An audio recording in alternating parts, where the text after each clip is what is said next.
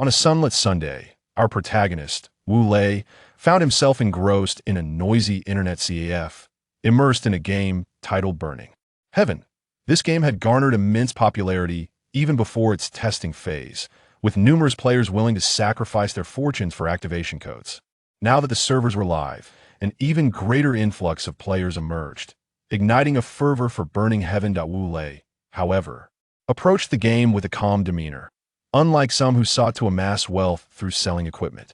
It is said that fortune favors those who play with a serene heart, and indeed, Wu Lei soon acquired a magnificent piece of gear. Is that not the level 20 exquisite weapon, the Dragon Slayer? Exclaimed a player beside Wu Lei, unable to contain his astonishment. At this juncture, it must be noted that the game had just launched, and most players had yet to reach high levels, with a maximum being merely 24.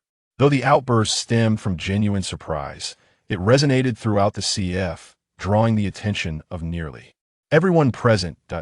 In no time, a throng of players congregated around Wu Lei's station, buzzing with excitement and speculation about the coveted equipment. As for our protagonist, he found himself quite overwhelmed, squeezed at the table, his expression one of sheer agony. Just as Wu Lei was grappling with the discomfort, a boisterous voice rang out from the back of the crowd. "What are you all staring at? Step aside and let me have a look."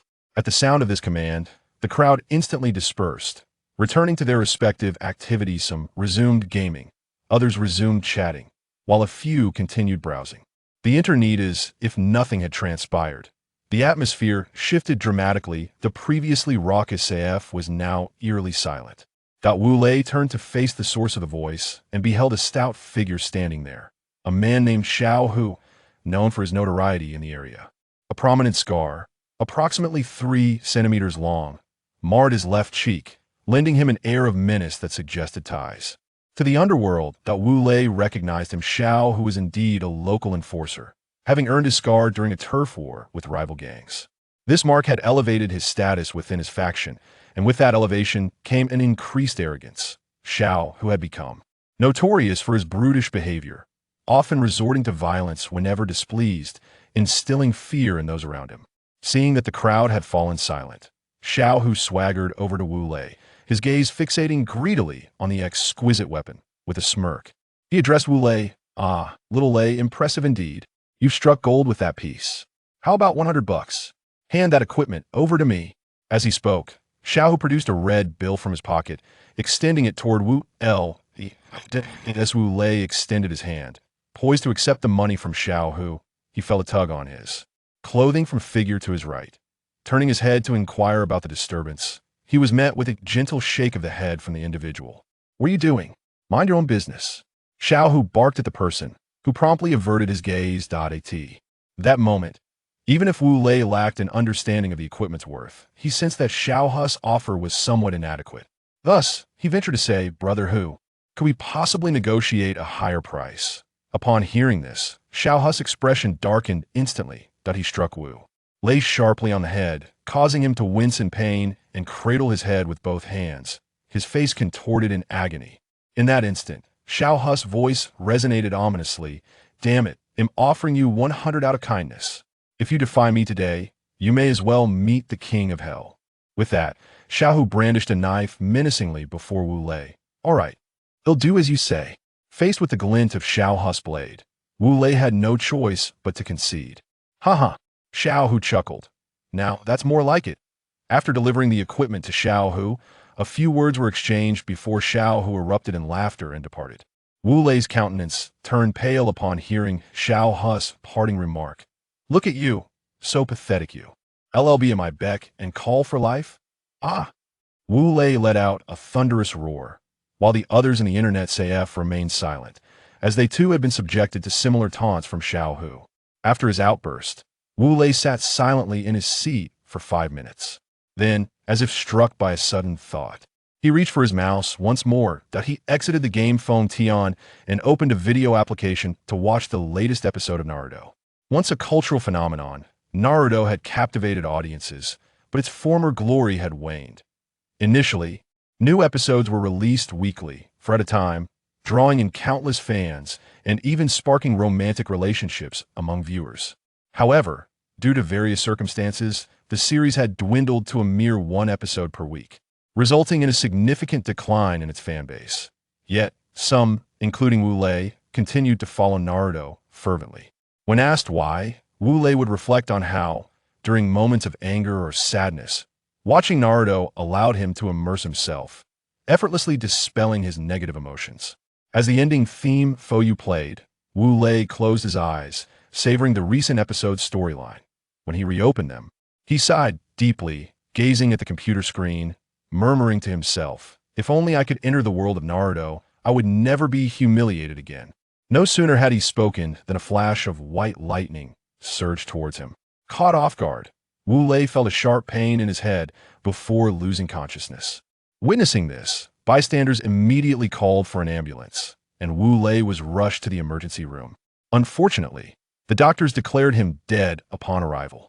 The following day, the major newspapers reported the incident, yet they refrained from mentioning that Wu Lei had succumbed to an electric shock, instead stating that he had died of sudden cardiac arrest.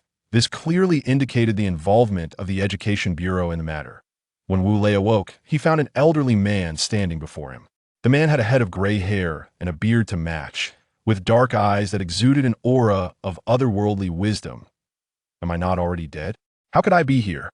Is this paradise?" Wu Lei muttered to himself. "Ha ha ha." The old man laughed heartily. "Do you not have a wish? I can help you realize it." "A wish?" Wu Lei pondered for a moment. "Only the Sage of Six Paths can fulfill my desires, and you are not him." "I am indeed the Sage of Six Paths," the sage replied, raising his head slightly. "You?" Wu Lei gazed at him with skepticism, pointing at his eyes. "Isn't it said that the Sage of Six Paths possesses the regimen?" "Oh!" The Sage of Six Paths exclaimed. "Look closely." As soon as he finished speaking, his eyes transformed before Wu Lei's astonished gaze. The man's eyes morphed into 6 concentric rings surrounding his black pupils. And those eyes were... Rinnegan! Wu Lei cried out in shock. "Rinnegan! This is the Rinnegan!" Wu Lei exclaimed. "Must you make such a fuss?" In contrast to Wu Lei's outburst, the Sage of Six Paths remained remarkably composed. "How can I not be astonished?" Wu Lei retorted. "I have fantasized about this before, yet it never came to fruition. Now that it has suddenly become a reality, how can I not be amazed?" "Very well." The Sage of Six Paths waved his hand, signaling Wu Lei to quiet down. "I am here to help you realize your wishes, not to listen to your astonishment. Now, let us journey to the world of Naruto." With a grand gesture, the sage prepared to send Wu Lei away. At that moment, Wu Lei halted him, saying, "Sage, I have noticed that protagonists in novels often possess a unique advantage upon arriving in the Naruto world. Could you grant me a similar boon?" The Sage of Six Paths pondered for a moment and replied, "All right, what would you like?" "Excellent." Wu Lei silently rejoiced, though he maintained a composed exterior. He then stated, "First, I wish to possess a pair of 3 tomoe Sharingan. However, the method of evolving these eyes should be through slaughter. I do not wish to witness the deaths of my loved ones in order for my eyes to evolve." "I can grant you that." The sage nodded. "Is there anything else?" "Additionally, my chakra attributes should be lightning and wind, and I desire the best physique." Wu Lei continued. "Anything else?" The Sage of Six Paths nodded and inquired further. "Yes. I wish to arrive in the Naruto world at the age of 4, as an orphan raised in the forest." During the 7 years prior to the Third Shinobi World War, Wu Lei contemplated the timeline, recalling that during the Third Shinobi War, Minato Namikaze was 14, and thus stated his wish. "Very well. Off you go." The Sage of Six Paths waved his hand, and Wu Lei felt darkness envelop him before he lost consciousness. Segment break.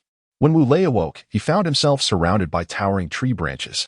He sat up, surveyed his surroundings, and breathed in the refreshing air. Unable to contain his excitement, I, Wu Lei, have finally arrived in the world of Naruto. Haha. Just as he finished speaking, a burning sensation struck his throat, and he swallowed, realizing he was parched. He began to search for a water source. Upon finding water, he charged towards it like a tiger descending a mountain, plunging his head into the cool liquid and drinking deeply. For the first time, he truly savored the sweetness of water. As Wu Lei emerged from the water, he caught a glimpse of his reflection in the Naruto world. His damp, slightly long black hair, dark eyes, and somewhat handsome face made him feel a sense of pride. He thought to himself, the Sage of Six Paths was quite generous. This face could surely captivate many young ladies. Oh dear, but I am a kind-hearted citizen. It seems I must find a way to cover my chin and learn from Kakashi's appearance. Some have remarked that Wu Lei's personality has transformed from what it once was. I wish to assert that this is indeed the true essence of Wu Lei. Ah, by the way, the Rinnegan bestowed upon me by the Sage of Six Paths. Wu Lei suddenly recalled the Rinnegan. Consequently, he gazed intently at the water's surface and closed his eyes. Almost immediately, he felt a surge of warmth flowing towards his eyes, and when he opened them, they had taken on a completely new appearance. Aside from the unchanged black pupils, his eyes had turned a vivid crimson. Moreover, 3 black commas, tomoe, revolved around his pupils, signifying the activation of the 3 tomoe Sharingan. With the Sharingan awakened, Wu Lei perceived the world with unprecedented clarity, even distinguishing the minutest speck of dust upon the ground. At that moment, a faint yet distinct scent of blood wafted through the air, prompting Wu Lei to follow the trail of this aroma to its source, driven by curiosity. Upon arrival, he beheld 2 figures sprawled upon the ground, one clad in a green flak jacket adorned with a Konoha ninja headband, the other draped in black garb, his face marred by a grotesque scar. Instantly recognizing one as a Konoha nin and the other as a rogue nin, Wu Lei suppressed the urge to retch as he approached the fallen men. Noticing the ninja tool pouches on their bodies, he extended his hand and gently liberated the pouches. Silently uttering a word of apology, "Forgive me, brothers, necessity compels me." With that, he departed with an air of nonchalance. Scoundrels! Arriving in a grove surrounded by towering trees, Wu Lei deactivated the Sharingan. He unfastened the 2 ninja tool pouches and began to inventory his spoils. Spoils indeed. How contemptible. Scoundrels! The pouch of the rogue nin yielded little of value, merely a handful of shuriken and a few sheets of blank paper. Upon sighting the paper, Wu Lei surmised it to be chakra test paper. However, he swiftly shifted his attention to the Konoha ninja's pouch, and upon opening it, he felt as though fortune had struck him like a bolt from the blue. Within the pouch lay 3 items, 9 shuriken, a book detailing chakra mastery, including basic ninjutsu techniques such as the shadow clone and transformation jutsu, and a tome on the shadow clone technique. Wu Lei felt fortunate not merely for the presence of the chakra mastery book. Though significant, he had already gleaned its contents from watching the Naruto anime. Rather, his true fortune lay in the latter tome on the shadow clone technique, which, as he understood, would become a formidable asset in later stages. Subsequently, Wu Lei began to gather his chakra.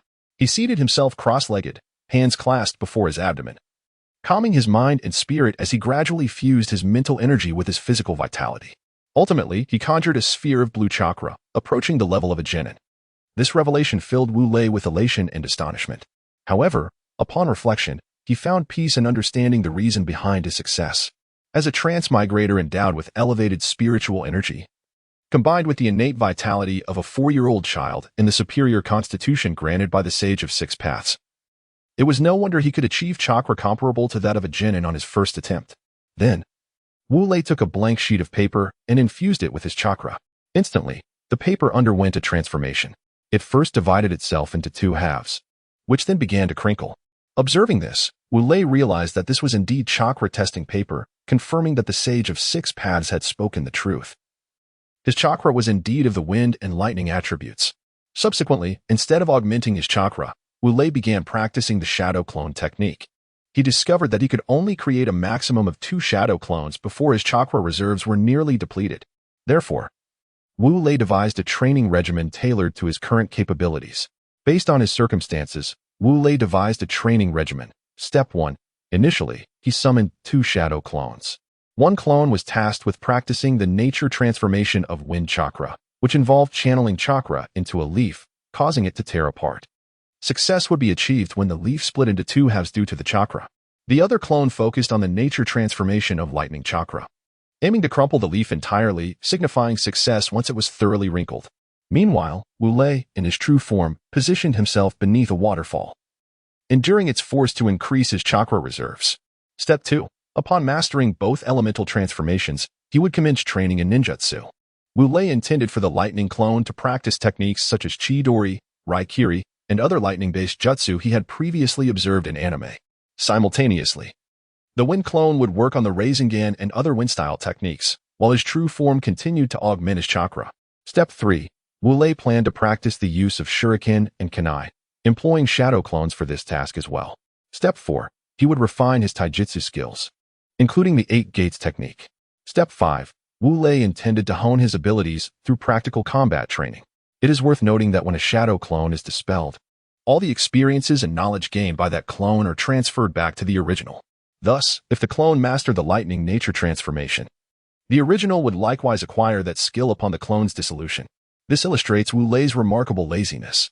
Once he finalized his training plan, Wu Lei embarked on the first step. He sought out a secluded, majestic waterfall. In 3 seconds, he formed 4 hand seals: Uchi, Chun, Wei, and Su. Then he declared, Shadow Clone Technique. Puffs of smoke erupted on either side of him, quickly dissipating to reveal 2 identical Wu Lei figures. Recognizing them as his shadow clones, he instructed the left clone. You will practice the lightning chakra transformation, and then directed the right clone. You will focus on the wind chakra transformation. Both clones nodded in acknowledgement and set off to train, while Wu Lei gradually swam to the base of the waterfall. As he observed the fierce torrent crashing against the rocks, Wu Lei swallowed hard.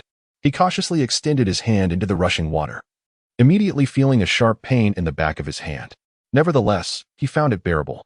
In that moment, he silently expressed gratitude to the Sage of 6 Paths. For had it not been for the exceptional physique bestowed upon him, his hand might have been severed, or worse, his arm could have sustained fractures. Realizing that the waterfall inflicted only mild discomfort, Wu Lei placed his feet on a rock and prepared to sit cross-legged, ready to cultivate his chakra. Little did he know. As he settled down, the waterfall suddenly unleashed its fury. A torrent of water cascaded down, causing Wu Lei to feel a sudden weight, followed by a sharp pain in his back. He let out a cry and tumbled down, splashing water everywhere. How infuriating! I refuse to be bested by you, Waterfall. Wu Lei rose from the water, glared at the frothy cascade above him, and roared in defiance before taking his seat once more on the stone. Alas! The outcome was inevitable. He fell again. However, Wu Lei was not one to be easily defeated. Determined, he sat on the stone once more. Ah, how vexing. Bring it on. Ah. Time passed. Day by day, year by year, and 2 years flew by. In a serene grove, a spotted deer rested beneath a grand tree. Suddenly, its ears perked up, and it sprang to its feet, darting away with great speed, as though fleeing for its life. Behind it, a shadow danced erratically among the branches, maintaining a constant proximity to the deer. At that moment, the shadow launched 3 dark projectiles toward the deer. Whoosh, whoosh, whoosh. The dark object struck the deer's neck with uncanny precision. Only then could one discern their nature. 3 black shurikens embedded into the deer's neck. As the deer collapsed, the shadow descended to the ground. It revealed a figure with dark eyes, fair skin, and long black hair cascading to his waist, a strikingly handsome individual. This was none other than our protagonist, Wu Lei. 2 years later, Wu Lei had grown to a height of 1 meters. 2 years prior, he was merely 0.8 meters, which I regret not mentioning earlier. His strength had also seen significant advancement. His chakra now approached the levels of a typical shadow, placing him among the elite of the Chunin. This illustrates the remarkable evolution of Wu Lei's ninja talents. He had mastered various lightning-based jutsu, driven by the realization that learning techniques associated with lightning was the most expedient path for him, perhaps owing to the lei in his name. In contrast, he had devoted less time to wind-based jutsu, only acquiring the basics of its nature transformation, along with the great breakthrough and the spiral sphere. In addition to these, he had also learned the signature technique of the legendary Minato Namikaze from the anime, improving it to eliminate the need for special shurikens, and integrating some lightning chakra to create a technique that required no coordinates and possessed a degree of offensive capability. As for his eyes, Wu Lei's Sharingan had not evolved into the Manjiki, leaving him initially perplexed. However, he eventually understood that the conditions for his eyes' evolution were rooted in killing, not merely slaying creatures, but the necessity of taking human lives. Let us delve into the art of body techniques. Wu Lei, having not extensively trained, has merely practiced the 8 gates of Duanjia, unlocking the first 3, the open gate, the rest gate, and the life gate, which he has permanently activated. This enhancement has amplified his physical energy, speed, and reaction time by 4 to 5 times. Coupled with the power of his Sharingan, Wu Lei becomes an undeniable anomaly beneath the shadow of the elite. As for mastering wind-based ninjutsu and other techniques, Wu Lei harbors no concerns. With his 3 tomoe Sharingan, he possesses the remarkable ability to instantly learn any ninjutsu or body technique visible to him. Upon gazing at the carcass of the spotted deer, he chuckled and remarked, "Looks like we'll have venison today." He lifted the deer, preparing to depart when suddenly, distant footsteps caught his attention. Swiftly, Wu Lei leaped onto the nearest tree, crouching down to await the arrival of the unseen footsteps. As the sounds drew nearer, Wu Lei held his breath, his hands trembling slightly. This marked his first encounter with another person in 2 years, and he was eager to discern their identity. Just as he had barely held his breath for 2 seconds, the source of the footsteps emerged into his line of sight. 2 figures appeared, an adult standing at 183 meters tall and a youth measuring 2 meters. The adult boasted long, shoulder-length white hair and deep black eyes, clad in a blue armored vest over a black shirt and trousers. The youth, with his light yellow hair and striking blue eyes, wore a green armored vest with a pale blue shirt and trousers underneath.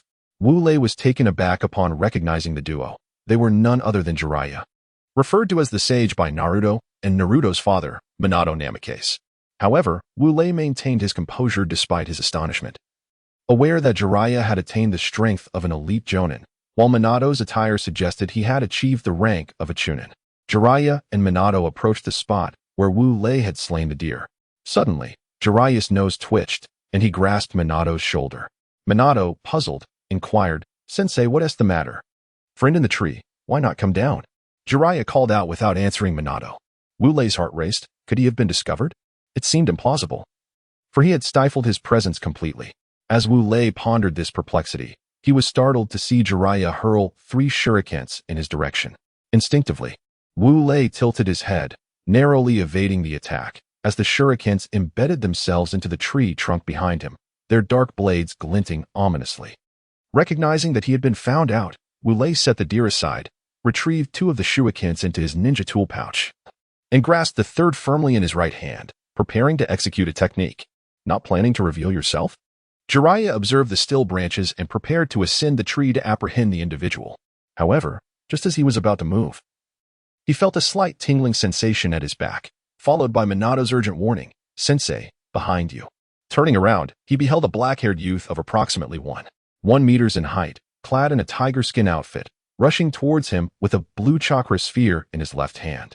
Without hesitation, Jiraiya employed the ninjutsu technique, needle jizo. In an instant, his hair elongated dramatically, spiraling around his body, with each strand standing upright like the quills of a hedgehog.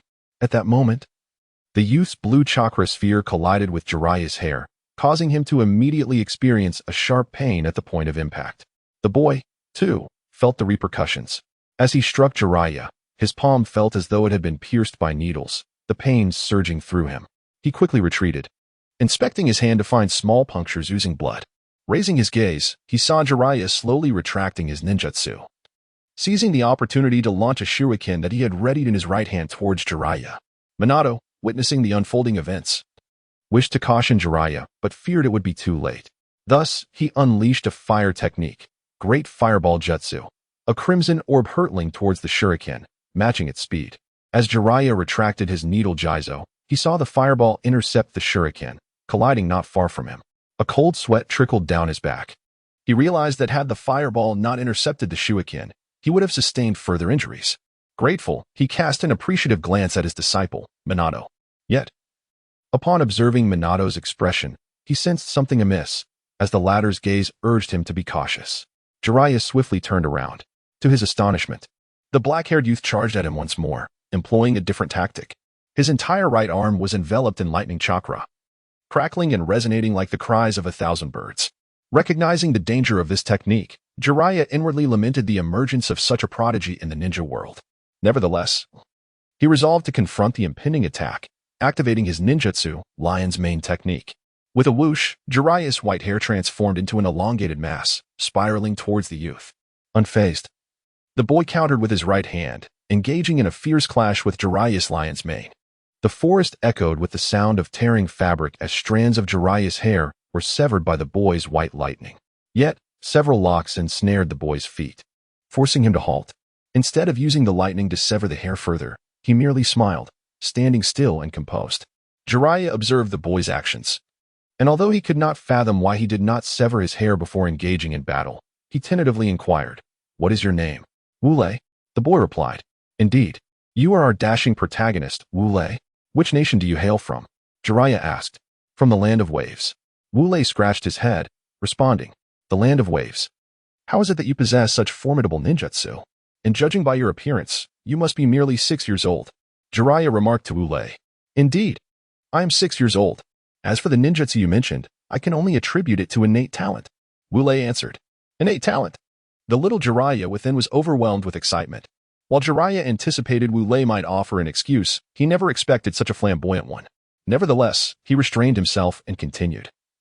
What technique did you employ to arrive behind me so silently? Space-time ninjutsu. The Flying Thunder God technique. Wu Lei declared, not intending to conceal anything from Jiraiya. Space-time ninjutsu. Both Jiraiya and Minato exclaimed in unison. Jiraiya was astonished that someone so young could wield such advanced techniques, while Minato was taken aback by the rarity of space-time ninjutsu in the ninja world, especially in a child 3 years his junior. At that moment, Minato had not yet conceived the idea of creating space-time ninjutsu, thus leaving the spotlight on our protagonist. Wule, then why did I feel a slight tingle behind me when you used space-time ninjutsu to appear at my back? Jiraiya inquired, grappling with the confusion that arose from the apparent power of Wu Lei's technique. That is because I infused a trace of lightning chakra into the space-time ninjutsu. Wu Lei replied with a smile. What? Jiraiya felt he had reached a new peak of astonishment that day. He could hardly believe that a child would dare to incorporate chakra of other attributes into space-time ninjutsu, a task fraught with peril. A careless mistake could very well lead to life-threatening consequences. Jiraiya felt as though his entire worldview was crumbling, secretly pressing his racing heart. Jiraiya realized he had been shocked far too many times that day. He recalled the blue chakra sphere Wu Lei had unleashed during their earlier encounter, alongside a technique that surged his right hand with formidable lightning chakra. Therefore, he refrained from further questioning about space-time ninjutsu and instead asked Wu Lei, what technique did you just use? What? Wu Lei was momentarily puzzled by Jiraiya's question. I mean the blue chakra sphere, and Jiraiya began but struggled to find the right words, gesturing with his right hand. Oh, you mean that?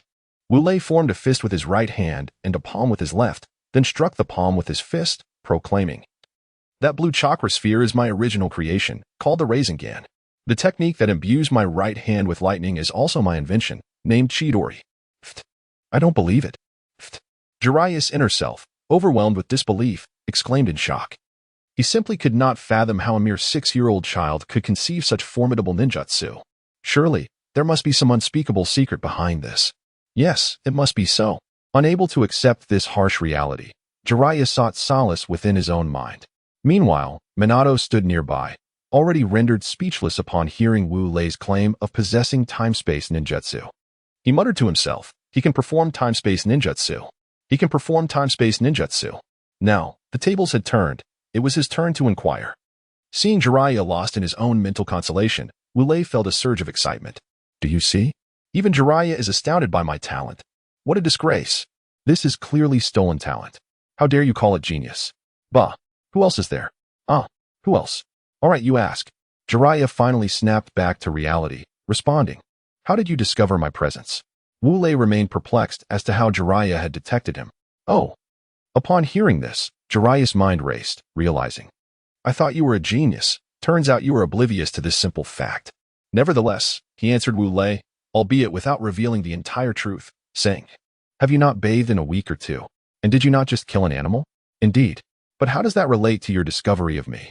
Oh, you mean? Wu Lei began to question, only to suddenly grasp the truth. It was the combination of his own sweat and the metallic scent of the deceased deer that had alerted Jiraiya. Do you understand now? At the level of a jonin, one's sense of smell and perception significantly heightens. Thus, the odor of your sweat and the blood of the animal reach my nostrils. However, considering your abilities, your perception and sense of smell should be on par with mine. To think you believed concealing your chakra and breath would render you undetectable is a grave miscalculation. Therefore, young man, do remember to bathe thoroughly before attempting to hide in the future. Haraha, Jiraiya concluded, bursting into a fit of triumphant laughter. Witnessing Jiraiya's smug demeanor ignited a fierce anger within Wu Lei. He summoned Chidori to his right hand and severed the 2 strands of Jiraiya's white hair that restrained him. With a swift body flicker technique, he appeared before Jiraiya. Then, channeling all his youthful might into his diminutive right hand, he struck Jiraiya's right cheek with tremendous force. Do not underestimate this small hand. The power it unleashed was immense. Puff. Bang. Crack. The first sound was Jiraiya's spit flying out as he was caught off guard by Wu Lei's blow, accompanied by 2 of his shining white teeth. The second sound was Jiraiya's body hurtling backward, colliding with a massive tree 3 meters in diameter. The third sound was the impact of Jiraiya's waist against the trunk, as his 25, or perhaps 250-year-old waist met the solid wood. With a sudden crack, Jiraiya's waist suffered a catastrophic fracture. He fell to the ground with a thud. Hissing in pain, Jiraiya rose to his feet, muttering to himself about the absurd resilience of those in the world of Naruto.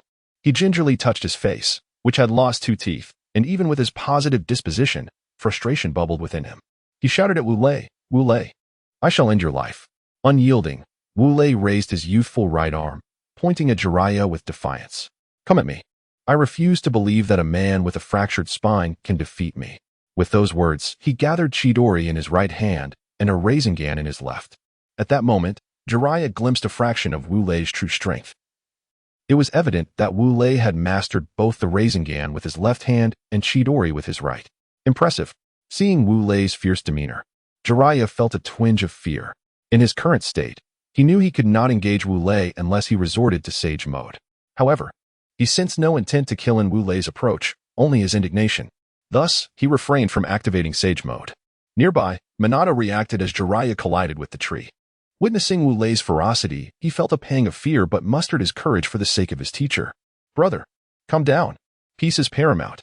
Do not harm my master." Surprisingly, upon hearing Minato's words, Wu Lei retracted his Chidori and Rasengan. He turned to Minato and asked, "Are you referring to me as brother?" "Yes, I am indeed addressing you as such." Minato exclaimed, "Very well. By that decree, I shall recognize you as my brother." Wu Lei's heart soared with excitement. He had always harbored the desire to be brothers with Minato since witnessing him in a past life. Minato, taken aback, never anticipated that such a formidable Wu Lei would honor him with the title of elder brother simply for a few words. Before he could fully comprehend the situation, Wu Lei approached him, shaking his shoulder. "Brother, what troubles you?" "Oh, nothing. Just call me Minato." Minato replied. "All right, Minato. From this day forth, we are brothers. What is yours is mine, and what is mine remains mine." Wu Lei momentarily snapped from his excitement, altered his declaration from "what is yours is mine" to "what remains mine." How shameless. Yet, Minato, being the innocent child he was, only heard the first part, believing Wu Lei's statement to be entirely benevolent. He overlooked the latter part, moved to the core of his being. Good. A true brother. Henceforth, what is mine shall also be yours. Yet, he hesitated. "But, can you help me heal my master?" Watergate gestured towards Jiraiya, who was leaning on his waist. "Impressive," Wu Lei exclaimed before executing a body flicker technique to appear before Jiraiya. He placed his left hand on Jiraiya's left shoulder and his right hand just below the fractured area of his waist. With a decisive motion, he thrust his left hand backward and his right hand forward. Crack! The broken bones in Jiraiya's waist were forcefully realigned by Wu Lei. Although Jiraiya understood that Wu Lei was aiding him, the sudden surge of pain compelled him to grumble, "You little brat. So violent. Be careful, or you might end up unmarried." "Whether I get married or not is none of your business, you old pervert," Wu Lei retorted. "By the way, where are you all headed? I want to join." After violently assisting Jiraiya, Wu Lei took a few steps back and inquired. Jiraiya, perplexed by Wu Lei's unexpected nickname of old pervert, pondered, "Why call me that? How does he know? Even if I am a bit of a lecher, I can't be called an old man. I'm only 25. 25 years young indeed." Huh. This was the prime of his life. Seeing Jiraiya lost in thought, Wu Lei urged, "Hey, are you going to tell me or not? Where are you headed?" Watergate approached Wu Lei, patting his left shoulder with his right hand. "Brother, we are preparing to head to the Rain Village for a mission. Are you sure you want to come?" "The Rain Village?" Wu Lei gasped internally, overwhelmed with excitement upon hearing Watergate mention their mission destination. The Rain Village was home to his long-lost dream, Konan. The moment Wu Lei first laid eyes on Konan in the anime, he fell for her, not only for her beauty, but also for her poignant past, which filled him with both affection and compassion. "Of course, I'm going. I want to see it for myself," Wu Lei boldly declared, uttering a line that would surely earn him a slap from anyone who knew his true feelings. "All right, since you want to go, I'll take you along. However, after we complete our mission, you must return to Konoha with us and become a ninja of our village." "How does that sound?"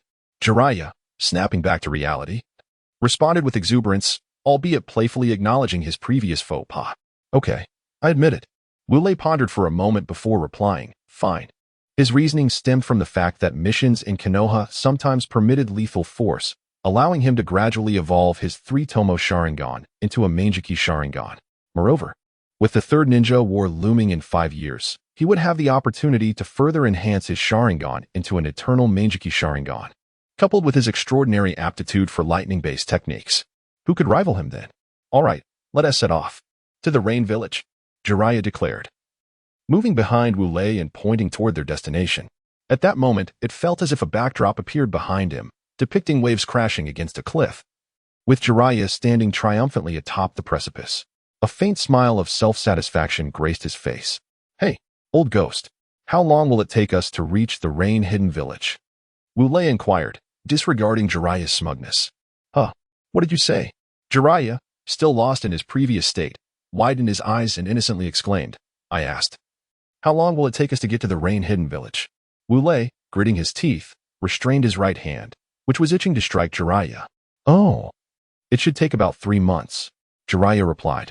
Shall we go then? Wu Lei nodded and followed Jiraiya and Minato towards the rain-hidden village. At this moment, it was spring, and as a teacher once remarked, it was the season of mating. Hiki, separator, as spring gave way to summer. Wu Lei and his companions traversed for 3 months, finally emerging from the forest to behold the rain-hidden village not far beyond. During these 3 months, Wu Lei and Minato forged a bond of brotherhood. Wu Lei imparted the spiral sphere and flying thunder god technique to Minato. However, due to Minato lacking lightning chakra, he was unable to imbue the flying thunder god technique with offensive capabilities. The spiral sphere, on the other hand, he practiced quite well. As for Jiraiya, he persistently urged Wu Lei not to call him old pervert. Yet, his pleas fell on deaf ears, infuriating him and resulting in serious consequences. Consequently, a conflict ensued between him and Wu Lei. Initially, Jiraiya held the upper hand, but in their 14th bout, Wu Lei's strength unexpectedly surged, reaching the level of a jonin, leaving Jiraiya wide-eyed with astonishment. Seizing the opportunity, Wu Lei decisively bested Jiraiya. Subsequently, Jiraiya inquired how Wu Lei attained the jonin rank. Wu Lei responded, My chakra has reached the level of a Kage. The reason for my promotion to jonin is the lack of practical combat experience. If I were to engage in a few bouts with Kage-level opponents, I could potentially become an elite jonin, and after several more encounters, I could ascend to the rank of a Kage-level powerhouse. This revelation left Jiraiya utterly astonished, nearly causing his newly grown teeth to fall out. Is this the rain-hidden village? Wu Lei queried, pointing towards the distant village. Indeed, that is the rain-hidden village. Jiraiya, now accustomed to Wu Lei's moniker, affirmed. That girl. Minato suddenly exclaimed, pointing in a direction. What happened? Wu Lei followed Minato's gaze and saw a small girl, approximately 1 meter tall, standing in front of a cart that was about to collide with her. Damn it. Flying Thunder God technique. Wu Lei's eyes instantly reddened. Nothing irked him more than vehicles colliding with people. His hands moved to form the seals at an unprecedented speed, completing the hand signs for the Flying Thunder God technique in a mere 0. For seconds, in an instant, Wu Lei vanished, and a bolt of white lightning descended from the sky, following him. The little girl, eyes tightly shut, felt her heart racing violently. She thought to herself, Am I going to die? Is this it? I'm coming to see you, Mom and Dad. At that moment, Xiaonan suddenly heard a loud crash. The carriage that should have collided with her miraculously avoided the impact. Bewildered, she slowly opened her eyes, only to behold a young boy clad in tiger skin standing before her, slightly taller than herself. He was facing away, and at his feet lay a charred horse, seemingly cooked by some unseen force, exuding a peculiar yet enticing aroma. Roasted horse meat, how delightful. At that instant, the boy turned his head, and Xiaonan was instantly captivated by his striking features. In her eyes, he was remarkably handsome. Moreover, at this point, Xiaonan had yet to encounter Mayan. Thus her disposition was still quite youthful. Wu Lei did not even glance at Xiaonan's face. To him, no one could compare to her. Ignoring the startled coachman, he swiftly embraced Xiaonan and performed a body flicker technique, transporting them back to the water gate. As Wu Lei held Xiaonan, her cheeks flushed a vibrant red, akin to a ripe apple, rendering her utterly adorable. When Minato and Jiraiya caught sight of the blushing Xiaonan in Wu Lei's arms, they exclaimed in unison at her cuteness. Minato remarked, Well done, Wu Lei. You've saved a little beauty. With a playful kick, Wu Lei nudged Minato, teasing him in return. Realizing he was still holding a girl, he gently set her down and tidied her slightly disheveled hair.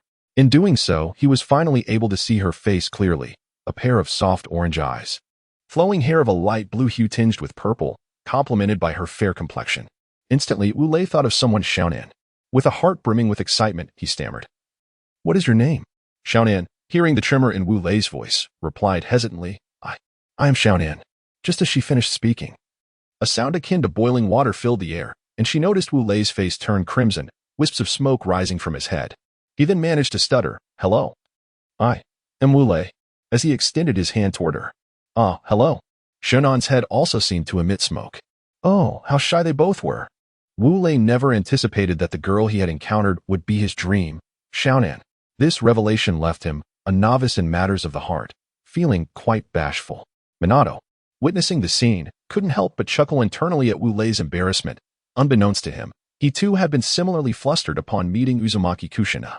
He nudged Wu Lei's shoulder playfully and quipped, "Hey, Wu Lei, are you feeling shy? Or is it just excitement from meeting a girl for the first time?" A vein throbbed on Wu Lei's forehead as he thought, "Minato, you claim to be my brother, yet you tease me like this? Very well, you're in for it." With that thought, Wu Lei gathered chakra in his right hand, preparing to unleash a Chidori at Minato. Realizing Wu Lei was genuinely upset, Minato quickly used the Flying Thunder God technique to evade to Jiraiya's side, narrowly escaping Wu Lei's Chidori. Humph! Wu Lei scoffed as he watched Minato dodge his attack. Then, he removed the 1,000 birds from his right hand and lightly patted his face with both hands to return to a calm state. Subsequently, he extended his right hand towards Xiaonan, saying, "Let us go. Xiaonan, let us ignore these people and head to the rain-hidden village." Without waiting for Xiaonan to respond, he grasped her hand, which was slightly smaller than his own. In that fleeting moment, he felt the softness of her delicate hand, causing a warmth to spread through Wu Lei's bones, and a faint blush crept onto his face. After all, this was the first time in his 2 lifetimes that he had taken the initiative to hold a girl's hand. As for Xiaonan, her previously calm expression transformed into that of a bright red apple, her gaze fixed firmly on the ground, too shy to look up, feeling the warmth radiating from Wu Lei's hand. Thus, she allowed him to lead her towards the rain-hidden village. Little did they know, 2 piercing gazes filled with resentment were fixed upon them from behind. Upon closer inspection, it was none other than Jiraiya and Minato, who were muttering under their breaths. What a heartless fellow to be so engrossed with the opposite sex. Despite their grumbling, they still followed closely behind Wu Lei and Xiaonan, their eyes brimming with an unmistakable fury that even the wind could not extinguish. After a while, Wu Lei, Xiaonan, Jiraiya, and Minato arrived at the rain-hidden village. Upon entering, they were greeted by the sight of dilapidated houses in need of repair. Wu Lei couldn't help but reflect on the stark contrast between strength and weakness. If the rain-hidden village possessed power comparable to the other 4 great nations, he certainly would not have encountered such rundown buildings. While Wu Lei was lost in thought, he suddenly felt Xiaonan's small hand growing clammy in his grasp. He quickly turned to look at her, discovering that her beautiful light orange eyes were filled with sorrow and grief, and beads of cold sweat dotted her forehead. Wu Lei realized that the sight of the dilapidated houses evoked painful memories for Xiaonan. He gently reached out with his left hand to stroke her silky long hair, saying, "Xiaonan, do you see? If the rain-hidden village were as strong as the 4 great nations, such a situation would not exist. Therefore, if blame is to be assigned, it can only be directed towards them. Do you understand, Xiaonan?" "I understand." Wu Lei go. Xiaonan replied, her sadness slightly lessening, though it still lingered. Observing this, Wu Lei spoke with renewed confidence. "Rest assured, Xiaonan, I, Wu Lei, will surely transform this ninja world into a realm devoid of war. You must believe in me." Seeing the unwavering confidence in Wu Lei's eyes and his words, the pain in Xiaonan's light orange gaze began to fade. She could not comprehend why she felt such faith in Wu Lei. Perhaps it was because he had saved her life. A silent thought echoed in her heart. However, aside from a hint of gratitude towards Wu Lei, this statement also carried an overwhelming undertone that would cause Xiaonan's heart to race and her cheeks to flush. As for what that might be, I shall leave it to your imagination. Brother Wu Lei, I believe in you." Xiaonan smiled at Wu Lei. He. Wu Lei flashed a grin back at her. Though the term grin may seem rather unrefined, one cannot deny that Wu Lei looks quite handsome when he smiles. Hey, I must say, even if you wish to flaunt your affection, you ought to be mindful of the occasion. In this public setting, what kind of decorum is this? My goosebumps are falling all over the place. Jiraiya could no longer contain himself. Upon hearing his master's remarks, Minato chimed in, "Master, you are far more composed than I. My goosebumps have already fallen on the way here. I feel quite chilly now." With that, he shivered dramatically, showcasing a performance that would surely earn him the Best Actor award at this year's Oscars. "You too." Wu Lei was about to retort to Jiraiya and Minato when he felt a slight struggle from the small hand in his right. It suddenly dawned on him that Xiaonan was merely a 4-year-old girl, as she had informed him during their conversation, and could hardly withstand such playful banter. Thus, he halted his words and turned his gaze to Xiaonan. It was then he noticed that her attire resembled the patched-up houses of the Rain Village. A pang of guilt washed over him. After all, Xiaonan was to be his future bride, and he could not allow her to wear such clothes. Consequently, he embraced her and, using a body flicker technique, set off in search of a clothing store. Just as Jiraiya was about to pursue them, he heard Wu Lei's voice echoing from a distance. "You all go on your mission. I will accompany Xiaonan to buy clothes." At that moment, Jiraiya recalled that Wu Lei had no money on him, and a chuckle escaped him as he turned to Minato. "Disciple, your brother here is quite broke this time." "Haha. The thought of him ending up in a predicament is simply delightful." Minato stammered upon hearing Jiraiya's words. "What is wrong, Minato?" Jiraiya inquired, puzzled by his disciple's demeanor. Master, all our money is with Wu Lei," Minato hesitantly confessed, uttering words that could make Jiraiya spit blood in disbelief. "Are you saying that all our money is with Wu Lei?" Jiraiya yelled at Minato. "Yes. Master, what is wrong? Master, please don't scare me."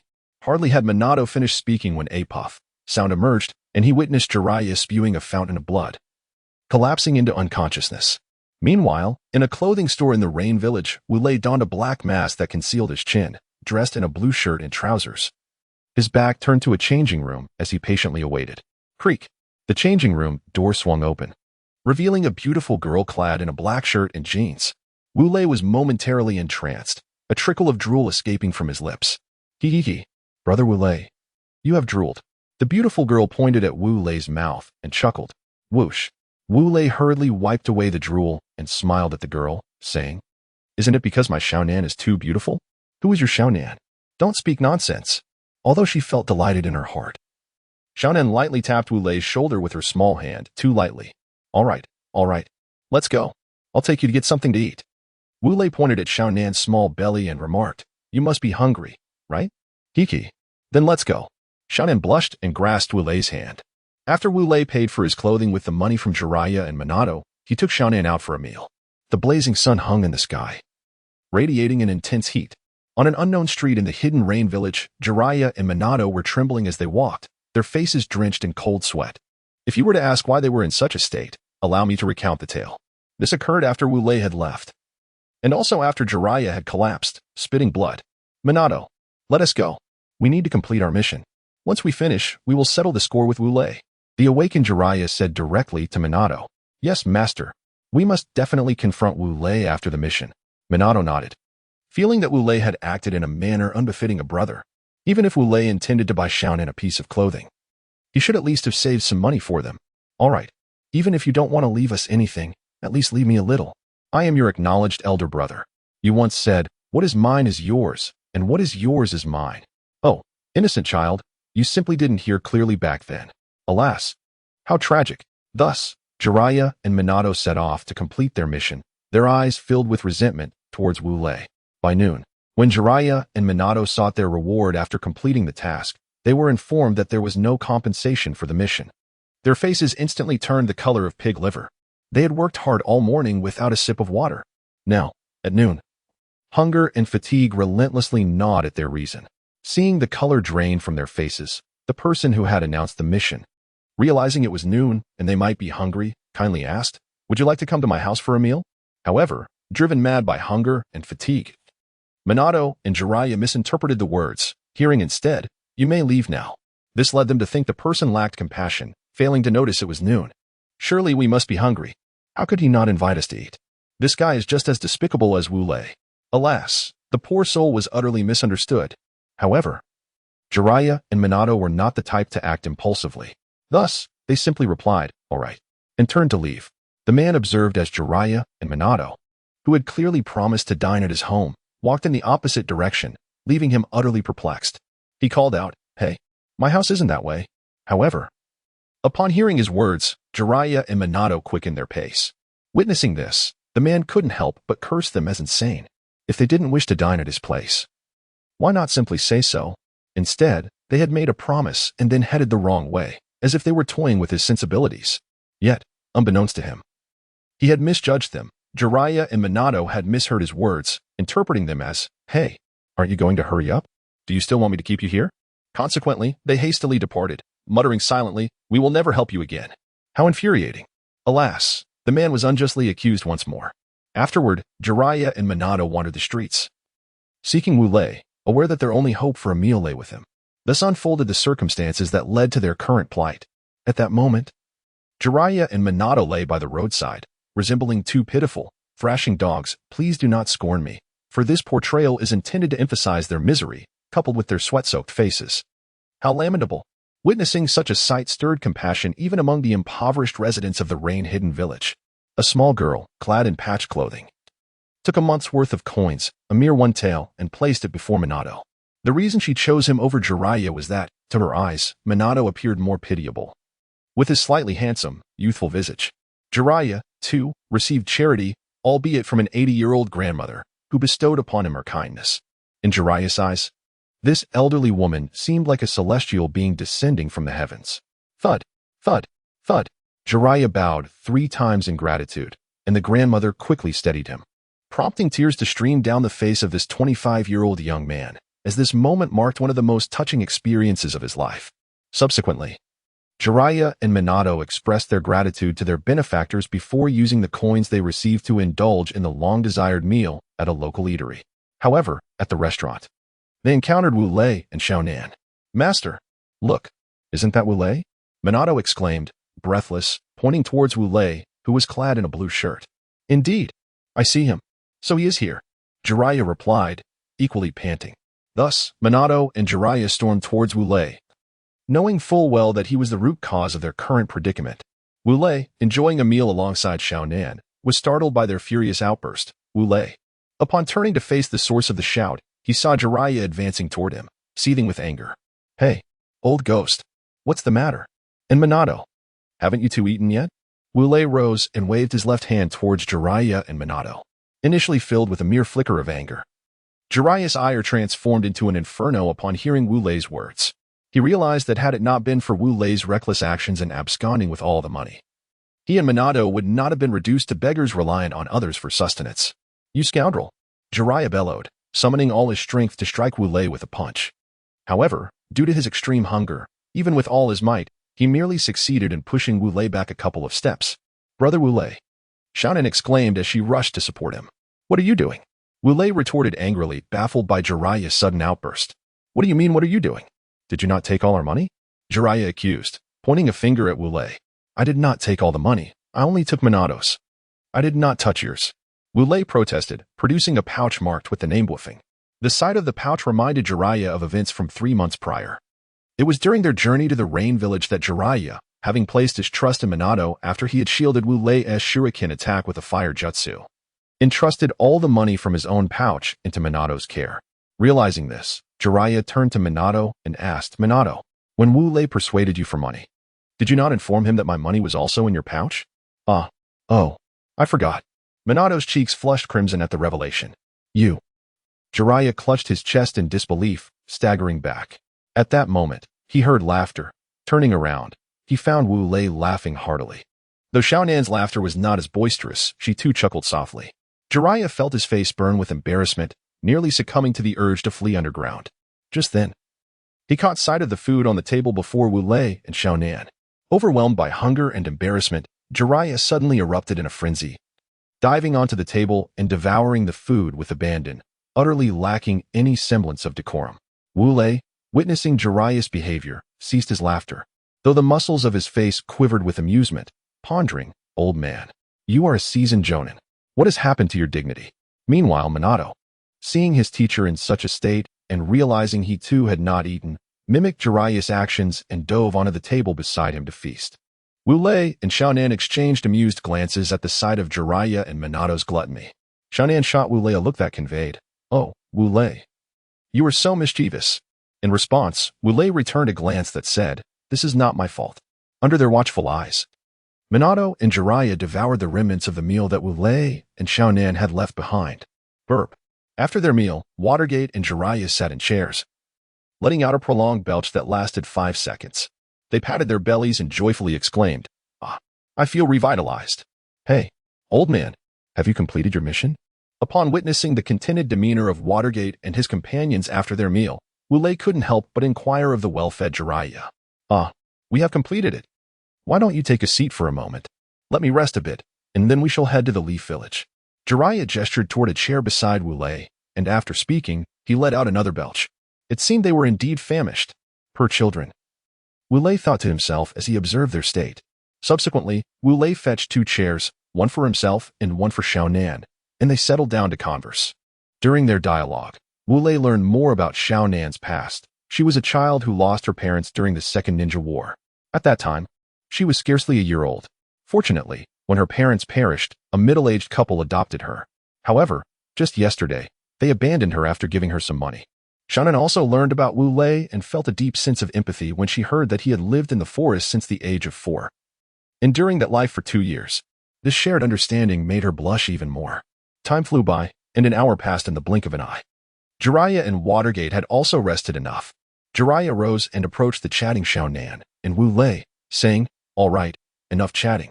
We are heading to the Leaf Village." Hearing this, Xiaonan's face flushed, and she stood up, patting her backside while waiting for Wu Lei to rise. After their initial encounter with his crush, Wu Lei had developed a thicker skin. He calmly stood up, took Xiaonan's small hand, and said to Jiraiya, "Yes, let's go." Before departing, they purchased sufficient provisions for the journey and set off toward the Leaf Ninja Village. Months swiftly passed, and before they knew it, 4 months had gone by.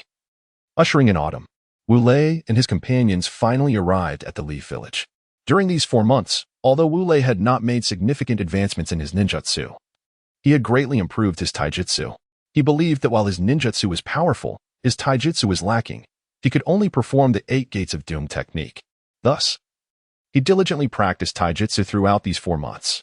Firstly, he permanently unlocked the first 4 gates of the 8 Gates technique. The first 3 gates were opened during the 2 years he lived in the forest, while the 4th gate was unlocked within these 4 months. Additionally, he learned several offensive taijutsu techniques. Though his aptitude for taijutsu was not particularly strong, he managed to grasp techniques such as the Leaf Whirlwind, Leaf Gale, Crushing Palm, and Rock Strike, and had only learned 1 or 2 forbidden techniques. However, since these taijutsu techniques had not yet appeared in the Leaf Village, Jiraiya inquired how Wu Lei had acquired them. As for Wu Lei's response, you are aware that the phrase "it's merely talent" nearly left Jiraiya speechless. Over the past 4 months, Minato astonishingly ascended to the rank of Special Jonin, although it is merely a special rank and not the true Jonin status. It nonetheless astonished Wu Lei. He had not anticipated that Minato, who should have only reached Jonin status at the age of 15 or 16, would leap directly over the elite Chunin rank into the realm of Special Jonin. This compelled Wu Lei to marvel at the formidable impact of his own butterfly effect. Simultaneously, he found himself eagerly anticipating the Third Ninja War. Jiraiya, however, showed no significant progress. Undoubtedly, if attaining the status of a Kage were so facile, one would likely encounter Kage-level warriors everywhere by now. During these 4 months, Xiaonan, under Wu Lei's tutelage, advanced to the rank of Genin. Nevertheless, her bloodline limit remained dormant. Wu Lei was untroubled, for he knew that her bloodline limit would eventually awaken. "Monk, shall we discuss the relationship between Xiaonan and Wu Lei?" This is indeed a thought-provoking question. Readers, speak. If you don't, we shall withhold our votes. Monk, very well. Although Wu Lei and Xiaonan did not explicitly define their relationship over these 4 months, it was undeniably profound. Hey, where are you going? I haven't finished speaking. Hey, Wu Lei, Monk, what did you just say? Monk, did I say anything? Don't strike me. Brother. Konoha, my home. I have finally returned. Upon seeing the towering gates before him, Minato could not help but exclaim, expressing his excitement at being back. Is this truly Konoha? Wu Lei pondered as he gazed at the grand entrance. All right, welcome to Konoha. Let us proceed. Jiraiya gestured grandly, leading Wu Lei and the others into the village. Once they arrived, Jiraiya instructed Minato to return home first, then took Wu Lei and Xiaonan to the Hokage's office. Inside the office, Wu Lei encountered the third Hokage, a man in his 30s clad in a white cloak adorned with a vivid row of red flames at its hem. Lord Third Hokage, This is Wu Lei and Nan, whom I encountered during a mission. They wish to join our Konoha ninja village. I believe they possess commendable potential. Thus I brought them here. I hope for your approval, Lord Third. Jiraiya addressed the third Hokage. Upon hearing Jiraiya's words, Nan remained unfazed, as she had come here at Wu Lei's behest. However, Wu Lei felt a slight annoyance. After all, it was he who had been summoned here. Nevertheless, he maintained a facade of composure. Oh? The third Hokage raised an eyebrow, glancing at Wu Lei and Nan. If that is the case, then it is permissible. However, you must be obedient. Yes. Wu Lei and Nan replied in unison. Very well. After uttering these words, the third Hokage approached his desk, retrieved a sheet of paper from a drawer, and began to write. Once finished, he handed the paper to Wu Lei and gently ruffled Nan's hair, saying, Take this paper to view the houses. Once you find one you like, present this paper to the accompanying ninja, and you may reside in your chosen home. Thank you. Lord Third. Wu Lei and Nan expressed their gratitude. Indeed. Someone, take these two children to view the house. After the third Hokage summoned a ninja to accompany Wu Lei and the others, Jiraiya, with an air of mystery, approached the third Hokage and said, Lord Third. There is something I must share with you. What is it? The third Hokage inquired, sipping from a cup of water. Well, just as Jiraiya began to speak, he hesitated, moving closer to the third Hokage to whisper, Among the two children I brought this time, one boy, Wu Lei, possesses strength that is nearing that of an elite jonin. The third Hokage sprayed water all over Jiraiya's face, transforming him into a drenched figure. What did you say? You mean that boy's strength is already close to that of an elite jonin? The third Hokage exclaimed, still sputtering out water. Indeed. Moreover, if he were to exert his full power, I would only be able to match him using Sage Mode in conjunction with Fumida. Jiraiya replied, wiping the water from his face with his right hand. Bang! The third Hokage's cup fell to the ground, shattering into pieces, much like his heart, which was shattered by Jiraiya's words. Lord Third, are you all right? Jiraiya asked, noticing the third Hokage's expression. Bring him here tomorrow. I must test whether his strength is truly as you say. Now, you may leave. The third Hokage did not respond further to Jiraiya but turned away, leaving behind a resolute figure. Is your back firm? Jiraiya asked, to which the third Hokage replied affirmatively. Yes, Lord Third, he said before exiting. Meanwhile, Wu Lei and Nan settled into the house they had chosen. Originally, the house had 2 beds, but upon witnessing Wu Lei and Nan playfully tussling, the accompanying ninja assumed they were a couple. Inwardly, he mused about how precocious children are nowadays, falling in love at merely 5 or 6 years of age, while he himself did not experience such things until he was 11 or 12. Wu Lei, should I sleep on the sofa while you take the bed? Nan inquired, noticing Wu Lei's awkward expression. No. How could I allow you to sleep on the sofa? If we are to sleep, we shall do so together. Wu Lei exclaimed, deeply touched by Nan's suggestion that he take the bed while she took the sofa. Nan's face flushed at his bold proposition, taken aback by Wu Lei's unexpected audacity. Hey, what are you thinking, you little girl? I'm only 6 years old. Those matters are far beyond me. And you are only 4. How could I ever do such a thing? Wu Lei said, realizing that Nan had misinterpreted his words, gently patting her rosy cheek as a reminder. Wu Lei, you are terrible. I'm going to take a shower. Nan exclaimed, her hands covering her face as she hurried away. Wu Lei, now bewildered, thought to himself, I was merely speaking the truth. This girl, I just don't understand. As Wu Lei pondered, a sudden thought struck him, prompting him to call out to Nan, who was walking away. Nan, do you know where the bathroom is? Upon hearing this, Nan paused momentarily before swiftly retreating to Wu Lei's side, her face flushed with a vibrant shade of red. She replied, I don't know, Wu Lei go, could you take me there? All right, little girl. Just wait a moment. Let me check.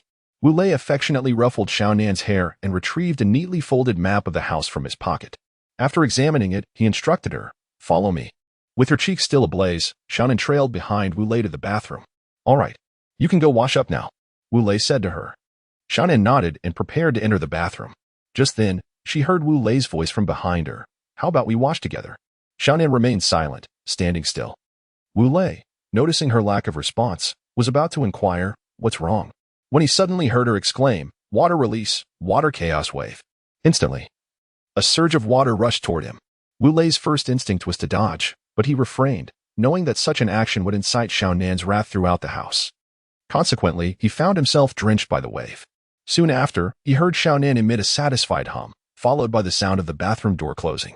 Sighing, Wu Lei shook the water from his hair and wiped his face with his hand, then patiently awaited Xiaonan's return. Half an hour passed before Xiaonan finally emerged, wrapped in a single towel. Though her body showed no signs of development, her face and hair were undeniably enchanting. Have you finished washing up? Here. Take this map and follow the route to your room. Upon seeing Xiaonan exit, Wu Lei presented her with the carefully drawn map he had prepared during her bath.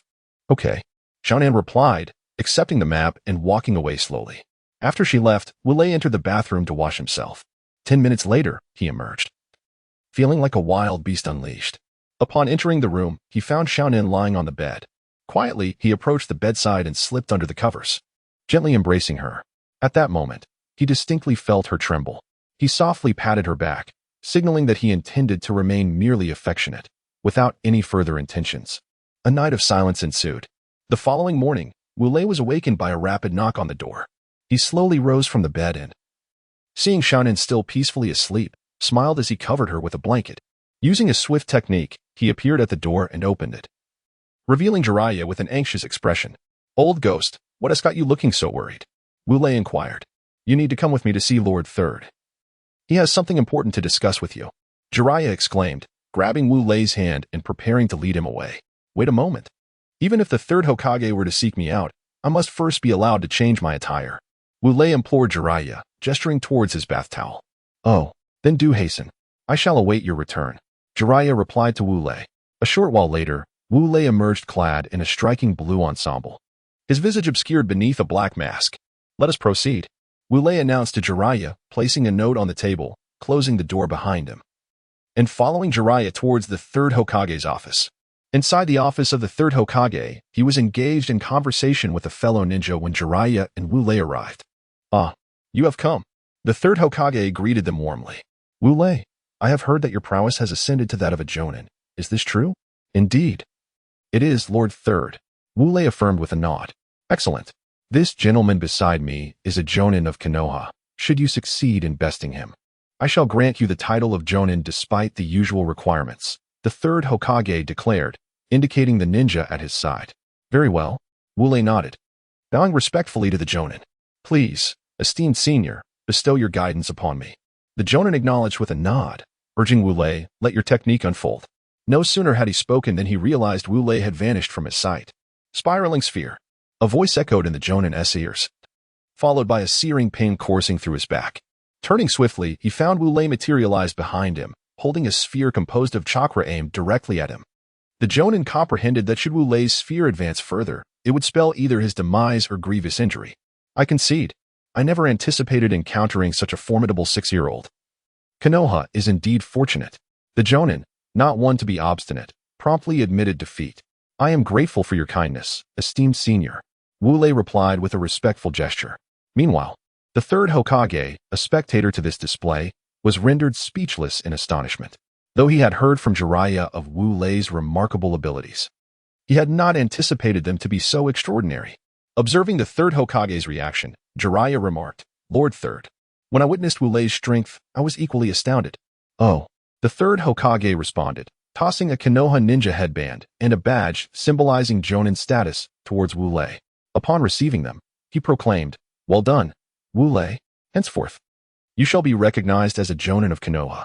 Go now and procure your jonin gear. You may take your leave, esteemed jonin. Yes, Lord Third, Wu Lei and the jonin acknowledged before departing. After their exit, Jiraiya turned once more to the third Hokage, saying, Lord Third, I have one more matter to discuss with you. What is it? The third Hokage inquired. Minato has been promoted to special jonin, Jiraiya announced. Truly? The third Hokage exclaimed joyfully. Jiraiya nodded in affirmation. The third Hokage then erupted in hearty laughter. Ha ha ha. Splendid news. Konoha now boasts 2 exceptionally powerful jonin. Ha ha ha. At that moment, Jiraiya addressed the third Hokage, stating, Lord Third, you ought to acknowledge that he is a genius with formidable strength. Oh, the third Hokage replied, intrigued, then continued. If you claim that Minato is a genius, I can comprehend that. However, how can you consider Wu Lei a genius? Allow me to explain. Jiraiya began to elaborate on Wu Lei's unique ninjutsu and taijutsu. The third Hokage listened with growing astonishment, unable to fathom that Wu Lei had independently developed such powerful techniques, including space-time ninjutsu. Upon exiting the third's office, Wu Lei did not hasten to procure the equipment of a Nin, but instead headed to Ichiraka Ramen. What could be the reason for this? Firstly, Wu Lei had not eaten breakfast and felt quite famished. Secondly, he thought of Konan, who was likely starving at home due to the absence of provisions. As he made his way to Ichiraku, Wu Lei contemplated how he might present the ramen to Konan in a manner that would profoundly touch her heart. Should he simply say, "Konan, I brought you breakfast, Ichiraka Ramen. What do you think? Are you happy?" Or perhaps, "Konan, do you realize that I scoured all of Konoha to find this ramen for you? Just look at the effort I put in." As Wu Lei lost himself in thought, he suddenly heard a shout, "Make way." Looking up, he noticed a beautiful girl with black hair, approximately 1.5 meters tall, rushing towards him, seemingly having tripped. Acting swiftly, Wu Lei heeded her warning and sidestepped, causing her to tumble face first onto the ground. "Are you all right?" Wu Lei asked, seeing her motionless and assuming she had fainted. "I'm fine. Young man, I have a question for you." The black-haired beauty responded, recovering from her fall. "Young man." Wu Lei's lips twitched, yet he maintained his innocence and inquired, "What is it, big sister? Why didn't you get out of my way? You made me fall," she demanded, glaring into Wu Lei's eyes. "But you told me to move aside, big sister." Wu Lei replied, still wide-eyed. The girl paused, realizing the absurdity of her accusation. "Well, I suppose that is indeed the case," she admitted, feeling somewhat embarrassed. Without further ado, she turned and walked away. As Wu Lei watched her depart, he realized he had not even learned her name. "Big sister, what is your name?" he called after her. The black-haired beauty turned back, stating, "I am Uchiha Makoto." "And you?" I am Wu Lei," he stammered in surprise before calling out again. Makoto nodded and continued on her way. Wu Lei could hardly believe he had encountered the future mother of Uchiha Sasuke and Uchiha Itachi that very day. How unpredictable life can be, he mused inwardly. At that moment, he suddenly heard a broadcast from nearby. Thank goodness for the broadcast. The third Hokage's voice resonated through the air, declaring, "Today, I am exceedingly pleased. Today, we shall welcome two prodigious shinobi to our esteemed Leaf Village. They are none other than the illustrious Namikaze Minato and the remarkable Yu." The name Namikaze Minato may ring bells for many of you. He is already a special jonin at the tender age of 9. Have you ever heard of a 9-year-old holding such a distinguished rank? As for you, he might be unfamiliar to most, but after hearing my announcement today, you shall become acquainted with him. Allow me to enlighten you. Yu has ascended to a rank even higher than Minato. You may be thinking, regardless of Yu's talent, he must surely be older than Minato. However, if that is your line of thought, you are gravely mistaken. I assure you, Yu is merely 6 years old. Yes, you heard it correctly, 6 years old. Seizing the moment while the third Hokage was engrossed in his lengthy speech, Yu made his way to the Ichiraka ramen shop. "Boss, I would like 2 bowls of extra-flavored ramen," he declared, placing his money on the counter. The owner of Ichiraka Ramen looked at Yu and replied, "Certainly. You must be new here." "Indeed, I just moved to the Leaf Village a couple of days ago," Yu responded, while engaging in conversation with Yu. The owner prepared 2 bowls of extra-flavored ramen and then inquired, "Young lad, would you like these to go or to eat here?" "To go, please," Yu replied. At that moment, the broadcast within the ramen shop continued with the third Hokage's voice. "I know you are eager to learn what Yu looks like. Am I right? Well, let me describe him. He is clad in blue attire, with black hair and black eyes." And suddenly, the Hokage seemed to falter. And Yu exhaled a sigh of relief, grateful that the third had forgotten something crucial. "All right, young brother," the owner said, handing Yu a bag containing his ramen. Just as he was about to leave, the third Hokage's voice rang out once more. "Oh, I remember now. He also wears a mask that covers his mouth and nose." Upon hearing this, Yu stumbled and fell to the ground. The patrons in the ramen shop turned their gaze toward him, and one keen observer exclaimed, "That is Yu." Soon, all the customers rushed toward him, sensing the impending chaos. Yu executed a few swift body flicker techniques, vanishing from their sight. Upon returning to his doorstep, Yu opened the door and stepped inside. Just as he was about to turn and close the door, he noticed a girl in white attire, gazing at him from a short distance away. Observing her stillness, Yu assumed she had been waiting for quite some time. After closing the door, he approached her and said, "Little miss, why are you not resting a bit longer? Have you been waiting for me for ages?" He affectionately ruffled his hair. Upon hearing his words, S cheeks flushed as she replied, "No, Yu, and I just got up as well." "What? You mentioned that you had just woken up. Then what are you doing standing here? Wu Lei paused while stroking Xiaonan's hair and inquired. Well, I came to get a drink of water. I happened to see you walk in, so... Xiaonan pointed to the kettle on the table behind Wu Lei. Did you hear the broadcast? Wu Lei asked. No. When I got up, I didn't hear anything at all. Xiaonan replied, her beautiful eyes wide with surprise. Well, I figured as much. When you're asleep, you probably can't hear a thing, Wu Lei concluded in his mind. By the way, I bought some instant noodles. Would you like some? Of course, Xiaonan exclaimed, reaching for the bag in Wu Lei's hand. However, he stopped her, saying, First, brush your teeth. Oh. Xiaonan pouted and turned to brush her teeth. A few minutes later, after she finished washing up, Xiaonan emerged and immediately declared her desire to eat noodles. Wu Lei playfully flicked her nose and called her a glutton. He then opened the bag and handed her a bowl of flavorful noodles, saying, Go eat at the table. Afterward, Wu Lei went to wash up himself. Once he was done, he took another bowl of flavorful noodles and sat down at the table, enjoying a delightful breakfast with Xiaonan. After breakfast, Wu Lei and Xiaonan decided to take a stroll to aid digestion. However, due to the third generation's appraisal of Wu Lei, they were soon approached by a crowd of curious onlookers. Wu Lei, like a celebrity, answered their questions until they dispersed, returning to their respective homes.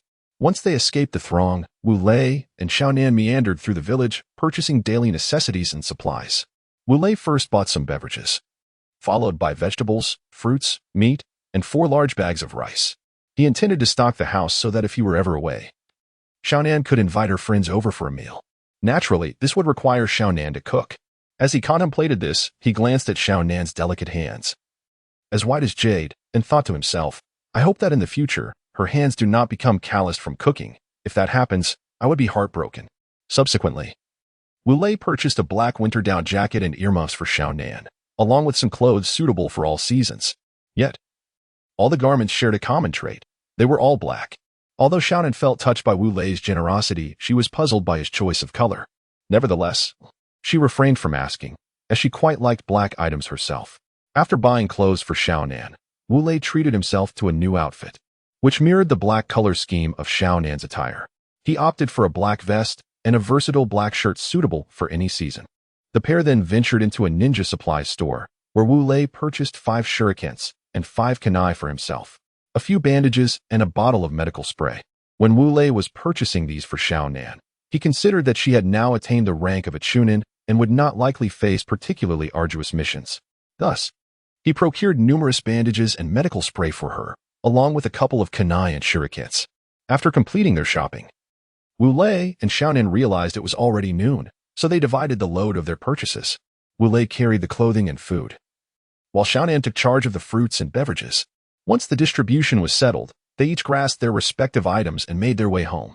Upon their arrival, they placed the fruits, vegetables, meat, and drinks into the refrigerator, leaving the rice by the staircase.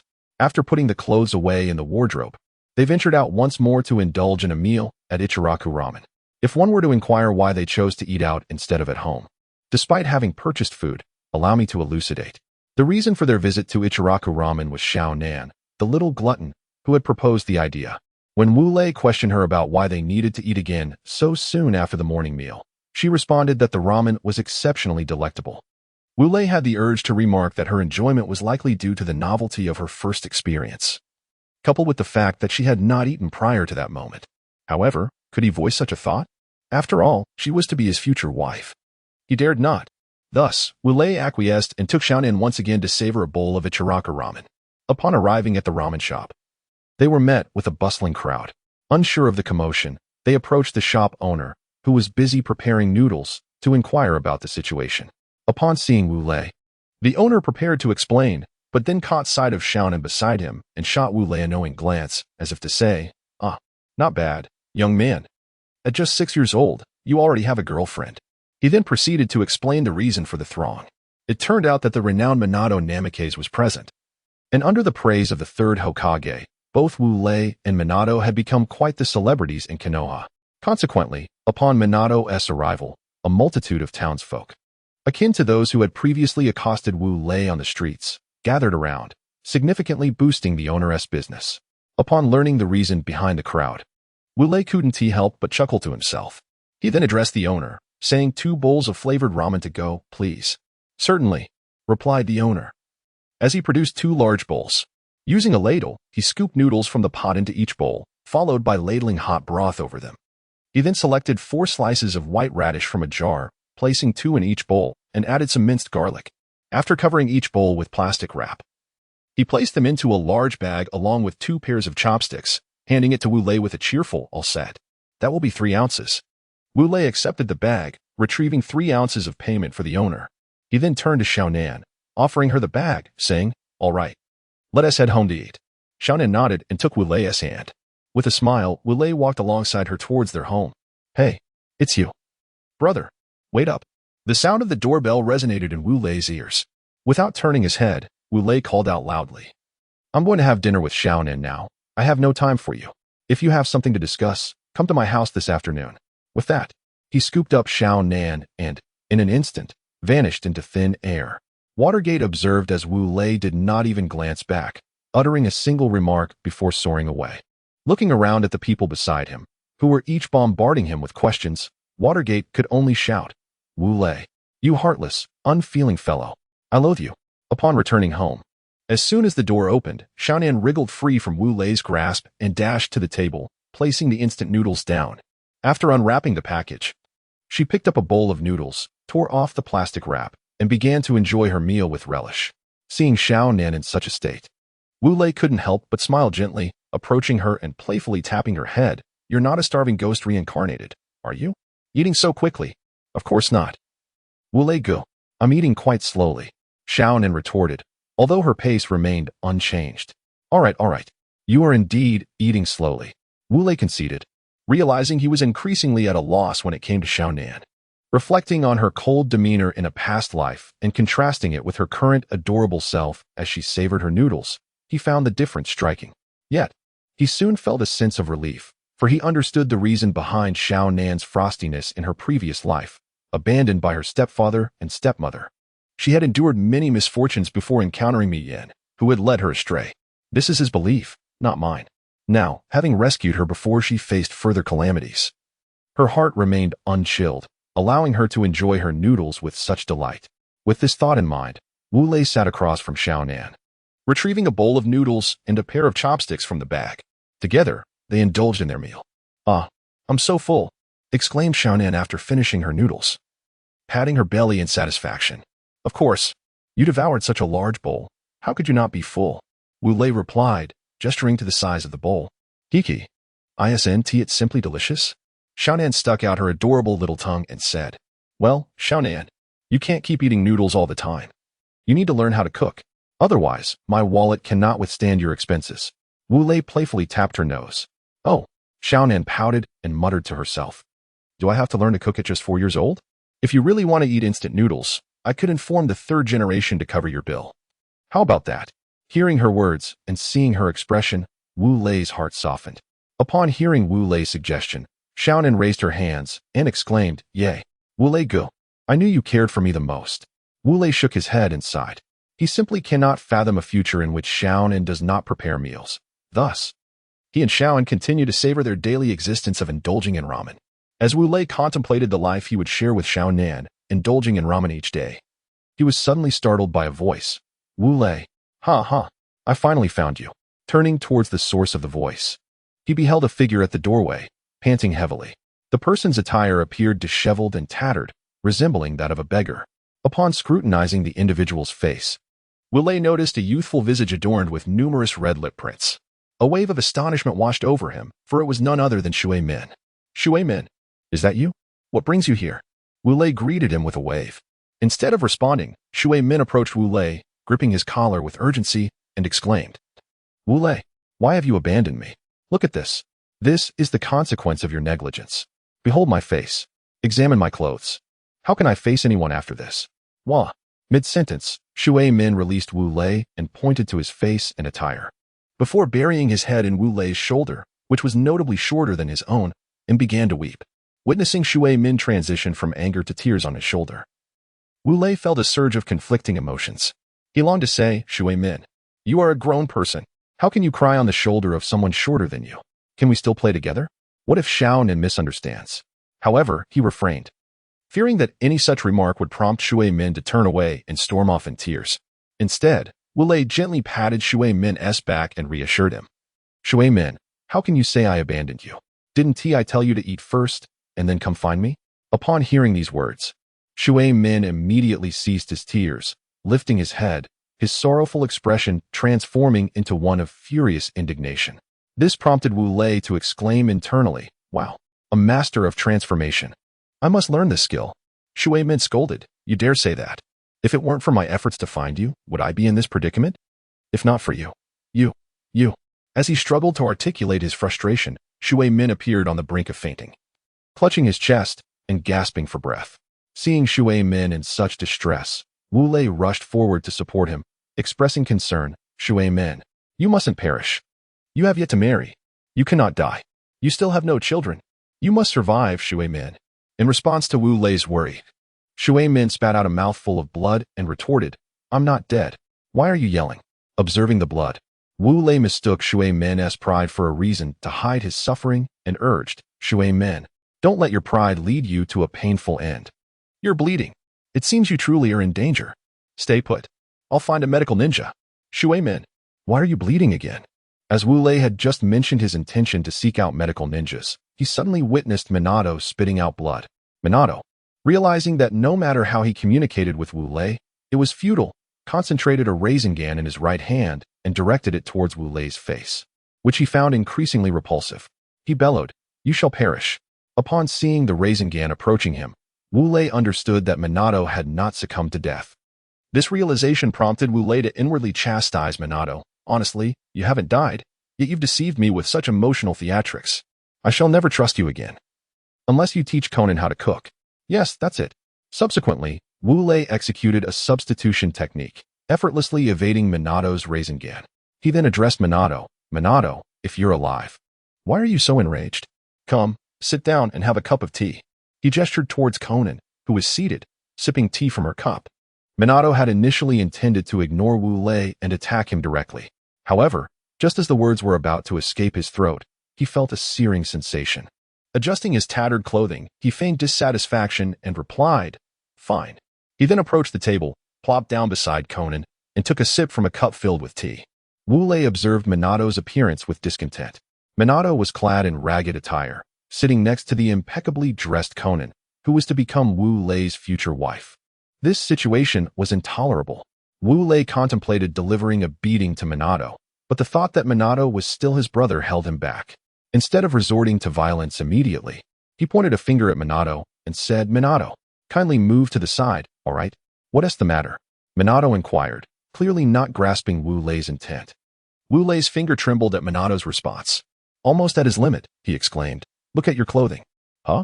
Minato glanced at his attire and instantly comprehended the situation.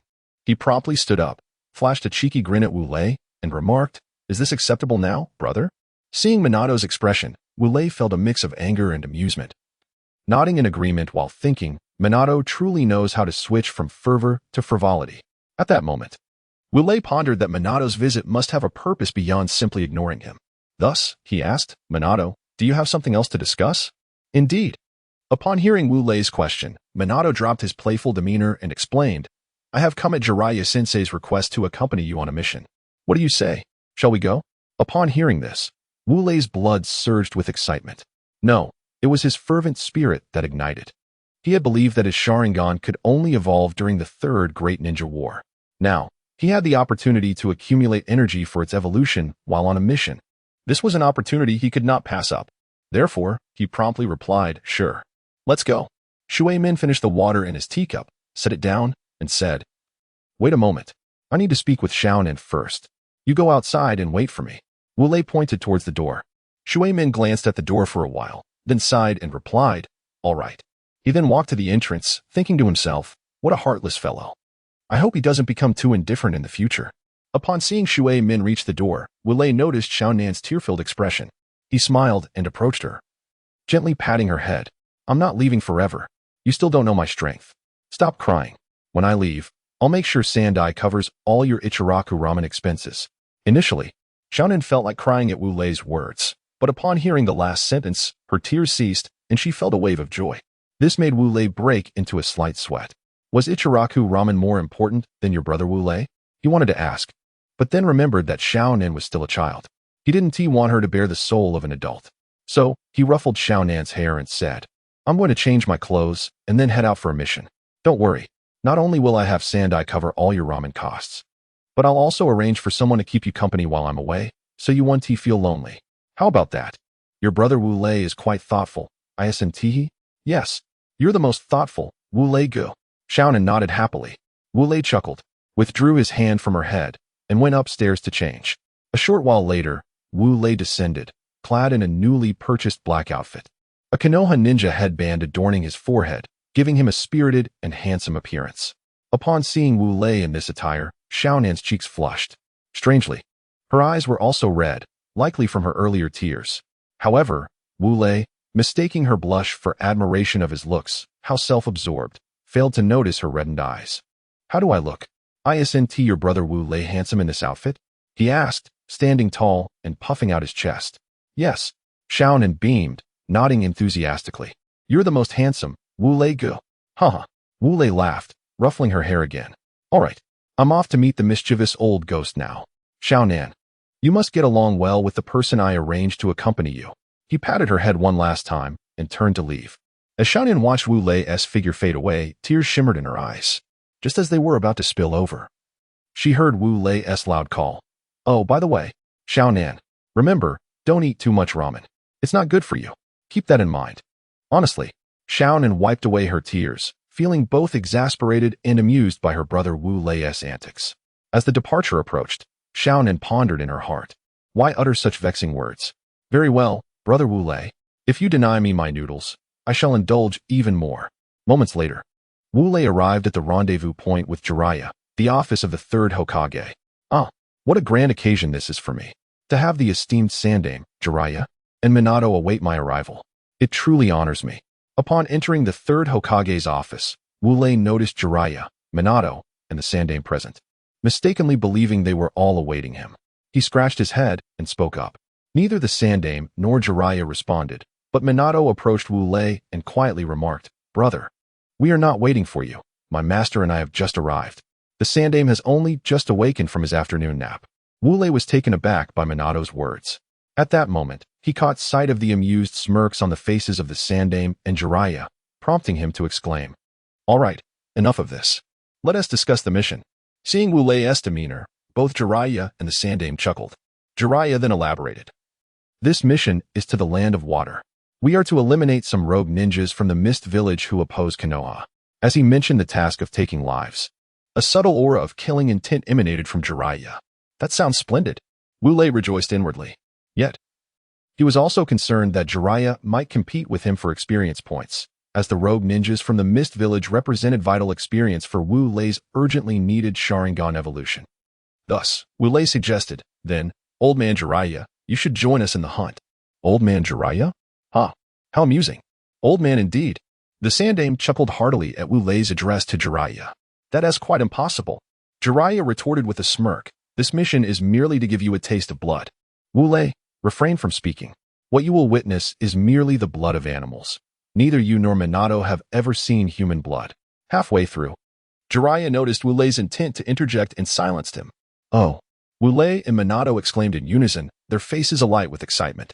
Excellent. Jiraiya nodded in approval. Addressing the Sandame, Sandame-sama, we shall take our leave. The Sandame lifted the teacup resting on his desk, took a sip, and replied, Very well. Proceed. Then we shall take our leave. Jiraiya announced as he turned to Wu Lei and Minato by the door. Wu Lei, Minato, let us be off.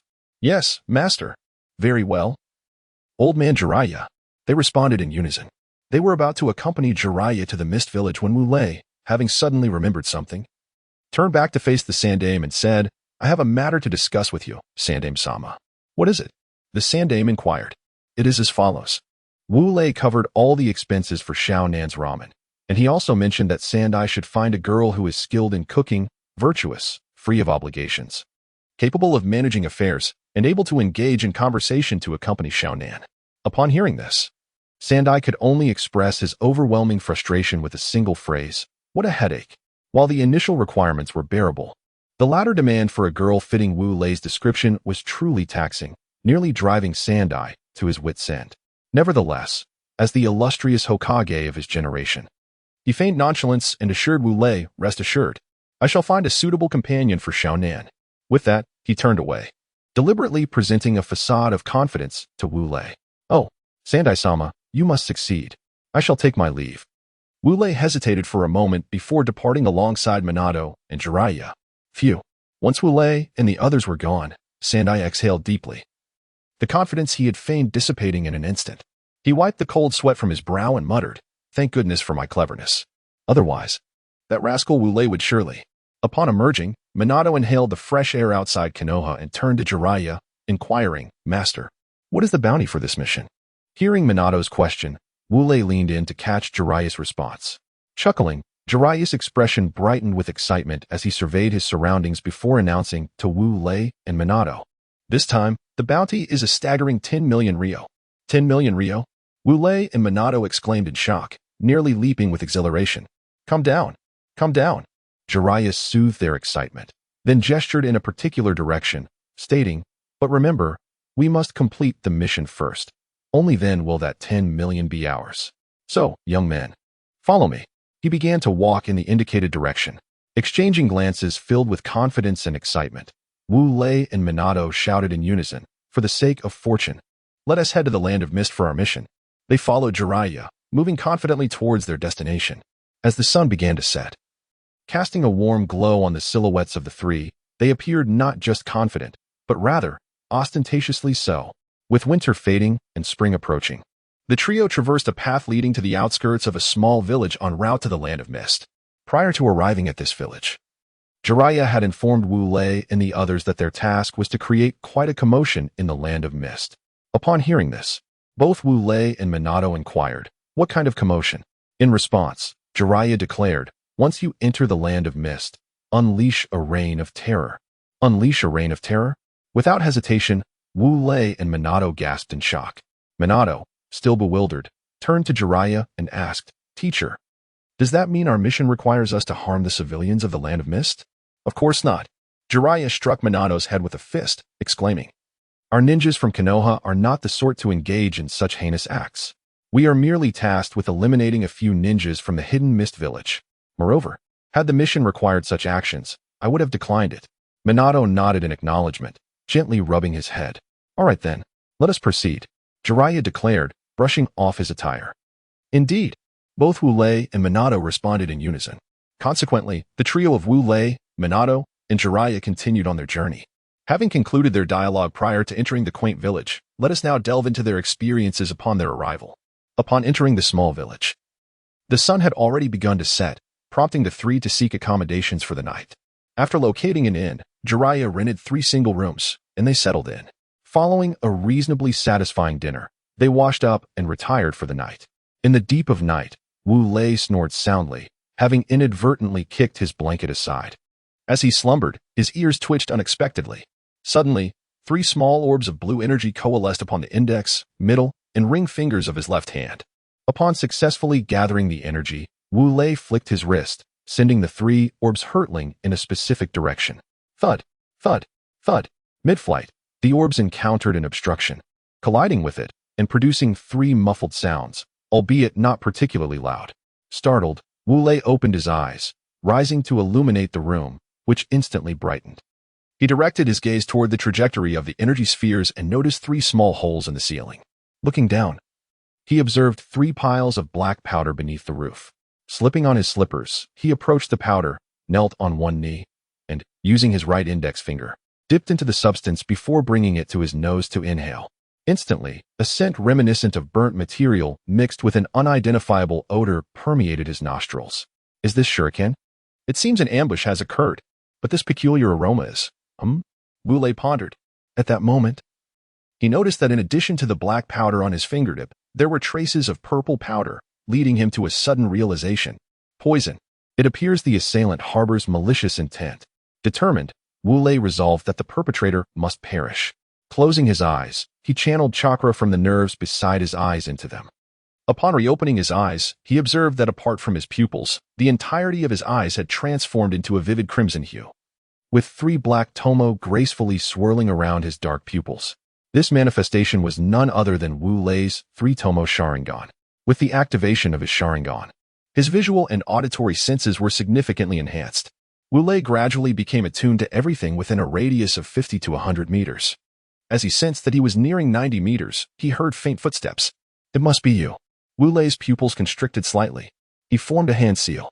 Flying Thunder God technique. In an instant, Wu Lei's figure vanished. At a distance of over 90 meters from his location, a silhouette was racing forward. Despite its swiftness, the sound of its footsteps was minimal, nearly imperceptible. How infuriating. They claimed this kid was merely an average nin, but I see him as a nin. I wonder what they were thinking, the figure muttered under its breath while running. Suddenly, the figure felt a piercing gaze upon it. An unsettling sensation that prompted it to halt and look up, only to see a white bolt of lightning charged with danger hurtling towards it. Danger, it thought, leaping backward just as the white lightning struck the ground. Crackle. The lightning emitted an eerie sound upon impact, leaving the figure bewildered. Yet soon, clarity dawned as, amidst the dissipating lightning, a child, standing at a height of 1 meter and 23 centimeters, emerged. Realization struck. This was indeed a ninjutsu. Upon seeing the child's eyes, the figure was taken aback. The child possessed a pair of blood-red eyes, adorned with 3 black tomoe encircling the dark pupils. Who are you? The figure stammered, pointing a trembling finger at the child. Kiki, I am Wu Lei, the one you sought to attack. The child, indeed Wu Lei, chuckled and replied. Oh, the figure exclaimed, subsequently closing its eyes. Are you aware of the powers of the Sharingan? However, in the face of absolute strength, all cunning is futile. Wu Lei observed the figure's actions with a smirk. At that moment, he noticed the figure charging at him with a shuriken in hand. Very well. If that is the case, I shall hone my combat skills as well. Combat techniques untested in blood are indeed lacking. Although Wu Lei had sparred with Jiraiya, the lethal training far surpassed mere practice. Thus, he retrieved a shuriken from his ninja tool pouch and charged at the figure. Clang, clang, clang. The sound of clashing weapons reverberated in the air as their shurikens collided, sparks flying with each impact. Indeed, combat techniques untested in blood proved to be feeble. Within less than 10 exchanges, the figure managed to land several cuts on Wu Lei, a feat only achievable due to its caution against Wu Lei's Sharingan. Otherwise, Wu Lei would have been left severely wounded. Upon witnessing Wu Lei's seemingly clumsy techniques, the man felt a surge of elation, intensifying his assault. However, Wu Lei did not falter in the face of the man's ferocity. Instead, he transitioned from offense to defense, diligently honing his combat skills. As time elapsed, the man grew increasingly alarmed, realizing that Wu Lei's fighting style was becoming more refined and fluid. He understood that if the battle continued, his demise was inevitable. With a swift motion, he unleashed a technique. Mist escape, poison mist. A plume of violet gas erupted from his mouth, directed towards Wu Lei. Alas, Wu Lei thought to himself. As his combat prowess was nearing fruition, if he could endure just a bit longer, mastery would be his. Yet, prioritizing his own safety, Wu Lei leaped backward to evade the noxious fog. Having successfully dodged the poison, Wu Lei retaliated, forming 5 hand seals in the span of a second. He then declared, Wind release, great breakthrough. Instantly, his cheeks inflated, and he released a tempestuous gale towards the man. Substitution technique. The man, caught off guard, resorted to the substitution technique to evade Wu Lei's ninjutsu. After narrowly escaping, he believed himself to be safe and was about to speak when he noticed Wu Lei had vanished from his sight. Suddenly, he felt a chill at his neck. Looking down, he was met with the sight of a dark shuriken pressed against his throat. Speak. Who are you? Why have you come to attack me? Wu Lei's icy voice resonated from behind him. As if to emphasize his threat, he tightened his grip on the shuriken, stating, If you do not comply, I suggest you prepare for death. All right, I will speak. I will speak. The man, clearly a coward, rushed to explain as the shuriken threatened to pierce his skin. I am an elite nin from the Mist Village. I was sent to eliminate you as part of a mission from my village. The task specified that an elite jonin and a special jonin from Konoha, along with a nin, were to cause chaos in the Mist Village. The one who completes the mission by killing the nin would be rewarded with 500,000 Ryo. I sought to kill you for the money. Upon hearing this, Wu Lei scrutinized the man and accepted the mission scroll he offered, finding the details corroborated the nin's claims. Yet, Wu Lei was momentarily taken aback. He had never anticipated being classified as a nin by the Mist Village. Clearly, the information network of the Mist Village was lacking. However, given their preparations for instigating the Third Great Ninja War, it was unsurprising they had little time for such matters. Wu Lei mused silently. Very well. Now that you have divulged your secrets, it is time for you to perish. With that declaration, Wu Lei's right hand coalesced into a lightning blade, severing the head of the Mist Ninja. The once animated figure fell lifelessly, blood gushing forth. In the moments before his demise, the man's eyes were filled with terror and confusion. Although he understood that Wu Lei would undoubtedly kill him, he did not anticipate the swiftness of Wu Lei's strike, which left him incredulous that such a feat could be accomplished by a mere child. After the demise of that Mist Ninja, Wu Lei stood silently before his headless corpse. After a moment, his cheeks suddenly puffed up, and he covered his mouth with his right hand, his expression contorted with pain. With a gasp, Wu Lei removed his right hand, and a torrent of bile, broth, and fragmented rice erupted from his mouth. He coughed repeatedly, struggling to regain his composure. Each cough was followed by deep, labored breaths, as he found the act of breathing increasingly arduous. This was his first experience with taking a life. Though he had watched countless horror films in his past life, they were mere fabrications. Only through the act of killing could one truly grasp the weight of such an action. Calm down, calm down. This person sought to harm you. He got what he deserved. It is not your fault. Wu Lei repeatedly reassured himself in his mind, striving for tranquility. Now deep breath. Inhale, exhale. When self-soothing proved insufficient, he resorted to a breathing technique. This method succeeded, allowing Wu Lei to finally achieve a state of complete calm. As he glanced at the blood of the Mist Ninja staining his body, he felt the need for a cleansing bath. Thus, he prepared to return to the inn. At that moment, he felt a slight warmth in his eyes, instantly reminding him of the evolution of the Sharingan. He chuckled softly to himself, dispelling the Sharingan before heading back to the inn. Upon returning, Wu Lei took a bath, changed into clean attire, and lay on the bed. After his inaugural experience with murder, both his body and mind were engulfed in profound fatigue, and he fell asleep the moment he closed his eyes. The following day, while he was in deep slumber, he was abruptly awakened by a knock on the door. With a yawn, he shuffled to the door barefoot and opened it, revealing a spirited Minato. Minato, so early. What brings you here? Wu Lei inquired. What brings me here? Minato echoed Wu Lei's question before responding. What else could it be? We must head to the Mist Ninja Village, brother. Oh, I see. Wu Lei, now fully alert, replied, please wait a moment. He then turned to put on his shoes. After a brief search, Wu Lei appeared before Minato, fully dressed, and declared, let us be on our way. They then proceeded to meet Jiraiya. Upon arriving at Jiraiya's location, they first enjoyed breakfast before continuing their journey to the Mist Ninja Village. Due to the proximity of the small village, it took them less than an hour to arrive. At the entrance of the Mist Ninja Village, Wu Lei beheld a towering gate, approximately 4 meters high, adorned with a symbol consisting of 4 small lightning bolts, the emblem of the Mist Ninja Village. Is this truly the Mist Ninja Village? Both Minato and Wu Lei pondered internally, momentarily lost in thought. As Watergate and Wu Lei were lost in thought, gazing at the emblem of the Mist Village, Jiraiya quietly remarked, when night falls, we shall commence our operations. Upon hearing Jiraiya's words, both Watergate and Wu Lei ceased their reverie and nodded in agreement. Subsequently, Jiraiya led them into Mist Village, preparing the necessary items for their mission that evening. Before night descended, Wu Lei and the others wandered leisurely through Mist Village. Speaking of Mist Village, one cannot overlook its local specialty, roasted sweet potatoes. Indeed, you heard correctly. It is roasted sweet potatoes. However, these are no ordinary roasted sweet potatoes. Much like how Peking duck is far from just any duck, the roasted sweet potatoes of Mist Village are exquisitely delicate. With a texture akin to sand and a sweetness reminiscent of sugar, one bite compels you to crave a second, and should you desire another, there is bound to be someone attempting to deter you. What would you do? I assure you, you would promptly knock that person down and then dash toward the second roasted sweet potato in a frenzy. Oh, these sweet potatoes are utterly delectable, rivaling even the famed ramen of Konoha. After savoring a bite, Watergate exclaimed with delight, clutching the sweet potato.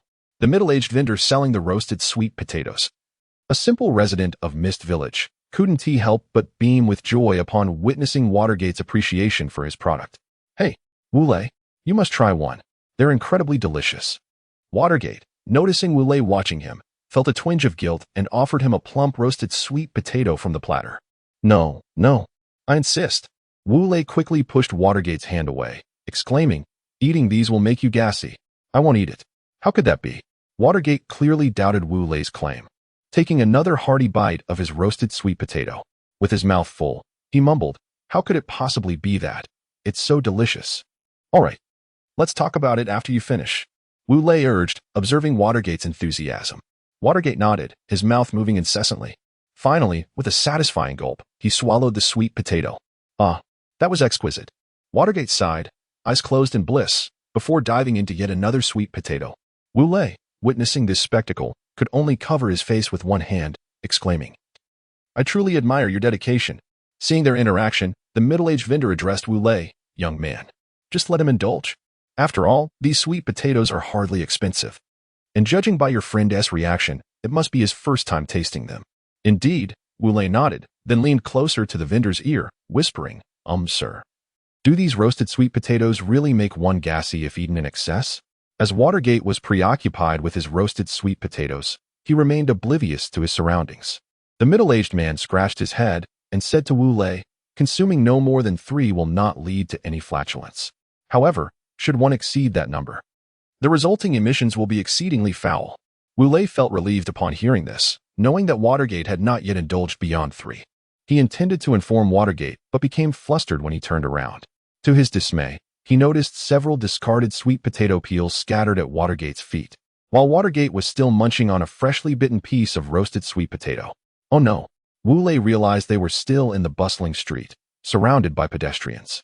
The thought of Watergate releasing gas here was too dreadful to contemplate.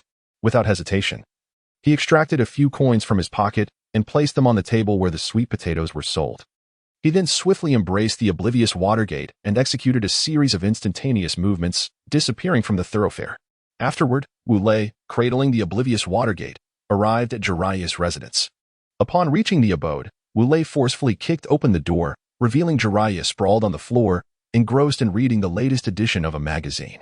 Ignoring Jiraiya's reaction, Wu Lei pulled Watergate in front of him, chuckling lightly before hastily shutting the door behind him and taking off. "What happened?" a bewildered Jiraiya inquired of Watergate.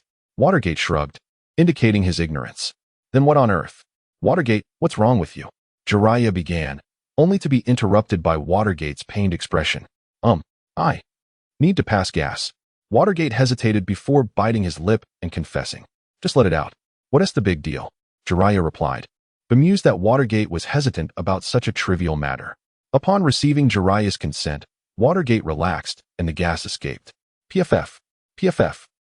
The cacophony of flatulence echoed throughout Jiraiya's room, prompting him to instinctively cover his mouth and nose. In that moment, Watergate proclaimed, "Master, it's fine." It said that silent but deadly gas is the way to go. Is that so? Jiraiya skeptically lowered his hands. However, as he inhaled the first breath of air, he fainted. The stench emitted by Watergate was overwhelmingly foul, far surpassing the odor of 1,000 durians. Just before losing consciousness, Jiraiya finally understood Wu Lei's amused demeanor when presenting Watergate to him, for that laughter resembled the amusement one derives from a jester. "Wu Lei, you scoundrel!" Jiraiya mentally screamed as he succumbed to darkness. "Master, what's wrong? Why are you frothing at the mouth?" Watergate exclaimed, panicking at the sight of Jiraiya's state. "Could it be that my gas is that foul? Why am I not fainting?" Watergate was engulfed in profound confusion after Jiraiya was rendered unconscious by Minato's flatulence. Our protagonist Wu Lei reappeared on the bustling streets of the Mist Village, leisurely wandering about. Suddenly, he spotted something of interest at a small jewelry stall to his left. Approaching the stall, he crouched down and picked up an exquisite piece, a pair of earrings intricately carved from jade, shaped like a phoenix, glistening with a translucent beauty that was simply enchanting. Wu Lei couldn't help but imagine how lovely Shaonan would look wearing them, causing him to momentarily lose his composure, drooling without realizing it. The stall owner, noticing Wu Lei's mesmerized state and the drool trickling down, broke the silence with a hint of concern. "Excuse me, sir. It seems you have saliva escaping." Startled, Wu Lei wiped his mouth, realizing the truth of the owner's words. He hastily cleaned himself up and replied, "I was just lost in thought. By the way, how much for these earrings?" The stall owner, relieved to see Wu Lei back to reality, responded, "This piece is quite affordable. Only 5 taels. Excellent. I'll take it." Wu Lei exclaimed, producing the 5 taels and handing them over. Forgive my curiosity, the stall owner ventured. But these must be a gift for your girlfriend, right? Wule nodded. Indeed. Since we met, I have yet to give her a single piece of jewelry. Oh, your girlfriend must be very fortunate, the stall owner remarked, impressed by Wu Lei's sentiment. Chuckling at the compliment, Wu Lei bid the stall owner farewell and returned to his inn. Upon entering his room, he was greeted by the sight of Jiraiya, whose face was a vivid shade of red and purple, his nostrils flaring with heavy breaths. What on earth happened to you, old man? Did you just break up with a girlfriend? Wu Lei teased, fully aware of the reason behind Jiraiya's distress, yet feigning ignorance. Upon hearing Wu Lei's words, Jiraiya's face turned an even deeper hue. He lunged at Wu Lei like a rabid dog, seizing his collar and bellowing, Wu Lei, tell me, did you already know that Minato would let out a colossal fart, and that's why you placed him near me? Is that right? Am I correct? Calm down, old man. It's just a foul odor. What's the big deal? Wu Lei attempted to soothe Jiraiya by placing a hand on his shoulder, but instead of calming him, it only fueled Jiraiya's frenzy. Calm down. You want me to calm down? Jiraiya shouted, spitting as he spoke. How can I remain calm when I was knocked out by that foul stench? I was left foaming at the mouth. Do you understand? Do you even comprehend? Knocked out? Wu Lei inquired, raising an eyebrow. Yes. Jiraiya huffed, nodding emphatically. What a remarkable phenomenon. Wu Lei could hardly believe that after consuming just 4 or 5 roasted sweet potatoes, the sound emitted by Watergate was so potent. Hey, I ask you, do you truly know that Watergate is about to release gas? Jiraiya, noticing Wu Lei's distracted thoughts, inquired impatiently. Yes, I am aware. Wu Lei nodded affirmatively. Oh? Jiraiya narrowed his eyes and pressed further. How is it possible for him to produce such a foul odor? Why do you ask such a thing? A sudden chill ran down Wu Lei's spine in response to Jiraiya's words. Do not concern yourself with that. It is of use to me. Jiraiya dismissed Wu Lei's unease with a wave. All right, it goes like this. With no other choice, Wu Lei revealed the method. Upon hearing his explanation, Jiraiya's eyes widened in astonishment. Are you saying that Watergate merely released such a stench because he ate these roasted sweet potatoes from the Mist Village? Wu Lei nodded, affirming, indeed. Then tell me, the more sweet potatoes consumed, does the odor become more pungent and pronounced? Jiraiya seemed to have an epiphany, posing the question. Wu Lei scratched his head, contemplating. It should be so. Good. I understand now. You may leave. Jiraiya nodded and gestured for Wu Lei to exit. Oh. Wu Lei complied and stepped out. However, just as he reached the doorway, he heard Jiraiya's raucous laughter echoing behind him, sending another wave of cold sweat down Wu Lei's back and prompting him to flee. Once Wu Lei had departed, Jiraiya's enthusiastic voice filled the room. Ha! Wu Lei. Just wait until nightfall. I shall have my fun with you. Ha ha ha ha. After leaving the room, Wu Lei sought out Watergate, only to be taken aback upon finding him. Watergate was being held down by a girl, bound tightly with ropes. At first glance, Wu Lei thought the girl might be Kushina Uzumaki, but he quickly dismissed this notion, realizing that she should be en route to Konoha and could not possibly be in the Mist Village. Focusing on the girl, Wu Lei took in her appearance. She stood at about 1.50 meters, with chestnut red hair and striking green eyes, her delicate skin enhancing her overall adorable and fragile demeanor. Yet, the actions of this seemingly sweet girl were anything but endearing. Just as he finished pondering, he saw the girl lift her foot from Watergate's body and then stomp down with force. Watergate let out a pained groan. Oh dear, young lady. What on earth are you doing? Wu Lei felt a twinge of guilt, for after all, Watergate was his brother, wasn't he? Thus, he approached Watergate and addressed the girl.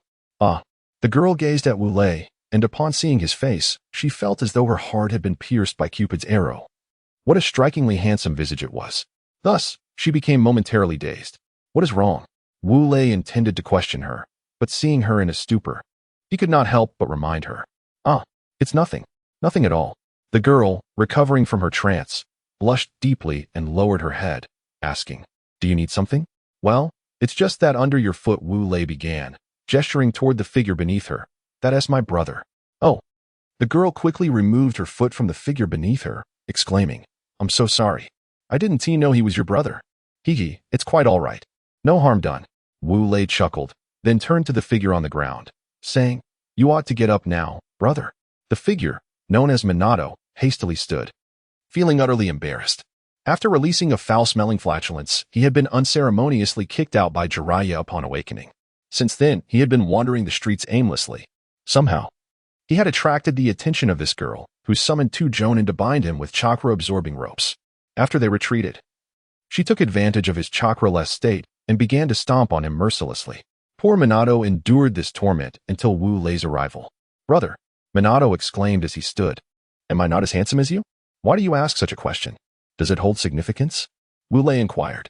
Minato nodded earnestly and replied, "It is important, for I am quite handsome as well. So why did she not release me? The moment she saw you, she let me go."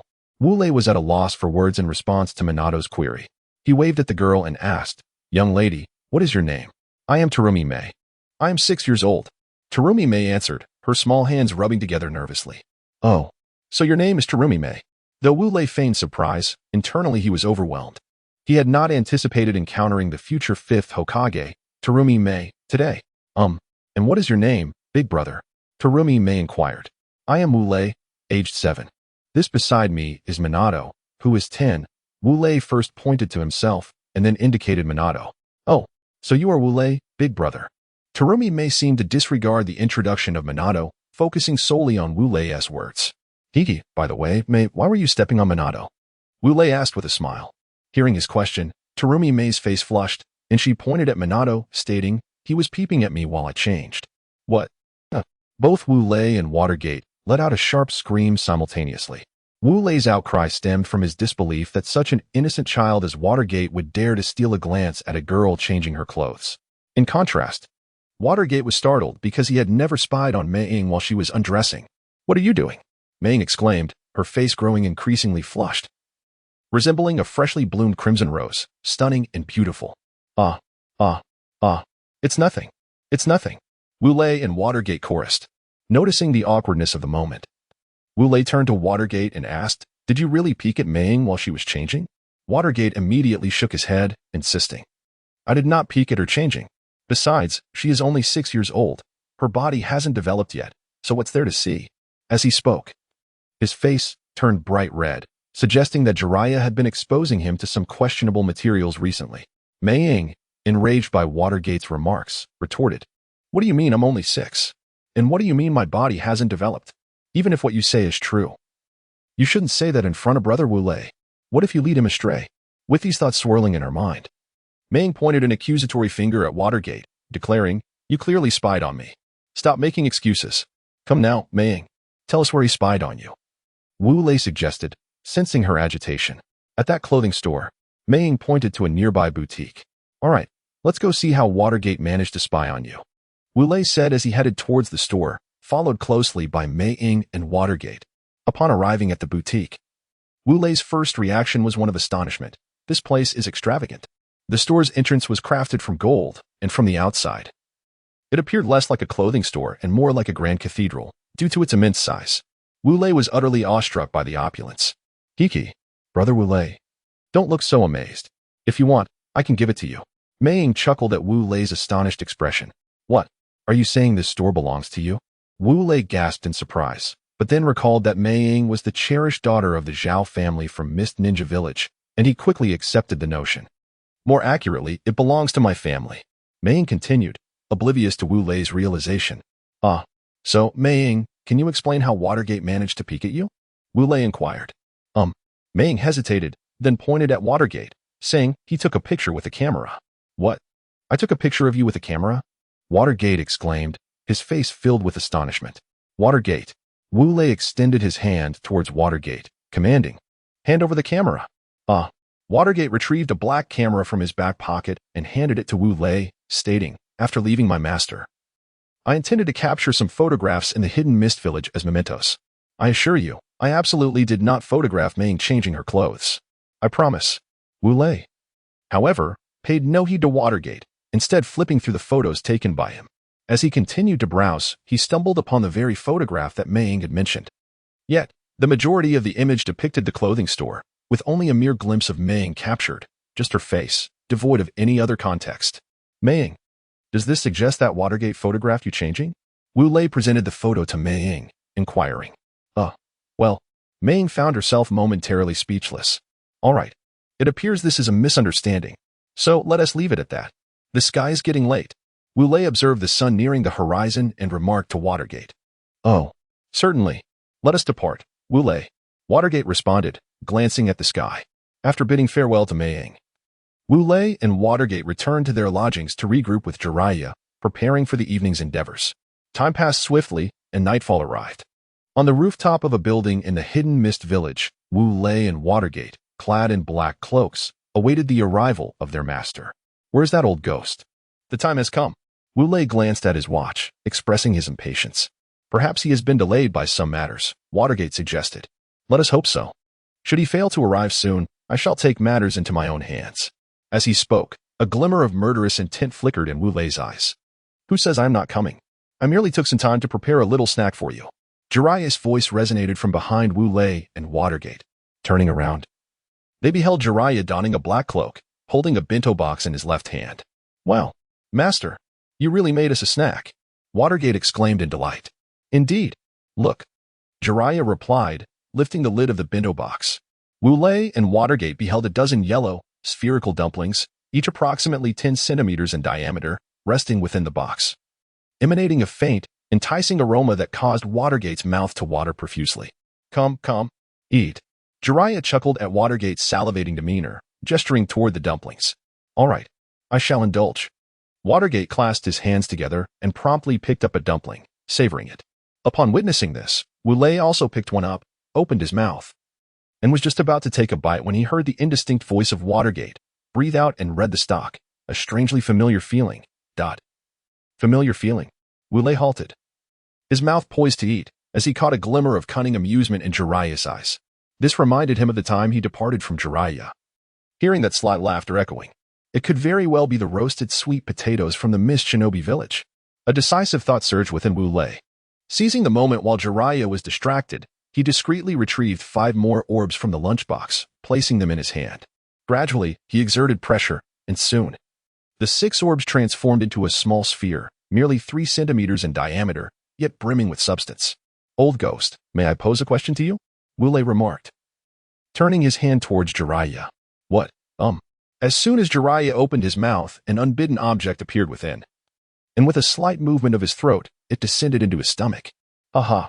Wu Lei chuckled, addressing Jiraiya. Old ghost, how delectable are the roasted sweet potatoes. Roasted sweet potatoes.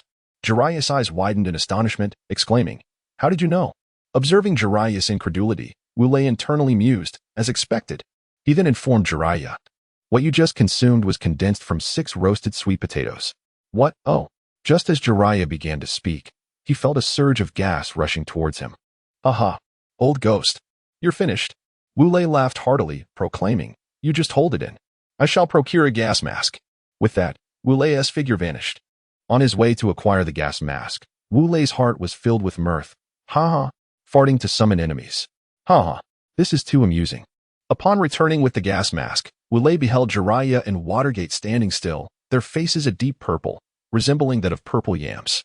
Observing their condition, Wu Lei approached Jiraiya and inquired, Hey, old ghost, have you released it yet?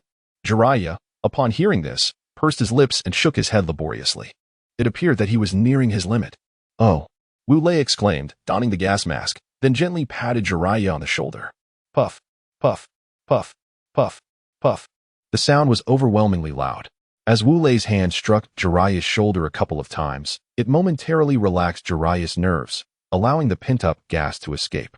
Once the gas was fully released, a look of sheer bliss emerged on Jiraiya's face, and he involuntarily uttered, What a relief! Seeing his mentor finally relieved, Watergate followed suit, likely due to having consumed even more than Jiraiya. His flatulence lasted longer and was more pungent than Jiraiya's.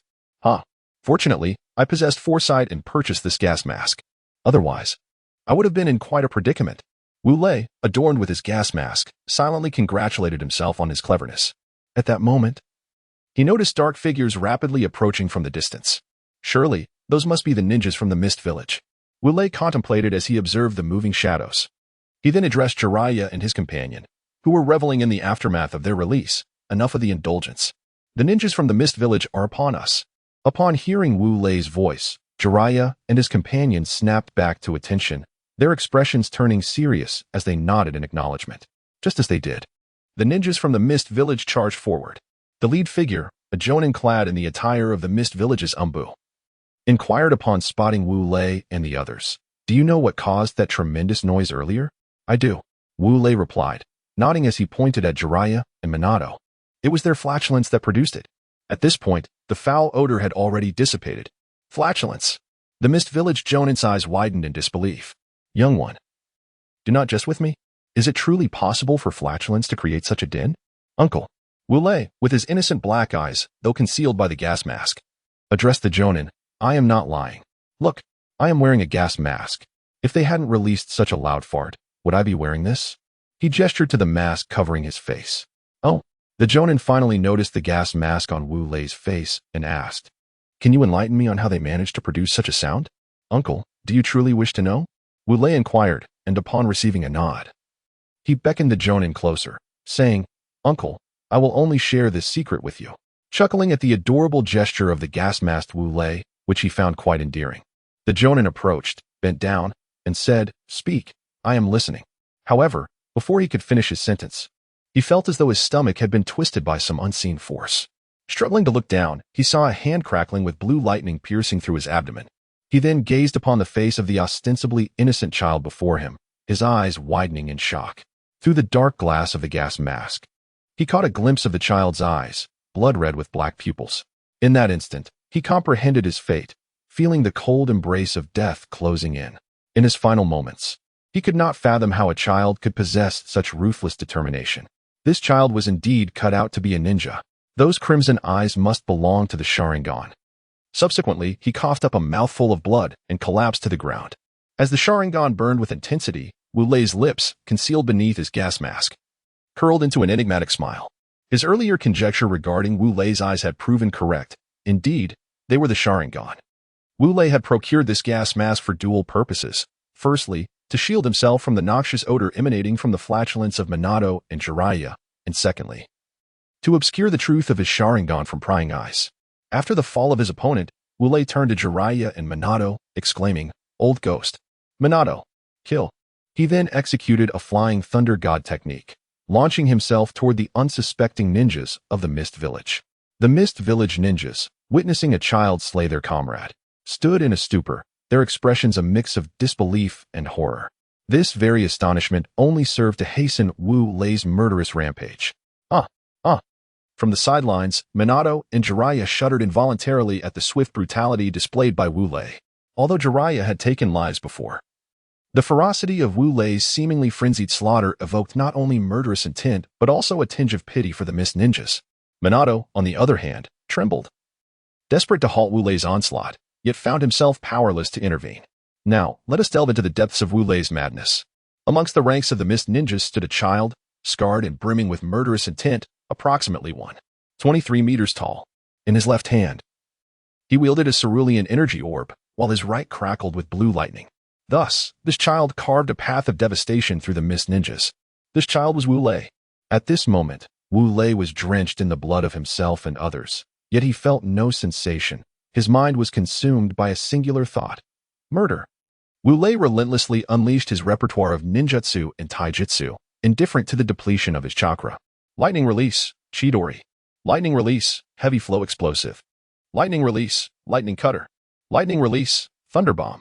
Lightning release, thunder torture. Lightning release, righteous thunder axe. Leaf whirlwind. Surface lotus. Inner lotus. Lion's mane. Partial multiplication technique. Leaf gale. Spiraling sphere.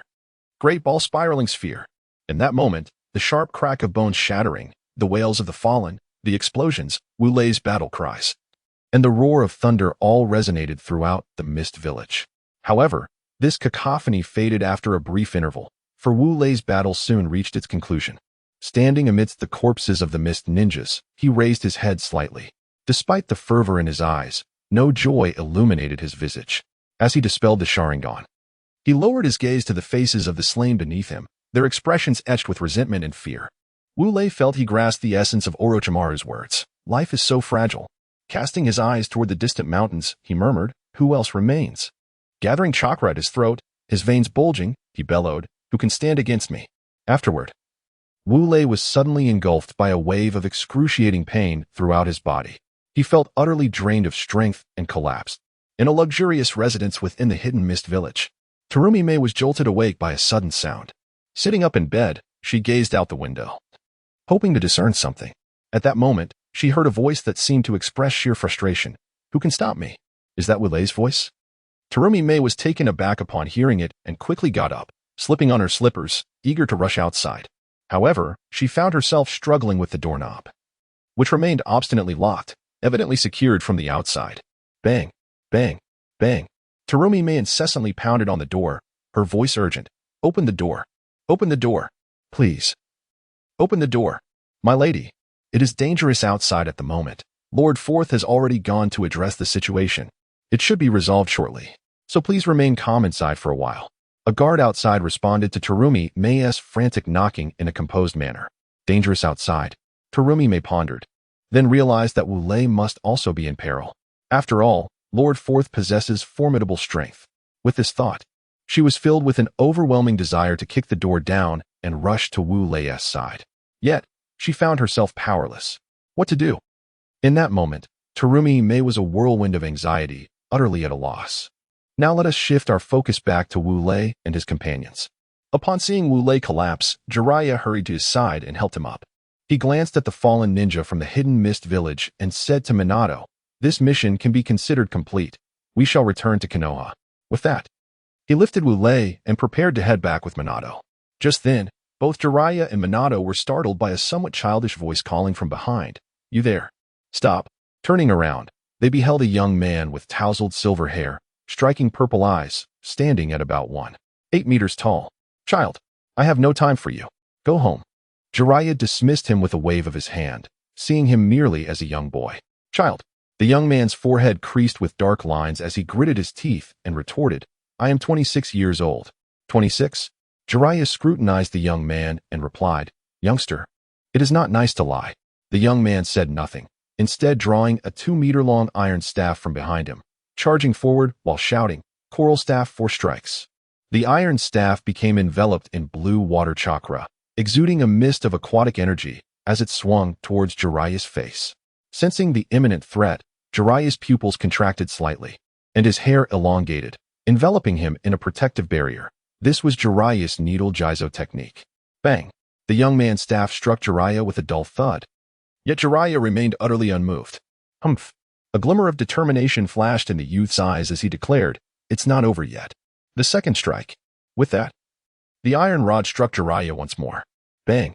This time, the muffled sound resonated with greater intensity than before. The third strike. Bang! After enduring the youth's third blow, Jiraiya felt a surge of blood rise in his throat. He swallowed hard, forcing the blood back down. The fourth strike. Bang! Following the fourth strike, the blood he had just suppressed surged forth uncontrollably, propelled by the sheer force of the blow, causing him to spit a mouthful of blood and be thrown backward, with Wu Lei slipping from his grasp. "Teacher!" Minato exclaimed, catching both Wu Lei and Jiraiya with remarkable skill. "It's nothing." Jiraiya stood up and confronted the youth. "Who are you?" His heart was filled with astonishment. He had not anticipated the immense power behind the youth's fourth strike. "I am Yagura," Yagura replied, sheathing the iron rod back into the pouch on his back. Jiraiya's eyes widened in disbelief as he remarked, "You are the youngest fourth Mizukage." Yagura nodded indifferently, asking, "Why did you come to my village to kill?" Jiraiya remained silent, signaling Minato behind him to take Wu Lei and leave while he held his ground. Minato, understanding the gesture, nodded and departed with Wu Lei, regardless of whether Jiraiya was watching. Yagura observed Minato's movements without intervening, turning his gaze back to Jiraiya. "I will ask you once more. Why did you kill in my village?" "Hey, enough talk. Let us fight." Jiraiya would certainly not divulge that their actions were mission-driven, for such a revelation would undoubtedly provoke Yagura's fury. After all, how could he not be enraged by the slaughter of so many in his village? Thus, Jiraiya drew a shuriken and charged forward. Still intent on fighting, Yagura replied coolly, retrieving the iron rod from his back to meet Jiraiya's shuriken. Clang, clang, clang, clang. The sounds of clashing weapons echoed, sparks flying from the collision of their arms. After countless exchanges, Yagura stated, "I am running out of patience." With that, he swiftly formed hand seals. Upon completing the seals, Yagura shouted, "Water release, Waterfall basin." A roaring wave erupted from behind him, a torrent of water surging forth, headed directly for Jiraiya. However, Jiraiya was no mere brute. Upon witnessing the formidable wave, he executed a body flicker technique, appearing behind Yagura. He quickly formed hand seals and declared, "Earth release, Hell swamp." A brown liquid rapidly spewed forth from his mouth, aimed straight at Yagura. Just as the liquid was about to spray onto Yagura, a flattened tail unexpectedly emerged behind him, slicing the liquid Jiraiya had expelled into a fine mist. Was this the beast transformation of the three tails Jinchuriki? Jiraiya pondered upon witnessing the tail's appearance. Nevertheless, his assault did not waver. With a swift leaf hurricane, he aimed a kick at Yagura. Yagura raised his arm to block Jiraiya's strike, while his other hand swung a metal rod towards Jiraiya's face. In response, Jiraiya executed a backflip to evade Yagura's sweeping attack, retreating a few steps. He silently lamented his lack of strength, realizing he could not contend with Yagura. From his ninja tool pouch, he produced a smoke bomb and hurled it to the ground. Whoosh! The purple smoke billowed out, obscuring Yagura's vision. And Jiraiya seized the opportunity to employ several body flicker jutsu, making his escape. Once the smoke dissipated and Yagura beheld nothing but the bodies of the Mist Village ninjas, he muttered with a hint of reluctance, "Has he escaped?" TCH. At that moment, a figure clad in the attire of the Mist Village Umbu appeared beside Yagura. The individual addressed him, "Lord Fourth, have you dealt with it?" Yagura nodded indifferently and commanded, "Issue orders. From tonight, the entire village is prohibited from contacting other ninja villages. After 4 years, you understand?" "Yes, Lord Fourth." The Umbu member vigorously nodded and withdrew. After the Umbu departed, Yagura gazed into the distance, murmuring, "In 4 years, it shall be the dawn of the Mist Village's resurgence." At the border of the Land of Fire, a dark figure flickered through the trees, rustling the leaves. As the camera drew closer, the specific form of the shadowy figure became visible. It bore a head of light yellow hair and was clad in a black cloak suitable for nighttime. Additionally, he carried another person on his back, who was similarly dressed in dark attire, albeit in tatters, barely concealing their body. The individual appeared to have endured the ravages of a brutal conflict. "Wu Lei, you must pull through. Don't forget, there's a little girl waiting for you back in Konoha." Watergate shouted to the unconscious Wu Lei on his back. "I am not dead, just exhausted." Wu Lei managed to utter, his voice barely audible. "You're not dead." Even the faintest sound is enough for Watergate, as Wu Lei's brother, to hear. He halted his leap towards another tree, gently resting Wu Lei against the trunk, exclaiming in surprise. Of course, Wu Lei felt as if his entire body had lost all its bones, rendering him powerless. "That is wonderful. I knew you wouldn't perish." Watergate exclaimed, tears streaming down his face. He shook Wu Lei energetically, almost deliriously, saying, "If you keep shaking me, I'll die." Wu Lei felt as though his entire body was on the verge of disassembling after the jolt from the Watergate. Summoning every ounce of strength he could muster, he uttered these words. Oh, it was only then that the Watergate realized Wu Lei was still gravely injured. He released him, rubbed the back of his head, and said, "I apologize. I was simply too overwhelmed with excitement. Forgive me." Seeing this gesture, Wu Lei understood that the Watergate was concerned for him, and thus he forgave him, replying, "First, recover your chakra. Utilizing the Flying Thunder God technique is quite taxing on chakra." He then slowly crossed his legs to restore his own chakra. Observing Wu Lei's actions, the Watergate also settled down to meditate and recuperate his chakra. Time passed swiftly, and before long, several hours had elapsed, with the sun gradually rising. Wu Lei and the Watergate emerged from their meditative states. It must be said that the Sage of Six Paths had indeed bestowed upon Wu Lei an extraordinary constitution. In just a few hours, Wu Lei had fully revived, brimming with vitality. Moreover, he discovered that after this battle, the energy required for the evolution of his Sharingan had accumulated to approximately 1/3 of the necessary amount. Additionally, he realized that the fourth gate of the 8 gates had automatically and permanently opened after this encounter, augmenting his power exponentially. "You are here. I've finally found you." Just as Wu Lei and the Watergate were reflecting on the enhancements to their strength, a figure suddenly burst forth from the nearby woods, covered in leaves. "Who are you?" They immediately stood alert, eyeing the stranger warily. The person initially appeared taken aback, but soon removed the leaves from his face, revealing his true identity. "Come on, you didn't recognize me just because I covered myself with leaves?" It's you, Jiraiya." Wu Lei and the Watergate exclaimed in surprise upon recognizing him. So how is it, Wu Lei? Have you recovered from your injuries?" Jiraiya chuckled before addressing Wu Lei. Indeed, Wu Lei felt warmth in his heart at Jiraiya's words. He nodded and leapt lightly onto a branch, signaling that he was indeed fine.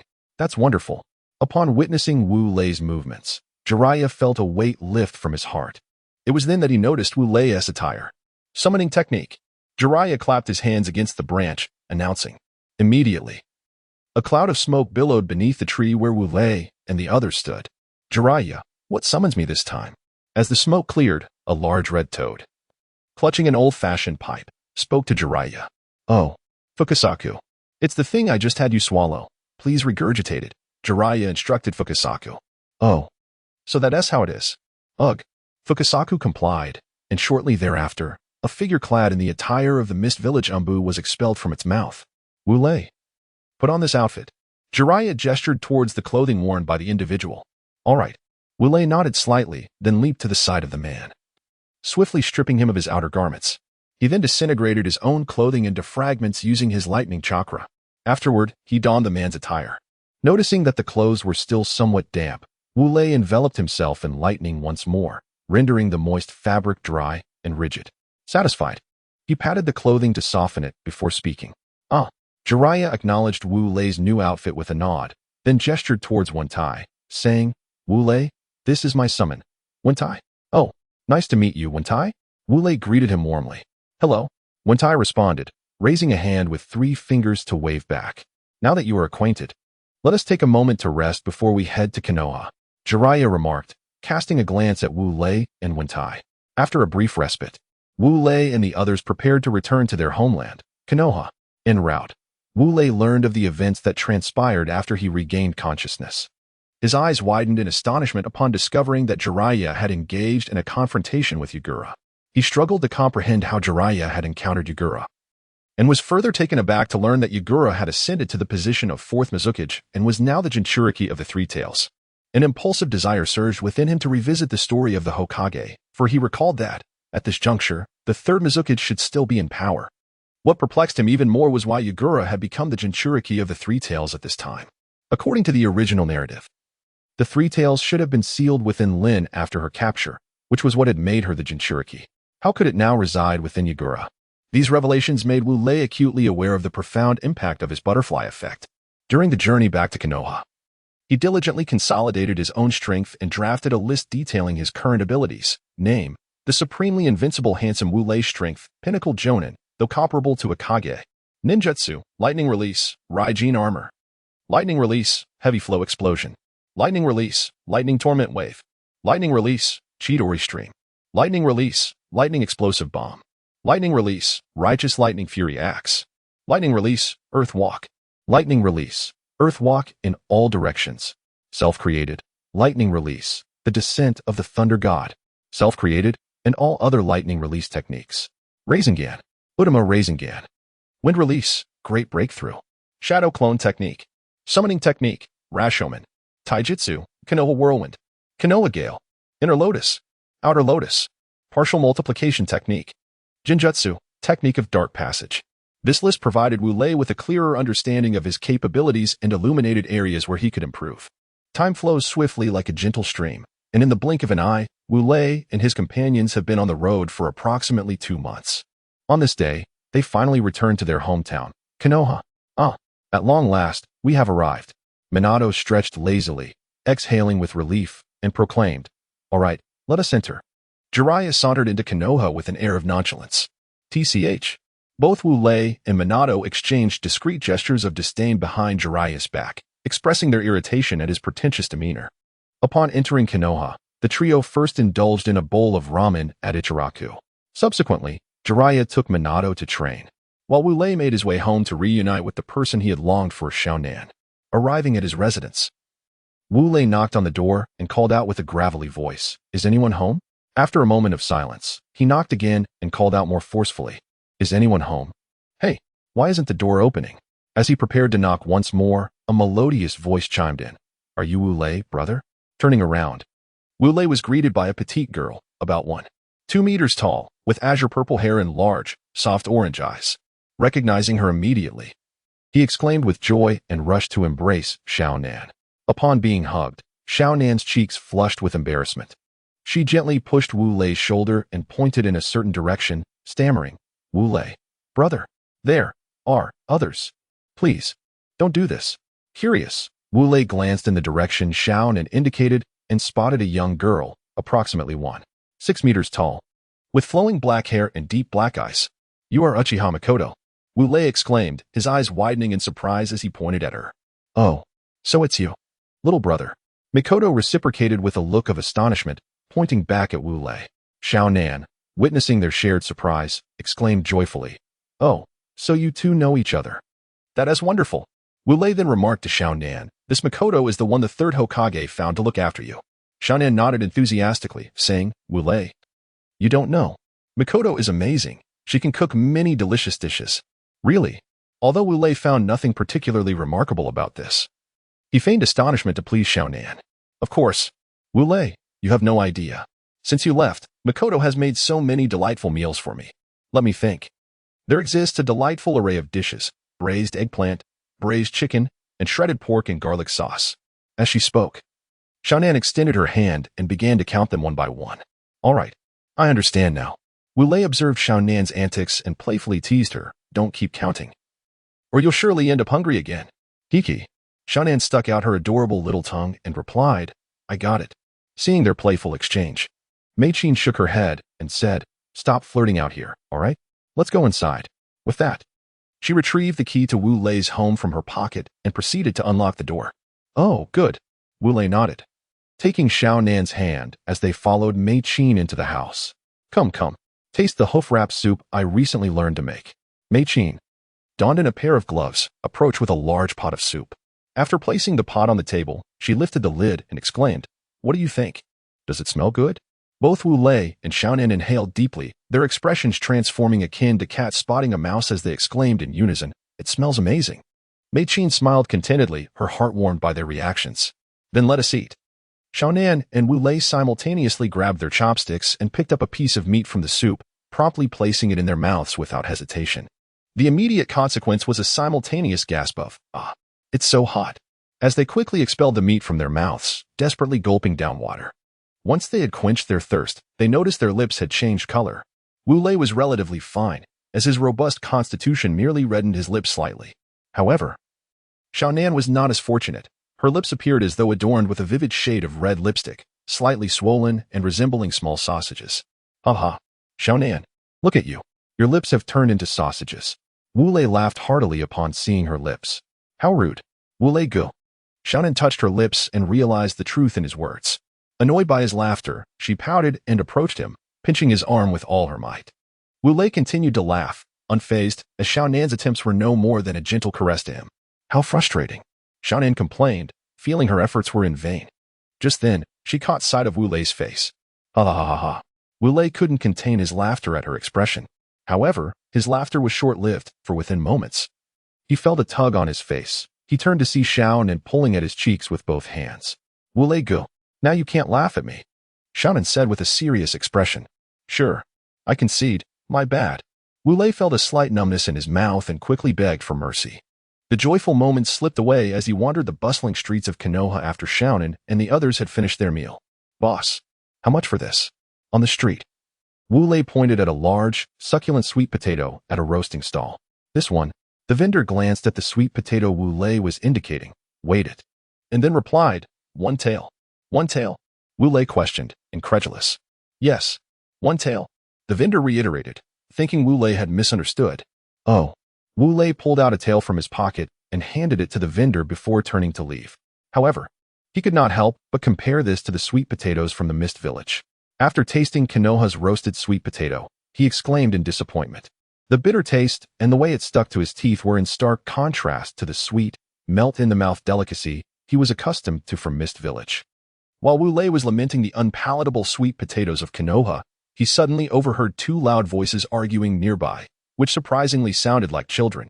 Kakashi, let us see who can eat more ramen today, shall we? Humph, what are you cutting for? Just say it. Are we competing or not? Bring it on. I'm not scared of you. Let us go. Wu Lei turned towards the source of the commotion and saw two boys, each about 0.8 meters tall, bickering as they entered a ramen shop named Ichiraku. He followed them inside and was taken aback to see the two boys sitting at a table, each with 5 large bowls of ramen before them. A cold sweat trickled down his forehead as he wondered what could possibly compel these two children, forgetting that he was also a child, to eat such an immense quantity of ramen. Approaching the two ravenous boys, he exclaimed, Hey, Aren't you worried that you'll be unable to move after eating so much? Who are you? They replied in unison, putting down their bowls. As they did so, Wule caught a glimpse of their faces and was astonished. One had gray-white hair, black eyes, and a youthful visage. The other sported a black hairdo reminiscent of a kappa and a comical expression. The reason for Wu Lei's shock soon became clear. It was none other than Kakashi Hitaki and Might Guy. I'm Wu Lei, 7 years old this year. Wu Lei finally regained his composure and introduced himself. You are the legendary Wu Lei, Kakashi and Guy exclaimed, standing up and grabbing his hands in astonishment. You know me? Wu Lei pointed to his own face. Of course. Wu Lei senpai, Guy exclaimed, 1 foot perched on his chair. You are my future youth. You need not address me as senior. I am merely 7 years old. In the presence of the 2 esteemed figures he had idolized in his previous life, Wu Lei displayed a moment of humility. By the way, may I inquire about your names? Wu Lei feigned ignorance of Kakashi and Guy as he spoke. I am Hitaki Kakashi. I am 3 years old this year. Senior. Kakashi initiated his self-introduction. I am Might Guy. I am also 3 years old this year. Senior. Then Might Guy presented his introduction. Oh, how can you consume so much ramen?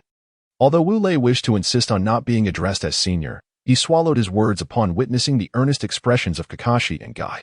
It is as follows. Senior. Kakashi replied. It is Guy who competes with me, though he has never won against me. Who said that? Upon hearing Kakashi's response, Guy expressed his dissatisfaction, retorting, did I not win during the game of rock, paper, scissors? That was merely luck on your part.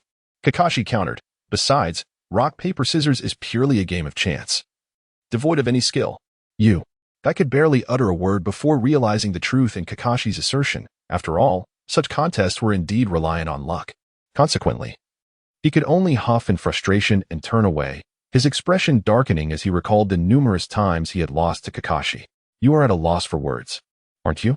Kakashi, oblivious to Guy's demeanor, continued, I see you as a mere crane. Before he could finish, a fist struck him atop his head. Senior, what are you doing? Kakashi questioned Wu Lei. Do not say another word. Wu Lei gestured towards Guy, stating, perhaps soon, he will surpass you. Just him. Kakashi glanced at Guy and replied, Senior, that is impossible. Kakashi. Wu Lei's voice rose slightly as he stated, Kakashi, I advise you to abandon your disdain for Guy and your own arrogance. Oh. Upon perceiving the thinly veiled ire in Wu Lei's tone, Kakashi understood that his words were indeed for his benefit, nodding in acknowledgement. Very well. Wu Lei nodded and addressed both Kakashi and Guy. Discuss with your families this evening. If they consent, you shall visit my home tomorrow, as I intend to guide you in your training for a while. With that, Wu Lei turned and departed. Alas. Guy. Kakashi nudged Guy, exclaiming, did you hear? The senior wishes to train us. Indeed. While Guy felt elated by Wu Lei's words, the shadow of gloom on his face remained. Kakashi, noticing the lingering melancholy on Guy's countenance, suggested, Guy, let us continue our competitions in the future. What did you say? Guy's face was a picture of astonishment as he responded. I said, let us continue our competitions in the future. Kakashi reiterated his earlier statement. Oh, very well. Guy nodded vigorously. Then, Kakashi pointed to the bowl of ramen on the table and inquired, are we still competing in the ramen eating contest? Of course we are, exclaimed Guy, seizing a bowl of ramen. Let the contest commence. Thus, the two resumed their competition. When they finished their bowls, both sat back in their chairs, their bellies swollen. I consumed 20 bowls. Guy gasped for breath. Ha. I also devoured 20 bowls. Kakashi replied, equally out of breath. Then we are tied. Hiccuped Guy. Indeed, Kakashi said, patting his full belly. As Kakashi and Guy returned home, they mentioned that Wu Lei wished to train them for a while. Father. Kakashi knelt before his father, Minato Namikaze, and asked, Wu Lei wants me to train with him for some time. May I accompany him? Wu Lei, you say? Minato pondered for a moment before responding. Are you referring to the Wu Lei who became a leaf ninja last year and was promoted to Jonin immediately upon his induction? That's the one. Kakashi nodded. Oh, it truly is him. Minato recalled his earlier conversation with Jiraiya. Jiraiya, I hear you took 2 young ones and completed a mission in the Mist Village. Is that correct? Minato poured a cup of tea for Jiraiya and handed it to him. Indeed, Jiraiya replied, sipping the tea. Those 2 youngsters must possess considerable strength, correct? Minato poured himself a cup. Certainly. Just look at who their mentor is. Pride swelled within Jiraiya as he spoke of Wu Lei and Minato's prowess. Do not indulge in self-admiration. I am aware that aside from Minato, whom you trained, the boy named Wu Lei is someone you brought out of the forest a year ago, is he not? Minato remarked, teasingly. Well, you are right, Jiraiya admitted, his posture sagging under the weight of the critique. Minato chuckled at Jiraiya's demeanor and said, by the way, I am familiar with Minato's abilities. However, what can you tell me about that lad named Wu Lei? Wu Lei? He is the most talented individual I have ever encountered, Jiraiya exclaimed, a look of astonishment crossing his face. When I first met him, he already possessed the strength of an elite Chunin. Moreover, he was proficient in various lightning techniques. What? Minato exclaimed, nearly spilling his tea. Listen to me. Jiraiya observed the movements of Kakashi Hatake and couldn't help but chuckle softly, remarking, upon hearing what he said, my reaction was quite similar to yours. However, this merely scratches the surface of his true abilities. I must tell you, he is also capable of creating his own space-time ninjutsu. With a loud clatter, Kakashi's teacup fell to the ground, fortunately landing on the wooden floor, sparing it from shattering. Yet, Kakashi's expression resembled that of a woman who had not visited in months, her face awash with astonishment. What did you say? He exclaimed, disregarding the fallen cup as he seized Jiraiya by the collar, spitting words in fervor. Whoa, calm down. Jiraiya wiped the saliva from his face, feeling a sense of exasperation as he pondered why every mention of Wu Lei's prowess elicited such impassioned reactions. All right, go ahead. Kakashi noted his rising agitation, exhaling sharply. What I meant to say is, he can also create his own space-time ninjutsu, Jiraiya reiterated, observing Kakashi's face for any extreme reactions.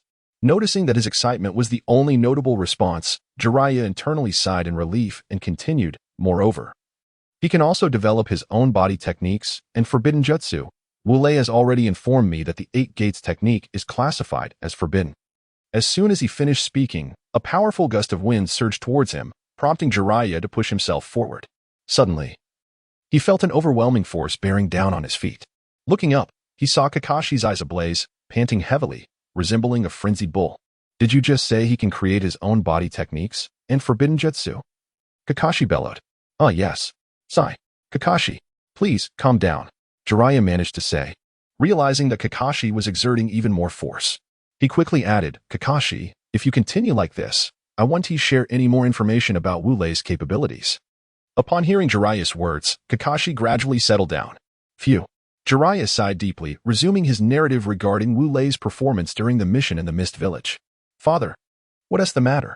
Kakashi asked, noticing that Kakashi had been lost in thought. Kakashi snapped back to reality, saying, are you planning to train with Wu Lei? Yes. Father. Kakashi nodded vigorously in affirmation. Very well. Have you perfected your Hatake blade technique? Kakashi inquired. Kakashi nodded once more. All right then, off you go. Kakashi consented to his son's request. Yes. Kakashi exclaimed joyfully as he returned to his room. On the other side, at the Might Guy household. Father, tomorrow, I shall embark on a quest for youth with Senior Wu Lei. Please, grant me your consent. Akai exclaimed, his eyes gleaming with fervor, devoid of any semblance of deference. My good son, since you wish to seek out youth, then go forth. Akai's father, mirroring his son's enthusiasm, patted him on the shoulder, his own eyes sparkling with excitement. Yes, father, I shall diligently pursue the essence of youth. Tears began to well in Akai's eyes as he spoke. Oh, my dear son.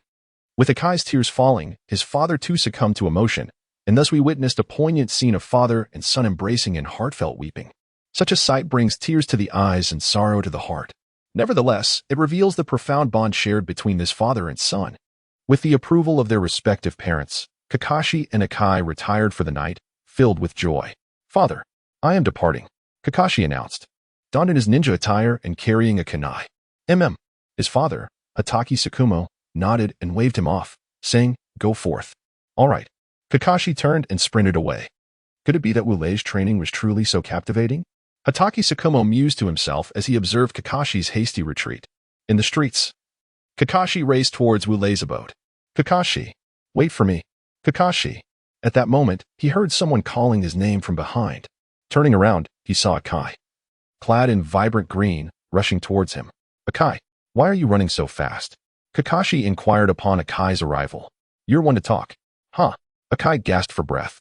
Then why are you also running so swiftly? Well, let us get going.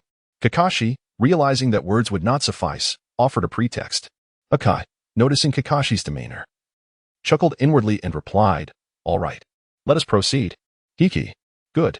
Kakashi appreciated Akai's consideration and readily agreed. After a brisk walk of several minutes, Kakashi and Akai finally arrived at Wu Lei's residence.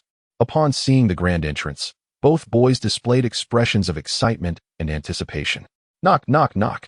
Kakashi rapped on the door, calling out, "Is anyone home?" Creak. The door swung open, revealing a stunning young lady with flowing black hair and deep black eyes standing before them. "You must be Kakashi and Akai," Uchiha Mikoto remarked, glancing at both boys. "Indeed, we are," they replied in unison, nodding. "Oh, splendid. Please come in. Have you eaten yet?" Mikoto inquired as they stepped inside. "We have dined." Kakashi and Akai brushed off the dust from their clothes and responded, "That is wonderful." Mikoto clasped her hands together and pointed in a certain direction, exclaiming, "Wule is right over there. You may now seek him out." "Oh." Kakashi and Guy responded in unison, promptly making their way towards the direction Mikoto indicated. Upon arriving at the designated spot, they beheld Wule sitting cross-legged upon an open patch of land, emanating a sound akin to a tiger's roar from within his being. "That, Senior Wule." Kakashi suddenly felt an overwhelming silence enveloping him, a sensation unbearable for a mere 3-year-old boy. Thus, he called out to Wule. Wule gradually opened his eyes, revealing a glimmer of golden light within them. "Ah. The brilliance blinds my titanium alloy eyes." "Ah." Upon noticing Kakashi and Guy before him, he greeted them warmly. "Oh, you've arrived." "Indeed, Senior Wule." Kakashi and Guy responded courteously with a bow. "Ah. No need for all that senior business. Come, let us share a cup of tea first." Wule, somehow producing 2 cups of tea from thin air, presented them to Kakashi and Guy. Observing Wule's mysterious appearance, Kakashi and Guy numbly accepted the tea. "What is the matter with you?" Wule inquired, noticing their stiff demeanor as he waved his hand before their eyes. "Ah, nothing. Nothing at all, Senior." Kakashi and Guy quickly shook their heads in response. "Oh, that is good." Wule nodded in approval. "By the way, Senior," Guy interjected eagerly, "when shall we commence our training? My youth is about to ignite." He spoke earnestly, his eyes gleaming with anticipation as he fixated on Wule. To be honest." Wule used to chuckle at Guy's fervent expressions when watching Naruto, yet now, confronted with Guy's shining eyes, he found himself unable to smile. Guy's gaze felt akin to that of a man staring at a naked woman, causing Wule considerable discomfort. "Speak up, Senior," Guy persisted, oblivious to Wule's unease, his eyes still sparkling with excitement.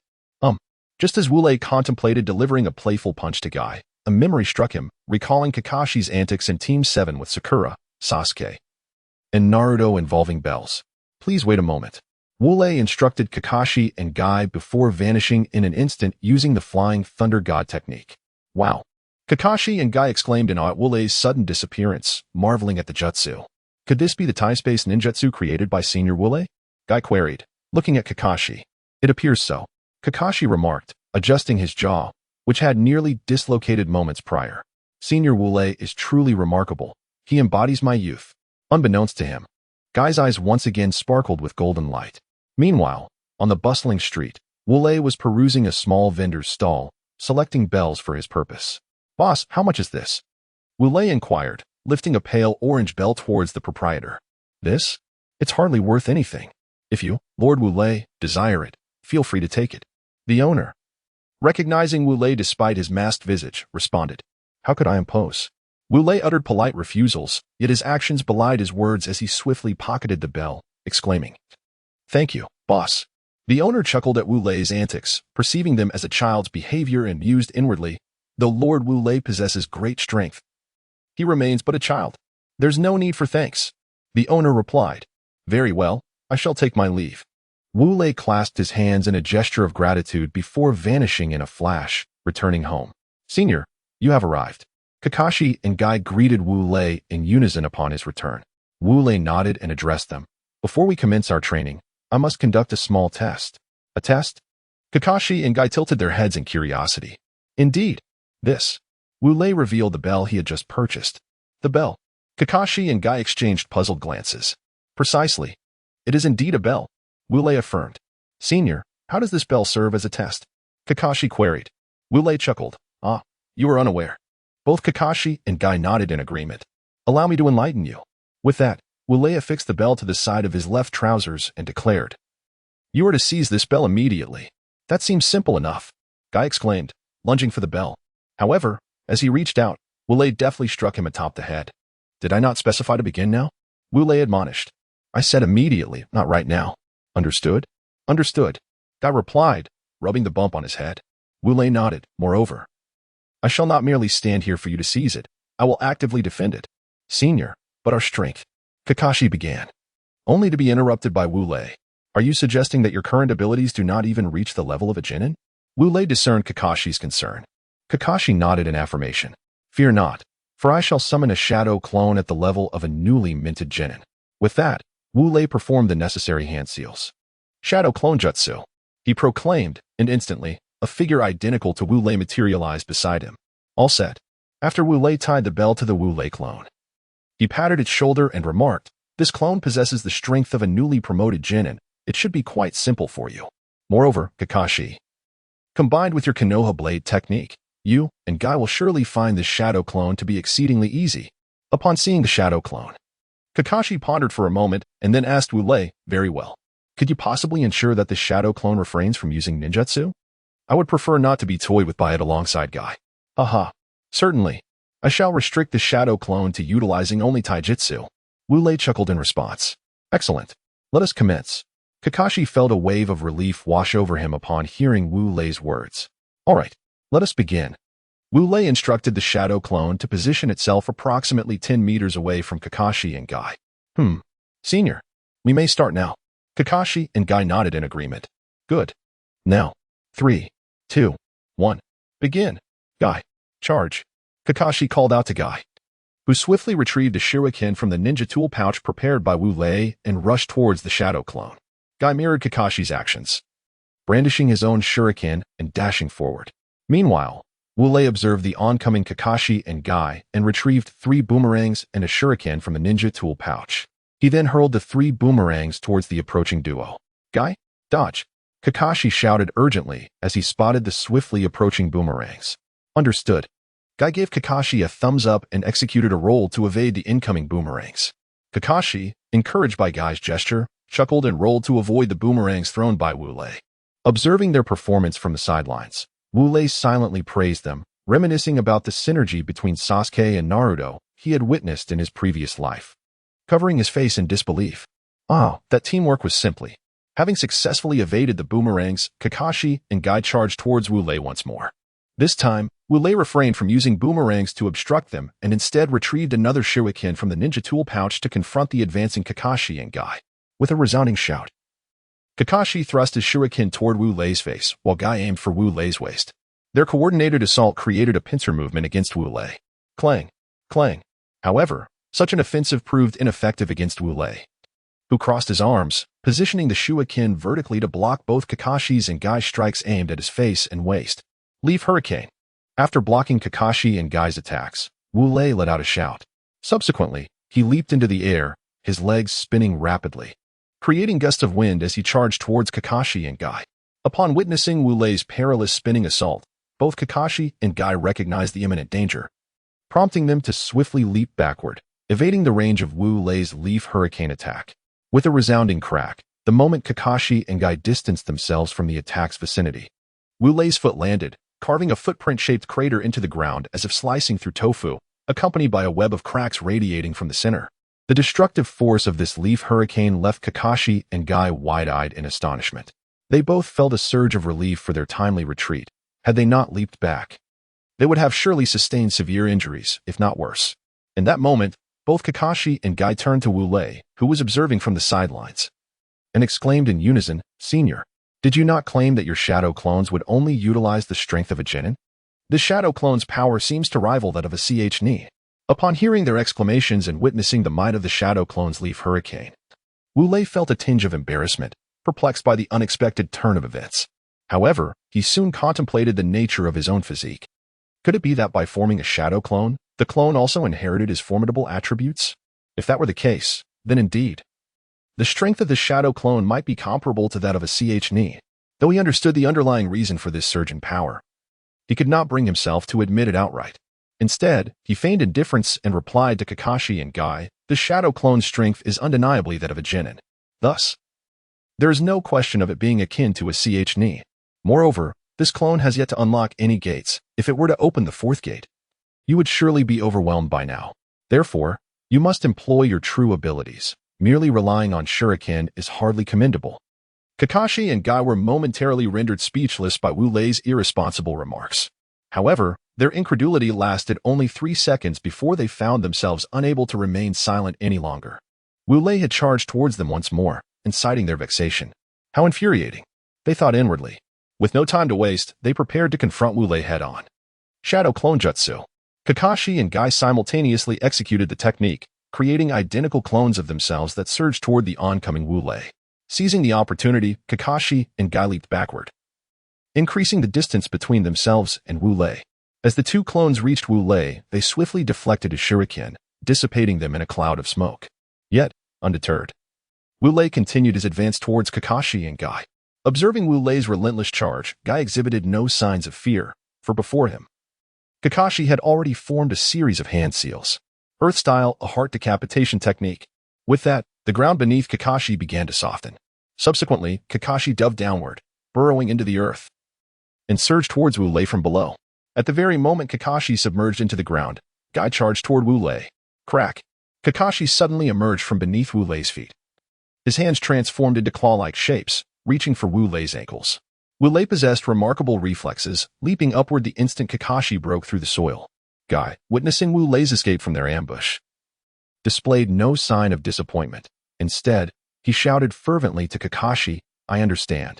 At that moment, Guy had reached Kakashi's side and nodded in acknowledgement. He then positioned his feet atop Kakashi's outstretched hands.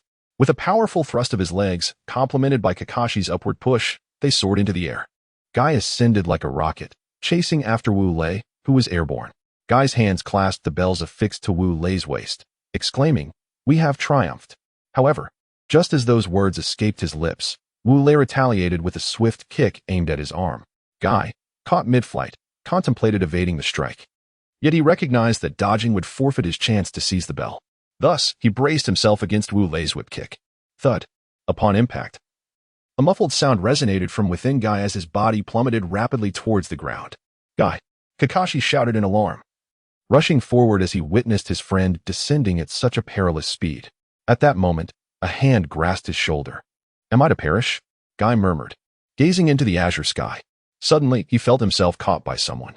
Turning to see who it was, he found Wu Lei standing there. "Senior, we have passed the test, haven't we?"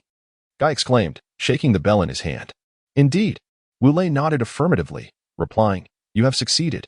"Splendid." Just as Guy celebrated, he felt a searing pain in his arm, exclaiming involuntarily in anguish, "All right, let me tend to your injury."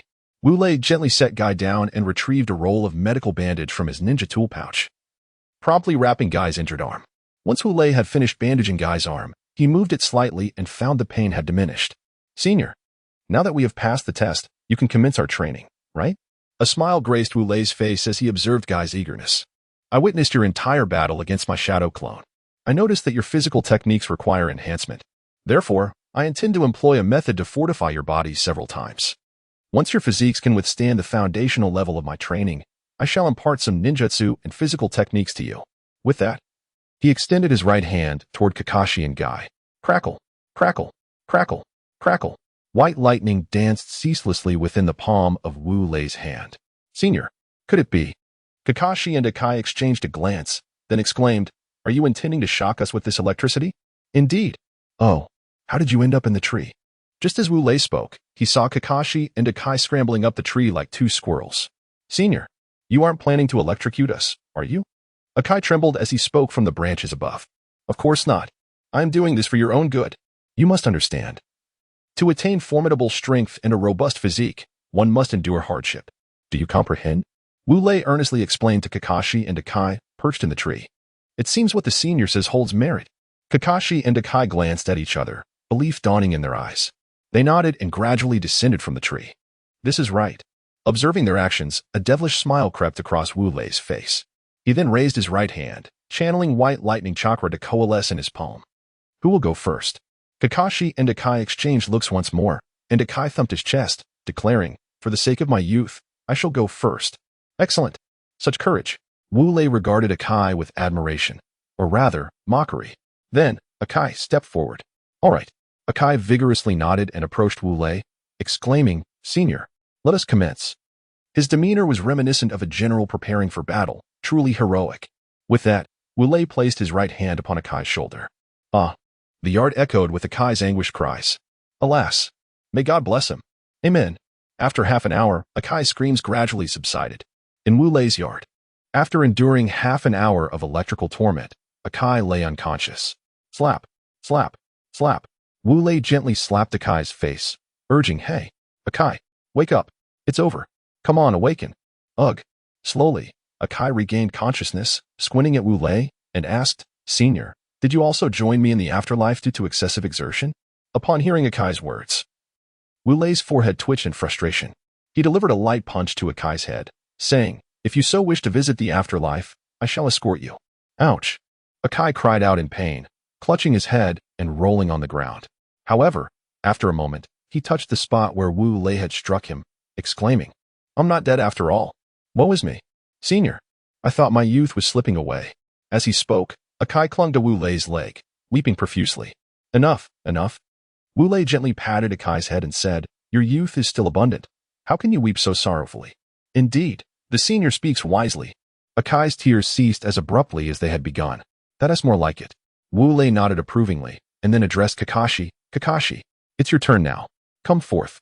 Yes, Kakashi. It's time for you. Upon hearing Wu Lei's words, Akai recalled his earlier demeanor and contemplated how Kakashi might resemble that state.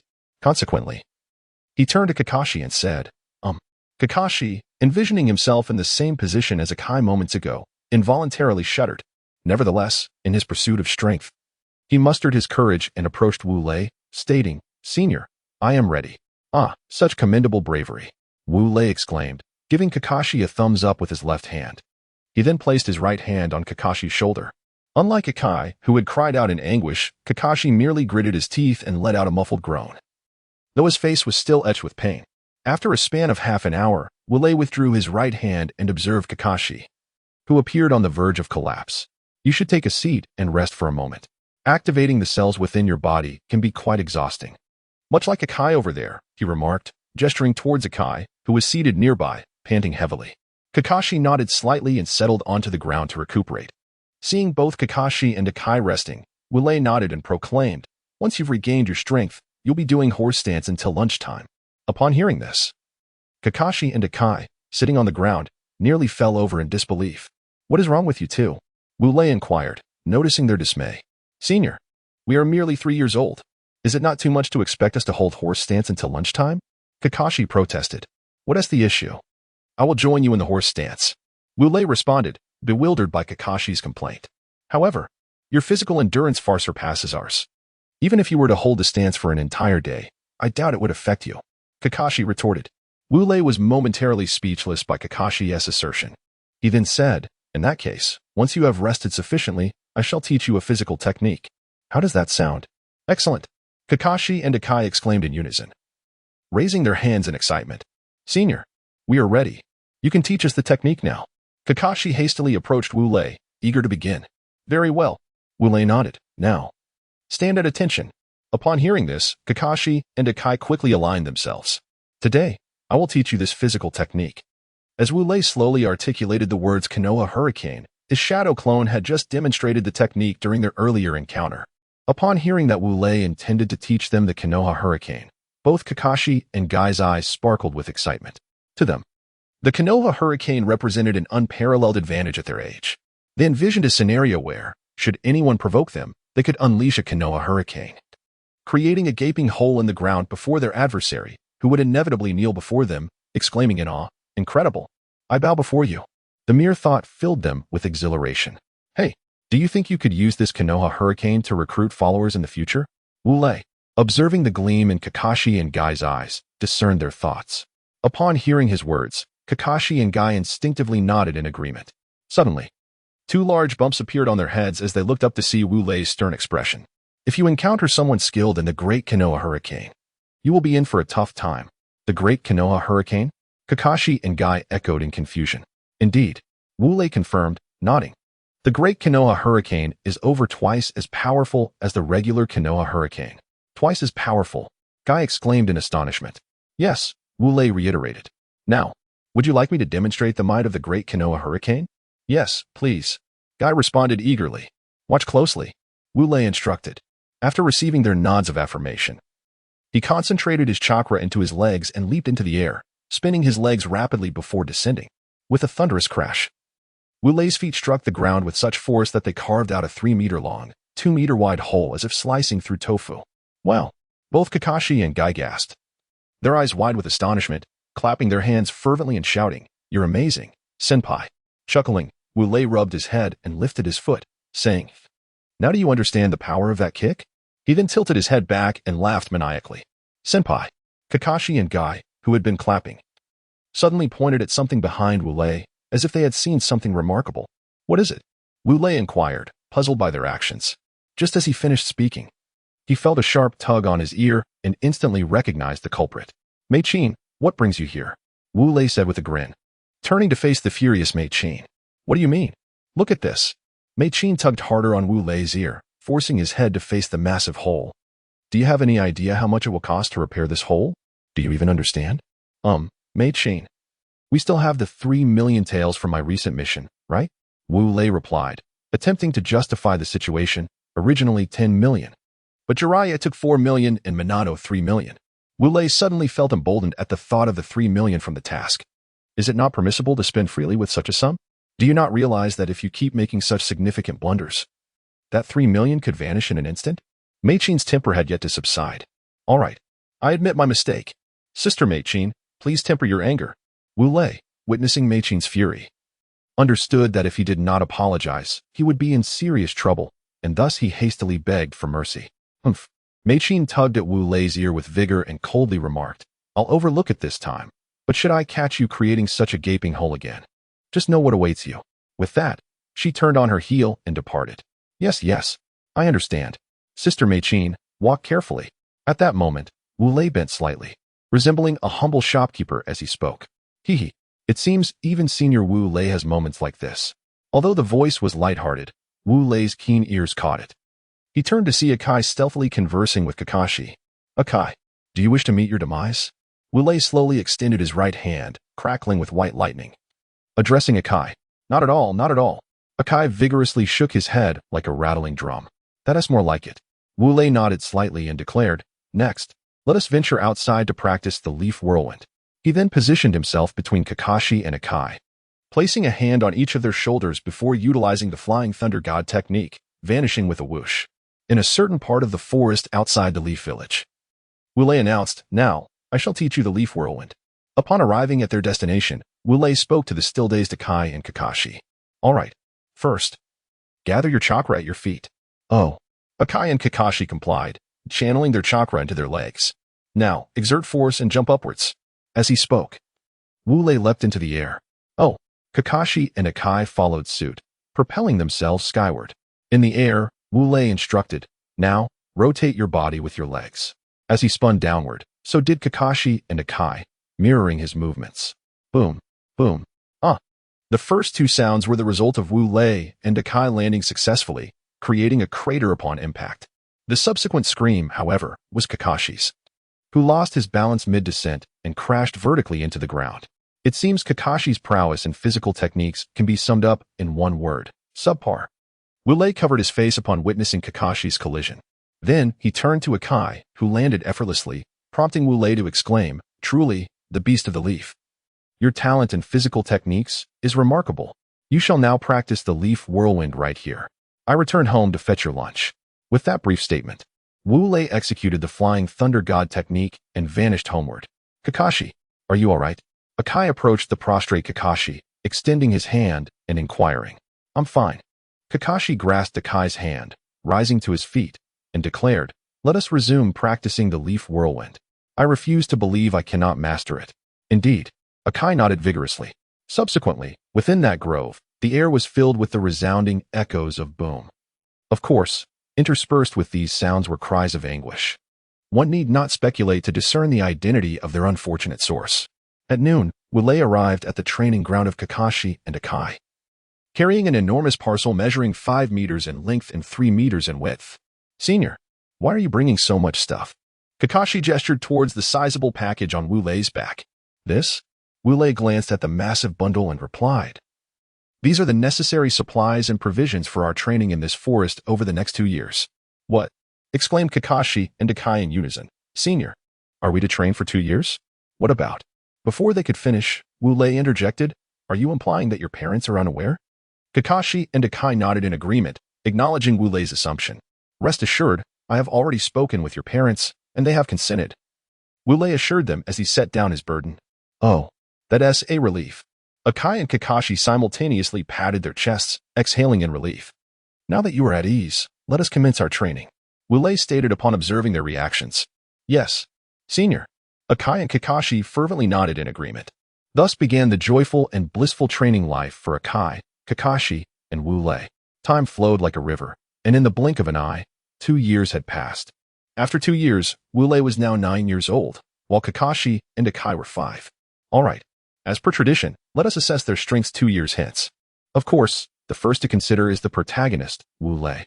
After 2 years, Wu Lei had grown to a height of 1.65 meters. His appearance more handsome than ever, and his strength significantly enhanced. Firstly, his ninja rank had ascended to elite jonin. Furthermore, he had permanently opened the 5th gate of the 8 gates of body technique, elevating his physical prowess to that of a shadow-level ninja. In terms of martial arts, he had absorbed vast knowledge from his past life, nearly exhausting his repertoire. If one were to inquire about any martial arts he had yet to master, the answer would be those requiring bloodline inheritance. For instance, the Bagua Zhang Sui Tian necessitates the Hyuga clan's bloodline limit, among others. As for Genjutsu, Wu Lei had not devoted much effort, for his Sharingan had evolved into the Mangeki Sharingan. If one were to question why, the answer lies in the fact that during these 2 years, Wu Lei consistently traversed the outskirts of Konoha with Kai and Kakashi, frequently encountering individuals seeking to gather intelligence on Konoha. Thus, Wu Lei, donning a mask and wielding the Sharingan, eliminated all those individuals. Furthermore, upon activating the Sharingan, Wu Lei was astounded to discover an influx of unfamiliar memories flooding his mind. Upon inspection, he found them to be none other than the techniques for Amaterasu, Tsukuyomi, Kamui. Fire Release, Great Fire Annihilation, Kagaya, Izanagi, Izanami, and Susanoo. In essence, Wu Lei possessed the capability to utilize these formidable abilities. Additionally, he unearthed another memory, which revealed to him that employing the kaleidoscope Sharingan would not impair his vision. This unexpected boon left Wu Lei utterly dazzled, as if stars were dancing before his eyes, leaving him disoriented. At this juncture, some may assert that they have not delved into Naruto. Allow me to clarify that I have indeed explored it. I understand the rationale behind such inquiries, as many of the ocular techniques employed by Wu Lei necessitate specific conditions. While this is indeed true, I wish to convey that in my narrative, the protagonist typically possesses extraordinary inherent qualities that render them capable of fulfilling all prerequisites for utilizing ocular techniques. Having addressed Wu Lei's strength after 2 years, let us now examine the prowess of Kakashi and Kai 2 years hence. First, Kakashi has grown to a height of 1.3 meters. At this time, he has yet to awaken his Sharingan, and thus Wu Lei refrained from instructing him in Chidori and Raikiri, instead imparting some lightning release techniques and the Rasengan. Regarding physical prowess, thanks to Wu Lei's application of accelerated cellular regeneration, Kakashi's physical capabilities have doubled, enabling him to master numerous taijutsu techniques. Now, let us turn to Guy. After 2 years of rigorous training, Guy has reached a height of 1.2 meters. As for the teachings imparted by Wu Lei, there was but one, taijutsu. Recognizing Guy's prodigious talent in this domain, Wu Lei imparted all his knowledge of taijutsu, including the 8 gates. Speaking of the 8 gates, Guy undoubtedly stands as a genius second only to Wu Lei. After receiving instruction on the 8 gates, he successfully opened the first gate in just 6 months, followed by the second gate after a year. This advancement, coupled with Wu Lei's enhancements, has significantly amplified Guy's physique. As for their ninja ranks, I shall inform you that both have attained the status of quasi-genin. At the entrance of a forest, Wu Lei, Kakashi, and Guy emerged. Finally out. Life in that forest was utterly unbearable, Guy exclaimed, stretching and inhaling the fresh air. Chuckling at Guy's exuberance, Wu Lei replied, all right, let us be on our way. Indeed, Guy and Kakashi nodded in agreement, following Wu Lei back to Konoha. In Konoha village, at the Ichiraku ramen shop, Wu Lei, Kakashi, and Kai were savoring a bowl of ramen, relishing a taste of delectable food they had been deprived of for far too long. In the forest, their daily sustenance consisted of wild game and spring water. While it may seem like a pleasant existence, the reality was quite the contrary. For 2 consecutive years, their meals had been limited to merely salted and roasted beast meat, accompanied by tasteless water, leaving them devoid of any richness in their diets. How satisfying it is to be full. After finishing 30 bowls of noodles, Wu Lei, Kakashi, and Kai patted their bulging bellies, expressing their contentment. Kakashi, Kai. Wu Lei glanced at his companions and declared, "Senior, what is it?" Kakashi and Kai responded, "From today onward, your training has concluded. Are you not delighted?" Wu Lei cheerfully poured each of them a glass of water, grinning from ear to ear. Senior, however, in stark contrast to Wu Lei's jovial demeanor, Kakashi and Kai appeared somewhat disheartened upon hearing his words, responding solemnly. "What troubles you?" Wu Lei inquired, noticing their expressions. "Senior." Kai suddenly knelt before Wu Lei, exclaiming, "Thank you for your guidance over these past 2 years." Tears streamed down Kai's face as he clutched Wu Lei's leg, sobbing profusely. Hey, rise." Wu Lei helped Kai to his feet and reassured both him and Kakashi, "We are not parting ways forever, are we? Besides, I have merely aided you in enhancing your abilities." "No." Kakashi shook his head, his eyes glistening with emotion. "Senior, you have taught us so much over these 2 years. We are at a loss as to how to repay you. If you truly wish to express your gratitude, then go to the Ninja Academy and learn," Wu Lei suggested. "You have only acquired combat skills under my tutelage, yet there is much knowledge of being a ninja that you have yet to grasp. I do not wish for my students to be mere brutes skilled in fighting." Wu Lei affectionately ruffled Kakashi's hair. "Yes, certainly, senior. We will return to the Ninja Academy to study." Both Kai and Kakashi affirmed in unison. "Very well, then it is settled. I shall take my leave now. Remember to study diligently at the Ninja Academy." After patting their shoulders, Wu Lei turned and departed. Upon reaching his doorstep, Wu Lei discovered Xiao Nan seated on the steps, a large bowl of ramen in her hands, devouring it voraciously. "Xiao Nan, did I not advise you to refrain from consuming so much ramen?" Wu Lei approached, crouching down to meet her gaze. "Wu Lei go.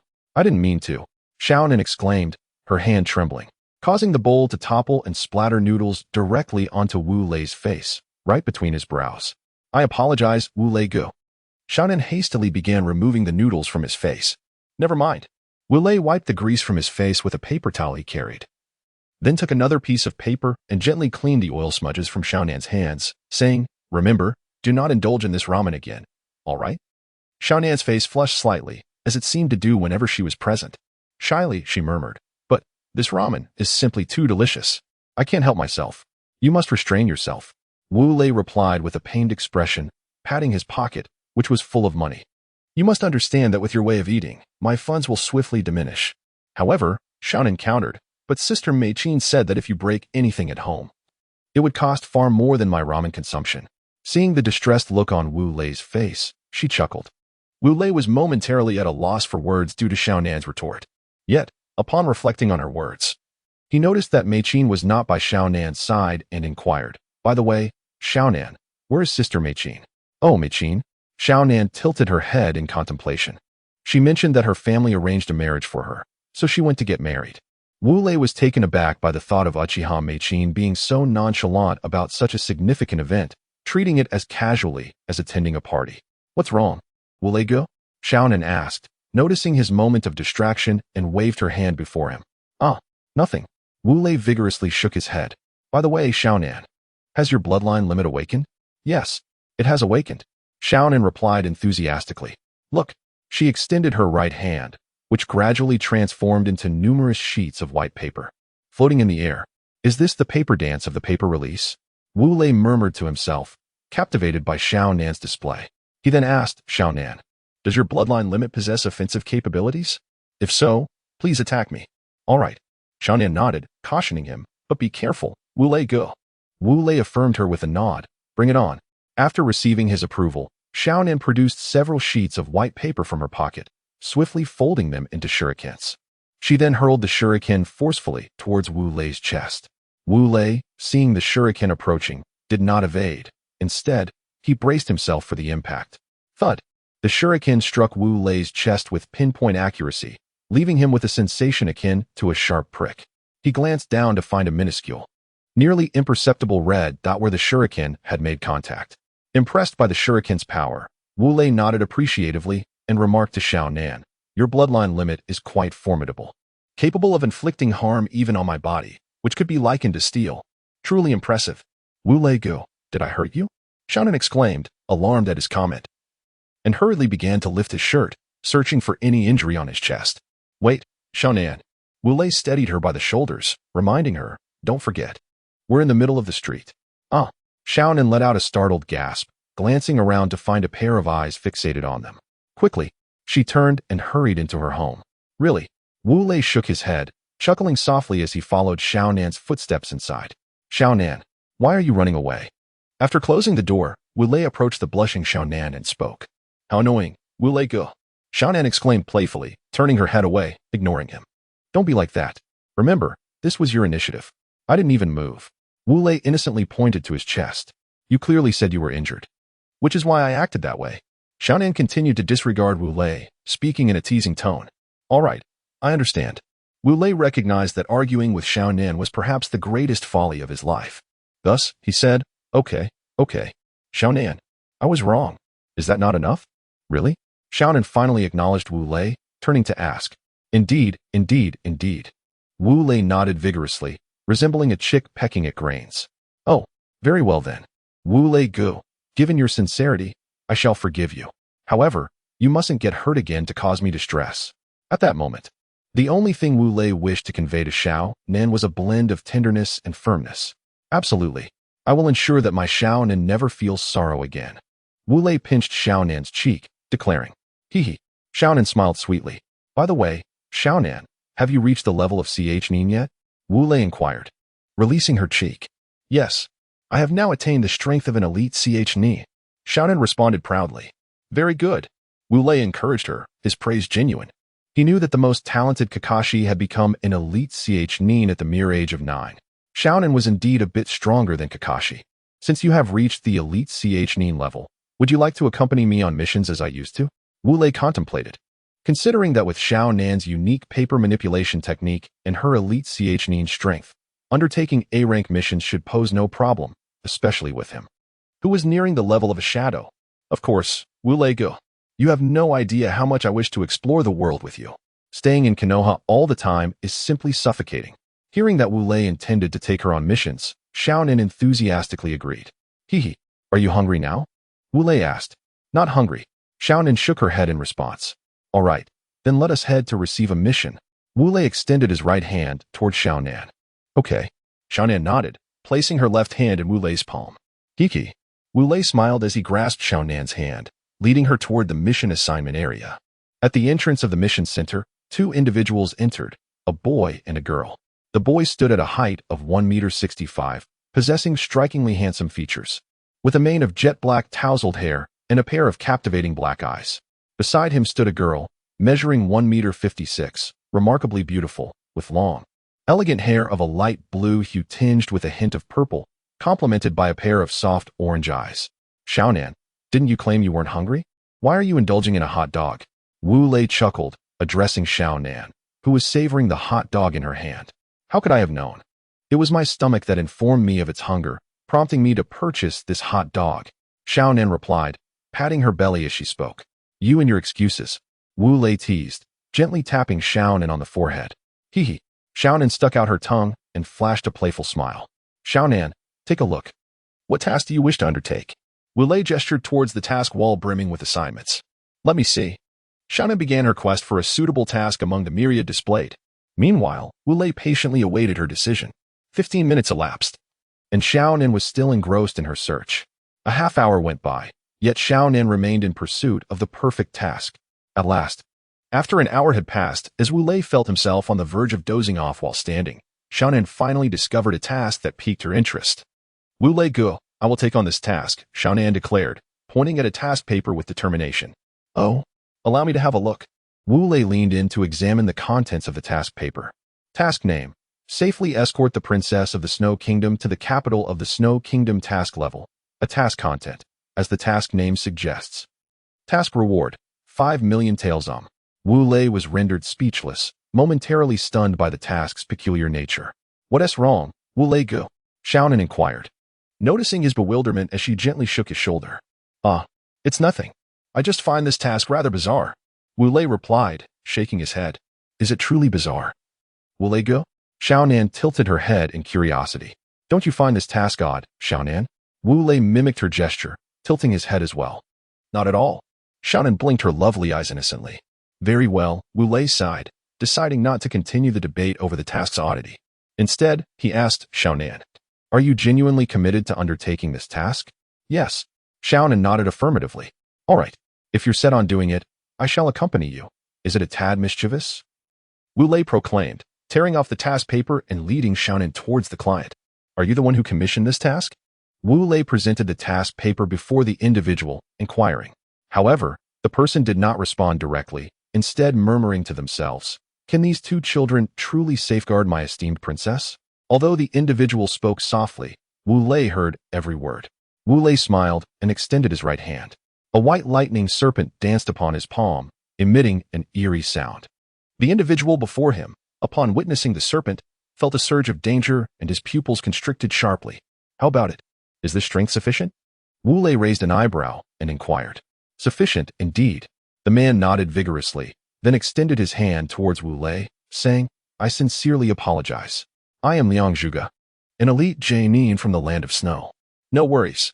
Wu Lei withdrew the serpent and clasped Liang Zhuge's outstretched hand, remarking, most people, upon seeing individuals like us, would assume we are merely children without any power. Haha. Liang Zhuge chuckled, then added, I am yet to learn your names. She is Xiaonan, an elite nin from Konoha.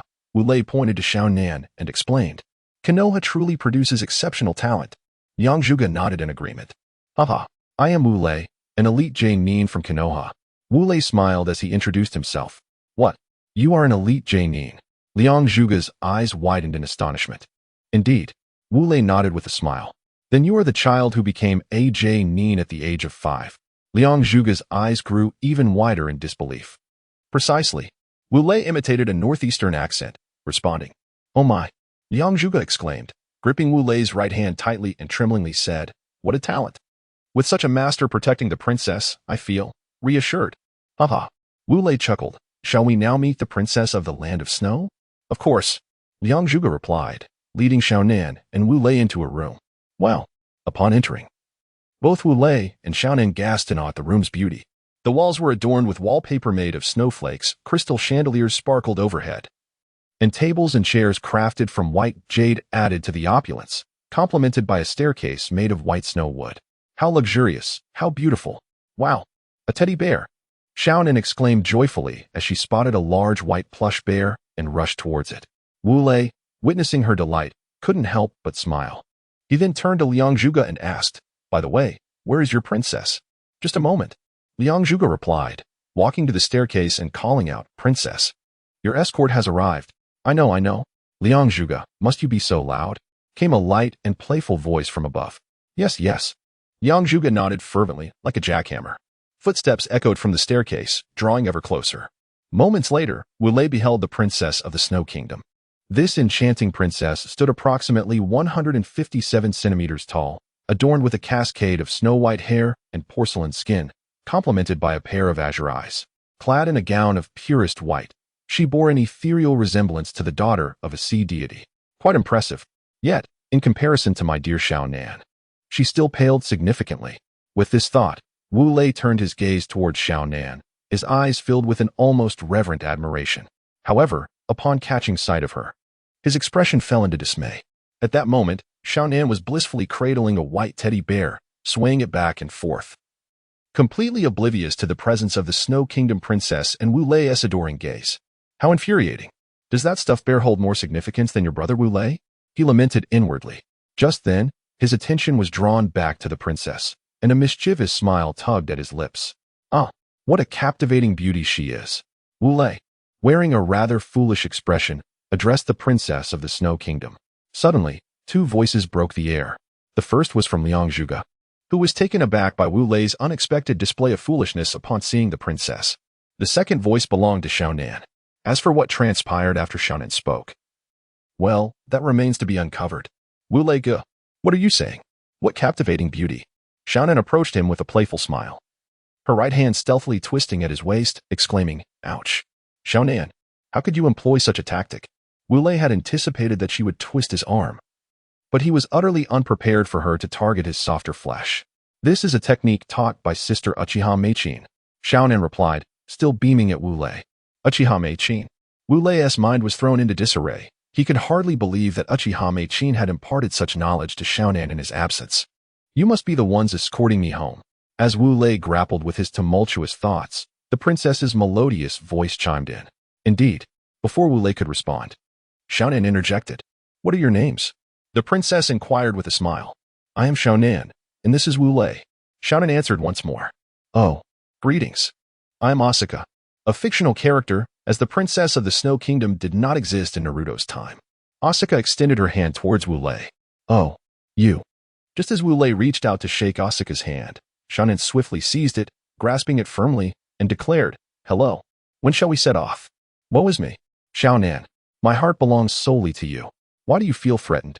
Wu Lei lamented silently, his heart a tempest of emotions. We can set off now. My luggage is already packed. As Misaka pointed upstairs, she spoke. All right, we shall wait for you outside. With that, Xiaonan took Wu Lei's hand and walked out. Princess, what is this about, Miss Xiaonan? Once Xiaonan and the others reached outside, Liangzhuge approached Misaka and inquired. Hey, just a bit of jealousy. Misaka adjusted her snow-white hair and replied. Wu Lei, you just mentioned that the princess is a beautiful person. What did you mean by that? Outside Misaka's house. Xiaonan tugged at the soft flesh around Wu Lei's waist. Well, Xiaonan, don't misunderstand. I merely think Misaka is quite lovely. I harbor no other intentions. Wu Lei's hands waved in front of him, shaking his head vigorously. So you're saying that the princess is more beautiful than I am? Xiaonan pouted. Of course not.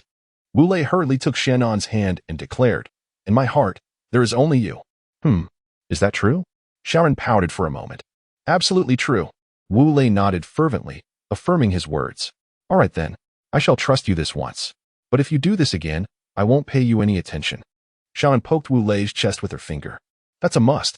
He tightened his grip on Xianan's hand. Now come on. Let go. Someone might see us. After expressing both his firmness and tenderness, Wu Lei felt the urge to say this to Xiaonan once again, but he hesitated. Oh. Wu Lei quickly released his hand. All right, we can set off. Just as Wu Lei let go of Xiaonan's hand, Misaka's voice suddenly appeared behind them. Well then, let us depart. Wu Lei moved to Misaka's side and hoisted her luggage onto his back, addressing her and Xiaonan. Oh, good. Wu Lei, are you tired? Outside Konoha village. Misaka and Xiaonan, seated in the carriage, spoke to Wu Lei, who was walking on the ground with the luggage. Wu Lei was momentarily taken aback, then replied to Xiaonan, not at all. Such light weight is nothing for your strong Wu Lei. I knew it. Wu Lei is the best. Xiaonan, noticing Wu Lei ignoring Misaka, smiled at him. Misaka, seeing Wu Lei paying no mind to her, couldn't help but pout. Just then, the horse suddenly neighed and came to a halt. Hey, coachman, what happened? Xiaonan tapped the coachman on the shoulder. Miss. The coachman turned around and pointed forward, saying, look. Xiaonan, Misaka, and Wu Lei simultaneously glanced in the direction the coachman indicated. There, they saw 3 figures standing. All 3 were clad in black ninja attire, with a 1-meter-long ninja blade strapped to their backs. In the center stood a man who pointed at Wu Lei and his companions, proclaiming, This mountain is mine. Boss, there is no mountain here. Just as he uttered these words, the person to his right interjected. Let's disregard that line. The man scratched his head and continued. This tree is planted by me. Boss, if you intend to plant this tree, it should have been a century ago. Once again chimed in the individual on his right. Bang! The man forcefully struck the head of the person to his right with his fist, bellowing. I don't care when this tree was planted. I'm sorry. I apologize. The man on the right covered his head, repeatedly expressing his contrition. Enough. The central figure halted the apologies and shouted at the laughing Wu Lei and his group. What are you laughing at? We are robbing you. However, after this declaration, Wu Lei and his companions only laughed harder. Boss, they are mocking us, whispered the man to the left of the central figure. Upon hearing this, the man's eyes widened, and he yelled at Wu Lei's group, I will kill you. With that, he charged towards them. Wait a moment. Wu Lei raised his hand to block him, questioning, "What is it?" The man came to a halt and replied, "Aren't you being robbed?" The man hesitated, but then declared, "I am no longer robbing. I want to kill." He lunged again at Wu Lei. "Wait a moment." Wu Lei raised his hand once more, saying, "What now? You want to kill us, but at the very least, we should know who you are." Wu Lei pointed to the three men and inquired, "Oh, right. You don't know our names, do you?" The man leaped back to his companions, spread his arms wide, embraced one of their necks, and announced, "I am middle. I am left." The individual to the left proclaimed, "I am right." The one on the right added, "We are the formidable left, middle, right trio." They struck a superhero pose and proclaimed in unison. Wu Lei and his companions were rendered speechless. "Ha ha ha. You must be intimidated by our group name, right? Ha ha ha." Seeing that Wu Lei's group remained silent, they assumed they were struck with fear and laughed heartily. "Wu Lei, have you heard of this group?" Xiaonan tugged at Wu Lei's sleeve. "No, not at all." Wu Lei shrugged. Crash. Just as Wu Lei finished speaking, the previously spirited trio of left, middle, and right collapsed. "Hey, are you all right?" Wu Lei called out. We're fine. The left, middle, right trio stood up. Cough, cough. Middle cleared his throat and asked, "Do you have any last words?" "Speak quickly." "We have no last words. However, I would like to inquire, which country do you ninjas hail from?" Wu Lei placed his luggage on the ground and inquired, "Guess what? I certainly won't reveal that we hail from the land of snow." He wiggled his hips and continued. Wu Lei was taken aback for a moment, then turned to Xiaonan and whispered, "It seems this individual is quite a peculiar character." He chuckled lightly. Hearing Wu Lei's words, Xiaonan laughed, which caused Asuka, nearby, to roll her eyes in annoyance. "What are you talking about?" Seeing Xiaonan's laughter, Zhong shouted at Wu Lei, It's nothing. Nothing at all." Wu Lei shook his head and said, "By the way, I have a question. Why are you attempting to rob us?" "Guess again. I won't tell you that we are the elite shinobi of the land of snow. We are here under the pretense of robbery to eliminate the princess in your vehicle." Zhong continued to wiggle his hips as he spoke to Wu Lei. Upon hearing this, Wu Lei cracked his knuckles, producing a crisp sound. "What do you mean?" Zhong, clearly still processing the information, shouted at Wu Lei. "What I mean is, you are indeed shinobi from the land of snow, here to eliminate the person I am escorting." Wu Lei said with a grin. "How did you know?"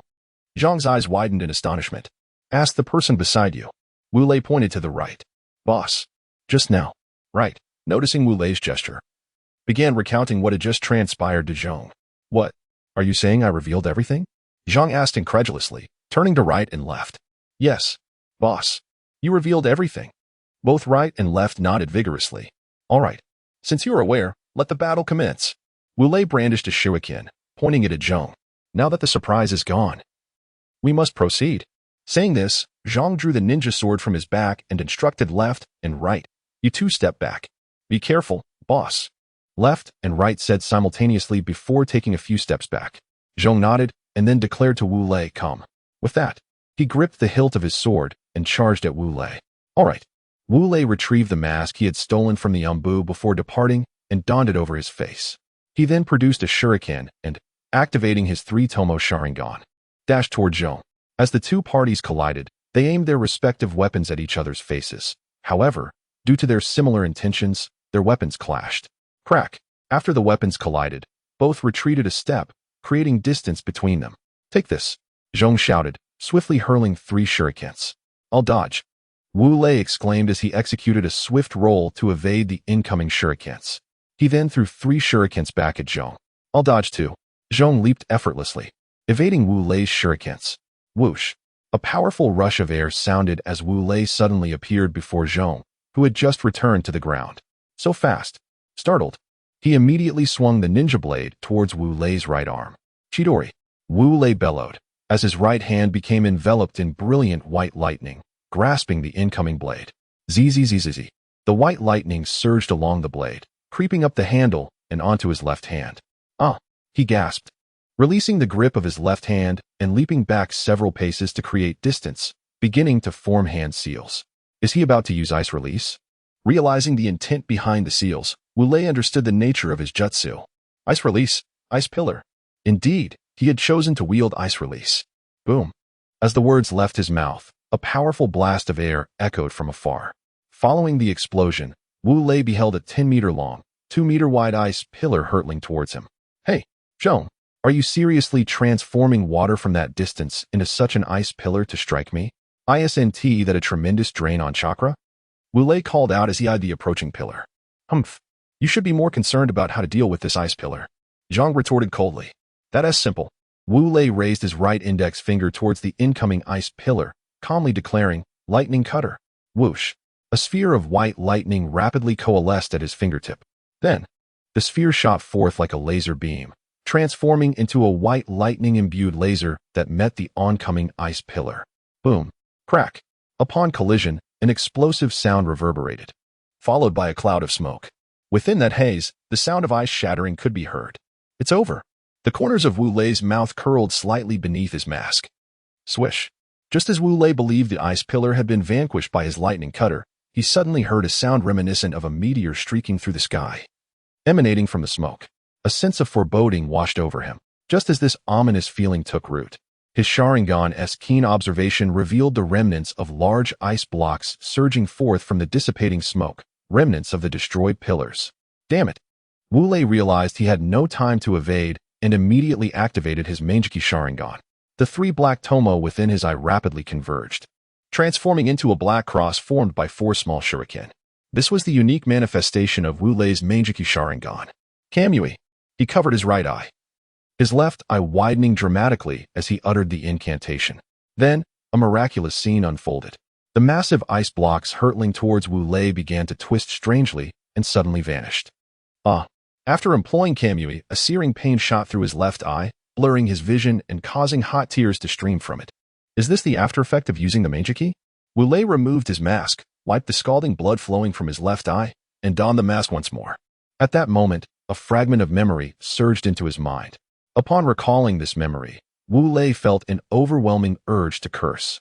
The memory revealed, although using the kaleidoscope will not impair your eyesight, the pain remains, and it is twice as intense. Wu Lei was now teetering on the brink of collapse. You are still alive, exclaimed Zhong, observing Wu Lei standing there unscathed. Indeed, Wu Lei's fury ignited instantly.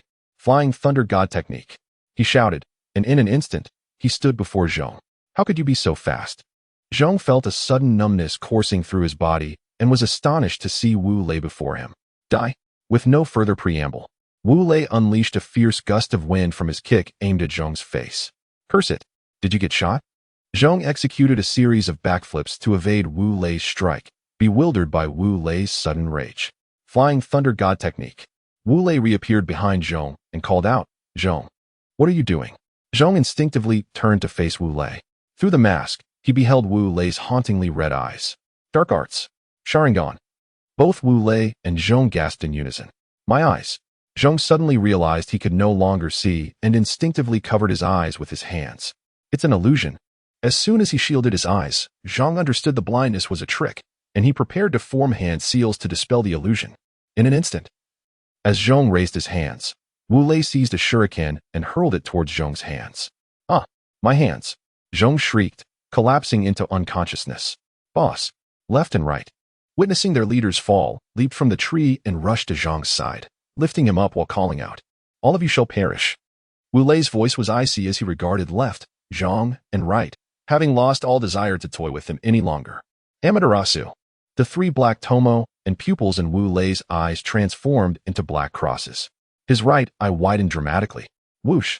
A vortex of black flames materialized around left, Zhong, and right.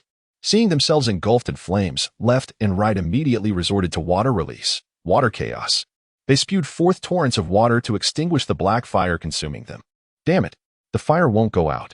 Left and right exclaimed in horror as they realized the flames refused to be doused. Humph. Wu Lei dispelled the Sharingan, his eyes returning to their normal black hue. He removed his mask, covering the bleeding right eye with his hand, declaring, the flames of Amaterasu cannot be extinguished by mere water techniques. Amaterasu. As soon as the 2 individuals uttered the words Amaterasu, the black flames had already engulfed them, reaching up to their chins, prompting an involuntary scream of agony. Farewell. Wu Lei turned and walked towards Xiao Nan and Asuka, who were seated in the carriage. Just as Wu Lei pivoted, a cacophony of human screams resonated behind him. How infuriating. It seems prudent to refrain from utilizing the Sharingan until it evolves into the eternal Manjiki. Otherwise, I may succumb to this pain before my vision even falters. Upon reaching Xiao Nan's side, Wu Lei gently wiped his right eye, contemplating silently. Brother Wu Lei, why is your eye bleeding? Xiao Nan inquired, noticing remnants of blood on Wu Lei's face near his right and left eyes. Oh, this. Wu Lei touched the blood on his face and replied, this is the blood of those individuals, not my own. Is that so? Xiao Nan hesitated momentarily, but just as she prepared to speak, Asuka interjected. Wu Lei, you need not deceive Xiao Nan. That blood is indeed from your eye. Asuka narrowed her eyes slightly as she spoke. Huh. Xiao Nan's eyes widened in surprise. And she turned to Wu Lei. Brother Wu Lei, is what she says true? How could you trust her words? Wu Lei's sentence remained unfinished as Asuka continued. Hiki, your actions of covering your right eye upon your return and wiping it when you approached us clearly indicate that the blood on your face is from your eye. Asuka chuckled lightly, her head held high. This little girl truly is astute. Wu Lei marveled at Asuka's intelligence. Oh, I recall now.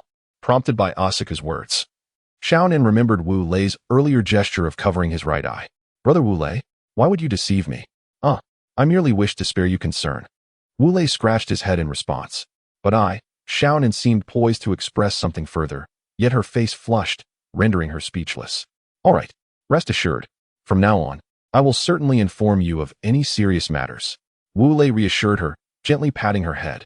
Oh, Xiao Nan replied softly. Hee. Well then, coachman, let us set forth. Wu Lei chuckled, lifting the luggage from the ground and addressing the coachman. Very well. The coachman nodded and urged the horses onward.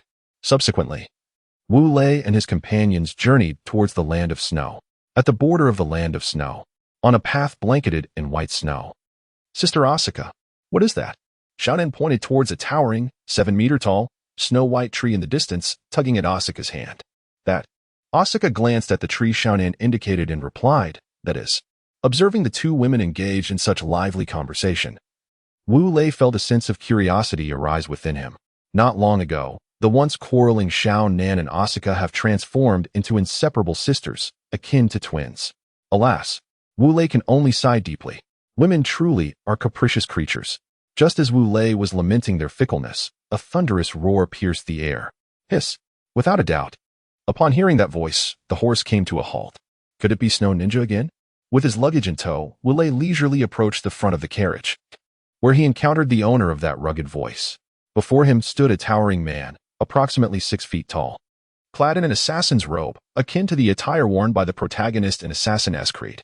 At his waist hung the emblem of the Snow Ninja, and in his hand he wielded a formidable 5-foot-long ninja blade. Goodness, I truly guessed correctly. Wu Lei mused to himself, marveling at his own cleverness. He then addressed the Snow Ninja. Hey, are you here to eliminate the princess of the land of snow on this carriage? How did you know? The Snow Ninja exclaimed in astonishment. Well, because prior to your arrival, 3 individuals attempted to assault us, but I dispatched them all. Wu Lei replied with a chuckle. Huh, well done. The burly man laughed heartily, adding, those attackers were far too weak. Your actions have actually saved us some resources in the land of snow. Is that so? Wu Lei raised an eyebrow, inquiring, then may I ask your name? Me? The man pointed to himself before responding, very well. I am an elite jonin of the land of snow, named Yukimura Taichi. Yukimura Taichi, you say? Excellent. Then you shall become the specter in my service. Wu Lei proclaimed, gesturing towards Yukimura's head. Ha! You are quite bold, little one. In that case, I shall make you the specter in my service.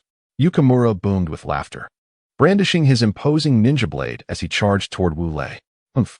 Wu Lei set down his belongings and swiftly retrieved 3 shurikens from his ninja pouch, hurling them at Yukimura. He then began to form hand seals with remarkable speed. Merely a trivial skill. Yukimura leapt, effortlessly dodging the shurikens Wu Lei had thrown. Lightning release, earth walk.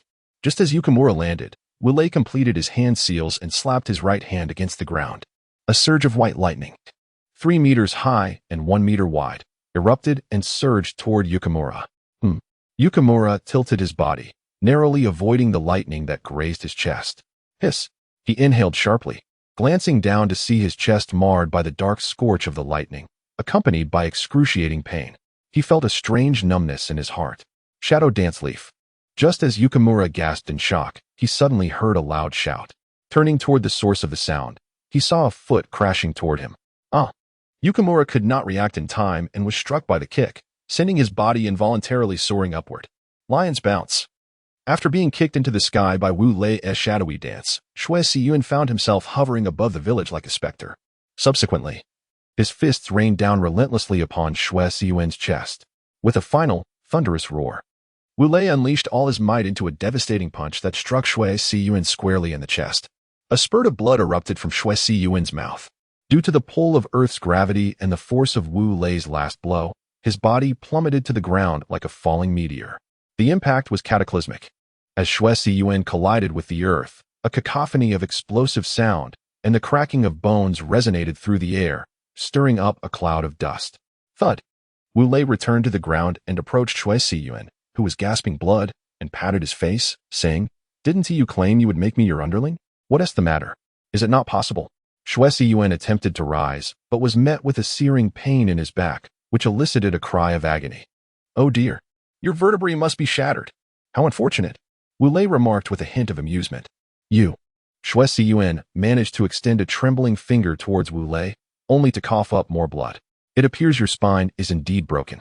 However, for an elite shinobi of the Snow Country, this should be trivial, wouldn't you agree? Well, since I'm in a good mood today, I'll leave you here to await rescue," Wu Lei declared, nonchalantly picking his nose with his pinky. With a final spurt of blood, Shui Siyuan lost consciousness. "Oh dear, such poor mental fortitude. You fainted so easily. Impressive," Wu Lei chuckled, saying, "Oh well, since you're out cold, I shan't say more. It's time to escort that princess of the Snow Country home. After that, I can finally return to Konoha for some ramen. I've been craving it." With that, he turned to leave. "Ladies, we can set off now." Upon reaching the carriage, Wu Lei patted the side and addressed Xiaonan and Asuka. "How annoying." Both girls blushed and turned away. Wu Lei paused for a moment, then hoisted the luggage from the ground and called out to the driver, "Uncle, we're ready to go?" "Oh." The driver responded with equal enthusiasm and urged the horses onward. Thus, Wu Lei and his companions resumed their journey. At the gates of the Snow Country's capital. "Stop. Who are you?" A guard halted their carriage, inquiring sharply. "Good sir." Wu Lei stepped forward and addressed the guard. "We have someone of great significance aboard, particularly important to the current Snow Country. I kindly ask for your assistance." "An important figure?" The guard pondered for a moment before his eyes widened in realization. Leaning closer to Wu Lei, he whispered tremulously, "Are you referring to the princess?"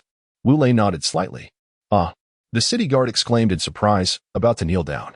Wu Lei, noticing this, quickly supported the guard and whispered in his ear, "If you kneel, those hidden around will surely realize that the people in this carriage must be the princess of the Snow Kingdom."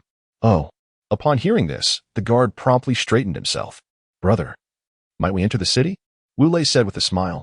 "Yes. Yes." The guard nodded and stepped aside. "Kiki." Seeing the guard make way, Wu Lei turned to the coachman and said, "Uncle, let us go." "Oh." With a crack of the whip, the coachman set forth, leading them into the capital of the Snow Kingdom. Wow. Upon entering the capital, Wu Lei and Xiaonan were utterly astonished by the scene before them. Every structure, lamp, and road they beheld was entirely crafted from ice. This is hardly surprising, as the Snow Kingdom is perpetually enveloped in ice and snow. The ice does not melt. Seeing the expressions on Wu Lei and Xiaonan's faces, Ming Xiang chuckled and said, "Oh, now I see." Xiaonan nodded in realization. "Your Highness." Unbeknownst to them, Wu Lei and his companions had arrived at the gates of the royal city. At that moment, an elderly man clad in a blue robe kneeled before their carriage. Ming Xiang opened the carriage window, and upon seeing the old man, she exclaimed with delight, "Is that you, Uncle Li?" "It is indeed, Your Highness." Uncle Li raised his head, tears welling in his eyes as he replied, "How wonderful." Ming Xiang swiftly disembarked, joyfully calling out as she embraced the man known as Uncle Li. "Your Highness, you have finally returned. You cannot imagine how chaotic things are in the Snow Kingdom." Uncle Li patted Ming Xiang's back and said, "What has happened, Uncle Li?" Ming Xiang helped him to his feet and inquired, "It is as such, Your Highness. Your father has fallen gravely ill and is unable to manage the affairs of state. This has left him vulnerable to the schemes of treacherous ministers. They plan to act in 2 days' time to seize the throne from your father." Uncle Li spoke with quivering voice and tear-filled eyes. "What? How can they do this?" "Wu Lei, you must help Sister Ming Xiang." Having just disembarked and approaching Ming Xiang, Xiaonan heard Uncle Li's heart-wrenching words, her eyes brimming with tears as she turned to Wu Lei, who was walking toward them. Alas, Wu Lei was taken aback. He then quickened his pace to reach Xiao Nan, gently touching her forehead and saying, "Little one, are you feeling feverish? Once we deliver her here, we can return home." "No." Xiao Nan swatted Wu Lei's hand aside and declared, "Wu Lei, if you do not assist Sister Ming Xiang, I will stay right here and not leave." Humph. With that, she huffed, puffed out her cheeks, and squatted down. "How can you be like this?" Wu Lei crouched beside her and said, "She is not our kin. Why must you insist that I help her? I don't care. If you refuse to assist Sister Asuka, then I shall ignore you." Humph. Xiaonan pouted defiantly. "Xiaonan, how can you act this way?" Wu Lei rose to his feet, exclaiming, "I will act as I please, Brother Wu Lei. If you no longer want me, then you might as well return to Konoha." Humph. This time, Xiaonan plopped down onto the ground, asserting her stance. Sigh. Wu Lei, witnessing Xiaonan's stubborn demeanor, conceded. He stated, "Then I shall assist this time. After we help, we will return home immediately." Hooray. Upon hearing Wu Lei's agreement, Xiaonan jumped up joyfully. "You." Wu Lei playfully tapped Xiaonan's forehead, managing a wry smile. Hee. Xiaonan stuck out her adorable tongue. "Now, could you tell me when they will arrive in 2 days?" Wu Lei turned to Uncle Li and inquired. "They will come on the evening of the second day." Uncle Li, having been astonished by Asuka's earlier description of Wu Lei's abilities, spoke with utmost respect. "Oh, a night shrouded in darkness and wind. Is it indeed time for bloodshed?" Wu Lei murmured to himself. "By the way, Sister Asuka, may we visit your father?" Xiaonan tugged at Asuka's hand, asking. "Of course." Asuka nodded with a smile. "I shall take you to see my father." Subsequently, Wu Lei and Xiaonan followed Asuka to her father's royal chamber. In a luxurious ice mansion within the capital of the Land of Snow. "My lord, the princess has returned."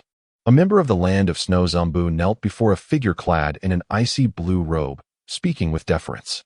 "Oh." The man raised an eyebrow, inquiring, "The princess has returned?" "Indeed, my lord." The Umbu member nodded in affirmation. "Wonderful. How splendid. In 2 days, when the time for action arrives, I shall capture that princess and make her my child bride." Ha ha ha.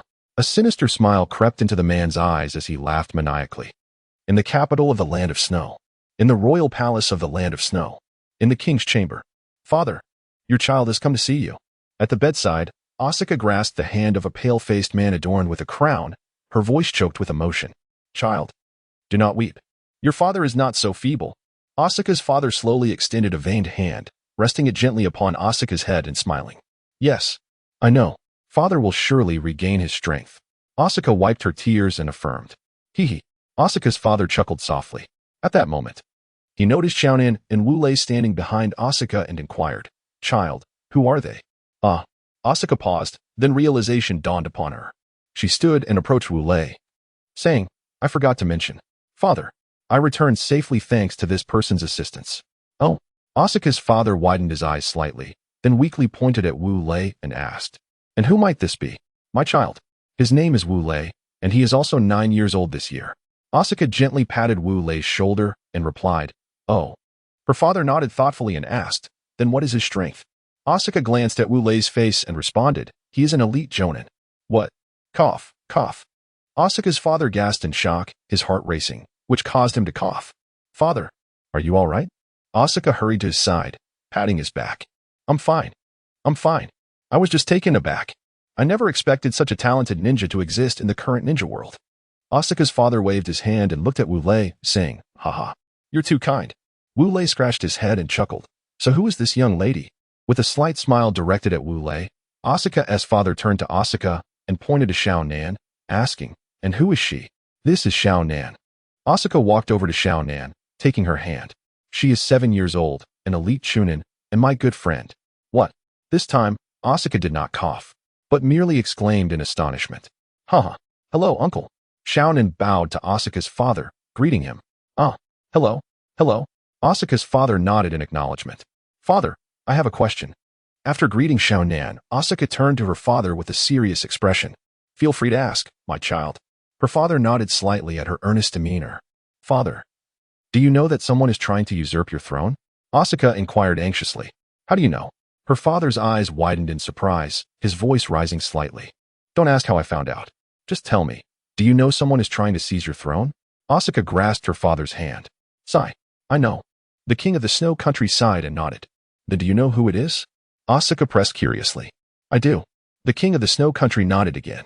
If you know who it is, then why don't you send someone to apprehend him? As Asuka realized that her father was aware of who was plotting against him yet had taken no action, she felt perplexed. I wish I could, but... The king of the snow country smiled wryly and continued. He controls 90% of the military forces of the snow country. And all the ministers in the court support him. How can I possibly send someone to apprehend him? What? Asuka exclaimed, then urgently asked the king of the snow country. Father, tell me, who is this person? It's useless to tell you. As the king of the snow kingdom was speaking, Wu Lei interjected. Just tell her. I have promised to help her deal with those people in 2 days. You should just say it. I will take care of them. This way, I can return home with Xiaonan as soon as possible. Wu Lei said, tapping his nostrils with his little finger. Wu Lei, how can you behave like this? Xiaonan exclaimed, pulling on Wu Lei's left hand upon witnessing his action. I apologize. Wu Lei realized his mistake and scratched his head sheepishly. Young man, although your strength is formidable, this person commands a super army of 1,000 ninjas. Among them are not only our people from the Snow Kingdom but also some rogue ninjas. Their power is exceedingly great.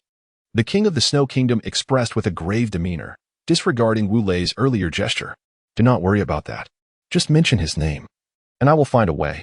Wu Lei declared boldly, puffing out his chest. Is that true? Asked the king of the Snow Kingdom. Yes, truly. Wu Lei nodded affirmatively. Well then, let me mention, sighed the king of the Snow Kingdom, revealing the name of the individual. The person he referred to as the current chancellor of the Snow Kingdom, Enbei Jinsen, that detestable man. This Enbei Jinsen was a grotesquely corpulent individual. As Wu Lei would describe him, an old lecher. He had a notorious penchant for torturing young girls and cruelly wielded a whip to lethally lash women. His methods were exceedingly brutal, inciting great hatred among the common folk of the Snow Kingdom. However, whenever Enbei Jinsen heard any disparaging remarks from the populace, he would mercilessly dismember the speaker, leaving the citizens in a state of suppressed fury. Despicable! That monster! Wu Lei slammed his hand on the table in outrage after hearing the king's words. Crack! The force of Wu Lei's blow caused a significant chunk of the table to splinter. Wu Lei! Xiaonan exclaimed, noticing the damage. I am truly sorry. Wu Lei quickly apologized to the king of the Snow Kingdom. It's quite all right. I understand. The king smiled, remarking. Anyone who hears of Enbei Jinsen's deeds would react with the same indignation. Yet, when they learn he commands 1,000 ninjas, they all fall silent. Rest assured, I, Wu Lei, vow to ensure this beast finds no resting place in death. Wu Lei declared with determination, his hands crackling with white lightning. The night in the Snow Kingdom was serene and tranquil. Yet, within a lavish ice mansion in a certain corner of the kingdom, the piercing screams of a woman shattered the stillness. Keep screaming. In a small room of the ice mansion, a grotesquely overweight man, his body dripping with sweat and drool, savagely lashed a bloodied woman before him with a black whip. The woman cried out in anguish, yearning to end her own life by biting her tongue, yet she refrained, fully aware that such an act would lead to her parents' demise at the hands of the corpulent man tormenting her. Thus, she could only scream through her tears, enduring the relentless torment inflicted upon her by the gluttonous brute. Suddenly, an urgent voice called from outside. What is it? Come in. The man known as Enbei Jinsen furrowed his brow and replied, Yes. As the door opened, the newcomer beheld the woman in distress, and a flicker of pity momentarily crossed his eyes before he quickly masked it. He addressed Enbei Jinsen, Sir. Someone has intruded. What? Enbei Jinsen exclaimed, causing his ample flesh to quiver. There is an intruder, my lord. The man reiterated. How many? Enbei Jinsen inquired. Only one. The man hesitated before answering. Only one. Enbei Jinsen chuckled derisively before erupting into boisterous laughter. Only one. What is there to fear? Get out of here. Do not disturb my enjoyment. But, the man hesitated. But what? Get out. Did you not hear me? Get out. Enbei Jinsen spat, commanding him. Yes, my lord. The man gritted his teeth as he exited. Enbei Jinsen laughed heartily and, turning around, raised his black whip to strike the woman once more. However, as he lifted his hand, he found himself unable to move. Who are you? He demanded, pivoting to berate the person who had seized his hand, only to realize he did not recognize this figure. Clad in a black assassin's garb, standing approximately 5 feet 5 inches tall, with mesmerizing red eyes, the stranger introduced himself. Wu Lei, the one who has come to kill you. A fierce glint flashed in Wu Lei's eyes as he brandished a shuriken, aiming for Enbei Jinsen's neck. Thud. The shuriken struck true, yet instead of blood, in Beijing San's neck dissolved into a wisp of smoke, vanishing before their eyes. Oh, quite impressive. You can perform the substitution technique. It seems you are not merely a bumbling bureaucrat. Wu Lei remarked with a grin, turning to confront in Beijing San, who had picked up a shuriken, preparing for a stealth attack. Why have you come to kill me? And Beijing San realized he could no longer launch a surprise assault and sheathed the shuriken, his beady eyes warily observing Wu Lei.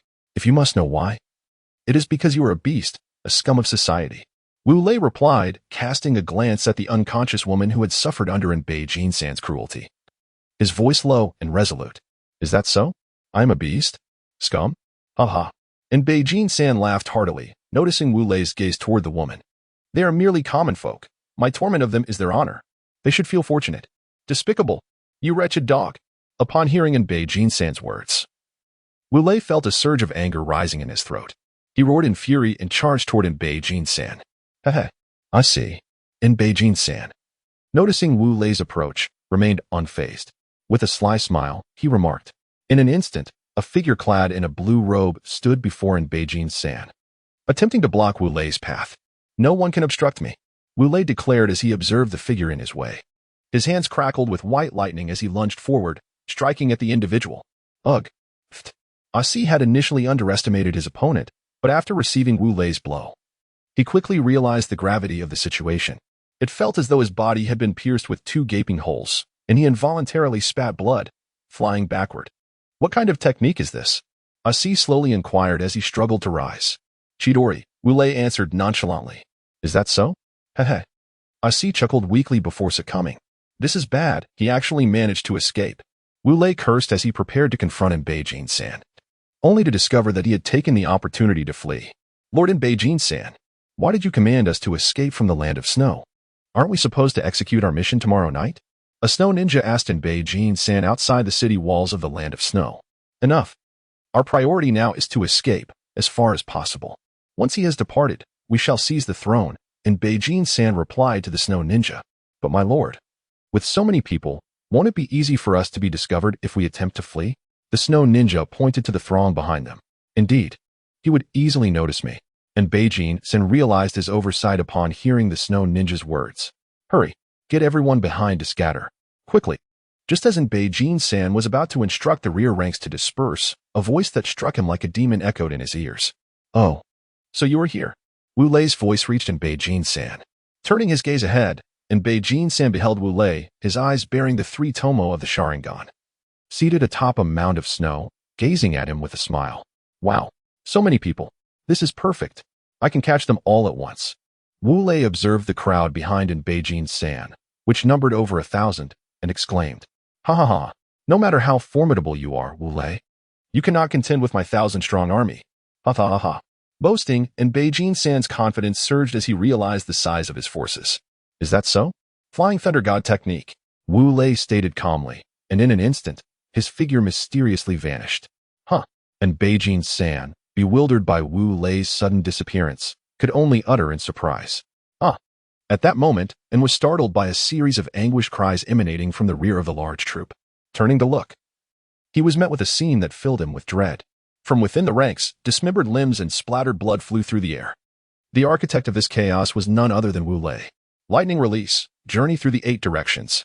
With a swift motion, Wu Lei struck the ground, and from his position, 8 towering walls of white lightning erupted from the earth, each 5 meters high and 3 meters wide. Those unfortunate enough to be struck by these colossal walls emitted horrified screams, their bodies fracturing upon impact. But the onslaught did not cease there. Wu Lei roared with fury, forming a series of seals as he declared, Lightning release, wolf pack. With the seals completed, hundreds of wolves made of white lightning surged forth, charging towards the unsuspecting ninjas. At that moment, the 8 gates sprang open. It is worth mentioning that the protagonist's 8 gates can be activated and deactivated at will. As soon as the words left his lips, Wu Lei's body began to glow crimson, the veins on his face bulging. Flying Thunder God technique. In an instant, Wu Lei appeared before a ninja. Leaf Great Whirlwind.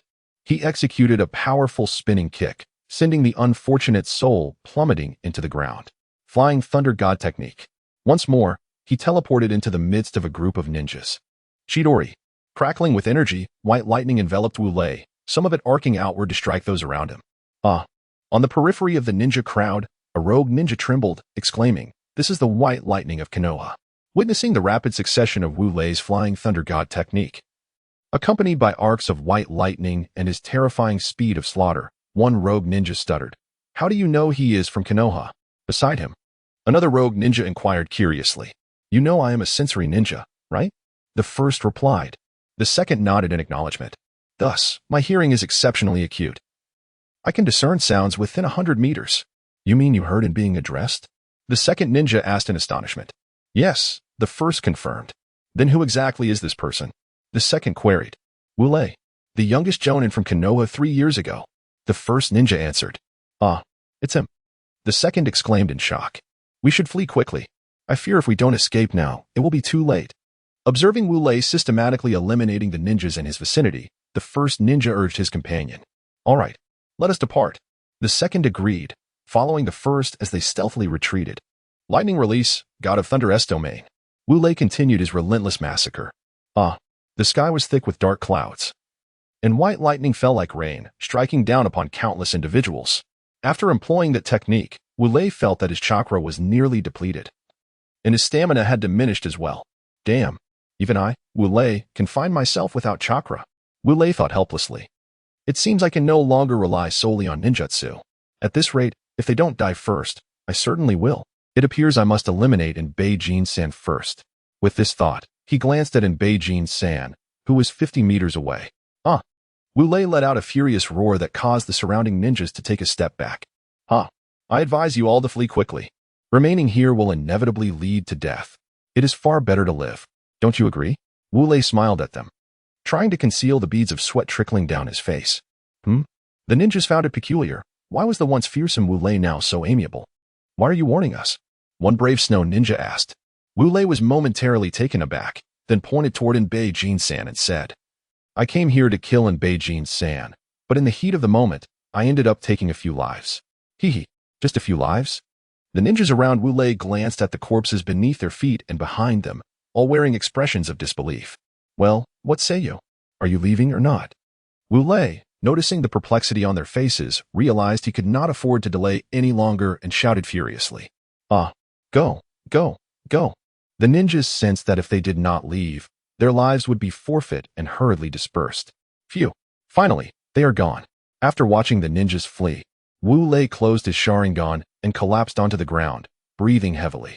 Do you think my sitting here signifies total exhaustion?" Wu Lei turned to Beijing-san, who was slowly approaching with a shuriken in hand. And Beijing-san gradually retracted the shuriken and asked, "Wu Lei, what do you truly desire? Gold? Beauties?" "I desire nothing." Wu Lei shook his head slowly, rising to his feet. Then, without warning, he lunged at Beijing-san, seizing him by the throat with his left hand and slowly lifting him. "I only want your life."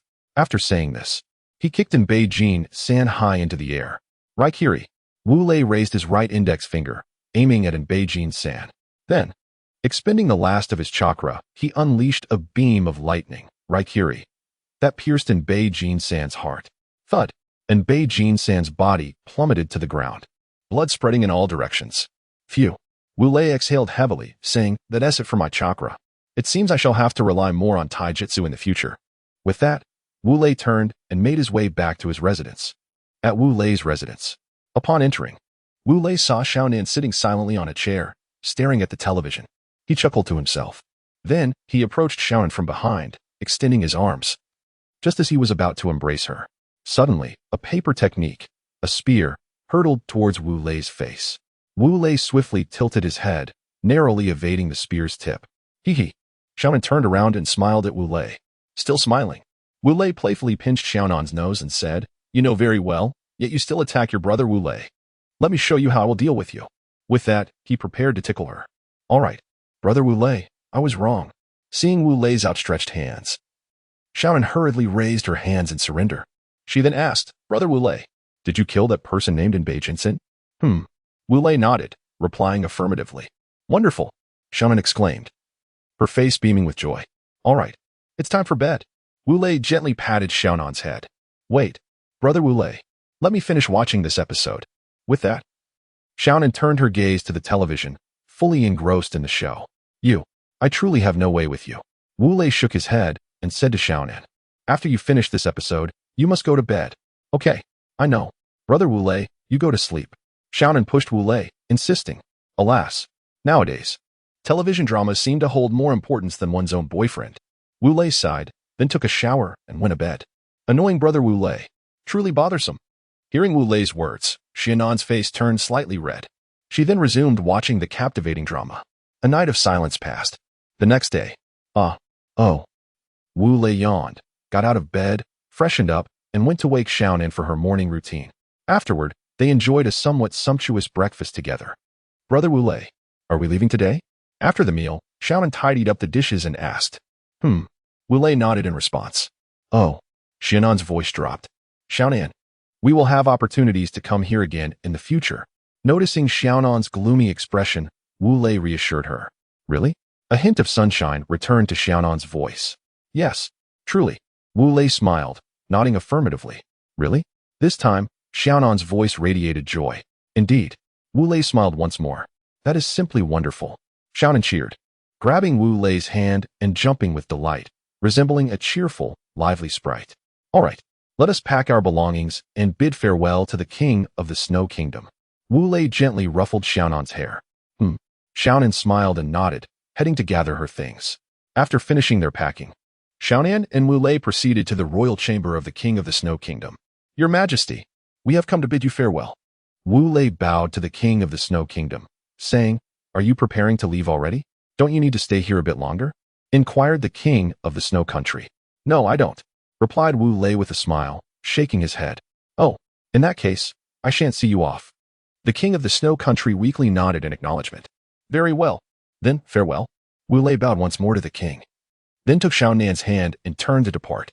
"Wait a moment." At that moment, Asuka's voice rang out. "Asuka, you needn't accompany us." Wu Lei turned around, smiling at Asuka. "Can you truly not stay a little longer?" Asuka appeared not to hear Wu Lei's words, her eyes glistening with unshed tears. I cannot." Wu Lei was momentarily taken aback, then shook his head. "Oh." Asuka lowered her head, turned, and hurried away. Well then, we shall take our leave." After Asuka's departure, Wu Lei noticed the atmosphere had grown quiet, and so he spoke again. He then took Xiaonan's hand and left. Alas, poor child. Observing Wu Lei and Xiaonan's figures fading into the distance, the king of the Snow Country couldn't help but sigh, thinking of his own daughter. After departing from the Snow Country, Wu Lei and Xiaonan boarded a carriage heading back to their homeland, Konoha, in a small tavern within the Wind Country. At the entrance, a man and a woman stepped inside. The man stood at a height of 166 meters, clad in a black robe covered in dust, with a Konoha ninja forehead protector secured at his waist. The woman, standing at 157 meters, donned a pristine blue robe, with a Konoha ninja forehead protector adorning her right arm. "Damn, the sand in this country is even more abundant than I imagined," Wu Lei exclaimed, brushing off the sand from his attire. "Hee." Xiaonan chuckled at Wu Lei's appearance, saying, "Isn't it because you, Brother Wu Lei, didn't want to climb the mountains? Otherwise, you wouldn't be covered in sand." Xiaonan's mention of climbing referred to the notion that if they had chosen to traverse through the land of mountains to reach Konoha, they would have had to climb. Wu Lei, wishing to avoid that, opted to journey through the Wind Country, claiming it was a shortcut. Wu Lei was momentarily stunned by Xiaonan's words. He then noticed her immaculate clothing and curiously asked, "Xiaonan, how come your clothes are so clean?" Hee. Xiaonan giggled. "Brother Wu Lei, do you remember what my bloodline limit is?" "Of course. It's paper jutsu." Wu Lei replied nonchalantly. "Exactly. It's because of paper jutsu." "Brother Wu Lei, look." With that, Xiaonan transformed her left hand into paper using her technique, then wiped it with her right hand. "Oh, I see now." Upon witnessing this, Wu Lei exclaimed in realization. "Brother Wu Lei, you understand now, right?" Xiaonan said after restoring her left hand. "Yes." Wu Lei nodded, then said, "Shall we go have a meal now?" "All right." Xiaonan smiled in agreement. Afterward, Wu Lei and Xiaonan found a spot to settle down and ordered their meals. "Excuse me, what would you like to eat?" A slender, dark-skinned waiter approached them. "Let me take a look," Wu Lei replied, perusing the menu. "This one, please. And 2 bottles of beverages." Wu Lei pointed to a specific item on the menu. However, for some reason, the waiter hesitated, seemingly at a loss for words. "What is the matter?" Wu Lei inquired. "Sir, we do have this dish, but unfortunately, we We do not have the beverages, the waiter said, wiping his hands. Oh, then just bring us 2 glasses of water. Wu Lei understood the reason for the absence of drinks. All right. The waiter nodded appreciatively at Wu Lei's understanding demeanor and went to fetch the dishes. Wu Gu, do you know why they don't have any beverages here? Xiaonan observed Wu Lei's expression and guessed he was aware of something. You figured it out. Wu Lei said, let me explain why they lack beverages. This country is largely surrounded by desert, and its inhabitants can only gather in oases. Moreover, the annual rainfall is very low, resulting in scarce water resources. Having any water at all is quite fortunate, let alone drinks made from fruits and other water-intensive ingredients.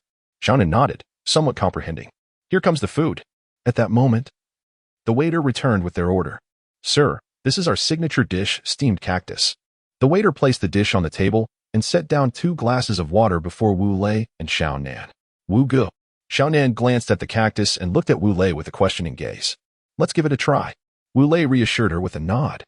Since he claims it's delicious, we should taste it. Xiaonan nodded, albeit with a furrowed brow, as she picked up a piece of cactus with her chopsticks and placed it in her mouth. In an instant, her frown transformed into a charming smile. Delicious, right? Wu Lei beamed at her smile. Indeed, it's truly delightful. Xiaonan nodded enthusiastically. Then you should eat more. Wu Lei pointed to the cactus on her plate, smiling. All right. Xiaonan nodded and began to enjoy the cactus she initially found unappetizing. Seeing Xiaonan relish her meal, Wu Lei chuckled and turned to the waiter. How much for these 2 dishes? That would be 5 taels in total, the waiter replied after glancing at their table. He extended a hand, indicating the amount. Oh, here you go. Wu Lei nodded and retrieved 5 taels from his pocket to hand to the waiter. Thank you. Thank you. The waiter expressed his gratitude and stepped back. Thus, Wu Lei and Xiaonan began to savor the signature delicacy of this small eatery, steamed cactus. Have you heard? As Wu Lei and his companion indulged in steamed cactus, a coarse voice resonated not far from them. What is happening? Instantly, a crowd gathered around the source of the rough voice. It's the white lightning of Konoha, exclaimed the burly man. White lightning. The onlookers expressed their bewilderment. And even Wu Lei found himself perplexed. Indeed, it is white lightning, the man affirmed with a nod. Then who is this person? A voice emerged from the crowd. Yes, who could it be? Others echoed in curiosity. Ah, speaking of this person, the man said, stroking his chin, he is the 6-year-old Jonin, Wu Lei. From Konoha 3 years ago. Pfft. Wu Lei, who was just about to sip his drink, spat it out upon hearing the man's words. Observing Wu Lei's reaction, Xiaonan stifled a laugh and said, So it's you, brother Wu Lei? Enough chatter. Let us eat. We must be on our way once we finish. Wu Lei urged with a glance at Xiaonan. Oh, Xiaonan replied with a nod, returning to her cactus. Jonin? You jest. The crowd, oblivious to Wu Lei's situation, found humor in the burly man's claim. What? A 6-year-old Jonin? Surely, he must be joking. Calm down. Calm down. The burly man, noticing the agitation in the crowd, continued, I understand your skepticism. But my relatives in Konoha heard the 3rd Hokage declare that Wu Lei became a Jonin at the age of 6. Very well, enlighten us. Do you know why he is called White Lightning? The crowd, temporarily convinced of Wu Lei's status, pressed for answers. Haha. The burly man chuckled, scratching his head. To explain how I know why Wu Lei is called White Lightning, I must recount a rescue I performed. Murmurs of intrigue rippled through the crowd as they leaned in closer, eager to listen. Just yesterday, the man began after taking a sip of water. I came across 2 individuals lying on the roadside. I approached and gently tapped their faces, but they remained unresponsive. Noticing their lips were severely chapped, I deduced they were dehydrated and had fainted. I took them home and offered them some water. Do continue. The crowd, sensing the man's sudden pause, urged him on anxiously. All right, all right.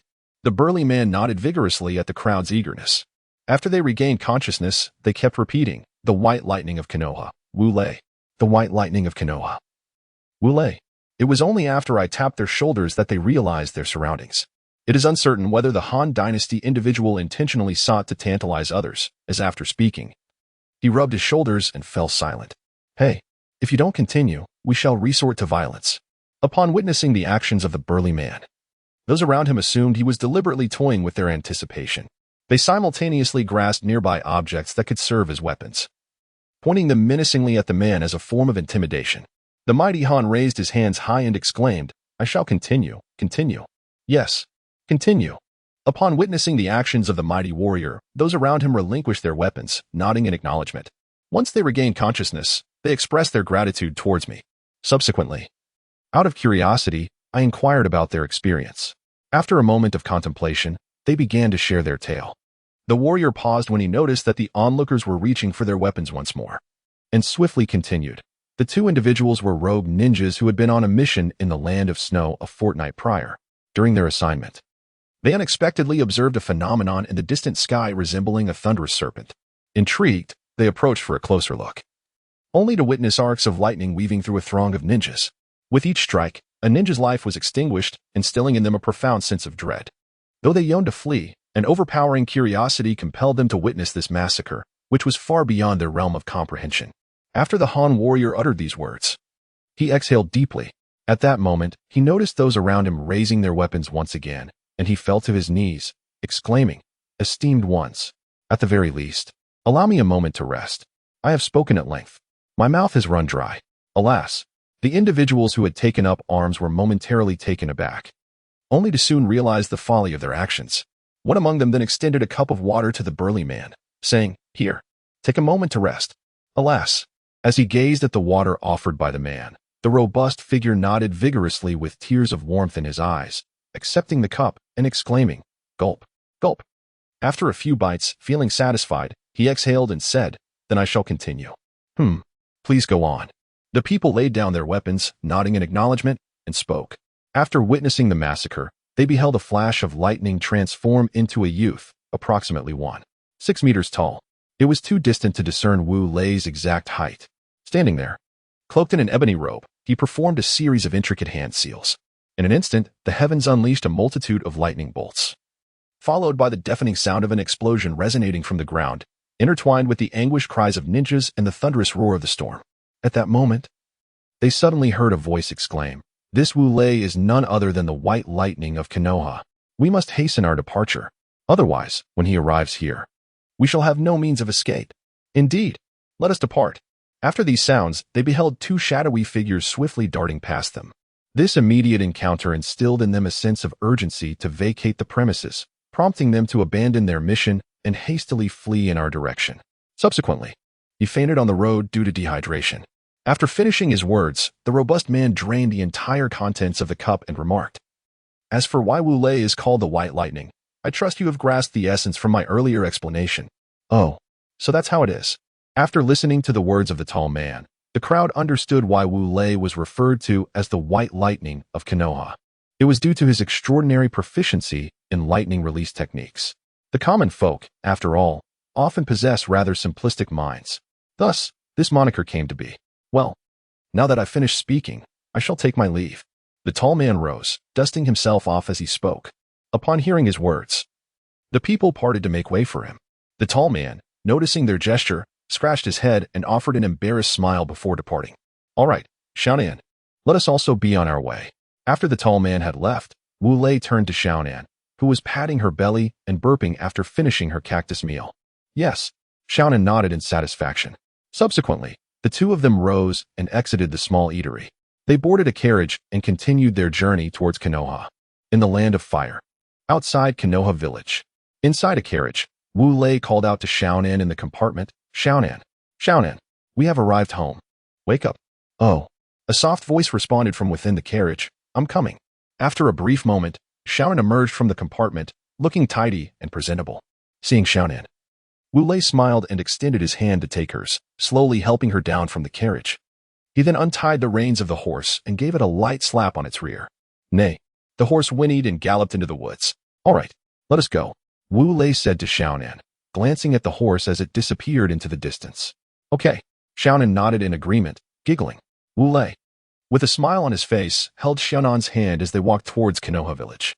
"Who are you?" Just as Wu Lei and Xiaonan reached the entrance, a Konoha ninja blocked their path. Wu Lei chuckled, pulling out the dusty Konoha ninja headband from his waist, wiping it clean before stating, "I am the elite Jonin of Konoha, Wu Lei. This is the elite Chunin, Xiaonan." "Oh, it's you too," the Konoha ninja exclaimed upon recognizing Wu Lei's headband in their faces. "What is it?" Wu Lei inquired, puzzled. "Ah, it's nothing.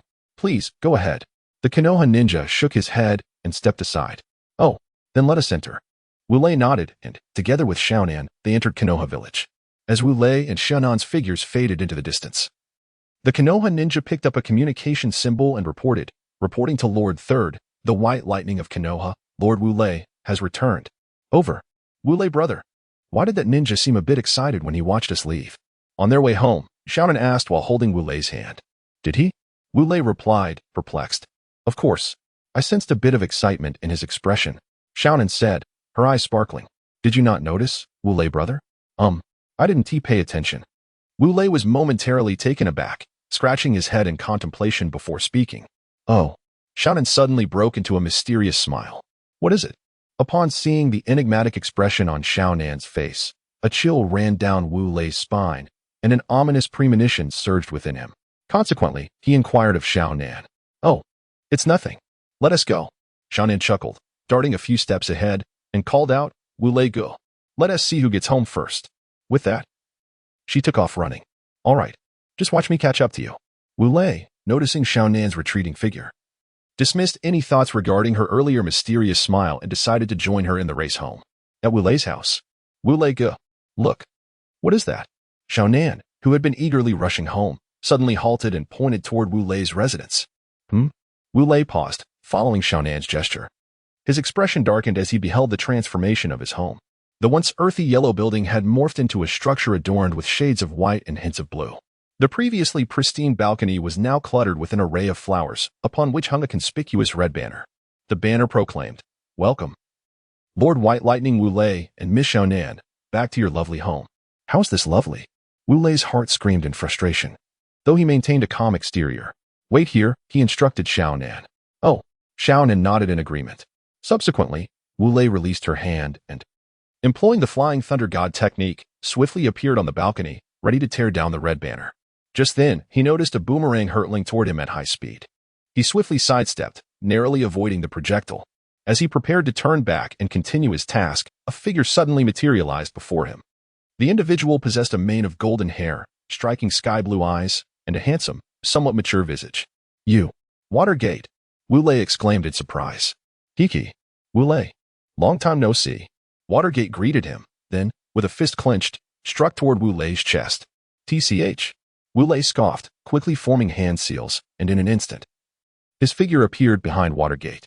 Don't forget who taught you the Flying Thunder God technique, he remarked coolly, delivering a swift kick to Watergate's waist. Poof. Watergate's form dissipated in a cloud of smoke. A shadow clone? Wu Lei surmised, then executed a backward kick, only to feel a foot pressing against his backside. Damn it. Wu Lei slowly turned his head, discovering Watergate, grinning mischievously, holding his kicking foot with one hand while the other rested on Wu Lei's rear. Faced with this predicament, Wu Lei could only exclaim, damn, before Watergate sent him tumbling down with a swift kick. As Wu Lei observed the ground approaching with increasing proximity, he let out an unusual cry before executing a somersault and landing safely. Watergate, what are you doing? Wu Lei shouted, lifting his head to confront Watergate. Oh dear. The White Lightning of Konoha reacts fiercely even to the slightest blow. Watergate did not respond to Wu Lei's inquiry. Instead, he gestured with both hands and declared, All right, everyone, come forth. Swiftly, as Watergate's voice faded, Wu Lei and Xiaonan were greeted by the sound of intense gusts of wind, and before long, a throng of people appeared before them. With a leap, Watergate landed on the ground and approached the group, stating, This is our Konoha's White Lightning, Wu Lei. The crowd nodded in unison. Suddenly, a boy, approximately 1 meter and 14 centimeters tall, with a kappa hairstyle, burst forth from the crowd. Wu Lei senpai, he exclaimed. Rushing to Wu Lei and enveloping him in a tight embrace, weeping uncontrollably, I finally get to see you. Boo-hoo. Hey. Wu Lei was taken aback and quickly responded. Akai, please stop crying. What a sight this is. I certainly do not wish for my trainees to be known as crybabies. Indeed. Akai's tears appeared and vanished as swiftly as they came. He stepped back, composed himself, and shouted, Wu Lei senpai. At that moment, another figure emerged from the crowd, a boy with gray-white hair, also standing at 1 meter and 14 centimeters. He nodded in Wu Lei's direction. Oh, it's Kakashi, Wu Lei remarked, observing the youth. All right, everyone, Watergate clapped his hands. Now that you have seen what Konoha's White Lightning looks like, you should hurry home. Well, the crowd scrutinized Wu Lei's face, and then, like a swarm of locusts, They dispersed with a swift whoosh. Wu Lei, witnessing their rapid exodus, felt an urge to exclaim, "Did you not come to see me? Why are you leaving so soon? Come back." Once the crowd had departed, Watergate plopped down onto the ground, stating, "Wu Lei, aren't you going to invite me over to your home for a visit? Why should I invite you?" Wu Lei tilted his head in question. "Why?" Watergate replied, his expression resembling that of someone on the verge of bleeding from the mouth. "Do you have any idea that I was in the midst of conversing with my dream girl? It was solely because of your return that the third Hokage dragged me by the ear, ordering me to organize a welcome ceremony for you. He insisted it must be completed within half an hour, or I would face dire consequences. To manage this, I resorted to the flying thunder god technique to gather flowers for the occasion." Alas, Wu Lei, taken aback, suggested, "Then why not invite Akai and Kakashi to come to my home as well?" "Great." Upon hearing Wu Lei's acquiescence, Watergate rolled over in delight and cheered. "All right." Wu Lei waved his hand, taking Xiao Nan's hand in his own, and announced, "Xiao Nan, let us go with Kakashi and Akai." With that, they set off towards home. Upon entering his abode, Wu Lei beheld his companion, Watergate, trailing behind. He raised a hand and declared, "Mr. Watergate, kindly remove the flowers and the crimson banner from the balcony before you may enter." With that, he inscribed a dark line at the threshold with a flash of lightning and proceeded into his home. Watergate stood at the entrance, momentarily at a loss for words. After a prolonged silence, he sighed and leapt onto Wu Lei's balcony to tidy up the mess he had created. Inside Wu Lei's residence, he addressed Akai, Kakashi, and Konan. "Please, take a seat while I fetch you some juice." After uttering this, he departed. Konan and Kakashi nodded to Akai, and then Konan brought over 2 chairs, saying to Kakashi and Akai, "Please, make yourselves comfortable." "Thank you, Senior." Kakashi and Akai bowed to Konan before settling down. "No need for such formality. I am merely 2 years older than you." Konan replied modestly with a smile. Juices served. Wu Lei entered with a tray bearing 4 glasses of vibrant orange juice. He placed the drinks before Kakashi, Akai, and Konan, proclaiming, "Here you go." "Thank you, Senior." Akai and Kakashi bowed again to Wu Lei. "There's no need to thank me. Drink up." "Konan, you too." Wu Lei waved his hand at Kakashi and Akai, then turned to Konan. "Indeed." Konan and Kakashi nodded, sipping the juice. "Ah, finally done." At the entrance, Watergate entered, drenched in sweat, panting as he asked, "Wu Lei, is there any for me?" Upon seeing Konan and Kakashi enjoying their juice, he swallowed hard and added, "Surely there must be some for me." "Of course. Here you are." Wu Lei chuckled, retrieving a glass and presenting it to Watergate. "Thank you." Watergate wiped the sweat from his brow and gulped down the juice in a few swift motions. "By the way, Watergate," Wu Lei suddenly remembered something and remarked, "You mentioned earlier that before being summoned by the third Hokage, you were conversing with a goddess of yours. I wonder who this divine being is." Watergate, taken aback by Wu Lei's words, choked on the juice still lodged in his throat, followed by a fit of persistent coughing. "Is that the crux of the matter?" Wu Lei patted Watergate's back, assuring him, "What's the big deal?" Watergate, momentarily stunned, finally relented, "All right. I shall confess, this goddess of mine." His face illuminated with joy as he spoke of her, but then a sudden thud echoed as a bump appeared on his forehead. "Wu Lei, what are you doing?" Watergate exclaimed, rubbing his head and glaring at Wu Lei. "I simply asked you to refrain from sporting that foolish expression when you mention your goddess. Is that too much to ask?" Wu Lei pointed at Watergate's face. "Ah." Watergate gasped, then replied, "I apologize. I can't help it, just the thought of her visage. I have already fallen deeply into the river of love, unable to extricate myself." "Speak quickly." Wu Lei's forehead darkened slightly as he spoke. "Ah, all right, all right." Upon noticing the displeasure etched on Wu Lei's face, Shui Min hurriedly exclaimed, "My goddess. She possesses a cascade of splendid red hair and a pair of enchanting brown eyes. As for her temperament, it is nothing short of gentle and delicate. Who could it possibly be?" Wu Lei bit his teeth slightly and inquired. "Oh." Shui Min nodded and declared, "It is none other than Uzumaki Kushina, my goddess. Indeed, it is she." The moment Wu Lei heard the name of the woman from his dreams, he found the answer within himself. Yet, even as he felt he had guessed correctly, a tinge of doubt lingered. Is Uzumaki Kushina truly gentle? With this question in mind, Wu Lei posed to Shui Min, "Are you certain that Uzumaki Kushina is very gentle?" "Of course, although she has a tendency to be a bit combative." Shui Min initially spoke loudly, but his voice dwindled to a whisper akin to an ant's footsteps by the end. Thankfully, despite Shui Min's quiet conclusion, Wu Lei caught every word. Upon hearing this, he He discreetly patted his chest, silently assuring himself that his butterfly effect had yet to alter even a person's character. All right, then do bring me to meet your goddess. Uzumaki Kushina, when you have the time. Wu Lei feigned ignorance to Shui Min's previous remarks. Certainly. Shui Min clapped his hands and replied, I will take you to meet her when I can. I guarantee that once you lay eyes upon her, you will undoubtedly be struck by Cupid's arrow. With that, Shui Min thumped his chest, his eyes gleaming with radiant confidence. Hee. Wu Lei's lips curled slightly. The culinary skills of Kushina were notoriously dreadful, and she had a touch of a queenly demeanor. Alas, let us first step inside and rest a while. Wu Lei gently patted Shui Min on the shoulder. Indeed, let us enter. With that, Shui Min and Wu Lei ventured into the house and found a place to sit. They began chatting with Xiaonan and the others. Xiaonan, during your return, did you encounter anything interesting? After Shui Min poured juice for Xiaonan, Kakashi, Wu Lei, and Kai, he asked. Let me think. Xiaonan supported her chin with her hand, pondering before exclaiming, I've thought of something. What is it? Shui Min, Kai, and Kakashi inquired. It concerns an incident that occurred at the entrance of Konoha. Xiaonan stated, Don't you all think that Wu Lei, as the white flash of Konoha, must be incredibly strong, right? Kai, Kakashi? Kakashi and Kai nodded in agreement. This matter is rather amusing. You know how there are always Konoha ninjas guarding the entrance? Xiaonan chuckled. Indeed. Kai and Kakashi nodded in affirmation. What I mean is, Wu Lei didn't even notice the change in expression of the guard as we departed. Xiaonan puffed her chest slightly and declared. What? Kakashi and Kai were taken aback.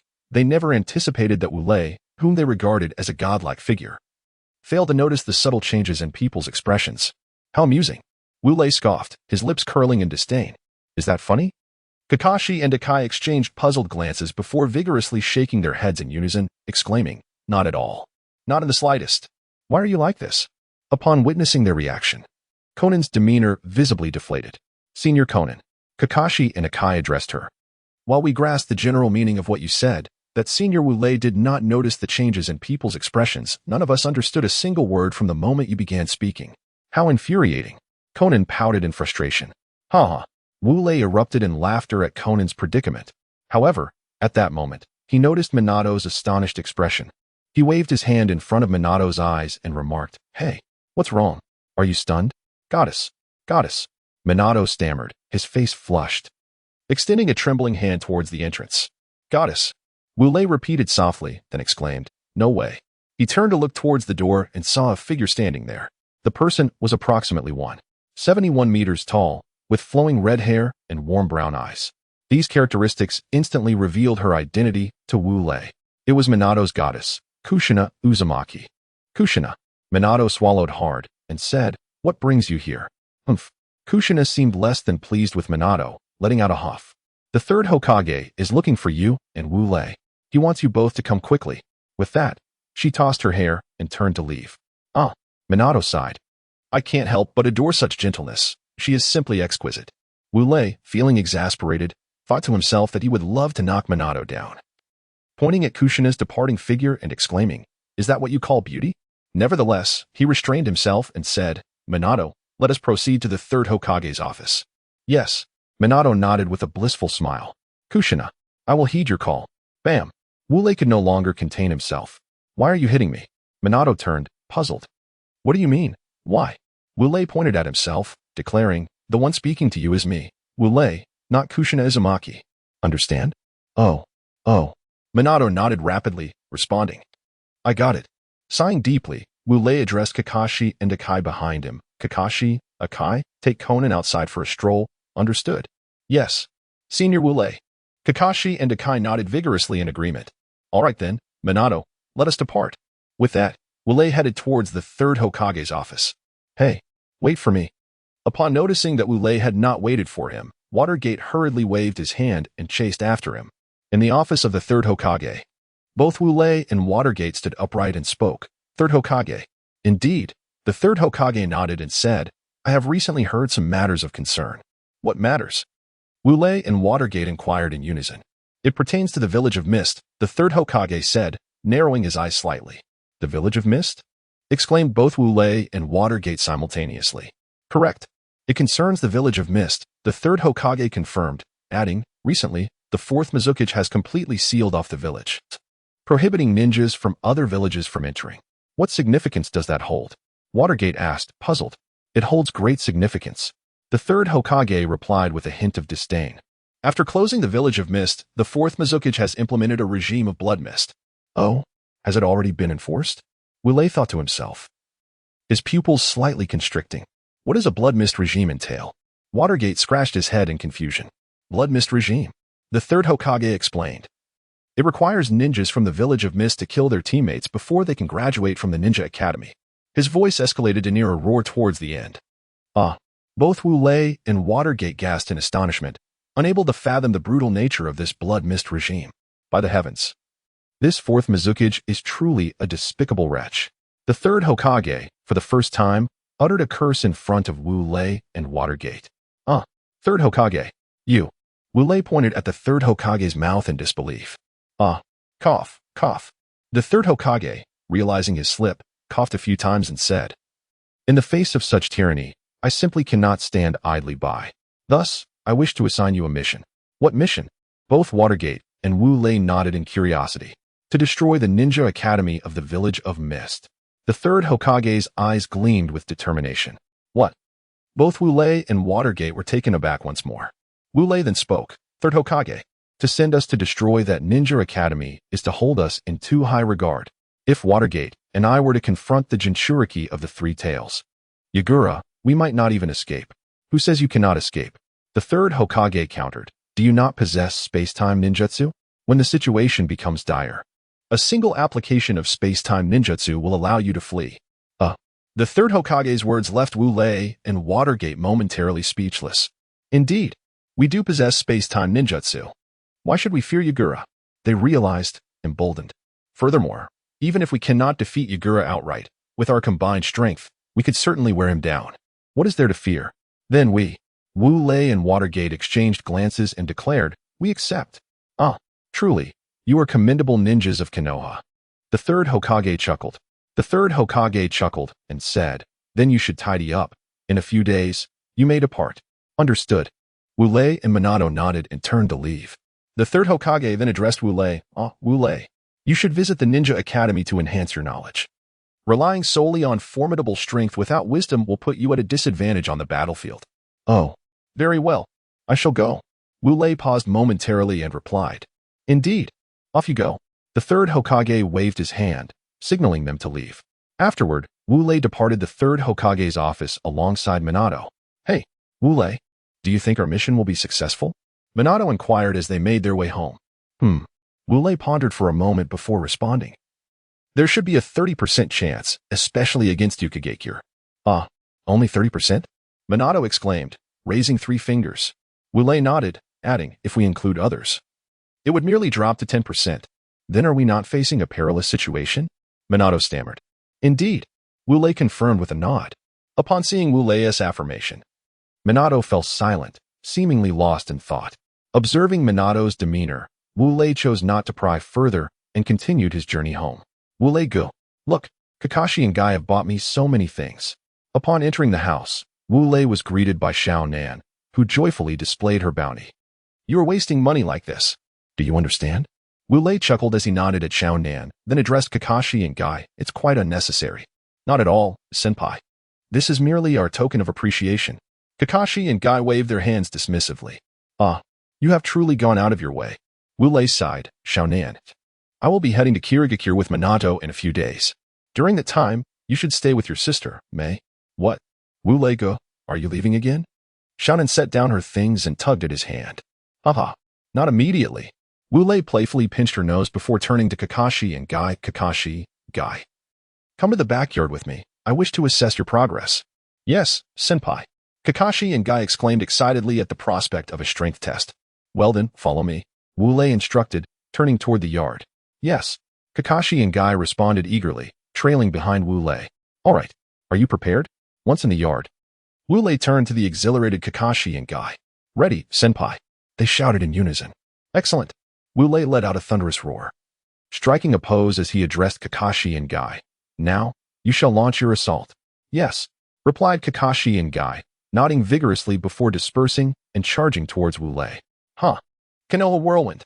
The first to reach Wu Lei was Guy, executing a whirlwind kick infused with the ferocity of a tiger's roar. Bang! Wu Lei raised his right arm to block Guy's incoming foot, and a dull thud resonated from his right arm. Has your strength increased? Impressive, Guy. Wu Lei remarked with a smile, sensing the force behind Guy's kick. Hiki. Guy chuckled, using Wu Lei's arm to execute a backflip and distance himself from him. Chidori. Just as Guy withdrew, Kakashi's right hand crackled with blue lightning as he aimed for Wu Lei's waist. Wu Lei initially prepared to counter Kakashi's attack, but his brow furrowed upon noticing the erratic nature of the lightning surging from Kakashi's hand. Kakashi. Chidori has its weaknesses. Wu Lei ducked to evade Kakashi's strike and swiftly seized Kakashi's wrist. Kakashi, caught off guard by Wu Lei's grip, was astonished. He had expected to at least graze Wu Lei. Kakashi, you should refrain from using Chidori. Wu Lei spoke softly by Kakashi's ear. Understood. Kakashi replied, retracting his Chidori.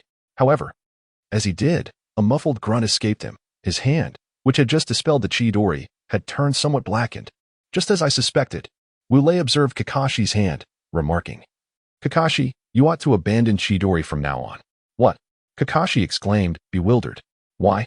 Because the Chidori you wield now not only lacks power, but also injures your hand. Wu Lei pointed to Kakashi's discolored hand. Lacks power. Both Kakashi and Guy exclaimed simultaneously. Kakashi then insisted, Senior, I am aware of the injury to my hand, but I cannot accept the diminished power. Cannot accept it? Wu Lei chuckled lightly. Do you know when lightning is at its most potent? Surely. It is when the lightning is concentrated. Kakashi replied without hesitation. Precisely. Wu Lei nodded. Now, Kakashi, do you realize the state of the lightning in your Chidori just now? This left Kakashi momentarily speechless. During their practice of Chidori, he had always focused on its destructive capability, neglecting the dispersion of the lightning in his hand. Allow me to enlighten you, Wu Lei stated, observing Kakashi. When you executed Chidori, the lightning was exceedingly dispersed, resulting in a significant reduction of its power. And why did it become like this? Kakashi shook his slightly numb right hand and inquired, Is that due to your lack of insight? Wu Lei narrowed his eyes slightly and replied, Insight? Indeed. He continued, Observe. With that, Wu Lei pulled a strand of hair from his head. He then cut a small segment from it and said, This is but a tiny hair. Pay attention. After speaking, Wu Lei raised the hand holding the hair above his head and opened it wide, saying, Now, try to grasp that hair. Ah, yes. Though surprised, Kakashi quickly composed himself, widened his eyes, and searched for the short strand. After a while, he exhaled in frustration, Senior, I can't catch it. It's simply too small. I can hardly even see it. Haha, just watch. Wu Lei chuckled, cutting another identical strand from the previous one and raising it above his head, then opening his hand. Whoosh. With a swift motion of his right hand, he asked, Did you catch it, Senior? I did. Kakashi exclaimed, eyes wide in astonishment. Wu Lei laughed heartily, revealing the tiny black hair resting in the palm of his hand. Wow, Senior, you are truly remarkable. Akai clapped his hands and shouted excitedly upon witnessing this. Aha. After sharing a laugh, Wu Lei turned to Kakashi and said, If only you possessed my level of insight, you could sense the fluctuations of lightning. Then you could confidently employ the Chidori. When will I be able to master it? Kakashi inquired. Aha. This insight cannot be achieved solely through personal effort. It requires assistance from external elements. What external elements? Kakashi, eager to learn about the means to hone his acute insight, pressed for more information.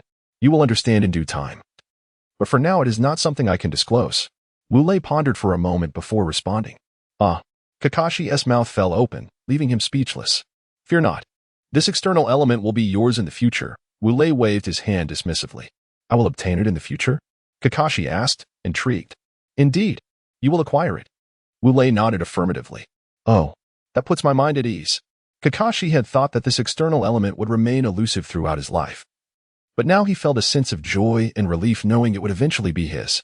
All right. Now, you may continue to attack me. Kakashi, remember, do not use the Chidori anymore.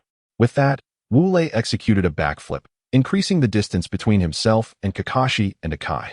Understood. Kakashi nodded and turned to Akai, saying, Akai, let us go. He was the first to charge toward Wu Lei. All right. Akai nodded and followed Kakashi as they both surged toward Wu Lei. Regarding the issue of weapons in this ninja world, I would like to clarify that shuriken are akin to kunai in Naruto. Regarding the boomerang, it is yet another commonly utilized weapon in the world of Naruto, aside from the shuriken. I once encountered a comment in a book review claiming that the shuriken is akin to a boomerang, which made me realize my mistake. However, due to my laziness, I chose not to rectify it, allowing the error to persist. I trust that the readers will overlook such trivial details and not dwell on them. Some may question, Monk, did you not previously state that Kakashi had not taught Chidori? To which I can only respond that Kakashi is simply a genius. He remarkably managed to replicate Wu Lei's Chidori. Now let us proceed to the main text. Fire release, great fireball technique. As Kakashi approached Wu Lei, he puffed his cheeks and exhaled a ball of crimson flame towards him. Spiraling sphere. Wu Lei, upon witnessing the fiery orb, chuckled softly. Then gathered a blue spiraling sphere in his left hand and charged at the flame. Boom. The collision of the spiraling sphere and the fire produced a thunderous explosion, enveloping the area in smoke. Moments later, Wu Lei emerged from the haze, spiraling sphere in hand. Spiraling sphere. As Wu Lei charged towards him, Kakashi's pupils constricted slightly, and he concentrated a blue spiraling sphere in his right hand to meet Wu Lei's attack. Boom! The two spiraling spheres collided with a resounding roar, ultimately neutralizing each other. However, Wu Lei's left hand and Kakashi's right hand clasped together, straining against one another. And the outcome was inevitable. Kakashi was propelled backward, for his strength was but a mere trifle compared to Wu Lei's. Prelude of power. Just as Kakashi was sent flying by Wu Lei, Guy aligned his feet and launched himself towards Wu Lei like a rocket. Partial multiplication technique. Upon uttering this, Wu Lei's right hand expanded to a formidable 2 meters, crashing towards Guy's feet. Whoosh! A fierce wind howled as Wu Lei's hand collided with Guy's legs. Earth release, inner decapitation technique. Just as their attacks met, Kakashi suddenly emerged from beneath Wu Lei, seizing his ankle. He then sank down, gradually constraining Wu Lei to the ground. Hee. My fervor is ablaze. Witnessing Wu Lei ensnared by Kakashi's ninjutsu, Guy chuckled heartily, thumping his chest and proclaiming, "Open the 6th gate." Release. Guy, overwhelmed by his exuberance, activated the 6th gate and unleashed the Leaf Great Whirlwind against Wu Lei. Aha! Senior, prepare to descend underground. As Guy leapt into the air, he executed a powerful downward kick aimed squarely at Wu Lei's head. Blimey, you truly are ruthless. Observing Guy activate the 6th gate, Wu Lei shouted, "Are you out of your mind?" Lightning cutter, iron chain. Wu Lei extended his right hand, summoning a 3-meter-long chain crackling with blue lightning. Behold, Wu Lei bellowed, hurling the chain towards Guy. Sizzle, sizzle, sizzle, sizzle. The chain secured Akai without a flaw, and then, Akai was electrocuted. His screams of agony echoing through the air. Humph, this is what you get for treating your senior so harshly, Wu Lei remarked, observing Akai's plight. Fire style, great fireball technique. At that moment, Kakashi, who had a firm grip on Wu Lei's ankle, unleashed a torrent of crimson flames aimed at Wu Lei's rear. Wu Lei, caught off guard, felt the flames scorch his backside, emitting a wretched scream as he burst forth from the ground, leaping and performing a roll, landing beside Akai. Oh yeah, successful hit. Kakashi emerged from the earth, raising his arms in jubilance. Oh yeah. Hearing Kakashi's cheer, Akai was momentarily taken aback. However, upon noticing the charred trousers of his senior Wu Lei beside him, he stood up and joined Kakashi in celebration. Damn it, Wu Lei. Standing up and witnessing Kakashi's exuberance, sneered. Yet, suddenly a thought struck him, and he flashed a mischievous grin at Kakashi. Kakashi felt a chill run down his spine upon seeing Wu Lei's smile. Just as he was about to speak, he realized Wu Lei had vanished. Soon after, he felt an uncomfortable tightness and was overwhelmed by a sharp pain, clutching his rear and letting out a shriek as he leapt into the air. Senior Wu Lei, what technique did you just use? Akai inquired, puzzled by the sight of Wu Lei's maneuver that had caused Kakashi to jump. He. Wu Lei chuckled wickedly, enunciating each word carefully. 1,000-year kill. Wow, what a mighty and imposing name. Senior, where does this technique strike? Akai's eyes sparkled with excitement upon hearing the formidable title. It strikes. Wu Lei paused dramatically before continuing. The rear. Ugh. Upon realizing that such a powerful technique was aimed at a person's rear, Akai felt a sudden tension and was left speechless. By the way, Wu Lei seemed to recall something and addressed Akai. You were laughing at me just now, weren't you? Were I?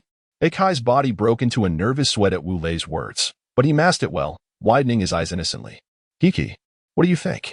Wu Lei replied with a grin that radiated innocence. I said no. Senior, Do you believe me? Akai ventured tentatively. I don't believe you, so? He he he. With that, Wu Lei unleashed a sinister laugh. Please, no. Senior. Akai turned and bolted. You can't escape. He he he. Flying Thunder God technique. Wu Lei instantly appeared behind Akai, his fingers poised together like a pointed tower. And then, 1,000-year kill. Puff. In the courtyard of Wu Lei's home, the anguished harmonies of Akai and Kakashi echoed. Alas. Merciful Lord. Allow them to wail a while longer. Amen. In the backyard of Wu Lei's residence. Senior. Stop right there. Exclaimed Akai and Kakashi, covering their vulnerable spots with their hands as they chased the frantically darting Wu Lei. Who told Kakashi to scorch my backside with a great fireball? Wu Lei retorted, momentarily halting in his tracks. Yes, Kakashi, it's all your fault. Upon hearing Wu Lei's words, Akai swiftly shifted his allegiance and directed his accusation at Kakashi. Akai, are you not my eternal rival? Why are you aiding Wu Lei now? Kakashi was taken aback, astonished by Akai's sudden betrayal. I see now it's all your fault. Senior Wu Lei, Akai declared after a brief moment of contemplation, accelerating his pursuit of the fleeing Wu Lei. Good grief. Akai, are you out of your mind? You actually believe that? Wu Lei scoffed at Akai's rapid change of heart. Akai, flushed by Wu Lei's remark, came to a halt. Wu Lei, the master is calling for you. Just then, Minato entered the backyard and called out to Wu Lei. Is that the perverted old man? Wu Lei paused and asked Minato. Although Minato was accustomed to Wu Lei referring to Jiraiya as the perverted old man, he still found it hard to adjust. Yes. It's teacher Jiraiya, he replied. Oh.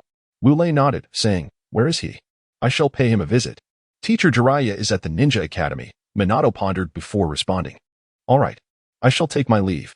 With that, Wu Lei departed. Okay. Kakashi, Akai. Once Wu Lei left, Minato addressed Kakashi and Akai. You both must accompany me for training. Although your skills have been solidified under Wu Lei's guidance, we cannot afford to be complacent.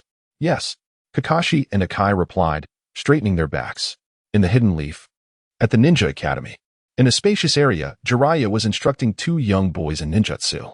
The boys sported strikingly red and orange hair. Nagato. Jiraiya called out sharply. Yes. Nagato, the boy with red hair, responded, approaching a puppet and raising his right palm. Wind palm. Instantly, Nagato's palm was enveloped with compressed air. Boom. His palm struck the puppet, resulting in a thunderous explosion, and the puppet was cleaved in two. Very good. Jiraiya nodded in approval, acknowledging the display of power. However, Nagato, hearing Jiraiya's praise, remained silent, fixating on his right hand. Not enough. How can such power bring about world peace? Power. I crave power. Nagato clenched his fist. Thoughts racing with fervor. Hey, perverted old man, what do you want with me? At that moment, Wu Lei appeared behind Jiraiya. Oh, you're here. Jiraiya exclaimed in delight upon seeing Wu Lei. Wu Lei nodded and inquired, is there something you need? Stop calling me old man, Jiraiya replied, a hint of embarrassment on his face. All right. Speak your mind. Wu Lei waved his hand dismissively. Hee. Nagato, Yahiko, come here. Jiraiya chuckled, beckoning Nagato and Yahiko over. Wu Lei was taken aback. Good heavens. The future mid-tier boss has appeared. Of course, Yahiko doesn't count. Yes, master. Nagato and Yahiko responded in unison, approaching Jiraiya's side. Wu Lei, these two are from the Rain Village. I encountered them during a mission and, seeing their plight, brought them back to teach them ninjutsu. I've imparted all the ninjutsu I can, and now I wish for you to instruct them in some taijutsu and accompany them on missions, Jiraiya explained. Are you implying that you want me to be their mentor? Wu Lei asked, brushing off his clothing. Indeed, Jiraiya nodded. You have nothing else to do. Just take them along on some missions. Wu Lei shook his head. I already have a mission from the third Hokage and will be heading to the Mist Village in a few days. Perfect. Jiraiya clapped his hands. You can teach them taijutsu while on the missions. Wu Lei was about to protest when Jiraiya interrupted. All right. It's settled. Nagato, Yahiko. Meet your mentor, Konoha's White Lightning, Wu Lei. What? Nagato and Yahiko exclaimed in surprise, not expecting their teacher to be Konoha's White Lightning, Wu Lei. Wu Lei sensei. They bowed respectfully. Please rise. Wu Lei felt uneasy accepting a bow from future mid-tier bosses. He gently helped them up. How old are you both? He asked. Wu Lei sensei. I am 8 years old. Yahiko replied with a bright smile. I'm 7. In contrast to Yahiko's exuberance, Nagato's face bore an expression of desolation. Oh, that makes me 9. Just a bit older than you two. Wule scratched his head. Now, you two stay with Jiraiya for a bit. I'll come back tomorrow to teach you taijutsu. Yes, came the responses, one cheerful and the other subdued. Wule nodded and turned to leave. Nagato. Following Lord White Lightning, Wule should grant us the power to bring peace to the world. Yahiko said, walking beside Nagato. Indeed. Nagato nodded in agreement. Ha ha ha ha. I've become the master of a future Hokage's mid-tier boss. What a thrill. Wule chuckled heartily on his way home. He truly never expected that he would become the master of Nagato, who would later become a moderate boss. Such is the unpredictability of life. Just as Wule returned home, preparing to exchange a few tender words with Minato, Minato barged in, accompanied by Kakashi and Guy, forcefully kicking the door open. What the hell? Minato, have you gone mad? Wule exclaimed in fury upon witnessing their reckless action. Repairing that door would cost an exorbitant amount of money. Do you have any idea how much it costs to fix this door? Wule shouted at Minato. Minato glanced at the fallen door, momentarily taken aback. Before urgently responding, let's put that aside for now. Wule, I have a favor to ask of you. What is it? Wule asked, casting a worried glance at the door, silently praying that Xiao and wouldn't discover this disaster. Oh God, if you can keep this from her. I promise to take care of the door immediately. Merciful Lord, Kushina is missing. I suspect she has been abducted. Minato said anxiously. What? She is missing? Wule exclaimed in shock. Minato nodded, saying, yes. The third Hokage has already dispatched people to search for her, but so far, there has been no news. So, the favor you are asking of me. Wule raised an eyebrow. Yes. Minato confirmed. I need your help to find Kushina. As expected. Wule realized that upon discovering Kushina's absence and lacking any leads, Minato would undoubtedly turn to him for assistance. After a moment of contemplation, Wule pointed at the door that Minato and his friends had demolished, declaring, you must first restore my door. Minato looked at the door and replied, Wule, what do you think is more important, a door or the life of my future wife? Let me pose a question to you. Wule countered, which is more important, your life or the life of your future wife? Well, it's not that serious. Minato stammered. Not that serious. Do you understand? Xiaonan chose to move in because she liked this door. Otherwise, we wouldn't even be living here.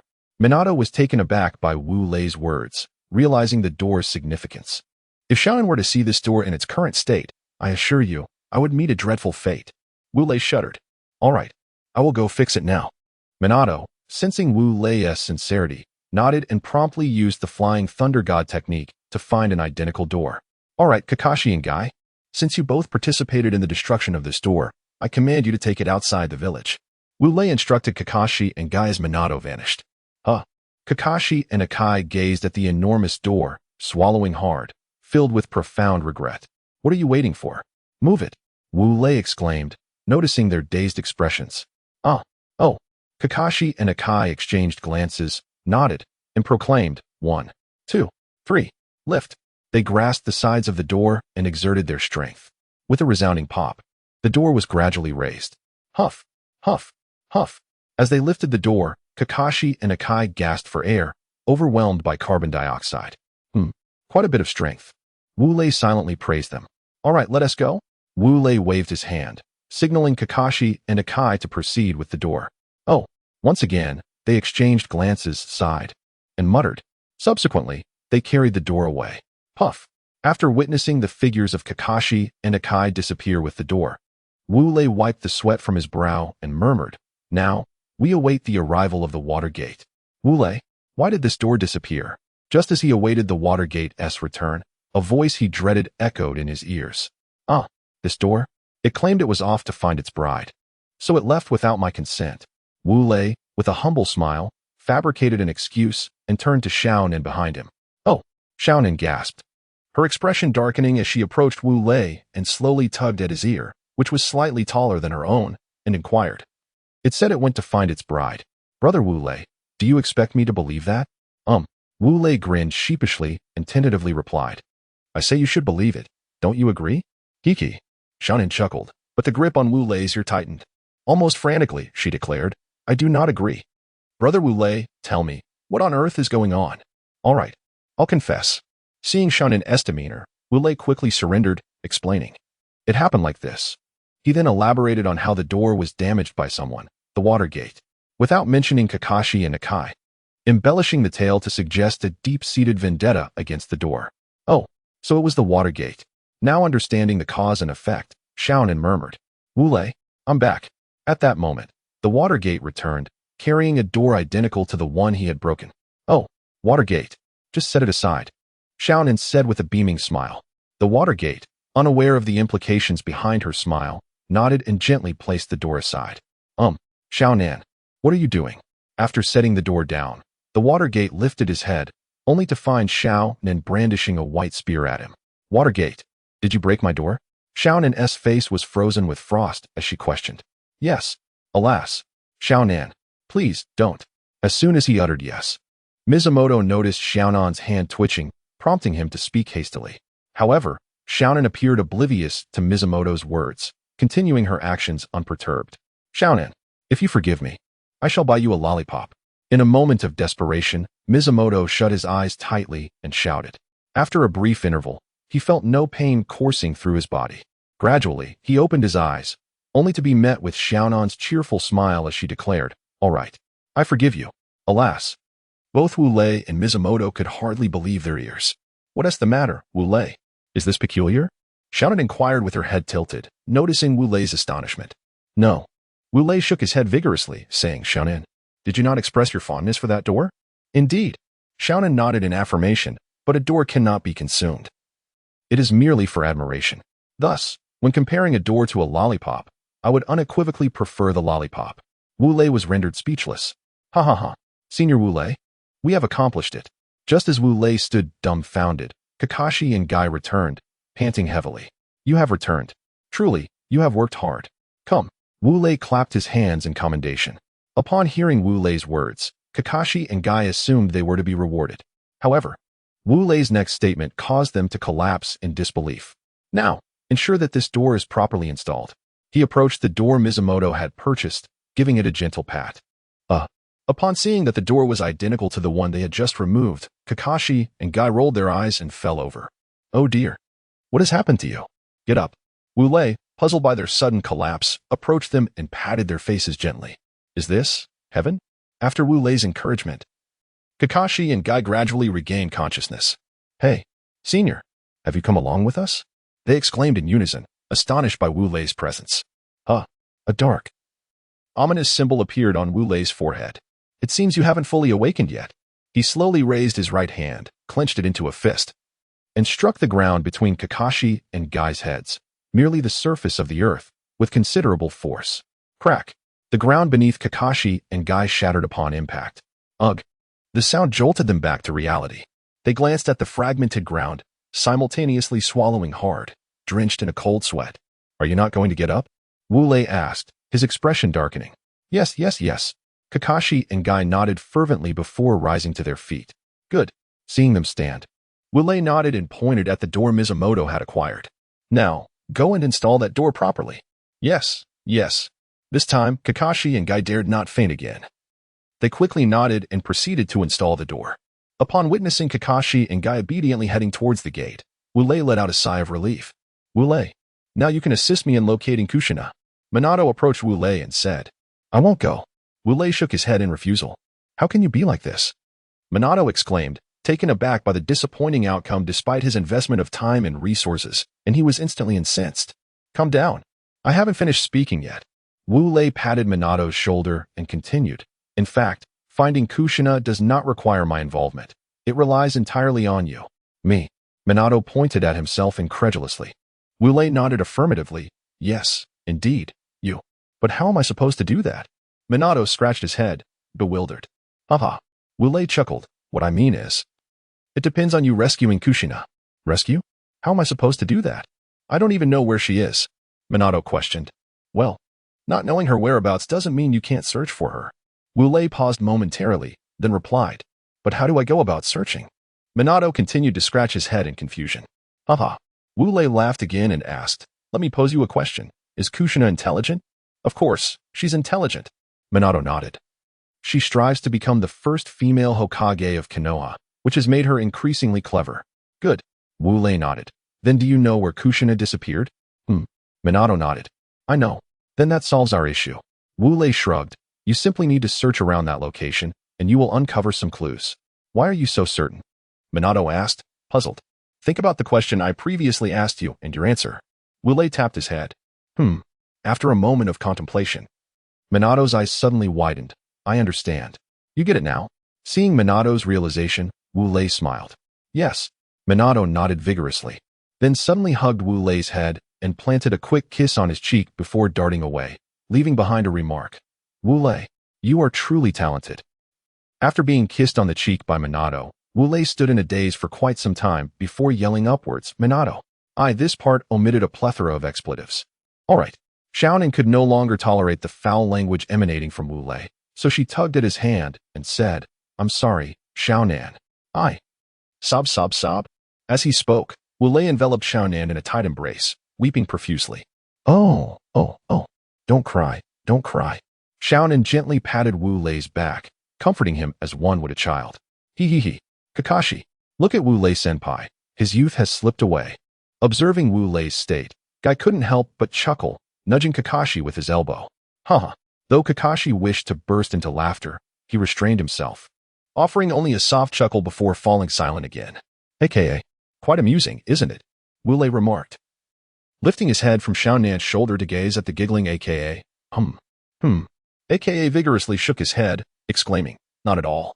It's not funny in the slightest. Oh. Wule squinted his eyes, nodding in acknowledgement. Pardon the interruption. At that moment, two guests arrived at Wulei's home. Wule turned to face them.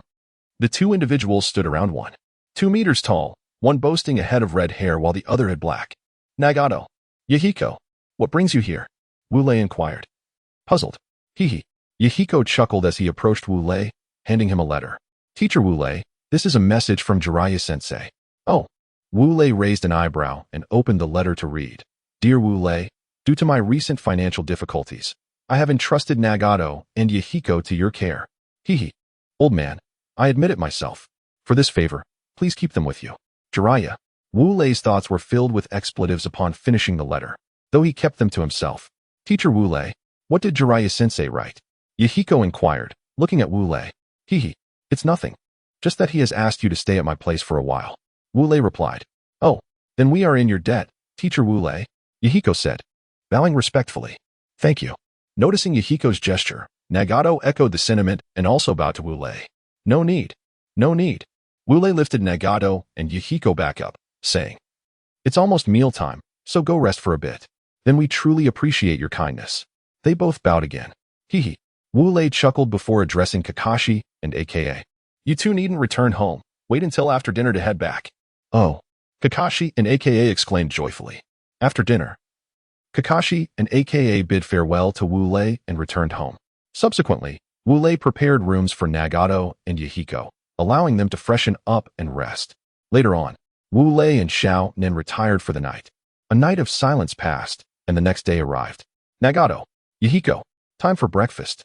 Wule called out loudly from outside their room. Yes. Oh. Shortly thereafter, Nagato and Yahiko stood before Wule, neatly dressed. Wule glanced at them, nodding in approval. You may wash up now. Yes. Nagato and Yahiko responded, affirming his instruction. Afterward, they proceeded to the restroom to freshen up. Xiaonan. It's time for dinner. Wule announced as he approached the dining table and took a seat. Xiaonan nodded, picked up her chopsticks, and placed a slice of bread in front of her.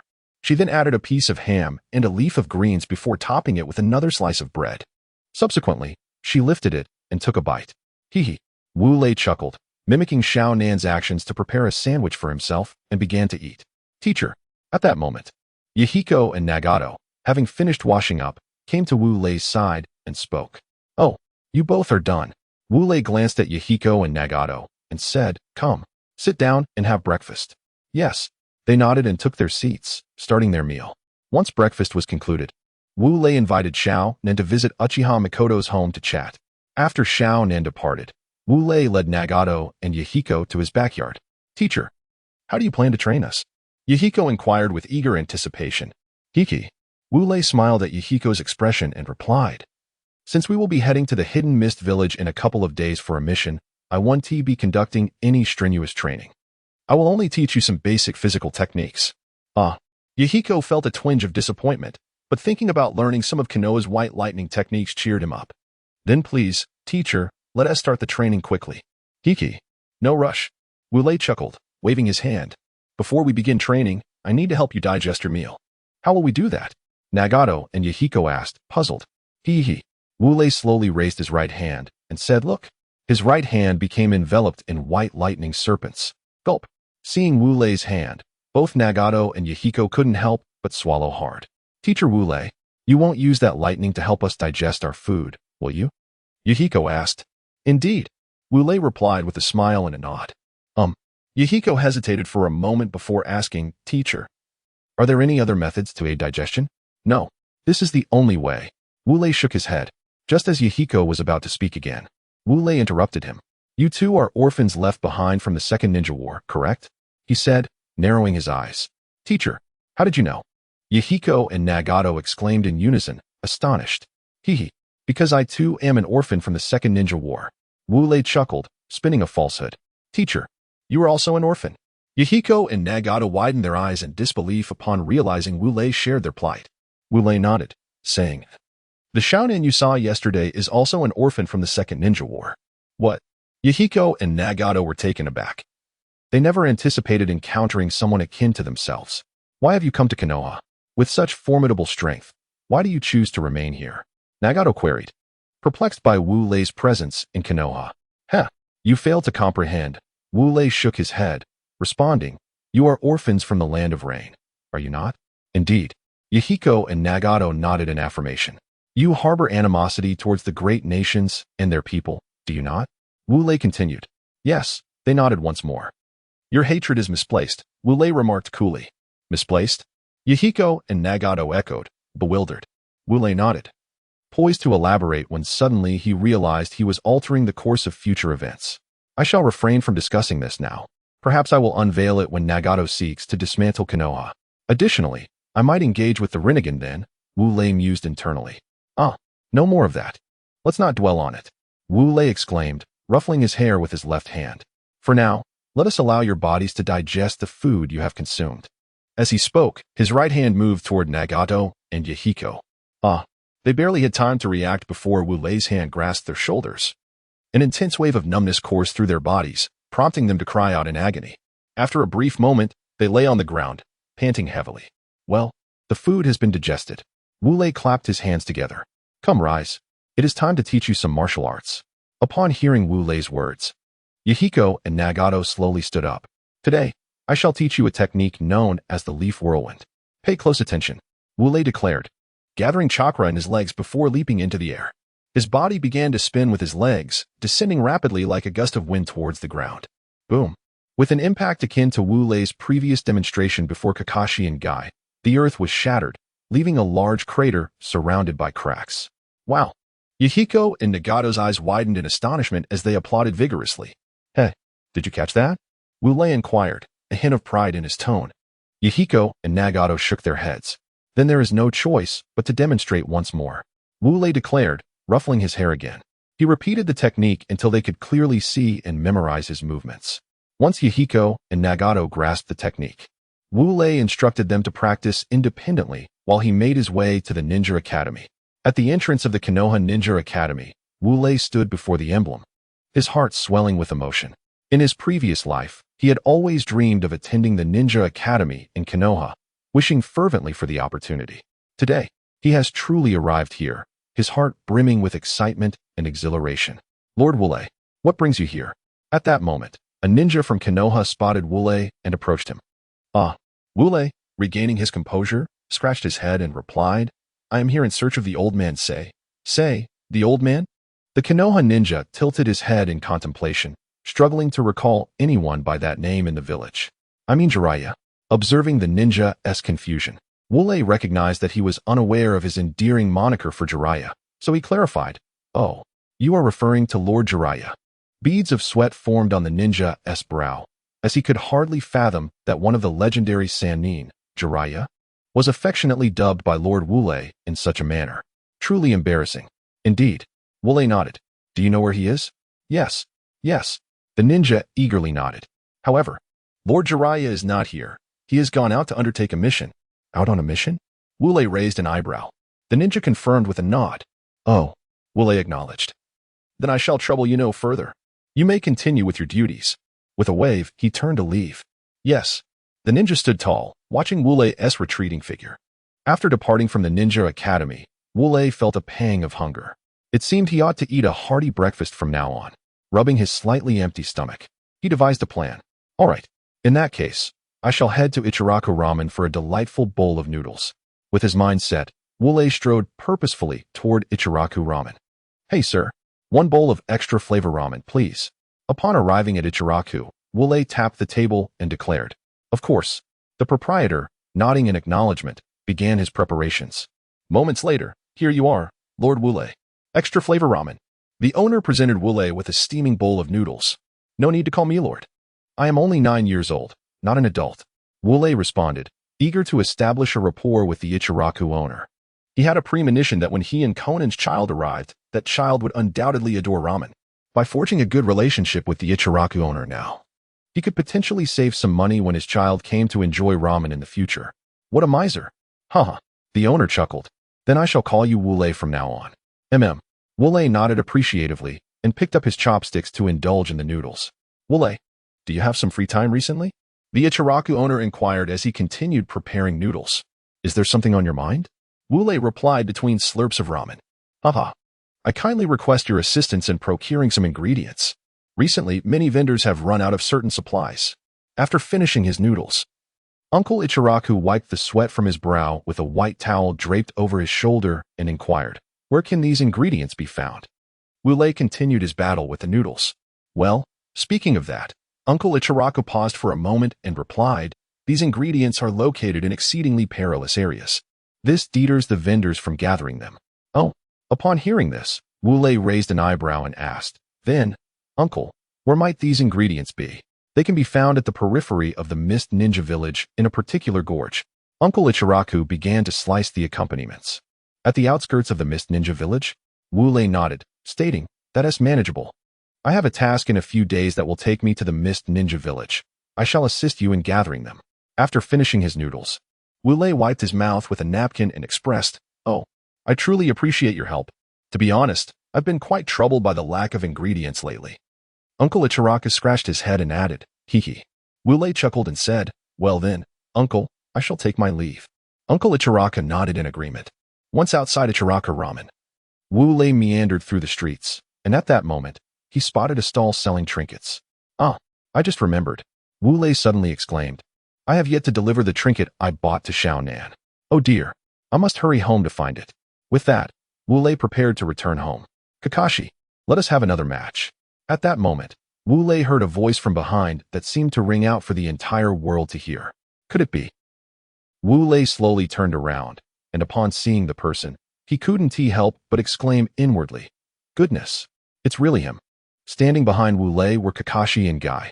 Guy, with his wrist bent in challenge, declared, this time, we shall compete in arm wrestling. All right, just a moment.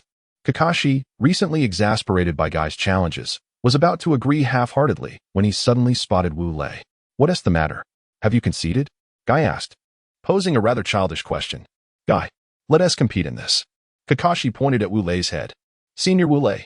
Guy shouted as he followed Kakashi's gesture and spotted Wu Lei. Kakashi, why are you pointing at Senior Wu Lei? Guy questioned, puzzled. Hee hee. Kakashi chuckled and said, let us see who can capture a strand of Senior Wu Lei's hair first. All right. The carefree Guy, upon hearing Kakashi's challenge, cast aside all external distractions. Upon hearing Kakashi's words, Wu Lei was momentarily taken aback, and then he promptly turned and fled. Oh, Guy, Senior Wu Lei has made his escape. Let us commence immediately. Upon finishing his words, Kakashi was the first to dash towards Wu Lei. Oh, Akai exclaimed, following closely behind Kakashi. Hey, Kakashi, why are you racing with Akai to see who can grab my hair first? Wu Lei shouted back as he sprinted forward. Hee hee. Kakashi chuckled and replied loudly. Because competing with Akai is at least more advanced than those contests of eating noodles or wrist strength. Wu Lei was left speechless, compelled to run for his life. He certainly did not wish for a few strands of his hair to be yanked out. He couldn't fathom why he didn't utilize the Flying Thunder God technique. Subsequently, in the village of Kanahagakur, one could witness the trio of Wu Lei, Akai, and Kakashi darting about the village. Before long, it was noon. On a major road in the village. Senior Wu Lei, let me pluck a few strands of your hair. Kakashi shouted from behind the sprinting Wu Lei. No way. Akai nudged Kakashi, temporarily pushing him behind. Then he shouted to Wu Lei ahead. Senior Wu Lei, it should be me who plucks a few strands of your hair. I won't let you pluck my hair. Wu Lei retorted, turning his head to yell at the relentlessly pursuing Kakashi and Akai. Oh come on, Senior Wu Lei. It's just a few strands of hair. Let me take them.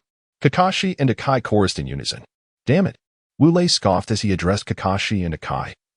That depends on whether you can catch up to me. I'm off. With that, he quickened his pace. Akai, let's chase. Kakashi urged Akai before accelerating to pursue Wu Lei. All right. Akai nodded, also increasing his speed. Half an hour later. Akai, what should we do? Kakashi said, noticing that Wu Lei was gradually distancing himself from them. Kakashi, Akai said with a serious expression, if I catch up to Senior Wu Lei, can we consider it a victory for me? Kakashi pondered for a moment before nodding in agreement, saying, all right, it's a deal. Upon hearing Kakashi's consent, Akai exclaimed with excitement, ha, my passion ignites. 8 gates open. First gate, open. Rest gate, open. With that, a faint green glow and wisps of warm air emanated from Akai's body. Ha, Akai shouted, rapidly chasing after Wu Lei. His speed now enhanced 3- or 4-fold compared to when he had opened the gates. What the heck? Wu Lei exclaimed in astonishment upon seeing Akai employ the 8 gates for his hair. You're the only one who can use the 8 gates? I can too. 8 gates, open. First gate, open. Rest gate, open. Life gate, open. With that, a green glow and warm air also burst forth from Wu Lei. Ah. Seeing that Wu Lei can also open the 8 gates, Akai immediately exclaimed, Senior Wu Lei, you're being sneaky. What do you mean I'm being sneaky? Aren't you also using the 8 gates? Wu Lei's face, flushed red from the exertion of opening the 8 gates of Duanjia, turned towards the equally flushed Akai. But you can't open 3 gates. I have only opened 2. Akai exclaimed loudly. After a moment of surprise, Wu Lei replied, all right, life gate, close. With that, he swiftly reduced his speed, now only slightly faster than Akai's. Half an hour passed. Huff, huff, huff. Akai began to breathe heavily, his pace diminishing. Alas, my body cannot endure. Wu Lei turned to Akai, noticing his slowing speed. With a sigh, he stopped and grasped Akai's shoulders, bringing him to a halt as well. Never mind, never mind. Look, seeing Akai, panting after releasing the 8 gates, Wu Lei shook his head, plucked a few strands of hair from his own head, and handed them to Akai. Here, you have one. Really? Akai, bewildered, took the hair from Wu Lei. Indeed. Wu Lei chuckled and nodded. Fantastic. I have one. Akai exclaimed, but then gasped in pain. Ouch. That was quite a burden on your body. Wu Lei patted Akai's shoulder and advised, remember, when opening the 8 gates, the shorter the duration, the better. But if the duration is shorter, how can one defeat an opponent? Akai asked, astonished. Fool. Wu Lei playfully tapped Akai's head. You must find the right moment. Use the 8 gates at the appropriate time, and win in the shortest span possible. This will help minimize the damage caused by the 8 gates. Do you understand? Akai nodded, stroking his head. All right. I must take my leave. Remember to master the use of the 8 gates, Wu Lei declared as he prepared to depart. Senior. Akai called out just then. What is it? Wu Lei turned back. Why haven't you closed the 8 gates yet? Akai pointed at the faint green glow surrounding Wu Lei. I'm leaving. After closing the 8 gates, Wu Lei turned and exited with a flourish. Is Senior upset? Akai swallowed nervously, pondering. At Wu Lei's home. I'm back, Wu Lei announced as he pushed the door open. Have you all started eating?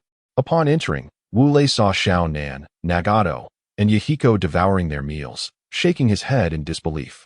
Xiaonan exclaimed upon spotting Wu Lei. Brother Wu Lei, you're back. Come quickly.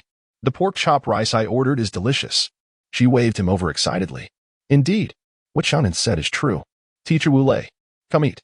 Since learning that Wu Lei shared a similar orphan background with them, Nagato and Yahiko had become much more cheerful, especially Yahiko.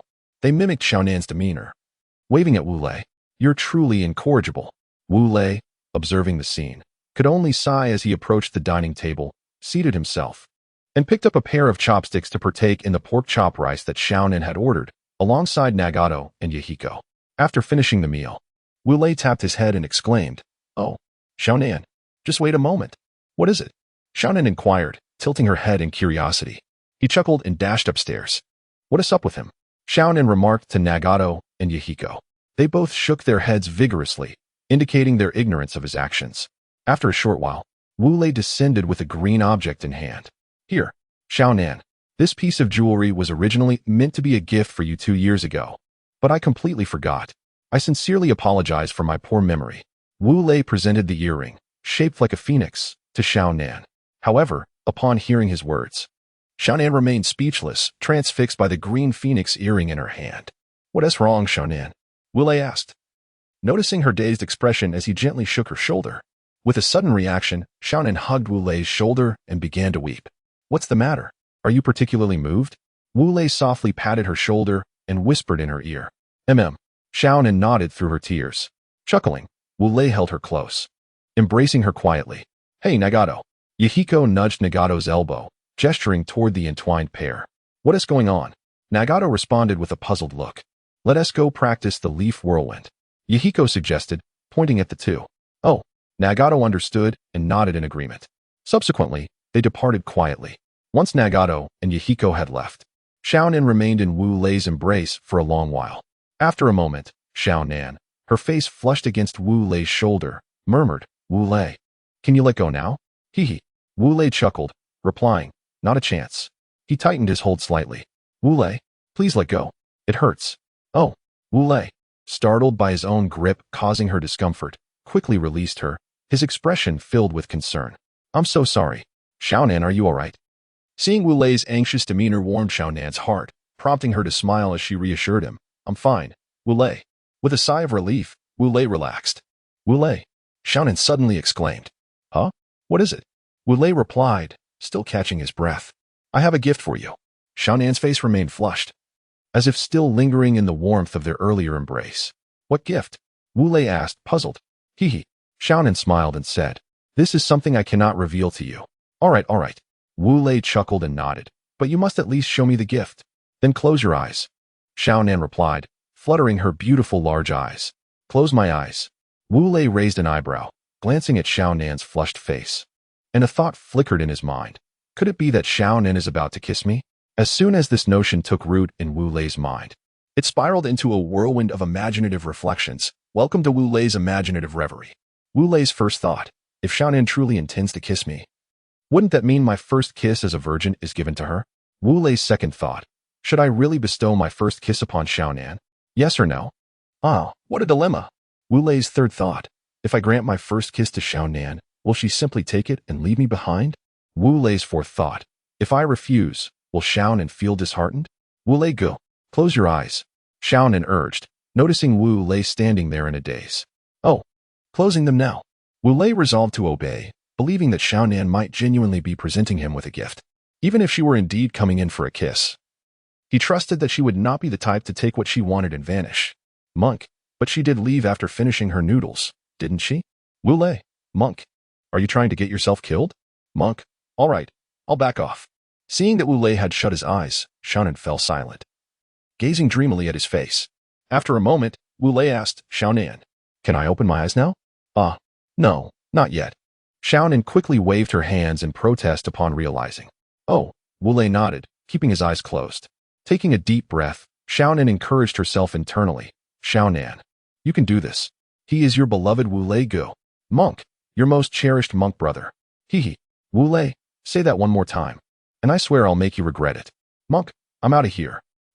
What is there to be shy about?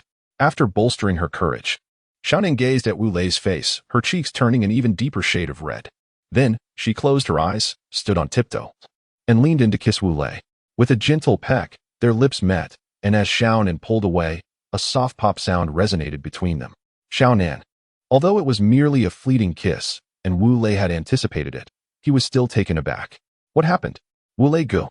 After the kiss, Xiaonan seemed to lose all her strength, collapsing into Wu Lei's embrace. Will you abandon me? To dispel his own fears, that Xiaonan would indeed leave after the kiss, Wu Lei held her close and assured her, how could I ever do that? Xiaonan extended her hand and embraced Wu Lei, exclaiming, how could I ever forsake my Wu Lei brother? With a gentle smile, Wu Lei lifted Xiaonan's chin and said, I have yet to fully savor that feeling from before. Let us experience it once more. No, please. Sharingan protested, struggling against him. Come. Wu Lei leaned in to kiss her. Just as their lips were about to meet, a sudden fit of coughing interrupted the moment. Startled by the sound, Sharingan gasped and broke free from Wu Lei's embrace, moving to his side and wrapping her arms around his right arm. At that moment, two figures appeared at Wu Lei's doorstep, a tall, handsome man and a strikingly beautiful woman. Kushina. Wu Lei turned to them. Ha. The man, Minato, laughed heartily as he approached Wu Lei, glancing at Nan and teasingly remarked, Wu Lei, trying to steal Nan's first kiss at such a young age. You better not say another word, or I will knock you out. Wu Lei responded, sensing Nan's grip on his arm tighten, indicating her shyness. All right. I won't say anything more. Wu Lei, I have wonderful news. Minato suddenly exclaimed with great enthusiasm. What is it? Wu Lei raised an eyebrow. That is, Kushina has agreed to be my girlfriend. Minato's voice rose with excitement, leading to an unfortunate outcome. Thud. A large bump appeared on Minato's head as he exclaimed. Who said I agreed to be your girlfriend? Blushing, Kushina rubbed her fist after striking him. Did you not say you wanted me to be your girlfriend? Minato countered, nursing the bump on his head. Say that again, and I will hit you. Kushina raised her fist. All right. Minato quickly raised his hands in surrender. Hey there, little sister. What is your name? At that moment, Kushina noticed Nan, who was still holding onto Wu Lei's arm. She approached Nan and asked, Nan. Nan replied softly, yes. Oh, Nan, I once had something delectable in Konoha. What do you think? Are you interested? Kushina smiled. Upon hearing about delicious food, Nan's eyes sparkled with excitement. Yes, she exclaimed, releasing Wu Lei's arm and taking Kushina's hand, eager to follow her. Seeing Nan run off with Kushina, Wu Lei was left speechless. Minato laughed heartily at Wu Lei's expression. You keep laughing. Wu Lei widened his eyes. I will keep laughing, Minato retorted, followed by another round of laughter. Humph. Wu Lei, observing Minato's mirth, suddenly lamented, alas. Even your own girlfriend has left you, and you still laugh. Minato was left momentarily speechless. Ha. Wu Lei burst into laughter again. You keep laughing. Minato mirrored Wu Lei's earlier expression, eyes wide. I will keep laughing, he echoed, joining in the laughter. Wu Lei, much like the previously encountered Watergate, erupted into laughter. How infuriating. Watergate gritted his teeth and unleashed a spiral sphere, hurling it towards Wu Lei's face. Chidori. Wu Lei, noticing the spiral sphere approaching, extended his right hand, channeling Chidori to counter Watergate's attack. Boom. Crack. Upon collision, a violent gust of wind surged around Wu Lei and Watergate, causing the ground beneath them to fracture under the immense force, sending large chunks flying. These debris, propelled by the wind, struck the walls of Wu Lei's home, shattering through them. It was over. Witnessing this scene, both Wu Lei and Watergate instinctively exclaimed, It's over. Wu Lei lamented his predicament. Upon seeing the damaged wall, Nan would undoubtedly remark how much more he had spent compared to her. He envisioned a future of incessantly ordering takeout, lamenting the prospect of continuously reaching into his pockets. Alas, what a bitter tear. Conversely, Watergate feared the repercussions of this calamity, anticipating that Wu Lei would soon seek retribution, inevitably siphoning off a significant portion of his funds. The thought alone brought forth a cascade of sorrowful tears. With a shared sense of impending doom, Wu Lei and Watergate exchanged glances. Both recognizing the sorrow reflected in each other's eyes, they nodded in agreement, signaling a retreat to a secluded area for their duel. Subsequently, they simultaneously utilized the Flying Thunder God technique, teleporting to an empty expanse. Watergate flung a wooden kunai at Wu Lei and charged forward. I'll jump, Wu Lei exclaimed, leaping into the air. Flying Thunder God technique, Watergate shouted, and suddenly, Wu Lei noticed Watergate materializing beneath him. Is that a technique with kunai? Wu Lei mused, glancing at the wooden kunai in Watergate's hand. Spiral sphere, Watergate bellowed, gathering a blue spiral sphere in his right hand and directing it at Wu Lei. Oh no, Wu Lei thought, realizing he was too close to Watergate to form any seals. Konoha whirlwind. Wu Lei resorted to a spinning kick aimed at Watergate's hand holding the spiral sphere. A thunderous explosion erupted. How frustrating. After colliding with Watergate's spiral sphere, Wu Lei was forced to retreat a few steps on his toes. Watergate chuckled at Wu Lei's predicament and remarked, Wu Lei, you're trying to match a spiral sphere with your foot. How amusing. Alas, I forgot. This one do. Wu Lei, feigning bravado, suddenly gasped as he realized his foot, which had met the spiral sphere, was now swollen and red. Seeing Wu Lei in such a state, Watergate chuckled once more and launched another attack, this time wielding the spiral sphere again. Humph. If you're using a spiral sphere, so will I. Shadow clone technique. Wu Lei huffed, summoning 2 shadow clones beside him. Huh. Clones. Gather the spiral sphere. Wu Lei instructed his shadow clones. The shadow clone nodded and began to gather the spiraling sphere. Simultaneously, Wu Lei was also accumulating his own spiraling sphere. Once both had successfully amassed their spheres, Wu Lei fused the shadow clone's spiraling sphere with his own, transforming the originally pea-sized sphere into one that was a significant double in size. Behold, the great spiraling sphere. With that, Wu Lei brandished the colossal sphere in his left hand and charged toward Minato's spiraling sphere. What an enormous spiraling sphere! Who can compare? Minato smirked upon noticing Wu Lei's sphere was larger than his own. With a swift maneuver, he evaded Wu Lei's great spiraling sphere and, taking advantage of Wu Lei's unguarded left side, struck at his left rib with his own sphere. Damn it! Wu Lei realized he was unable to evade Minato's attack once more, resulting in a direct hit. Boom! Wu Lei's body was propelled to the right with great force. Crash! Snap! He collided with a tree, breaking it in half. Come on, Minato. Was that really necessary? Wu Lei groaned while clutching his left rib. Ah, I'm sorry. I'm so sorry. Minato exclaimed, holding his head in regret. Moments later, boom. A sound akin to striking a sandbag resonated, followed by Minato being sent flying backward. Huh. Wu Lei laughed, standing triumphantly where Minato had just been. During a fight, how can one apologize to their opponent? Minato, you still have much to learn. Damn it. Minato covered his face and pointed at Wu Lei. You attacked me from behind. Indeed, I did strike from behind. Wu Lei wiggled his hips mischievously. Come at me. I'm ready. Just try me. Huh. Seeing Wu Lei's playful demeanor ignited Minato's fury. He charged forward with a thunderous shout, Konoha whirlwind. Following that, he executed a spinning kick aimed at Wu Lei's face. What is her deal with my face? Wu Lei exclaimed, shielding his face and executing a roll to evade Minato's kick. Well, who told you to strike my face? Minato replied, catching his breath. Wu Lei paused, then extended his right hand. Let us not dwell on that topic. Let us fight. Ha. Thousand birds sharp spear. Zzzzzzzzz. A cacophony of nerve-rattling sounds erupted as a 5-meter-long white lightning spear manifested in Wu Lei's right hand. Humph. Minato scoffed, once more gathering spiraling spheres in both hands and charging toward Wu Lei. Lightning release. Thunder Tiger's lethal strike. Wu Lei swiftly formed hand seals with one hand, and again.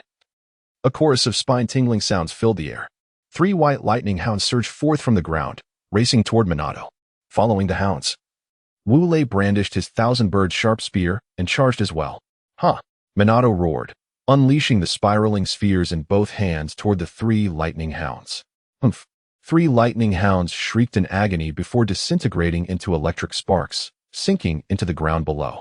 Watch out! At that moment, Wu Lei hurled his lightning spear towards the head of Watergate. I evade.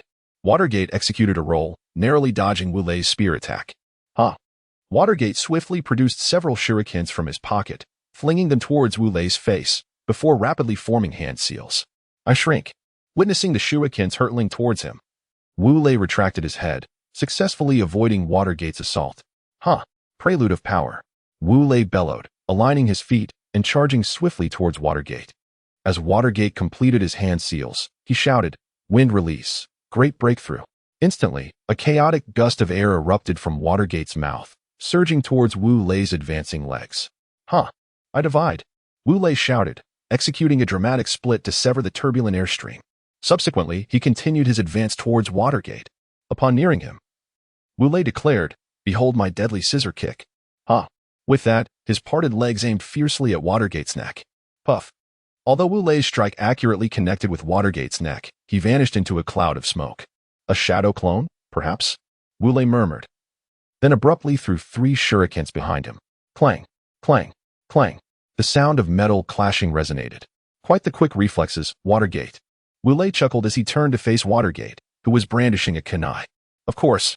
Take this, Watergate exclaimed, charging at Wu Lei with a Rasengan in hand. All right, since you constantly employ the Rasengan, I shall match you with one of my own, Wu Lei declared, preparing his own Rasengan as he charged at Watergate. The sound of hurried footsteps echoed as Wu Lei and Watergate neared a collision. Suddenly, Watergate launched a wooden kunai skyward. Flying Thunder God technique, second stage. Recognizing Watergate's movement, Wu Lei instinctively propelled his Rasengan upwards. Indeed, as Wu Lei had anticipated, Watergate executed the second stage of the Flying Thunder God technique.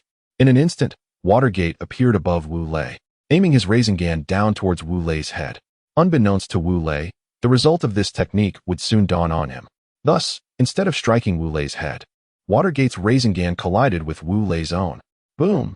The two Rasengans collided, producing a thunderous roar, followed by earth-shattering tremors and howling winds. Lightning release, 1,000 birds. Seizing the moment as his left hand clashed with Watergate's right, Wu Lei swiftly formed hand seals with his right hand, unleashing a white lightning serpent towards Watergate's face. Rasengan! Alas, one could only lament the absurdity of non-hand seal ninjutsu. Watergate, witnessing Wu Lei's right hand enveloped in the white lightning serpent, rapidly concentrated his left hand to form a Rasengan, countering Wu Lei's 1,000 birds. Boom!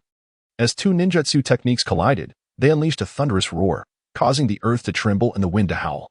Humph! Wu Lei and Minato, recognizing the parity of their skills, let out a grunt and performed a series of backflips to create distance between themselves. Minato, it's time for me to get serious, Wu Lei declared, narrowing his eyes. All right, bring it on, Minato replied solemnly, nodding in agreement. Huh, 8 gates release. Open the door of death, Wu Lei shouted, his voice resonating with intensity. A deep green energy enveloped him, his face flushed a deep crimson, veins prominently visible. Huh! With a fierce yell, Wu Lei dashed forward, appearing before Minato in an instant. How fast? Minato's pupils constricted in shock. Seizing the opportunity presented by Minato's astonishment, Wu Lei unleashed a powerful punch to Minato's face. Ugh! Minato was sent hurtling backward by the blow, crashing into a towering tree, splintering it in half upon impact. Why did you hit my face? Minato exclaimed, gritting his teeth as he stood, clutching his waist. Hee, here comes another. Wu Lei laughed, charging at Minato once more. Wind release, cyclone fist.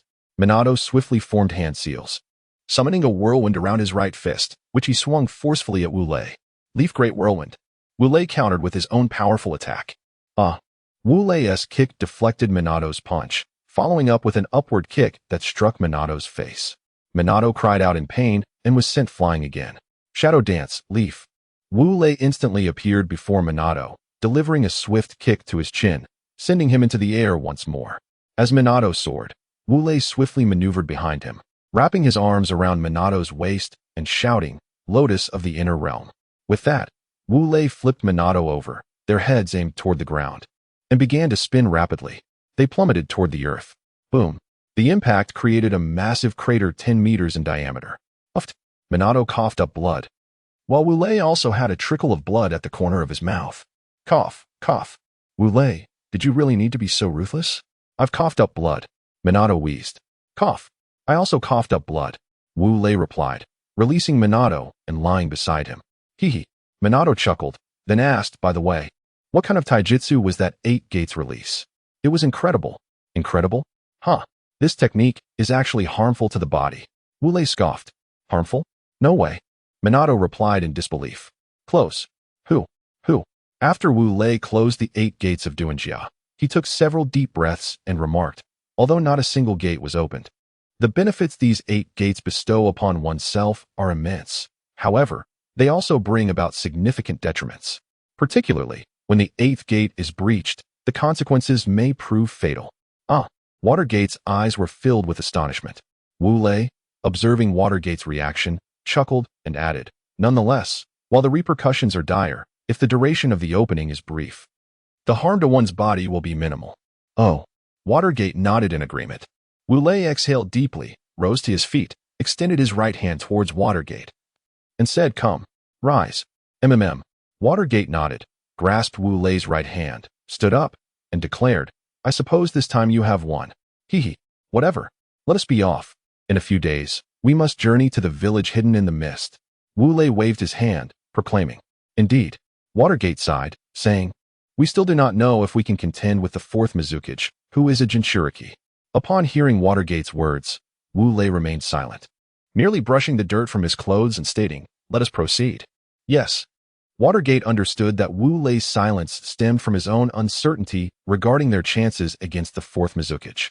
Subsequently, Wu Lei and Watergate returned to Konoha together.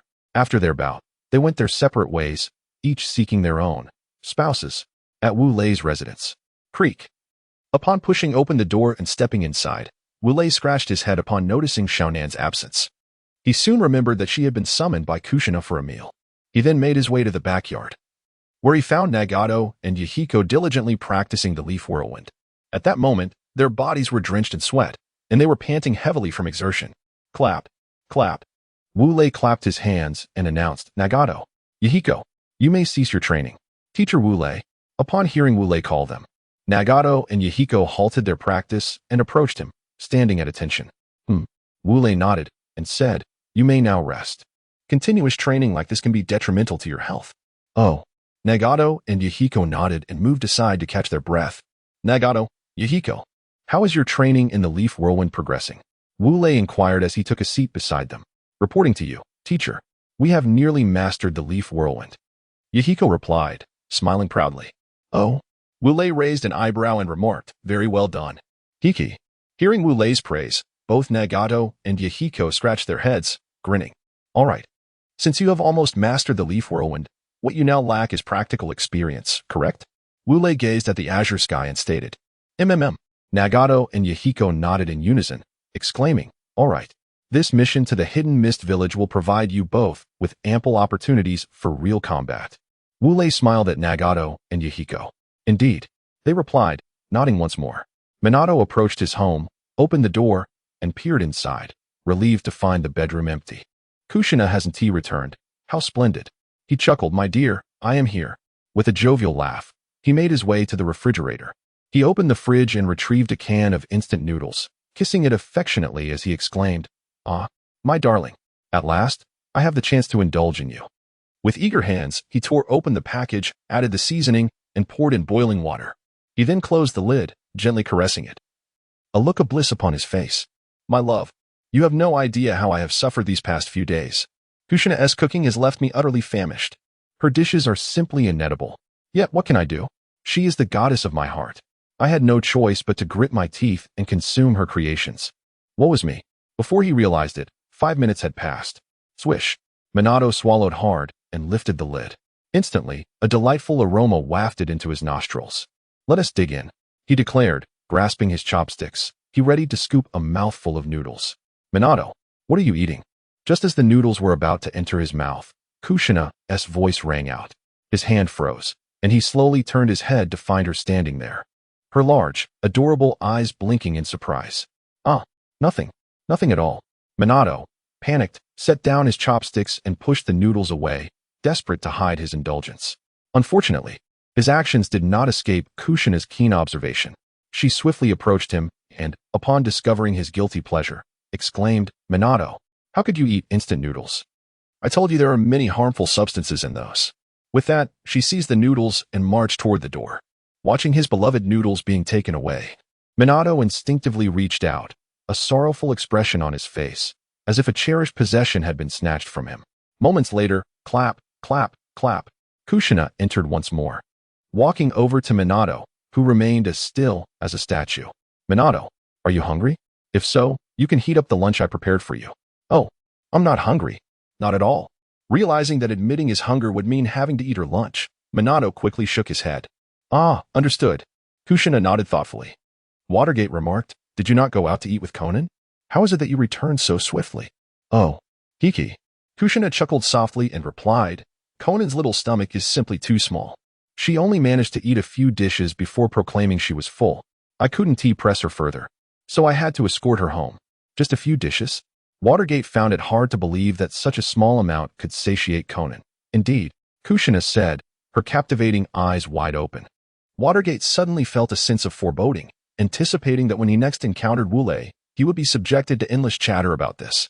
In the ensuing days, both Wu Lei and Watergate busied themselves at home, organizing their belongings and honing their skills to ensure they remained at their peak. Before they knew it, the time to travel to the Mist Village had arrived. On that day, at the entrance of Konohagakure, Watergate, he suddenly heard someone call from behind. Turning around, he saw Wu Lei grinning broadly as he called out with Nagato and Yahiko.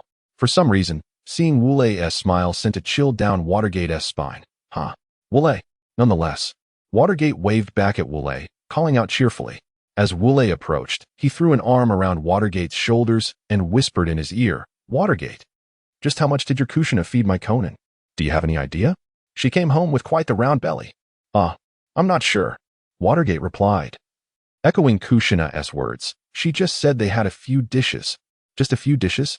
Wu Lei released Watergate and stared intently at him. Indeed, that's what Kushina told me. Watergate could not evade Wu Lei's gaze, returning the stare firmly. Thus, they remained locked in a gaze for a quarter of an hour. Finally, Wu Lei sighed, forget it. Even though Konan returned with a full belly, she was quite happy, and that is what matters. He smiled as he spoke, perhaps reminiscing about Conan's contented expression upon her return. Yes. Watergate nodded, exhaling a quiet sigh of relief. Well then, let us depart, Watergate. We are now heading to the Mist Village, Wu Lei declared before moving forward. After a few steps, he turned back to Watergate, Nagato, and Yahiko, saying, what are you dawdling for? Let us go. Oh. Nagato and Yahiko nodded in agreement and followed Wu Lei, while Watergate glanced at Wu Lei's retreating figure before hastening to catch up. Thus, Wu Lei, Watergate, Nagato, and Yahiko set forth on their journey to the Mist Village. After several months of arduous travel, Wu Lei and his companions finally reached their destination, the Mist Village. Nestled in the Water Country, and in a few months, only a year remained until the onset of the Fourth Shinobi World War. Months later, Wu Lei and his companions had all grown a year older. Here is a brief introduction of a group of individuals. Wu Lei, male, age 10, stands at a height of 1.71 meters. His appearance is strikingly handsome, though regrettably, not as handsome as the monk. His prowess enables him to contend with ordinary shadows, classified as an elite jonin. Minato Namikaze, male, age 15, measures 1.79 meters in height, no longer growing. Having reached full maturity, he is equally handsome though, of course, not as handsome as the monk or Wu Lei. His strength allows him to challenge 5 ordinary elite jonin simultaneously, also classified as an elite jonin. Nagato Uzumaki, male, aged 8, stands at 1.51 meters. His appearance is notably handsome, with his skills placing him at the Chunin level. Yahiko, full name unknown, my apologies, male, aged 9, measures 1.55 meters in height. His looks are reasonably handsome, and his abilities classify him as a quasi-Chunin. Our mission target lies just ahead. Wu Lei pointed towards the entrance of the hidden Mist Village and remarked. Indeed. Minato, Yahiko, and Nagato nodded in agreement, preparing to enter the village. However, as they approached the entrance, they were halted. You are ninjas from Konoha, are you not? A mist ninja observed the headbands worn by Wu Lei and his companions.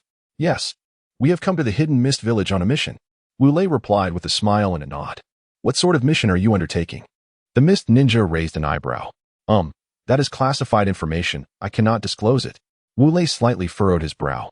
Oh, classified is it? The mist ninja regarded Wu Lei before raising a hand in dismissal.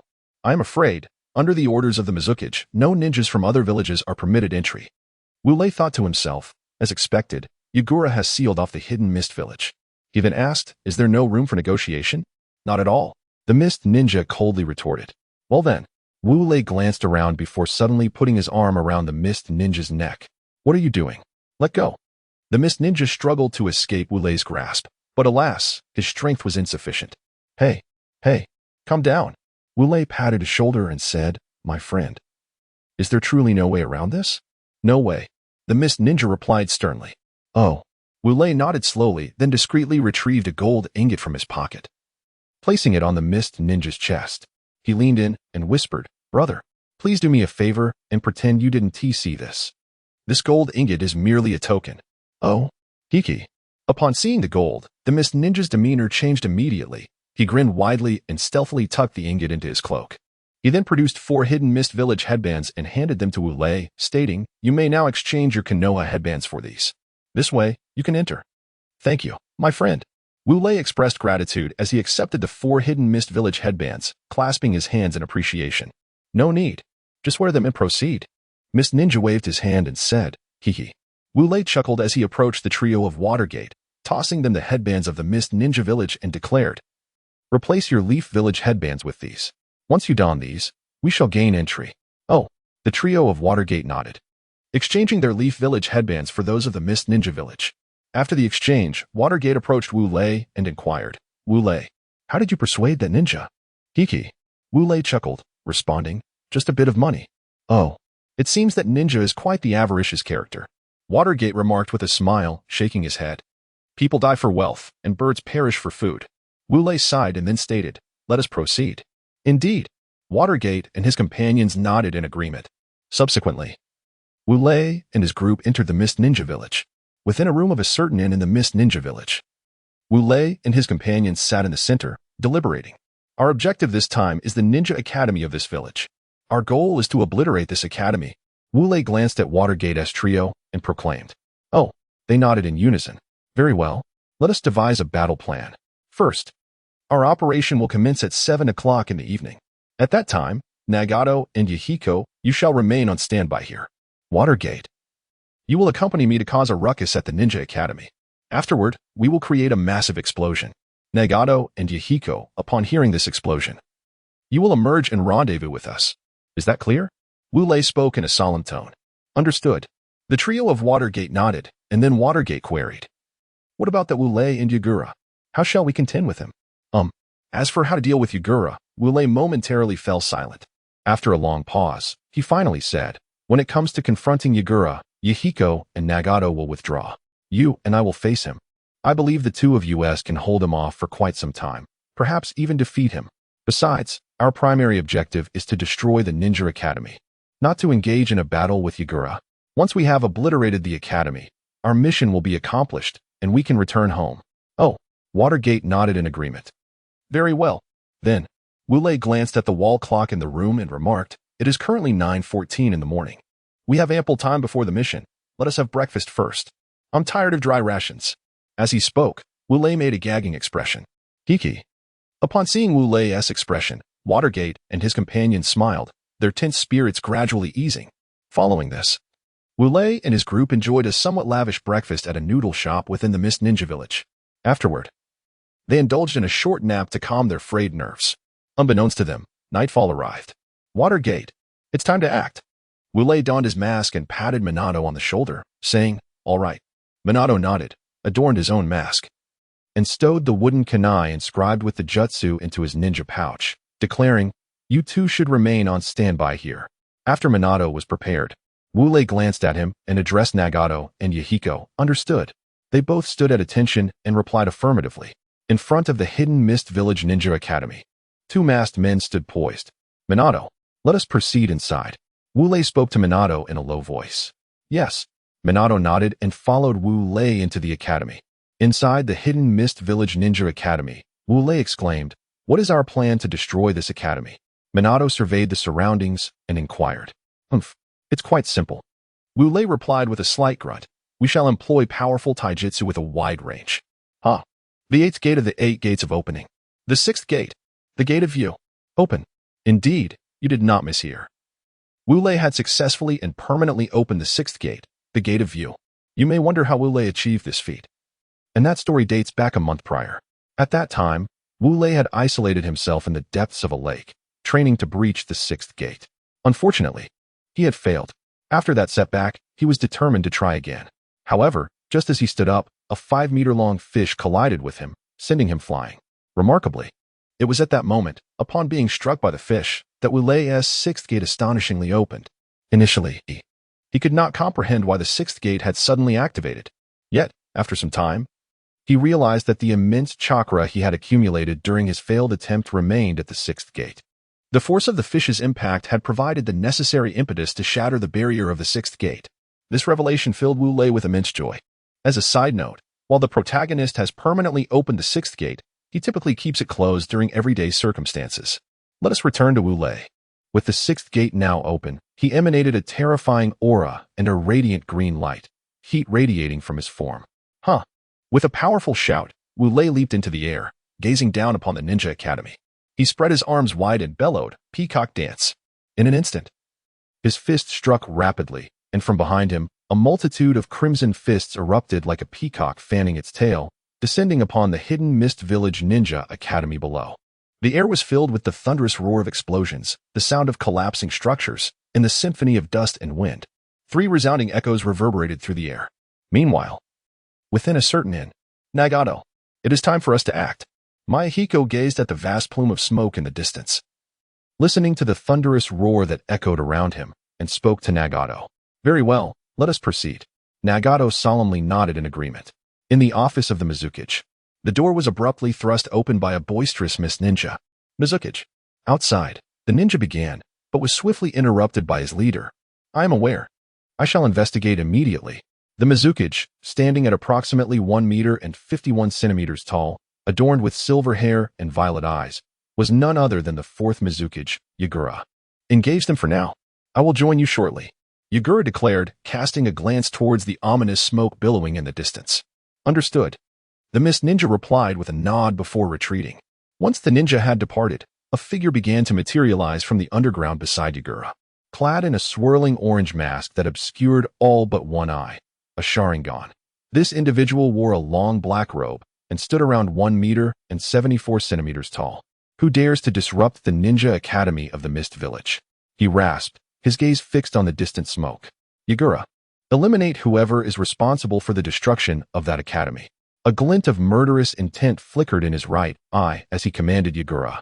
Yes, Yagura replied, devoid of any emotion, his voice stiff and lifeless, akin to that of a walking corpse. He then departed. Once Yagura had left, the masked figure spoke in his gravelly tone. Those who obstruct my plan must perish. With that, he slammed his hand upon the table. Strangely, his hand passed right through the table as though it were mere air. Observing his hand's passage through the surface, he sighed, exclaiming, Alas! How vexing! When will my spirit manifest as a corporeal form? Ah, my power! Enough! It is time to set my plans in motion. After uttering this, the figure began to slowly sink into the ground, gradually vanishing from sight. Wu Lei glanced into the distance and addressed Mizukage. The enemy approaches. Prepare for battle. Mizukage nodded solemnly, seizing a kunai, proclaiming, Indeed. As the adversaries gradually advanced, Wu Lei bellowed, Initiate the assault. Without hesitation, he charged forward. Wait for me, Mizukage shouted, noticing Wu Lei's eagerness to engage without him, and hastened to follow. Upon their encounter, a Mist Ninja swiftly performed hand seals, unleashing a torrent of crimson flames towards Wu Lei and Mizukage. Konoha Hurricane. At that moment, Wu Lei, having opened the 6th gate, was at the pinnacle of his physical prowess, chakra, perception, and strength. With a powerful spinning kick, he dissipated the fiery onslaught effortlessly. After extinguishing the great fireball, Mizukage hurled a wooden kunai imbued with technique towards the mass of Mist Ninjas. As the kunai soared above them, he executed the Flying Thunder God technique. Appearing directly above the enemy ranks, he swiftly conjured 2 Rasengan, launching them into the fray with a thunderous roar. The ground trembled under the cacophony, and the anguished cries of the Mist Ninjas filled the air. Peacock, not wishing to lag behind as Mizukage engaged the enemy, Wu Lei leaped into the air, shouting loudly. Behind him, a multitude of crimson fists erupted like a peacock's display, flashing brilliantly as they cut through the air with a whoosh. The ground cracked beneath the force, and the agonized wails of the Mist Ninjas persisted. Wu Lei shouted, rapidly forming hand seals before pointing skyward, exclaiming, Domain of the Thunder God. Thunder rumbled ominously as dark clouds gathered overhead, emitting sounds reminiscent of boiling water. With a series of crackling noises, bolts of white lightning surged down from the clouds. Each Mist Ninja struck by the electric fury shrieked in agony, transforming into charred remnants whisked away by the wind. Hey, Wu Lei, aim your lightning more carefully. You nearly struck me just now. Mizukage shouted at Wu Lei amidst the chaos. Oh, my apologies. Wu Lei scratched his head sheepishly in response. Are you the ones here to disrupt my village's ninja academy? Just as Wu Lei and Mizukage were embroiled in battle, a resonant voice echoed from afar. Upon hearing this commanding voice, all Mist Ninjas halted, gazing with reverence towards the source. Wu Lei turned to the sound, spotting a silver-haired youth with violet eyes racing towards them. Hey, Mizukage, is that Yagura? Wu Lei inquired, having heard Jiraiya's descriptions as he patted Mizukage's shoulder. Yes, Mizukage replied, nodding slightly, his tone grave. That is the Three Tails Jinchuriki, the 4th Mizukage, Yagura. Wu Lei narrowed his eyes, forming hand seals while addressing Minato. Let us proceed, Minato. All right.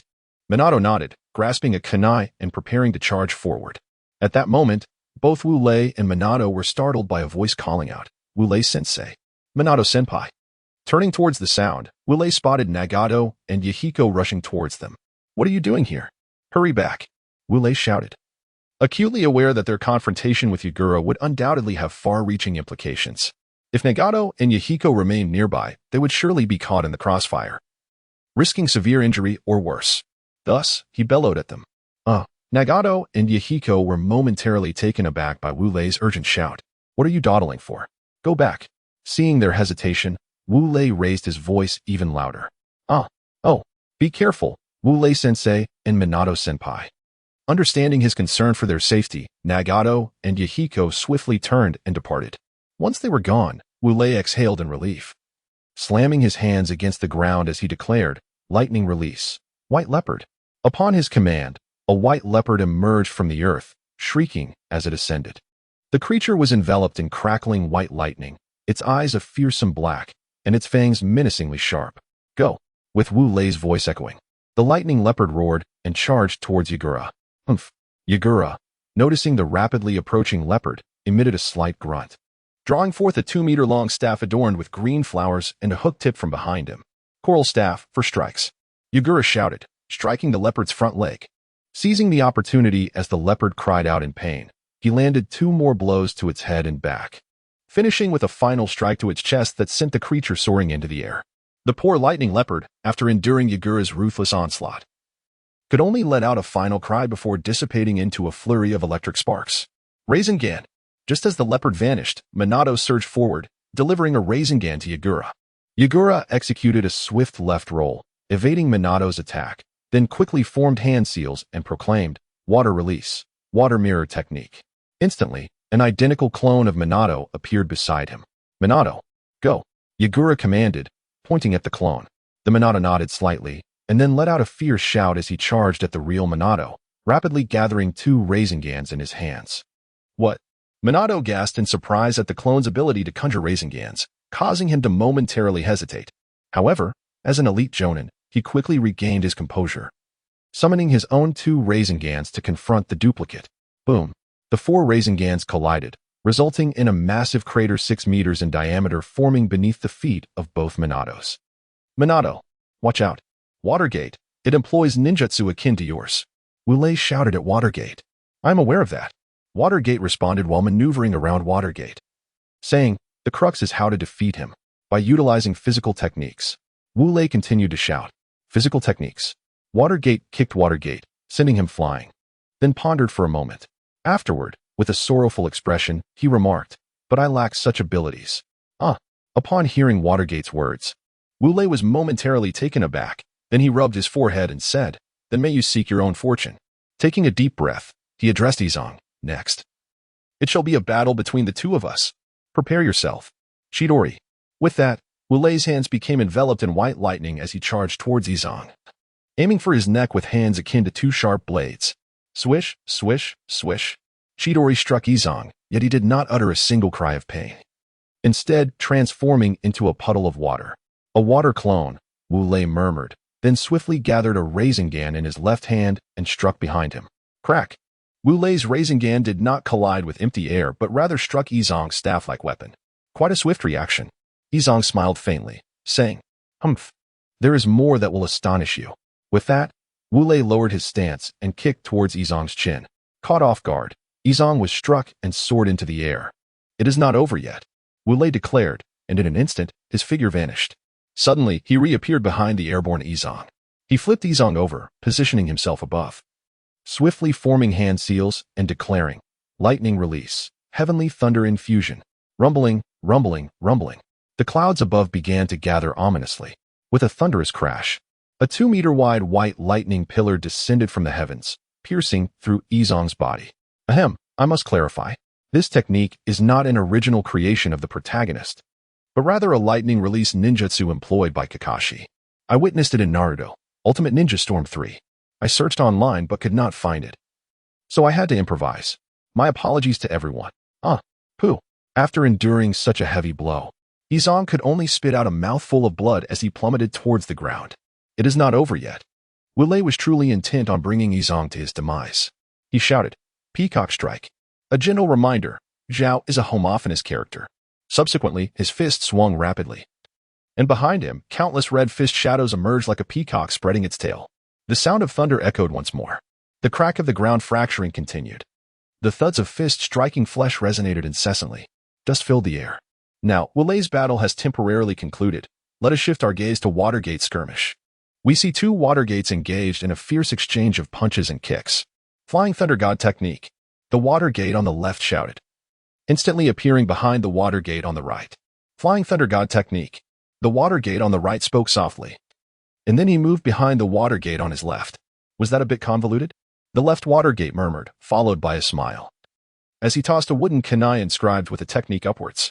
In an instant, he found himself atop the kunai, hands wielding a Rasengan. Aimed at the head of the right Watergate. Caught off guard, the right Watergate cried out in pain, shattering into shards of glass that scattered on the ground. Observing the fragments at his feet, Watergate chuckled and remarked, "Although you possess my ninjutsu, you lack the inscribed kunai. Thus, even if you can utilize the Flying Thunder God technique, without the means to execute it, it is futile. This battle, I have triumphed." Having dealt with the false Watergate, let us shift our focus to Wu Lei. As the dust settled, it revealed Yagura, his body drenched in blood. His mouth trembling in agony as he gasped for breath. How infuriating. To be so severely injured. How despicable. Yagura's voice resonated with a deepening intensity, and a crimson aura began to emanate from him, gradually manifesting as a dark red cloak. Has he transformed into a tailed beast? Wu Lei observed Yagura's transformation, narrowing his eyes in contemplation. At that moment, Watergate approached Wu Lei and said, "Wu Lei." Wu Lei nodded and cautioned, "Be careful. Once Yagura undergoes tailed beast transformation, his chakra capacity, recovery speed, and strength will see a significant enhancement. Is that faster than when you opened the sixth gate?" Watergate inquired, glancing at the transforming Yagura. Upon hearing Watergate's question, Wu Lei pondered for a moment before responding, "I should be slightly faster than him." That's reassuring. Watergate sighed in relief and added, "Once he completes his transformation, it will be your battle with him." Haha, I won't be able to keep up with your speed. Wu Lei turned to Watergate, remaining silent. All right, I will join in. Watergate conceded, sensing Wu Lei's gaze. At that moment, Yagura charged forward at an incomprehensible speed. In a flash, Wu Lei pushed Watergate aside and executed a swift roll to evade Yagura. "Humph," Yagura grunted. Then turned to shout Coral Palm. He struck towards Wu Lei's chest with a powerful palm. "I'll dodge." Wu Lei leaned away, narrowly escaping Yagura's Coral Palm. Then swiftly raised his right hand in a blade-like formation and decisively struck Yagura's right elbow. Following that, he clenched his fist and delivered a fierce blow to Yagura's face. Yagura was propelled backward by the force of the hit. Just as Yagura was airborne, Watergate suddenly appeared behind him, wielding two Rasengan, and forcefully slammed them into Yagura's back. The arrow tower ceased its flight towards the left, redirecting its course to the right. Spiraling sphere.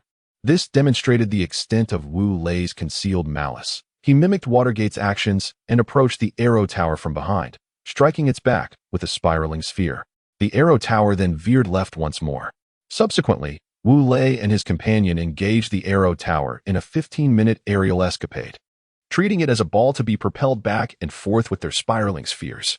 As 15 minutes elapsed, the arrow tower, aside from gasping for breath, remained unscathed. While Wu Lei and Watergate were left panting heavily. "Wu Lei, the arrow tower's recovery speed is astonishing," Watergate exclaimed, breathless. "Indeed." Wu Lei gasped before adding, "It's even swifter than my sixth gate's recovery." Observing Wu Lei's exhausted state, the arrow tower laughed heartily, declaring, "Now it's my turn." Water release, tidal wave of the cliff. With that, a towering wave, 10 meters high, surged forth from behind him towards Wu Lei and Watergate. "Wu Lei, run!" Watergate shouted, sprinting away. "I was already aware of that." Wu Lei rolled his eyes before hastily following suit. The thunderous roar of the incoming wave echoed behind them. Damn it, how annoying. Wu Lei could no longer endure the cacophony and abruptly halted, turning to deliver a powerful spinning kick at the colossal wave. With a whoosh, Wu Lei broke through the wave and landed firmly on the ground. The wave, after being struck by Wu Lei's kick, let out a few groans before crashing down. Boom. Crack. The colossal wave, upon hitting the ground, engulfed and devastated a vast expanse of homes and the citizens of Mist Village. Arrow Tower. Did you see that? This is the result of your actions. Our purpose here was merely to obliterate the Ninja Academy of Mist Village, and it barely amounts to a fifth of your impact. Wu Lei mocked. You. The Arrow Tower's eyes widened in fury. All right, prepare to face me. With that, he charged at Wu Lei. Oh, are you ready for hand-to-hand combat? Excellent. My blood is boiling, Wu Lei exclaimed, echoing sentiments akin to those of Guy. As the two converged, the Arrow Tower shouted and threw a punch aimed at Wu Lei's face. Bang! Wu Lei swiftly caught the Arrow Tower's fist with one hand, instantly feeling the immense power that surged from the Arrow Tower's beastly transformation. Gritting his teeth, he pushed the Arrow Tower back with a strong shove. Come again! The Arrow Tower, undeterred by the setback, smiled and charged once more. Bang! Bang! Their fists collided at an astonishing speed, reminiscent of the sound of striking a punching bag. Reverberating between Wu Lei and the Arrow Tower. Coral Palm. The Arrow Tower bellowed, delivering a palm strike towards Wu Lei's fist. Wu Lei smiled faintly, slightly shifting his fist to evade the palm strike from Yizhong. Subsequently, his fist continued to strike forcefully towards Yizhong's face. Thud! Caught off guard, Yizhong was hit, spitting out a mouthful of blood as he was sent flying. The ground echoed with the sound of gravel scraping. Cough, cough, cough. After a few coughs, he remarked to Wu Lei, You are quite impressive. He chuckled lightly. Wu Lei responded with a smile. You too. Yizhong laughed heartily, but abruptly halted, collapsing to his knees, clutching his head with both hands, his eyes wide open, the irises turning crimson. Upon witnessing Yizhong's actions, Wu Lei's brow furrowed. When he saw Yizhong's bloodshot eyes, his pupils contracted sharply. It's Uchiha Madara. How despicable. He has actually manipulated Yizhong into complete tailed beast transformation. At that moment, Minato arrived beside Wu Lei, stating, Wu Lei. Wu Lei nodded gravely, replying, Minato, you must take Nagato and Yahiko and leave this place immediately. Why? Minato exclaimed, his eyes wide with disbelief. For no reason. Just go? Do you understand? Staying here with Nagato and Yahiko will put your lives in peril. Do you hear me? Wu Lei grasped Minato's collar, nearly shouting in madness. What is happening, Wu Lei? You must tell me. Minato, perplexed by Wu Lei's demeanor, shouted back. Fine. I will tell you. Wu Lei pointed at Yizhong, who was on the verge of complete tailed beast transformation, and declared, he is about to become the Three Tails. Tell me, what are you still doing here if you do not flee? But you are in danger too. Minato shouted, gripping Wu Lei's shoulder. I have a way to escape. Trust me. Now go. In a final effort. Wu Lei exerted all his strength to hurl Minato towards the inn where Nagato and Yahiko were staying, and as he threw Minato, he bellowed with all his might. Remember, Minato, you must ensure Nagato and Yahiko return safely to Konoha. Remember. Ha. Hiss. After Minato was thrown away, Yizhong had already transformed into the complete tailed beast, Aisabu. This Aisabu measured 10 meters in length and 6 meters in width. Resembling a giant tortoise adorned with numerous spines on its back and 3 flattened tails, its entire body a shade of gray. The moment Aisabu emerged, it crushed approximately 30 houses, leaving the inhabitants within to scream in terror, meeting their demise beneath its overwhelming weight. Uchiha Madara. Witnessing this scene, Wu Lei clenched his silver teeth, enunciating each word with intensity. The lockdown of the Mist Ninja Village orchestrated by Yizhong. His blood mist domination, this entire calamity was the doing of Uchiha Madara. In that moment, Wu Lei yearned to teleport immediately to Uchiha Madara's location using the Flying Thunder God technique and eliminate him. However, he could not, for he dared not alter the course of fate too drastically. Otherwise, what if a being even more formidable than Uchiha Madara emerged? Wouldn't that spell his doom? As Shikaka transformed into a fully beastified state, a piercing cry erupted from him, releasing a plume of white mist from his nostrils. This vapor swiftly enveloped the entire hidden mist village, rendering the surroundings a dense, impenetrable white. Visibility was lost. Amidst the fog, Wu Lei furrowed his brow upon realizing he could no longer see Shikaku and murmured softly. Just then, a sudden sound of air bursting behind Wu Lei grew increasingly closer. I must evade. After unlocking the 6th gate, Wu Lei experienced a significant enhancement in his abilities, and with his heightened senses, he discerned the trajectory of the incoming object. Consequently, he deftly shifted his body to the left. In an instant, the object whizzed past him, tearing through the fabric of his shirt and exposing his muscular chest. It was the tailed beast ball. Upon witnessing its form, Wu Lei's pupils constricted sharply. The object was a black sphere, half a meter in diameter. shrouded in a faint mist. This was the tailed beast ball of the three tails. This is disastrous. If I cannot ascertain its position, I will become a living target. It seems I have no choice. Wu Lei shut his eyes momentarily before reopening them. His gaze transformed into a pair of three tomoe Sharingan. The three black tomoe rapidly merged with his dark pupils, ultimately forming a black cross composed of 4 shurikens. I previously mistook shuriken for kunai, but I have since rectified that misunderstanding. My apologies. This was Wu Lei's Manjikyu Sharingan. Upon activating the Manjikyu Sharingan, although he still could not pierce through the mist entirely, he could discern much of it.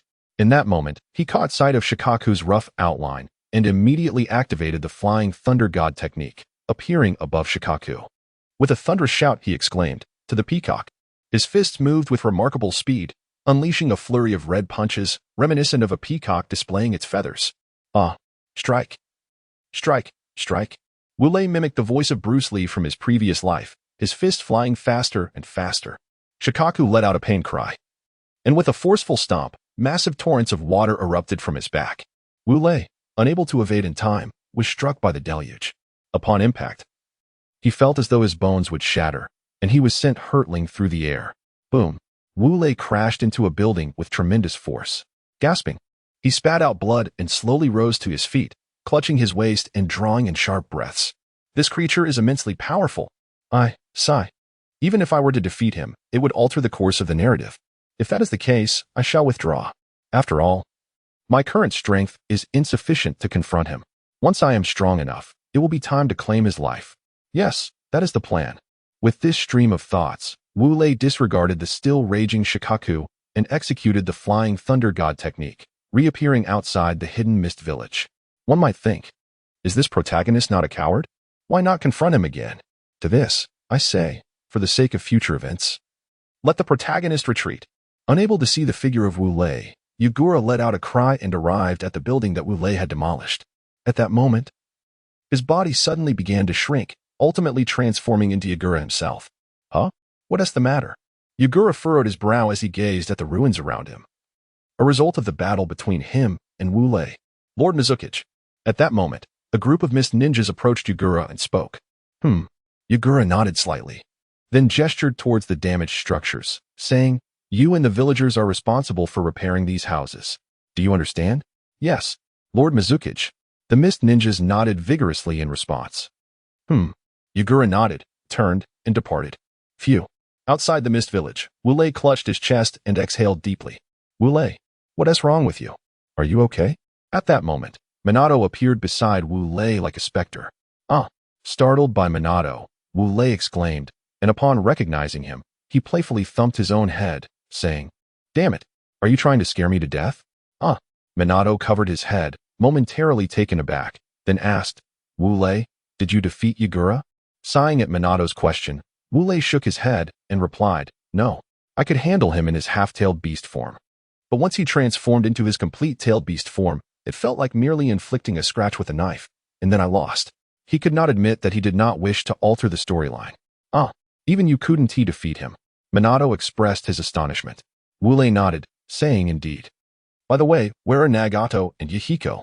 "Oh, they are in the tree." Minato pointed to a large tree. "All right, let us go back to Konoha." Wu Lei patted his head and declared. He then leaped onto the branches and spotted Nagato and Yahiko. "Hey, how many did you guys take down earlier?" Wu Lei greeted them. After a moment of hesitation, Nagato and Yahiko simultaneously extended a hand and replied, 5. "Oh, not bad. Now we can return to Konoha," Wu Lei said, turning to Minato below. "Hey, Minato, let us go." Thus, the 4 of them set off on their journey back to Konoha. Months later, Wu Lei and his companions returned to Konoha. Konoha. Phew, we're back. Konoha. Wu Lei realized that his bond with Konoha had grown deeper and more intricate. "Yes, we're back." Seeing Wu Lei's expression, Minato smiled and said, "All right, let us go home." Wu Lei waved his hand grandly and stepped into Konoha. The 3 behind him glanced around before following him into the village. In the Hokage office. "Hey, Wu Lei, you're back." The 3rd Hokage, pipe in mouth, took a few puffs and addressed Wu Lei and his companions standing at the door. "Yes, we are back." With a smile, Wu Lei approached the desk where the 3rd Hokage was seated, poured himself a cup of tea, took a sip, and inquired, "Have you completed your task?" The third Hokage inhaled deeply from his cigarette and replied, "Not yet." Chuckling softly, Wu Lei responded, "Not yet." Cough, cough. Upon hearing Wu Lei's admission of failure, the third Hokage was momentarily choked by the smoke, coughing a few times. "You have failed the mission. Do you not feel even a hint of disappointment?" Although he was aware of the task's difficulties, he found it hard to comprehend how Wu Lei could speak of failure with such levity. Disappointment? Wu Lei raised an eyebrow and said, "Why should I display disappointment? It is a fact that I am no match for that Yagura. Then why couldn't you take advantage of Yagura's distraction to destroy the Ninja Academy?"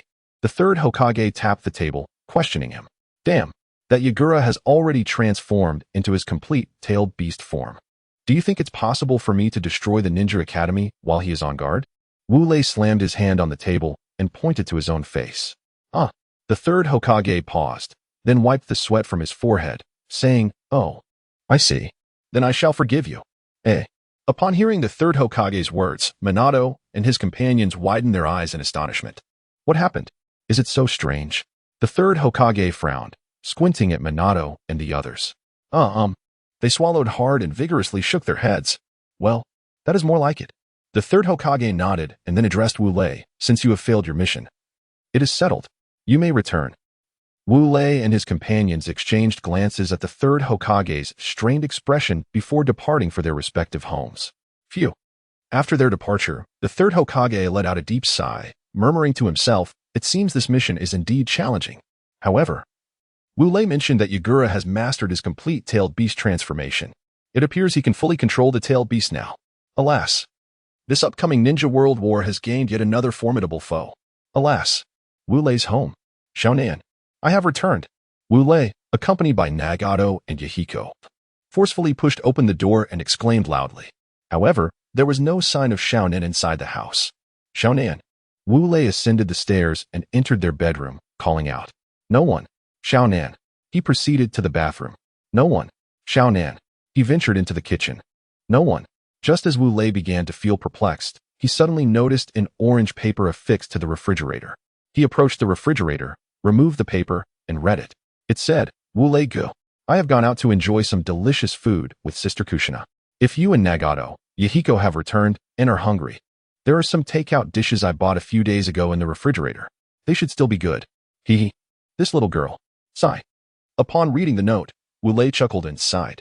He then heated the takeout Shonan had purchased days ago from the refrigerator, called Nagato and Yahiko over, and they shared a lavish lunch together.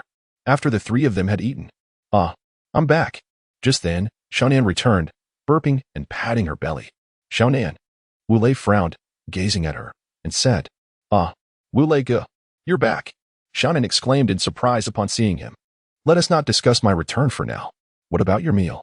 Wu Lei pointed to Shonan's belly and remarked, "Look at you. If you keep eating like this, you might turn into a little piglet." With that, he playfully poked her forehead and said, "Kiki." Shonan stuck out her adorable little tongue and replied, "But the food Sister Kushina took me to was just too delicious. Once I started eating, I couldn't stop." Sigh.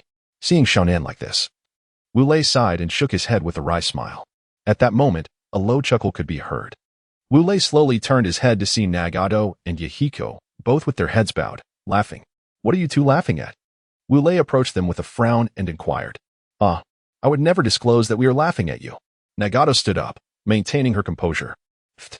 Upon hearing Nagato's words, Yahiko spewed his food everywhere. "Haha." Wu Lei's eyebrows twitched violently upon hearing Nagato's remark. He then said, "Haha. You certainly have a knack for humor, Nagato. Did I say something wrong?" Nagato replied with an utterly innocent expression. "Fine." Yahiko covered his face with one hand, feigning unfamiliarity with Nagato. "All right. Since you both seem so cheerful, I'll share a little secret." Wu Lei discreetly pointed at Shonan and whispered to them, "If you ever have girlfriends like her, you will undoubtedly find yourselves in a similar situation as I just was. Teacher Wu Lei." However, upon hearing Wu Lei's words, Nagato and Yahiko remained silent, swallowing hard as they pointed behind Wu Lei and exclaimed, "What's the matter? Did Konan hear what I said?" Wu Lei, puzzled by Nagato and Yahiko's actions, turned his head. Then he was met with a calamity. "What did you just say, Brother Wu Lei?" Konan inquired, her face darkened yet adorned with a beautiful smile. "I didn't say anything, did I?" "Nagato, Yahiko, what did I just say?" Wu Lei responded, also smiling at Nagato and Yahiko. Brother Wule, what did you say just now? Konan's gaze was fixated on Nagato and Yahiko. They exchanged glances before Yuna's an ally declaring, "Report, Konan-sensei." Just now, Teacher Wule mentioned that if we had a girlfriend like you, we would be just like Teacher Wule was a moment ago. You too. Wule gazed at Nagato and Yahiko in disbelief, utterly astonished by their betrayal. I'm sorry, Teacher Wule. Compared to you, we are far more afraid of Konan-sensei, they said, lowering their heads to meet Wulei's gaze. All right, you. Ouch. Konan is twisting, as Wule prepared to reprimand Nagato and Yahiko. Konan unexpectedly twisted his waist, causing him to gasp in pain. You actually know what pain is, Brother Wule. What did you mean by that earlier? Konan tightened her grip, demanding an explanation. Well, Wule paused, realizing that no matter what he said, it would be wrong. Instead, he embraced Konan, professing, Konan, how deeply I love you. How could I ever dislike you? That is impossible. Ugh, Brother Wule, let go. There are people around. As soon as Konan found herself in Wulei's embrace, her face flushed crimson, and she stammered her response. Seeing her flustered state, Wule inwardly rejoiced, mission accomplished. He released Konan and asked, Are you no longer upset? Konan nodded, biting her lip. All right, Nagato, Yahiko, follow me to the backyard. I have some tasks for you, Wule said, a mysterious smile gracing his face. Gulp. Nagato and Yahiko, sensing the enigmatic smile on Wulei's face, felt a cold sweat trickle down their backs and nodded stiffly. In the backyard of Wulei's home, even though we just returned and have eaten, we cannot afford to relax, right? Wule bellowed at Nagato and Yahiko like a commanding officer. Yes, they echoed loudly. Good job. Wule nodded approvingly before announcing thus. I have prepared an exceedingly simple training exercise for you. It is. He approached a pile of sandbags, lifted two 50-kilogram bags, and placed them before Nagato and Yahiko, instructing, You two shall each carry one sandbag and run 50 laps around the village. Nagato and Yahiko lifted the sandbag, only to discover that its weight was remarkably similar to their own. They couldn't help but gasp in disbelief at how deceptively simple this training seemed. What a surprise. On my back. Wule made a lewd gesture, pointing at the two sandbags and exclaimed, Gulong. Nagato and Yahiko swallowed hard, then strapped on a heavy sandbag weighing 50 kilograms. Nagato remarked, Teacher Wule, are you certain that this is not driven by a desire for vengeance? What are you talking about? Wule widened his eyes and exclaimed, Am I the kind of petty person? I am acting for your benefit. You are indeed the petty one. Nagato and Yahiko silently exchanged thoughts. Subsequently, they glanced at Wulei's expression and realized that it was imperative to comply. With a shared look and a resigned sigh, they spoke in unison. Indeed. Wule nodded in satisfaction and remarked with a smile, Then let us proceed. Nagato and Yahiko nodded and exclaimed aloud. Following this, they ran with sandbags of comparable weight on their backs, completing 50 laps around the village of Konoha. During this endeavor, they encountered Akai, who resembled them in every way. Akai, why are you also running around Konoha with a sandbag? Yahiko patted Akai on the shoulder and remarked, Oh, it's you all. Akai turned his head and greeted Nagato and Yahiko, then proclaimed loudly, Passion is forged through training. Training cultivates passion. Upon finishing his words, he bared his teeth.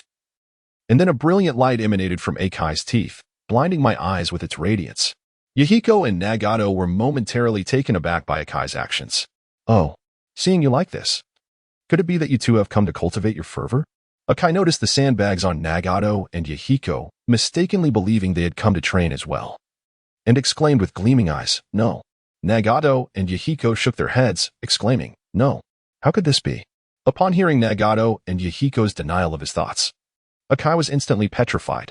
We were summoned by Teacher Wule for training. Upon mentioning Wule, Yahiko slightly tilted his mouth and remarked, Senior Wule. It must be that Senior Wule noticed my arduous training, which is why he summoned you all to accompany me. Am I right? Upon hearing Wule, Akai immediately snapped out of his stupor, exclaiming with excitement, Not at all. Nagato and Yahiko shook their heads in unison, responding, What? Not again. Akai has once again turned to stone. Here is what happened. Subsequently, Nagato revealed the reason why Wule summoned them to run 50 laps around Konoha while carrying sandbags. How amusing. Upon hearing Nagato's words, Akai smiled and remarked, In truth, Senior Wule is precisely that kind of person. Moreover, your situation is relatively mild. Do you even realize that? When Senior Wule instructed me to cultivate the 8 gates of Duanjia, what methods did he employ in my training? How did he train you? Nagato and Yahiko tilted their heads in inquiry. At that time, he made me carry a 200-pound sandbag and run 80 laps around the hidden leaf village every day. Ike extended 2 fingers and exclaimed loudly, "Huh?" Nagato and Yahiko exclaimed in astonishment. They had never anticipated that their teacher, Wu Lei, would require Akai to carry 200 pounds of sandbags while running 80 laps around the hidden leaf village. However, Akai smiled and said, "With such rigorous training comes formidable strength. I am now a Chunin, and I have already unlocked the 3rd gate of the 8 gates of might." Both Nagato and Yahiko were astonished, for they understood the immense benefits bestowed upon oneself upon opening the 8 gates of Duanjia. Indeed, it was truly remarkable. Therefore, I now hold a profound respect and a tinge of fear towards Senior Wu Lei. Akai chuckled and said, "All right, it is time to resume our run. 1, 2, 3, 4. 1, 2, 3, 4. Having spoken, they shouted slogans and began to run. Observing Akai's silhouette, Nagato and Yahiko exchanged a glance, followed by a shared smile. With the 50-kilogram sandbag on their backs, they joined Akai in his spirited run. Indeed, to attain formidable strength, one must establish a foundation built upon rigorous training. Fear of exertion is not an option. One must embrace the inevitability of hardship. At this moment, Nagato and Yahiko were preoccupied with a singular thought. After sending them out for training, Wu Lei nestled with Xiao Nan and indulged in a delightful afternoon slumber. 2 hours later, he awoke, his eyes slightly weary, and beheld the still sleeping Xiao Nan. With a smile, he covered her with the blanket she had kicked off and felt a thirst for a refreshing drink. Thus, he made his way to the convenience store, eager to procure some beverages. Having acquired his drinks, Wu Lei stood before the store, savoring his purchase. When suddenly he was startled by the sound of hurried footsteps. Wu Lei shifted his gaze toward the source of the sound and soon beheld the visage of the individual. Before him stood a woman, measuring approximately 163 centimeters in height. This striking figure possessed a cascade of golden hair and a pair of brown eyes, adorned with a blue diamond emblem upon her forehead. With a slender yet curvaceous physique, alluring crimson lips, and a pair of formidable assets, her distinctive features led Wu Lei to recognize her identity. She was none other than Tsunade Senju, the granddaughter of the legendary first Hokage, Hashirama Senju, and the princess of the Land of Fire. However, she now appears to have consumed copious amounts of alcohol, her complexion flushed, her gait unsteady, as though she might topple at any moment. It seems that both the Fly Tree and the Severance have distanced themselves from her. Soon, she too shall depart, won't she? Alas! Wu Lei shook his head, averted his gaze, and resumed sipping his beverage. Plop. At that moment, Wu Lei suddenly heard a sound of someone falling to the ground. Pondering to himself, could it be Tsunade who has collapsed? Turning around, I glanced at the outcome. Indeed, you were mute. Wu Lei could not help but exclaim in astonishment. There lay Tsunade on the ground, breathing softly, clearly fast asleep. Alas! Wu Lei sighed and stepped forward to assist Tsunade, only to find himself in a tragic predicament. Get away from me. I am not yet inebriated. Only a vague remark escaped Tsunade's lips before her right hand came down forcefully upon Wu Lei's head. Bang! Wu Lei, after receiving a punch from Tsunade, found his head directly plunged into the ground. With a resounding crash, Wu Lei's head struck the ground, creating a deep crater. His entire body collapsed onto the earth. Plop! With the absence of Wu Lei's support, Tsunade suddenly fell asleep on his back, snoring softly as she drifted into a sweet slumber. Snap! Snap! Wu Lei's head gradually lifted, and soon after, his body shifted, inadvertently nudging Tsunade aside, resulting in yet another unfortunate mishap. Do not move. Once again, Tsunade forcefully struck Wu Lei's head with her right hand. Boom! With a resounding crash, Wu Lei's head once again plunged into the ground. The onlookers, witnessing this spectacle, swallowed hard. Lord Wu Lei. At that moment, a ninja stepped forward, poised to rescue Wu Lei.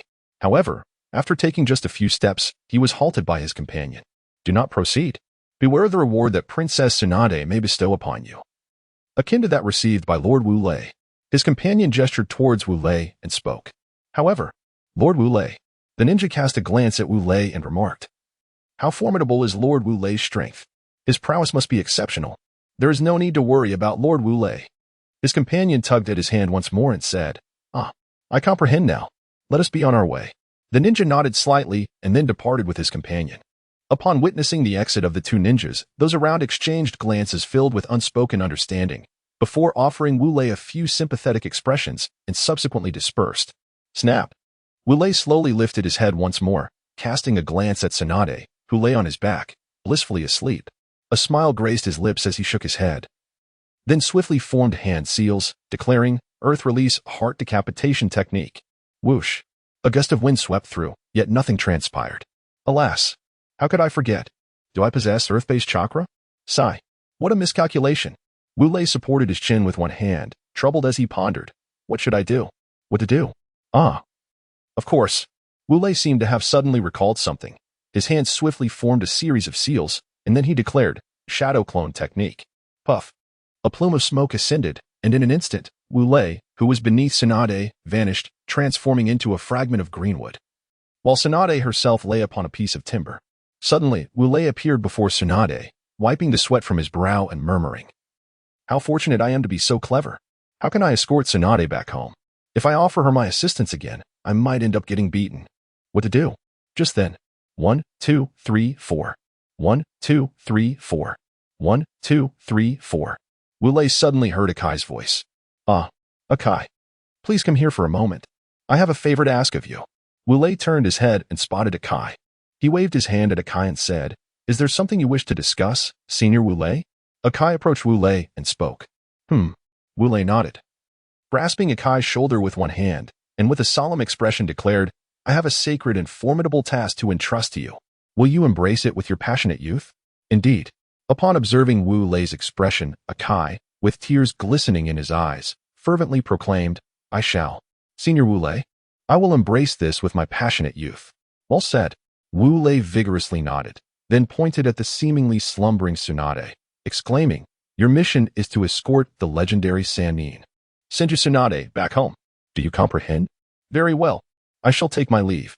I have faith that you will accomplish this sacred task. With that, Wule waved goodbye to Akai, turned, and departed. Akai, gazing at Wulei's retreating figure, could no longer contain his tears, which streamed down his face unrelentingly. He fervently waved at Wulei's back, murmuring, Senior Wule, I shall certainly fulfill this sacred mission. I promise. Enough. No more tears. Akai resolutely wiped his eyes and approached Tsunade, gently lifting her, stating, Lady Tsunade, I shall ensure your safe return home. Ugh. Do not disturb me. Tsunade, still in a daze, instinctively struck out, but this time, her strike landed squarely on Akai's head. Boom. Akai fell to the ground just as Wule had. But unlike Wule, he sprang back to his feet immediately, tugging at Tsunade, saying, Lady Tsunade, let us depart. Homeward bound. Boom. Lady Tsunade, we are returning home. Boom. Ugh. Lady Tsunade, I will guarantee your return home. For this is the task entrusted to me by Senior Wule. Boom. Lady Tsunade, we are but a few steps away from home. Boom. Lady Tsunade, we have arrived home. Boom. Let us mourn for Akai. Hoping that when he next stands before Wule, he is not battered and bruised. Amen. The following day, Wule rose early, preparing breakfast for 4 and setting it on the table, then summoned Konan to wake her, accompanying her in brushing her teeth and washing her face.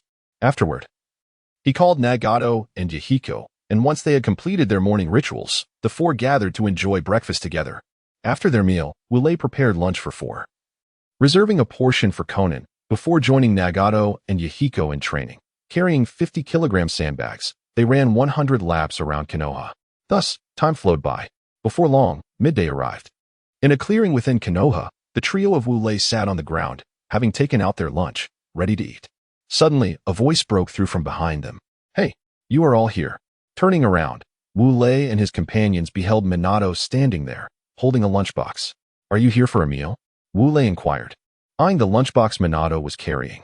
Indeed, Minato smiled, settling beside Wule, placing the lunchbox on the ground, and pointing to it, he said, This is a heartfelt lunch prepared by Kushina for me. Oh, Wule raised an eyebrow, responding, This is a heartfelt lunch made by Kushina for you? Absolutely. Minato's expression brimmed with a sense of you don't have one, do you? Oh, Wule nodded, then pointed to his lunchbox and said, This is the heartfelt lunch that Xiaonan prepared for me. Is that true? The gaze of Shuemin was filled with skepticism as he remarked, I distinctly recall that Xiaonan is utterly incapable of cooking. Where did this heartfelt lunch come from? Humph. Wule let out a faint hum and remarked, Once my male chauvinism takes hold, Xiaonan obediently goes off to learn how to cook.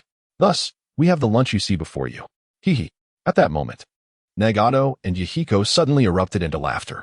Huh. Wu Lei glared at Nagato and Yahiko, demanding, "What is so amusing?" Ah, woo-woo. Upon witnessing Wu Lei's expression, Nagato and Yahiko hurriedly shook their heads in fervent denial, indicating that there was nothing amiss. Haha. Watergate smiled and said, "Then let us lift the lid of the box and see what lies within." The culinary creations of Kushina are truly remarkable. As she spoke, she lifted the lid of the box, and the moment it was opened, he was instantly captivated. For what lay before him was a feast unlike any other. The rice emanated a mysterious purple aura, while its hue was a deep, inky black. The meatballs were shrouded in darkness, the cabbage was cloaked in black, and the fish appeared charred and unrecognizable. Haha. Upon witnessing the heartfelt lunch that Kushina prepared for Minato, both Nagato and Yahiko burst into hearty laughter. Do refrain from laughing. Your amusement may wound Minato's heart. Although Wu Lei spoke words of restraint, his eyes conveyed a silent encouragement for Nagato and Yahiko to laugh even more heartily. Upon receiving Wu Lei's unspoken cue, Nagato and Yahiko's laughter grew even more exuberant. You all. Shui Min widened his eyes, pointing at Wu Lei and his companions for quite some time. Then, as if a sudden realization struck him, he pointed at the lunchbox in front of Wu Lei and exclaimed, "Wu Lei, open it. I refuse to believe it. Xiaonan can perform better than my Kushina." Haha. Upon hearing the words of Watergate, Wu Lei smiled and opened the lunchbox. As he lifted the lid, a brilliant golden light emanated from within. You are capturing the essence of Chinese culinary master in your writing. As the golden light gradually faded, the scene within revealed itself to the eyes of the Watergate. There lay plump rice, having absorbed ample moisture, fragrant meatballs exuding a tantalizing aroma, translucent cabbage glistening invitingly, and fish, also radiating an enticing scent. Gurgle. Upon witnessing the heartwarming lunch prepared by Xiaonan for Wu Lei, Watergate swallowed hard, oblivious to the underlying truth of the situation. What now? Wu Lei raised an eyebrow and said, "Humph. What is there to it?" Shui Min curled his lips and spoke. Upon hearing Shumen's words, Wu Lei chuckled and said to Nagato and Yahiko, "Then let us dine." Indeed. Nagato and Yahiko nodded, lifting the lids of their lunchboxes. Inside, they found the same dishes as those in Wu Lei's box. You have it too. Shuimin pointed at the lunchboxes of Nagamori and Mayahiko, exclaiming in astonishment, "Indeed." Wu Chamin and Yahiko were just about to say that it was prepared by Wu Lei, but upon seeing his gaze, they immediately changed their words and said, "This is prepared for us by Madame Xiaonan and teacher Wu Lei." What? Once again, Minato was astonished. One was sufficient. Yet he never anticipated that Konan would prepare 3 servings. All right, let us dine."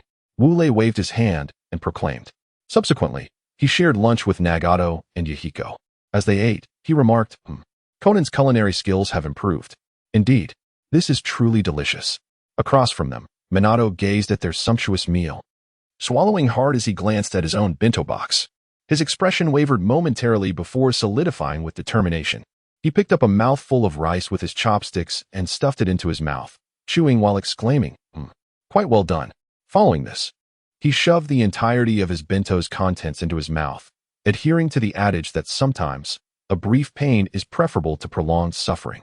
After the meal, Wu Lei and his companions appeared thoroughly satisfied, while Minato, although also enjoying his meal, bore an unmistakable expression of strain, his face flushed and purple. "Minato, do you need to see a doctor? Your complexion is quite alarming," Wu Lei observed, his tone laced with amusement. "Who says that? My complexion is perfectly normal." "You must be mistaken," Minato retorted. "Now, I must return home. You all stay here." With great effort, he stood, preparing to leave. Suddenly, his body's detoxification system activated, releasing a plume of purple gas from him. Oh no! After this gaseous eruption, Minato's complexion swiftly returned to normal, and he let out a satisfied sigh. Ugh!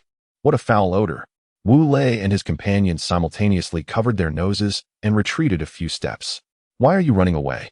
Minato inquired, puzzled by their reaction. Wu Lei and the others merely pointed at Minato's rear, grimacing. Minato furrowed his brow, suddenly exclaiming, "Oh no! It's happening again!" Another burst of purple gas erupted from him. "Ah!" Minato sighed in relief. Meanwhile, Wu Lei and his companions moaned, rolling their eyes before losing consciousness. "Why have you fainted?" "Wait, I'll take you to the hospital," Minato exclaimed, rushing to his fallen friends. He hoisted them onto his back and sprinted towards the hospital. After delivering Wu Lei and his companions to the hospital, they lay on the beds. "Doctor, what is wrong with them?" Minato pointed to his unconscious friends. Oh. The doctor nodded, explaining. Lord Wu Lei and the others have been exposed to toxic gas. However, it is merely the ordinary kind that exits the body. They have simply fainted. If the medical ninjas attend to them, they will soon awaken. I see. Then let the medical ninjas come quickly, Minato urged. The doctor nodded, gesturing with his hand for the two ninjas clad in white robes behind him to approach. Once they arrived, the doctor instructed them. You shall now assist Lord Wu Lei in the treatment of the awakened. Yes. The two ninjas exchanged a formal bow before entering the room to assist Wu Lei and his companions in their recovery. After a short while, Wu Lei and the others regained consciousness. As Wu Lei had yet to fully awaken, he waved his hand in front of his nose and exclaimed, Shuimen, your flatulence is utterly foul. It's nearly suffocating me. Little did he know, he was already in a state of unconsciousness. Upon hearing Wu Lei's words, the doctor beside the Watergate and the other medical ninjas erupted into laughter. The eyebrows of the Watergate twitched violently for a moment. And then he spoke. He has just awakened.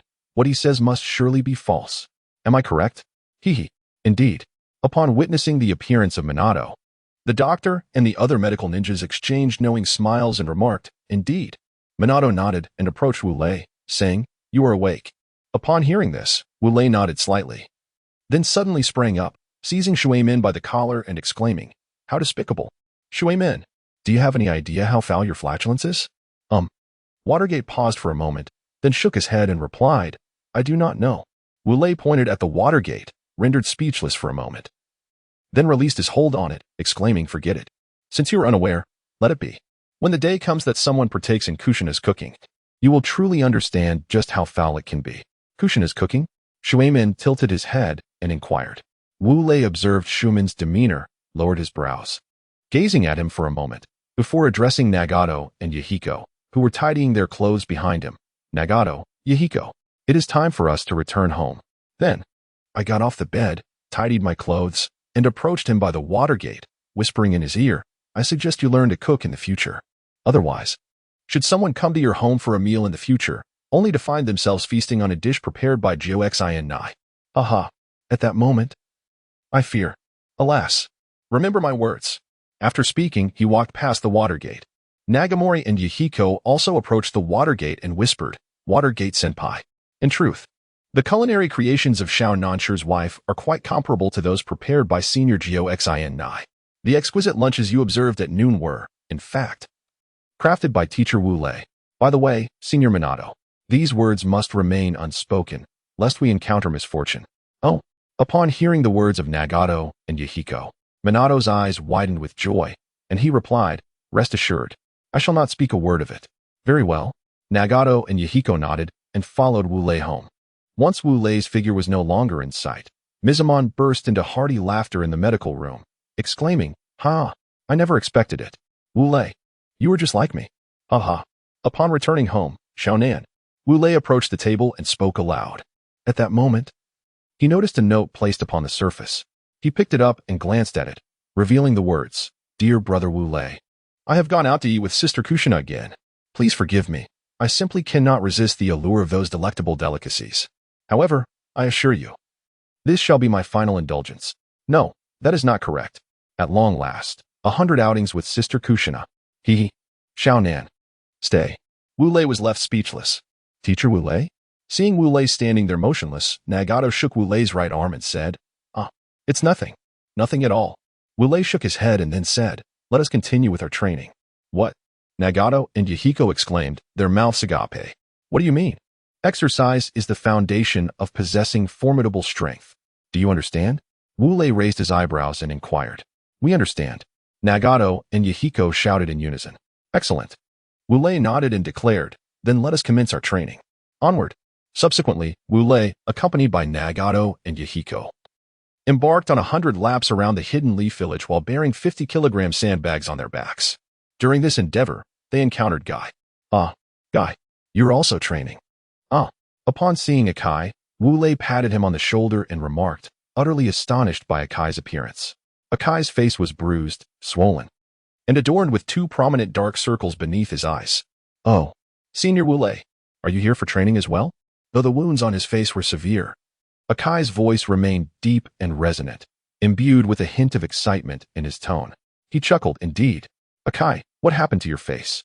Although aware that the injuries on Akai's face might have been inflicted by Tsunade, Wu Lei still expressed his disbelief, exclaiming, "Oh, this. It was yesterday that I undertook the sacred task you assigned to me on behalf of Senior Wu Lei." Akai pointed at the injury on his face and inquired, "So, have you completed that task?" Wu Lei asked. "Of course." Akai, with an expression that conveyed, "If you doubt me, I shall prove my worth," declared, "Of course. I completed that task. It was accomplished with the fervor and passion of my youthful spirit." "Oh," Wu Lei nodded, patted Akai's shoulder once more, and said, "You have truly endured much, Akai." "It's nothing," replied Akai. Akai shook his head and said, "It is my honor to escort Lady Tsunade, one of the legendary Sannin, back home." "Very well." Wu Lei nodded vigorously and said, "Akai, I truly did not misjudge you. How about this? Tomorrow, you shall train alongside me." Wu Lei nodded once more and said, "By the way, summon Kakashi as well." "Understood. Thank you, Senior Wu Lei." At that moment, tears streamed down Akai's face. My eyes brimmed with tears. "No need. I shall take my leave now. Do take care." Having spoken, Wu Lei proceeded with Nagato and Yahiko, continuing their arduous task of running 100 laps around Konoha while bearing the weight of a 50-kilogram sandbag. "Indeed, I shall accomplish this." As he gazed at Wu Lei's silhouette, Akai nodded vigorously, silently reflecting. Thus, one day slipped by. The following day, Wu Lei rose early, as was his custom, washing his face and brushing his teeth before preparing breakfast for 4. Once these tasks were completed, he called Xiaonan to wake her. After she had brushed her teeth and washed her face, he urged her to have breakfast while he went to rouse Nagato and Yahiko. Bang, bang, bang. Wu Lei rapped gently on the door of Nagamitsu and Yahiko, calling out, "Nagamitsu, Yahiko, it is time to rise." However, the room was enveloped in silence, devoid of any sound. Knock, knock, knock. Wu Lei rapped a few more times, exclaiming, "Rise and shine. Nagato, Yahiko." Still, there was no sound. Wu Lei furrowed his brow slightly and opened the long door to Yahiko's room. Peering inside, he found that there was not a single soul present. Tap, tap, tap. Wu Lei approached the bedside and discovered a sheet of white paper adorned with a heartfelt message. "Esteemed Teacher Wu Lei, we express our profound gratitude for imparting your wisdom upon us and for guiding our training. Under your tutelage for such an extended period, we have learned immensely, matured in character, and undoubtedly enhanced our capabilities. We humbly seek your forgiveness for our sudden departure. We have contemplated this decision carefully. We yearn to venture beyond and broaden our horizons through varied experiences. Moreover, we wish to relieve you of any further burden. During the past few months in your care, your attention to our needs has been meticulous, even though your training has been undeniably rigorous." Chuckles. "However, we must express our gratitude to you. After our departure this time, we shall not return. Therefore, we kindly ask you to convey our farewell to Master Jiraiya. Lastly, once again, thank you. Your student, Nagato, Yahiko, stay." Alas, Wu Lei sighed deeply. Over the past few months, his interactions with Nagato and Yahiko had gradually transformed his perception of them from mere future mid-level bosses to genuine friends. Is this the path towards establishing Akatsuki in the Land of Rain? Wu Lei held the blank sheet of paper, murmuring to himself. Subsequently, he shook his head and turned back to the dining table. Xiaonan cast a curious glance at the usual spots occupied by Nagato and Yahiko, then addressed Wu Lei, saying, "Brother Wu Lei, where have Nagato and Yahiko gone?" "They have departed."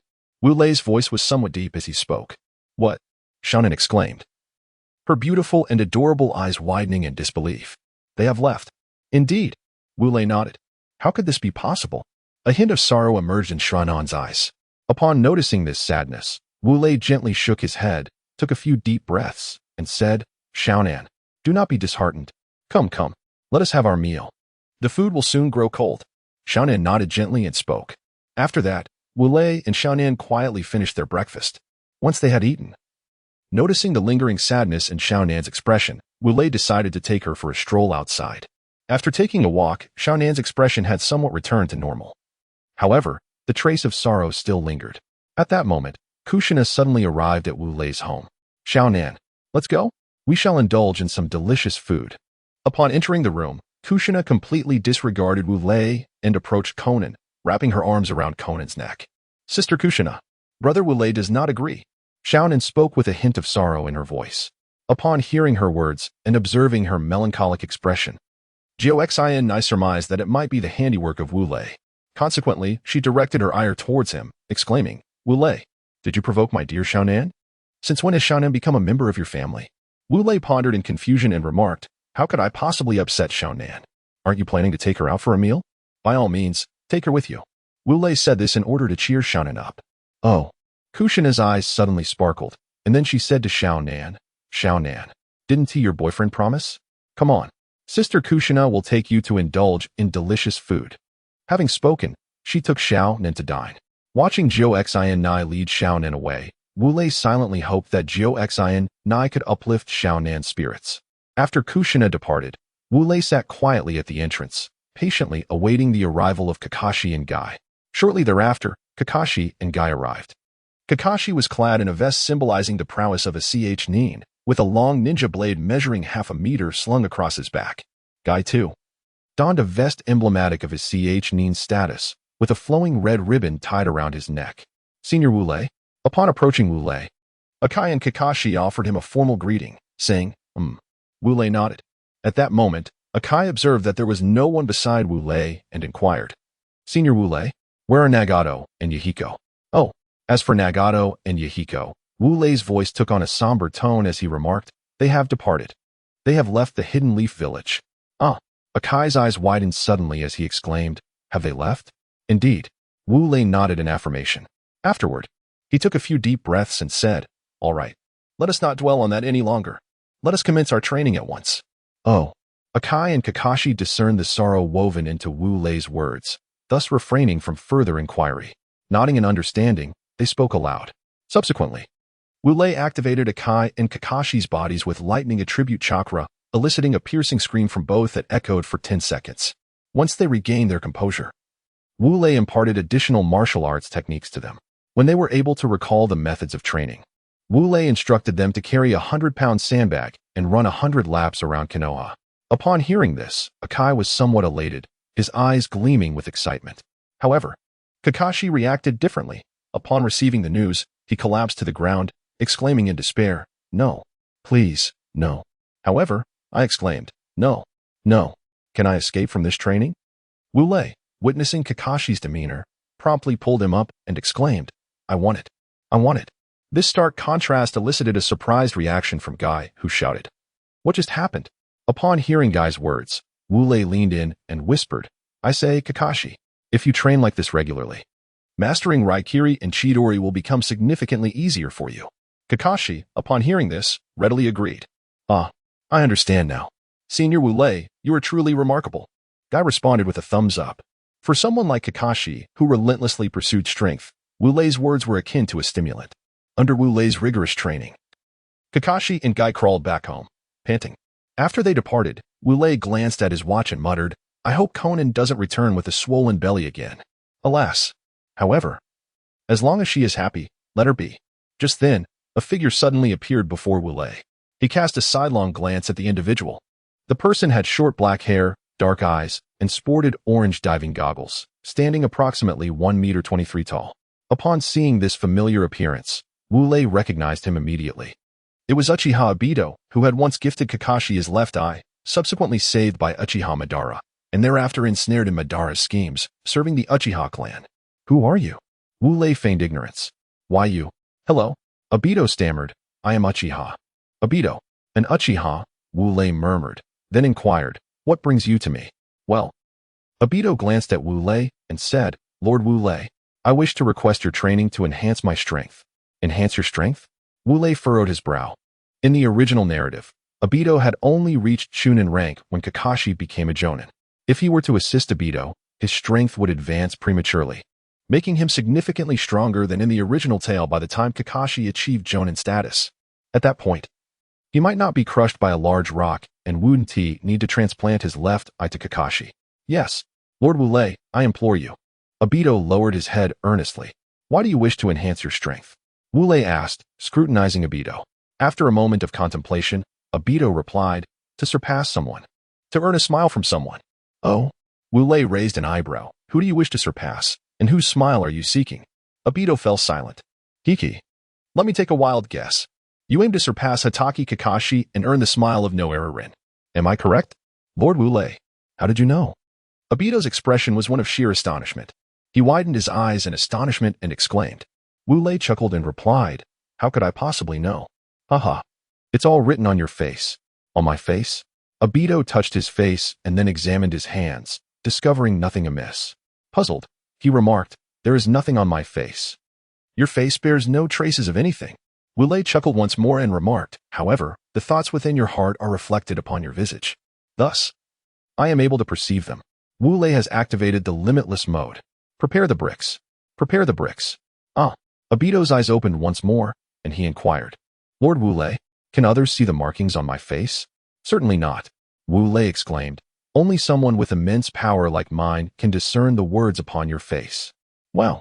Obito exclaimed in astonishment, his eyes shining with two beams of golden light, and said, Lord Wu Lei, I truly admire you. Please allow me to train alongside you. Would that be agreeable? Haha. Wu Lei laughed heartily and said, excellent. Haha. He was completely oblivious to the fact that he had fallen into the trap set by Obito. Ah, thank you, Lord Wu Lei. He chuckled. Upon witnessing the success of his conspiracy, Obito joined Wu Lei in a hearty laugh. Ha ha ha. Wait a moment. After a brief moment of laughter, Wu Lei suddenly recalled something, ceasing his mirth. He inquired, what did I just say? Ha ha. Lord Wu Lei, you just agreed to take me for training. Obito leaped joyfully, exclaiming. Wu Lei fell silent, observing the ecstatic Obito as he posed a question. Obito, will you betray the Hidden Leaf Village? Obito halted, tilting his head as he spoke. I ask you, Obito, will you betray the Hidden Leaf Village in the future? Wu Lei reiterated. How could that be? Obito, filled with bewilderment, exclaimed, I am the man destined to become Hokage. How could I possibly betray the village of Konohagakure? Oh, I see. Wu Lei nodded and said, let us put this topic behind us. Very well. No more discussion. Thus, you shall come here tomorrow. Just as Kakashi and Guy were training together, Obito expressed his gratitude, saying, thank you, Lord Wu Lei. After bowing several times to Wu Lei, he added, well then. I shall take my leave. Indeed, you may return, replied Wu Lei. Wu Lei nodded and spoke. Afterward, Obito bowed to Wu Lei several times before departing. Watching Obito's cheerful silhouette as he left, Wu Lei couldn't help but sigh, saying, Obito was so endearing when we were young. Alas, brother Wu Lei, I have returned. Burp. At that moment, Xiao Nan's voice suddenly resonated. Surely, they have returned after a satisfying meal. Wu Lei pondered as he glanced at Xiao Nan, who returned with a hand resting on her round belly, carrying a large bag of goods. You must be quite full. When Xiao Nan approached him, Wu Lei gently tapped her forehead and said, hee. I'm full. Burp. Xiao Nan smiled, let out a hearty burp, and handed a large bag of goodies to Wu Lei, saying, this is for you to enjoy. Brother Wu Lei, you must be hungry. Wu Lei took the item handed to him by Xiao Nan, gently tapped her forehead once more, and remarked, you truly know how to please others. It's indeed quite helpless, isn't it? Haha. Xiao Nan playfully stuck out her adorable little tongue and smiled. Upon witnessing her expression, Wu Lei remarked, your mood has certainly improved. Xiao Nan nodded in agreement and replied, yes, I've made up my mind. There must be reasons for Nagato and Yahiko's departure, right? Haha. Wu Lei gently patted Xiao Nan's head and remarked, you are truly astute. Nagato and Yahiko have indeed left. It is solely to enhance their strength and broaden their horizons. Ah. Xiao Nan glanced at Wu Lei and inquired, will they return in the future? Wu Lei pondered for a moment before replying, they will certainly return. Do not forget, I am still their teacher. Can they not pay a visit to their teacher? Hiki. Upon hearing Wu Lei's words, Xiao Nan chuckled and replied, that's true. All right then, let us return to the room. Subsequently, Wu Lei brought Xiao Nan to his residence. Afterward, he attended to the large bundle of items that Xiao Nan had brought back, took a refreshing bath, and then retired to bed alongside Xiao Nan. Thus, the day swiftly passed. On the following morning, Wu Lei rose early as per his usual routine, freshened up, and prepared breakfast for two. He then readied himself to awaken Xiao Nan. Knock, knock, knock. At that moment, a sudden knock echoed through the air. Ah, they have arrived. Wu Lei called out as he approached the door, opening it wide. There, he beheld Akai and Kakashi standing before him. Good morning, Senior Wu Lei. Kakashi and Guy greeted Wu Lei, exclaiming, ah, good morning, good morning. Wu Lei nodded and said, you have arrived quite early. Have you had your meal yet? We have already dined, they replied. Kakashi and Guy exchanged a glance and nodded in agreement. Oh, Wu Lei remarked after observing a few early risers hard at work. Shall we proceed inside? Indeed. Kakashi and Guy tidied up the disheveled clothes before entering the house alongside Wu Lei. Upon entering, Wu Lei first invited Kakashi and Guy to take a seat on one side, then called for Xiao Nan. After she brushed her teeth and washed her face, Wu Lei joined her for breakfast. At that moment, another individual arrived at Wu Lei's residence. This person stood approximately 1 meter and 20 to 30 centimeters tall. Donned in a blue outfit, with short black hair and a pair of dark eyes, adorned with an orange diving mask. Wu Lei senpai, I've arrived, exclaimed Aido with a cheerful smile. Oh, you've come. Wu Lei spotted Aido and greeted him, then pointed to the seat beside Kakashi, saying, You may take a seat next to Kakashi. Once I finish my meal, the training shall commence. Oh. Aido nodded and took a seat beside Kakashi. As Kakashi first laid eyes on Aido, a myriad of questions flooded his mind. Now that Aido sat beside him, his curiosity intensified. Thus, he inquired, Aido, what brings you here to be trained by Senior Wu Lei? Well, after a moment of hesitation, Aido replied, I am here to catch up with you, Kakashi. Humph. Upon hearing Aido's words, Kakashi let out a faint snort and replied, With you? How is that even possible? Whoosh. As Kakashi's words fell from his lips, a piercing sound suddenly echoed through the air. Ah. As the piercing sound echoed, Kakashi felt a sharp pain strike his forehead, causing him to cry out and clutch his brow. Kakashi, remember, set aside your pride. Do you understand? Wu Lei held a chopstick, pointing it at Kakashi's forehead, and said, Oh. Kakashi covered his forehead and replied, Upon observing Kakashi's demeanor, Wu Lei nodded thoughtfully and proceeded to the kitchen, where he retrieved another pair of chopsticks to partake in his breakfast. After finishing his meal, Wu Lei tidied up the bowls and chopsticks, then suggested to Xiao Nan that she venture out for a stroll to aid digestion.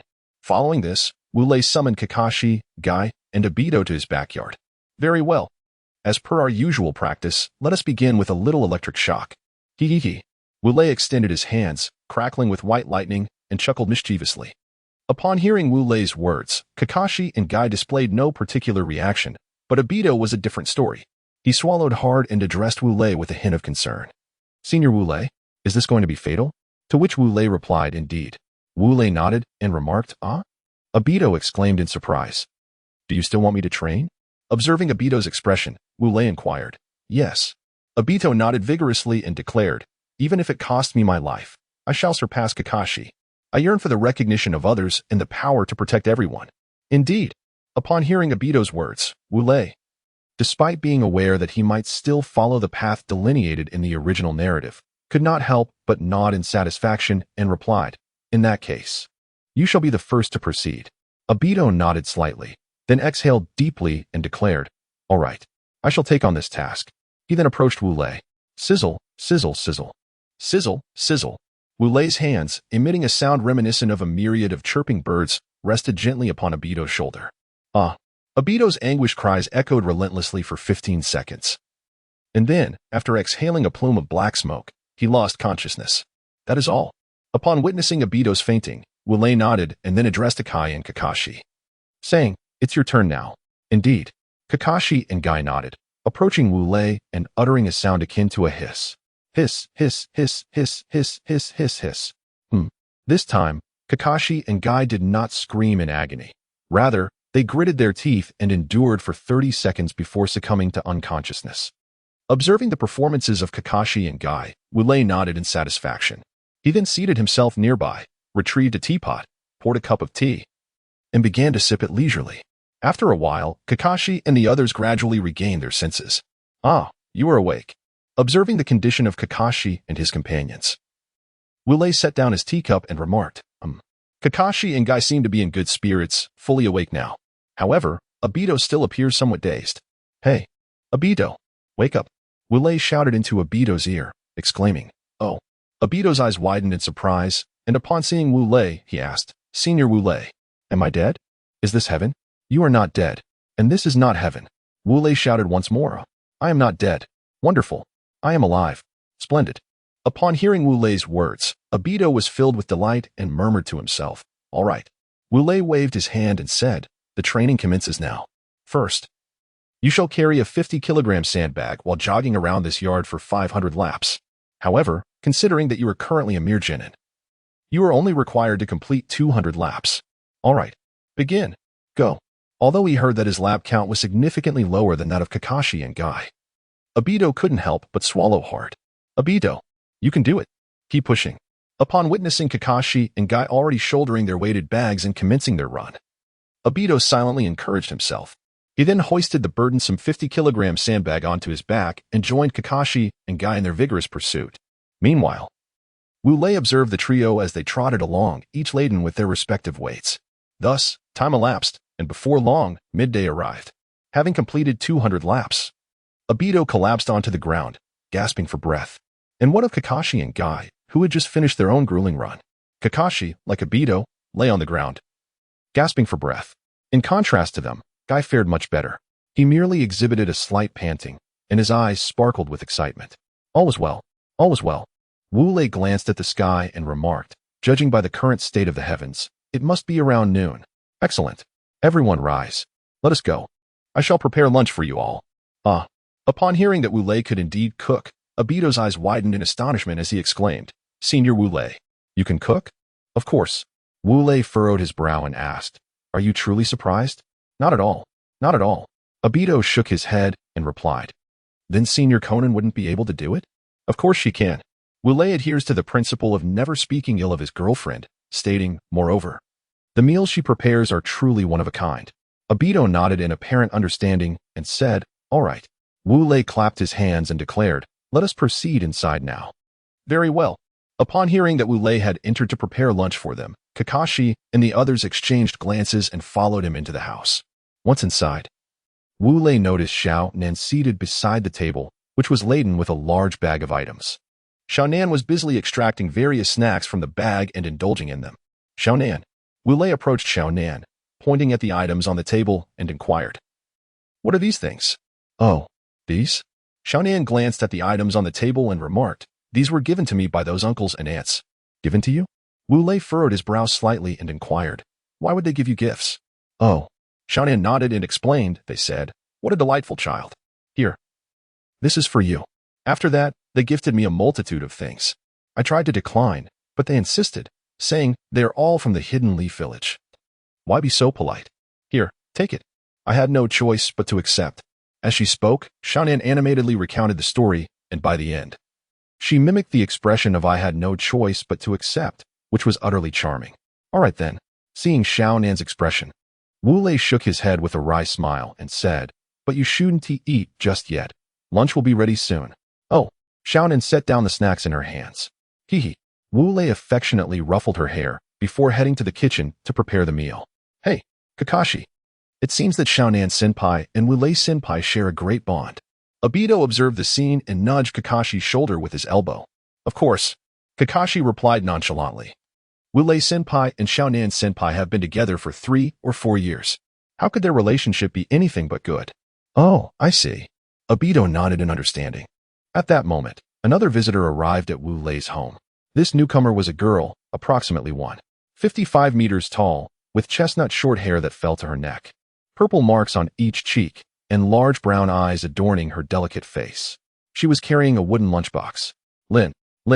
Upon seeing her, Aido's face turned slightly red as he spoke. Hey. Lin greeted cheerfully, Aido. Kakashi. How are you? Kiki. Aido scratched his head and smiled at Lin, while Kakashi remained aloof, merely nodding slightly. You are. Xiao-Nan looked up upon noticing the newcomer and addressed Lin. Hello. I am Xiao-Nan Senpai. My name is Yuara Lin. Lin smiled back at Xiao-Nan. Oh. So you are Lin. By the way, what is that you are holding? Xiao-Nan suddenly noticed the lunchbox in Lin's hand. This? Lin glanced at the box she was carrying and explained, These are cookies I made, meant for Kakashi and Aido. She hesitated slightly when mentioning Kakashi's name. Oh. Xiao-Nan nodded, then continued, Well then, Lin. Come. Sit here. Lunch is almost ready. You should eat with us. Oh, I couldn't possibly. Lin replied shyly. It's no trouble at all. Xiao-Nan approached Lin, took her hand, and urged, Let's go.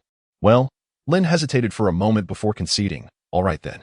Subsequently, she joined Xiao-Nan at the table. At that moment, Lin suddenly noticed something and asked, Xiao-Nan Senpai, where is Wu Lei Senpai? Oh, Wu Lei Gage. Xiao-Nan pointed toward the kitchen and said, He is busy cooking. What? Lin was taken aback and exclaimed, Is it really the meal prepared by Senior Wu Lei? Indeed. Xiaonan replied. Is there something amiss? Not at all. Not at all. Lin shook her head and added. I simply did not expect that Wu Lei would possess culinary skills. Hiki. Xiaonan chuckled and said, let me tell you, Wu Lei's cooking is absolutely delicious. Is that so? Lin inquired. Yes. Xiaonan nodded earnestly, indeed. Moments later, Wu Lei emerged with trays of dishes. Upon seeing Lin, he remarked, ah, a newcomer. What is your name? I am Yara Lin, she replied with a nod. Oh. Wu Lei glanced at Kakashi and the others, and then bellowed, dinner is served. Whoosh. Before Aido could react, Kakashi and Guy transformed into mere shadows, propelled by the rush of wind, and swiftly took their seats at the table. Aido's mouth twitched slightly, and he slowly approached the table, taking a seat. Just as he settled in, he noticed Guy drooling, and Kakashi, though maintaining a calm demeanor, had eyes brimming with desire. What is wrong with them, Senior Xiaonan? Aido whispered. Hee. You see, Xiaonan replied with a smile. Ever since they tasted Wu Lei's cooking, they have become like this whenever it is served. Ah, is Wu Lei's meal truly so captivating? Aido gulped and asked. Indeed, Xiaonan affirmed. All right, let us eat. With a grand gesture, Wu Lei announced as he placed the dishes and rice on the table. Oh, upon hearing Wu Lei's words, Kakashi Guy and Xiaonan exclaimed in unison and began to eat with remarkable speed. Truly a sight to behold. Hey, you all, hurry and eat. Wu Lei called out as he noticed Aido staring dumbfounded at Kakashi and the others devouring their meal at lightning speed. If you don't start eating now, your lunch will vanish. With that, he sat down and began to eat his rice at a similar pace. All right. Aido and Lin exchanged glances, then picked up their chopsticks, navigating through the assortment of dishes to grab a piece to taste. Ah, this is so delicious, they exclaimed, clutching their cheeks in bliss. However, they quickly regained their composure. Thus, they too began to eat at an impressive speed, albeit not quite at the speed of light. In just 5 minutes, the dishes on the table had been devoured by Wu Lei and his ravenous companions. Burp. The 6 of them simultaneously rubbed their full bellies and released a contented belch. Ah, this is the best meal I have ever had, Aido declared, feeling satisfied. After a brief respite, Wu Lei led Kakashi and the others to the backyard, with Xiaonan and Lin following closely behind. All right, attention everyone. Stand straight, Wu Lei proclaimed, puffing out his chest like a commanding officer. However, Kakashi and his companions gazed at him with vacant expressions, utterly motionless. Senior Wu Lei, may I ask? Attention, everyone. What does this mean? Akai raised a hand and exclaimed loudly. Wu Lei paused momentarily, then pointed at Akai and the others, saying, it means your understanding. Do you comprehend? Oh, understood. After exchanging glances, Akai and the others stood at attention and responded in unison. Very well. Wu Lei nodded with satisfaction. He then instructed. All right, Kakashi, Akai, step forward 2 paces. Yes. Kakashi and Akai replied in unison as they moved forward. Immediately, you shall engage in a contest. I wish to observe how much Akai, your body technique has improved, and also how much Kakashi, your body technique has advanced. Of course, from my words. You should understand that this match is to be conducted using only physical techniques. Is that clear? Wu Lei glanced at Kakashi and Akai as he spoke. Yes. No. Kakashi and Akai responded in discord, the former being Kakashi and the latter Akai. Wu Lei stared at Akai momentarily, then placed a hand on his forehead, shaking his head as he said, Akai, you need not concern yourself with understanding. Just know, this is your. At this point, Wu Lei pulled out a notebook from his pocket, glanced at it, and continued, 78th match. Do you comprehend? Oh, I understand. Upon hearing it was a match against Kakashi, Akai immediately became invigorated. Good. Wu Lei nodded and instructed, now, stand on either side of me. Kakashi and Akai promptly took their places beside Wu Lei. All right. Wu Lei stepped back a few paces, then waved his hand dramatically, announcing, the contest begins. As soon as Wu Lei's voice fell, Akai let out a great shout and charged at Kakashi. Take this. Punch, punch, punch. Akai threw a series of punches at Kakashi. Kakashi remained silent. As Akai's fist approached, he simply raised his palm to block. The sounds of their physical clashes echoed incessantly. Leaf Hurricane. Akai shouted as he executed a sweeping kick aimed at Kakashi's head. Smack. Kakashi raised his arm to defend and managed to block Akai's leg momentarily, yet he was ultimately overpowered by Akai's strength and was sent flying back. Kakashi. Seeing him propelled backward, Rin exclaimed worriedly from the side. Noticing Rin's concern for Kakashi, Aido's expression darkened slightly, though he refrained from voicing his thoughts. TCH. Mid-flight, Kakashi grimaced, performing a somersault to land safely. He muttered to himself, Akai's strength is tremendous. I cannot compete with him at all. What should I do? At that moment, Akai let out another fierce shout and charged once more at Kakashi. Damn it. Kakashi gritted his teeth and met Akai head-on. The sounds of their fists and legs colliding resonated continuously, echoing in the air. Leaf Great Whirlwind. Kakashi unleashed one of his most formidable taijutsu techniques. The Leaf Great Whirlwind. Following this, he executed a kick, even more powerful than the whirlwind kick previously performed by Guy, aimed squarely at Guy's chest. Hee. Alright. I admit, I'm being a bit wicked. I dodged, Guy exclaimed, his body twisting to evade Kakashi's Leaf Great Whirlwind. Crash. Kakashi's attack missed Guy and instead struck the ground behind him, causing it to collapse instantaneously. Hey. At that moment, Konan interjected, Kakashi. Guy. What is going on? What is it, Konan-senpai? Kakashi and Guy turned their heads in unison to inquire. That. Konan pointed at the damaged ground as a consequence of Kakashi's attack, declaring, You two are responsible for fixing the destruction you've caused. Nanny. Both Kakashi and Guy exclaimed in disbelief. What nonsense is this? Konan placed her hands on her hips and retorted, The cost of repairing the ground that Kakashi ruined could buy me several bowls of ramen. Right, Wu Lei? Absolutely. Wu Lei nodded vigorously, leaving no room for disagreement. Staring at Wu Lei's enthusiastic demeanor, Kakashi and the others couldn't help but fix their gaze upon him. However, when Wu Lei shot them a glance, they all averted their eyes in deference. All right. Wu Lei clapped his hands and said, Let the match continue. Shadow Leaf Dance. Guy launched a kick aimed at Kakashi's chin. Caught off guard, Kakashi was sent hurtling into the sky by Guy's strike. As for Guy, he swiftly maneuvered beneath Kakashi and shouted, 8 gates released. Open the first gate. Open. The rest gate. Open.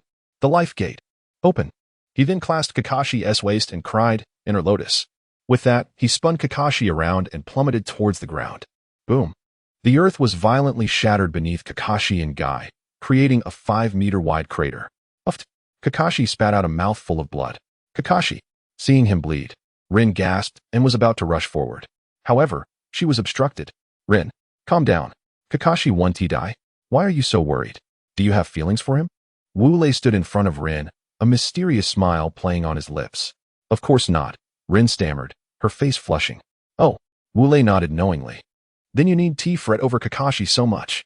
Rin seemed poised to say something but merely nodded in silence. Chuckling at Rin's reaction, Wu Lei swiftly appeared by Kakashi and Gaia's side, stating, All right, let us put a stop to this. Understood. Kakashi and Guy nodded in agreement, halting their actions. Through this match, Kakashi, I hope you come to realize that not all those who lag behind are to be underestimated.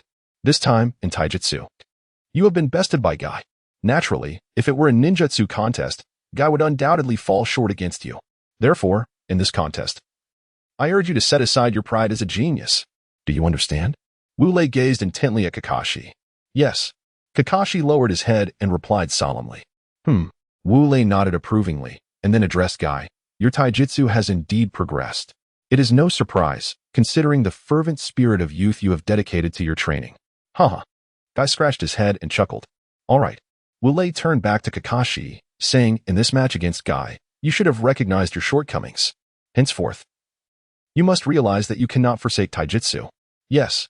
Kakashi nodded vigorously, his expression tinged with melancholy. Sighing at Kakashi's demeanor, Wu Lei remarked, Kakashi, truly, I'm acting in your best interest. Letting go of certain things will benefit your future growth. Yes, Senior Wu Lei. I understand. Kakashi nodded earnestly once more. Very well. I shall say no more. Let us take a moment to rest. Wu Lei waved his hand. Yes. Subsequently, the three of them approached Aido, where Rin immediately rushed forward upon seeing Kakashi, eager to assess his condition. This is easy. Upon discovering Kakashi's wounds, Rin promptly placed her hands over them, a green luminescence emanating from her palms as she commenced healing him. Once Rin had tended to Kakashi's injuries. Thank you. Kakashi expressed his gratitude to Rin. It's nothing. We are friends. It is only natural. Rin waved her hand dismissively. All right. Wu Lei pointed at Guy's elbow, saying, Rin, Guy's also injured. Please attend to his wounds. Of course. Rin responded, moving to Guy's side and placing her glowing hands over the indicated elbow to heal him. Xiaonan. At this moment, Wu Lei pointed at Rin, who was treating Guy, and said, "You should take some time to learn medical ninjutsu." Why? Xiaonan tilted her head in confusion. This way, if you sustain any injuries in the future, you won't need to rush to the hospital. You can treat yourself. Moreover, the most crucial point is, at this juncture, Wu Lei leaned closer to Xiaonan, whispering, "You could save money. Just think of all the bowls of ramen you could buy with the money you save." Indeed, Xiaonan nodded, somewhat understanding, and replied, "All right, Brother Wu Lei, I will make time to do so." Haha. Wu Lei chuckled, ruffling Xiaonan's hair, and then turned to Aido, saying, "Hey Aido, let us engage in a match." Me? Aido pointed at himself, incredulous. "Yes," Wu Lei affirmed with a nod. "It is you, Senior Wu Lei." Aido's expression was one of great pity. "Even if you're feeling down, you cannot use me as a punching bag." "Who says I am feeling down?" Wu Lei's brow furrowed slightly as he replied, "I merely wish to assess your strength." Hearing Wu Lei's words, Aido tentatively replied, "Really? Truly?" Wu Lei nodded affirmatively, stating, "Absolutely true." "Oh, I see." Aido glanced at Rin, who was attending to Kai, and thought to himself, "If I were injured, how blissful it would be for Rin to heal my wounds." With this thought in mind, he immediately exclaimed, "All right." "Yes." Wu Lei moved to the center of the courtyard and said to Aido, "Come on." "Certainly." Aido nodded and dashed towards Wu Lei. With a swift motion, he executed a whip kick aimed at Wu Lei's face. Smack! Wu Lei raised his hand to block the kick, acknowledging the strength behind Aido's leg with a silent nod. Seeing his attack thwarted, Aido leveraged Wu Lei's hand to perform a backflip, distancing himself. Fire style, great fireball technique. Aido swiftly formed hand seals and unleashed a 5-meter-long stream of crimson flames towards Wu Lei. Observing the approaching flames, Wu Lei mused, "Impressive power." He quickly formed his own seals and declared, "Wind style, great breakthrough." He exhaled a chaotic gust of wind to counter the flames. The wind howled fiercely as the red flames met the turbulent air, causing the once solid fire to disperse and scatter in all directions. "The power is sufficient. Yet the density is lacking," Wu Lei remarked coolly. "Leaf Great Whirlwind." Wu Lei executed a swift, wind-imbued kick directed at Aido. "I'll evade." Aido performed several backflips, narrowly escaping Wu Lei's attack. Boom. Wu Lei's foot cleaved the ground as if slicing through tofu. But that's not all. Not yet. Wu Lei struck the ground with his hand, summoning a bolt of white lightning that surged rapidly towards Aido. "I'll jump." Aido leaped to evade, but alas, he failed. As he ascended, Wu Lei, like a wraith, appeared behind him. Ha! With a whip kick, Wu Lei struck Aido's back, causing him to cry out and crash to the ground, just as the lightning approached. "Ah!" Aido screamed, smoke billowing from his mouth as he lost consciousness. Sighing at Aido's state, Wu Lei shook his head in disappointment and waved to Rin, who had finished treating Kai, saying, "Rin, if you still have chakra, please assist in treating Aido." "Oh, coming." Rin replied and rushed to Aido's side, using her hands glowing with green light to heal him. Alas, though Aido's wish for Rin to heal him had come true, he could not witness it. Huff. Wu Lei exhaled a breath of carbon dioxide and addressed Kai. "Kai, are you all right?" "Reporting, Senior Wu Lei.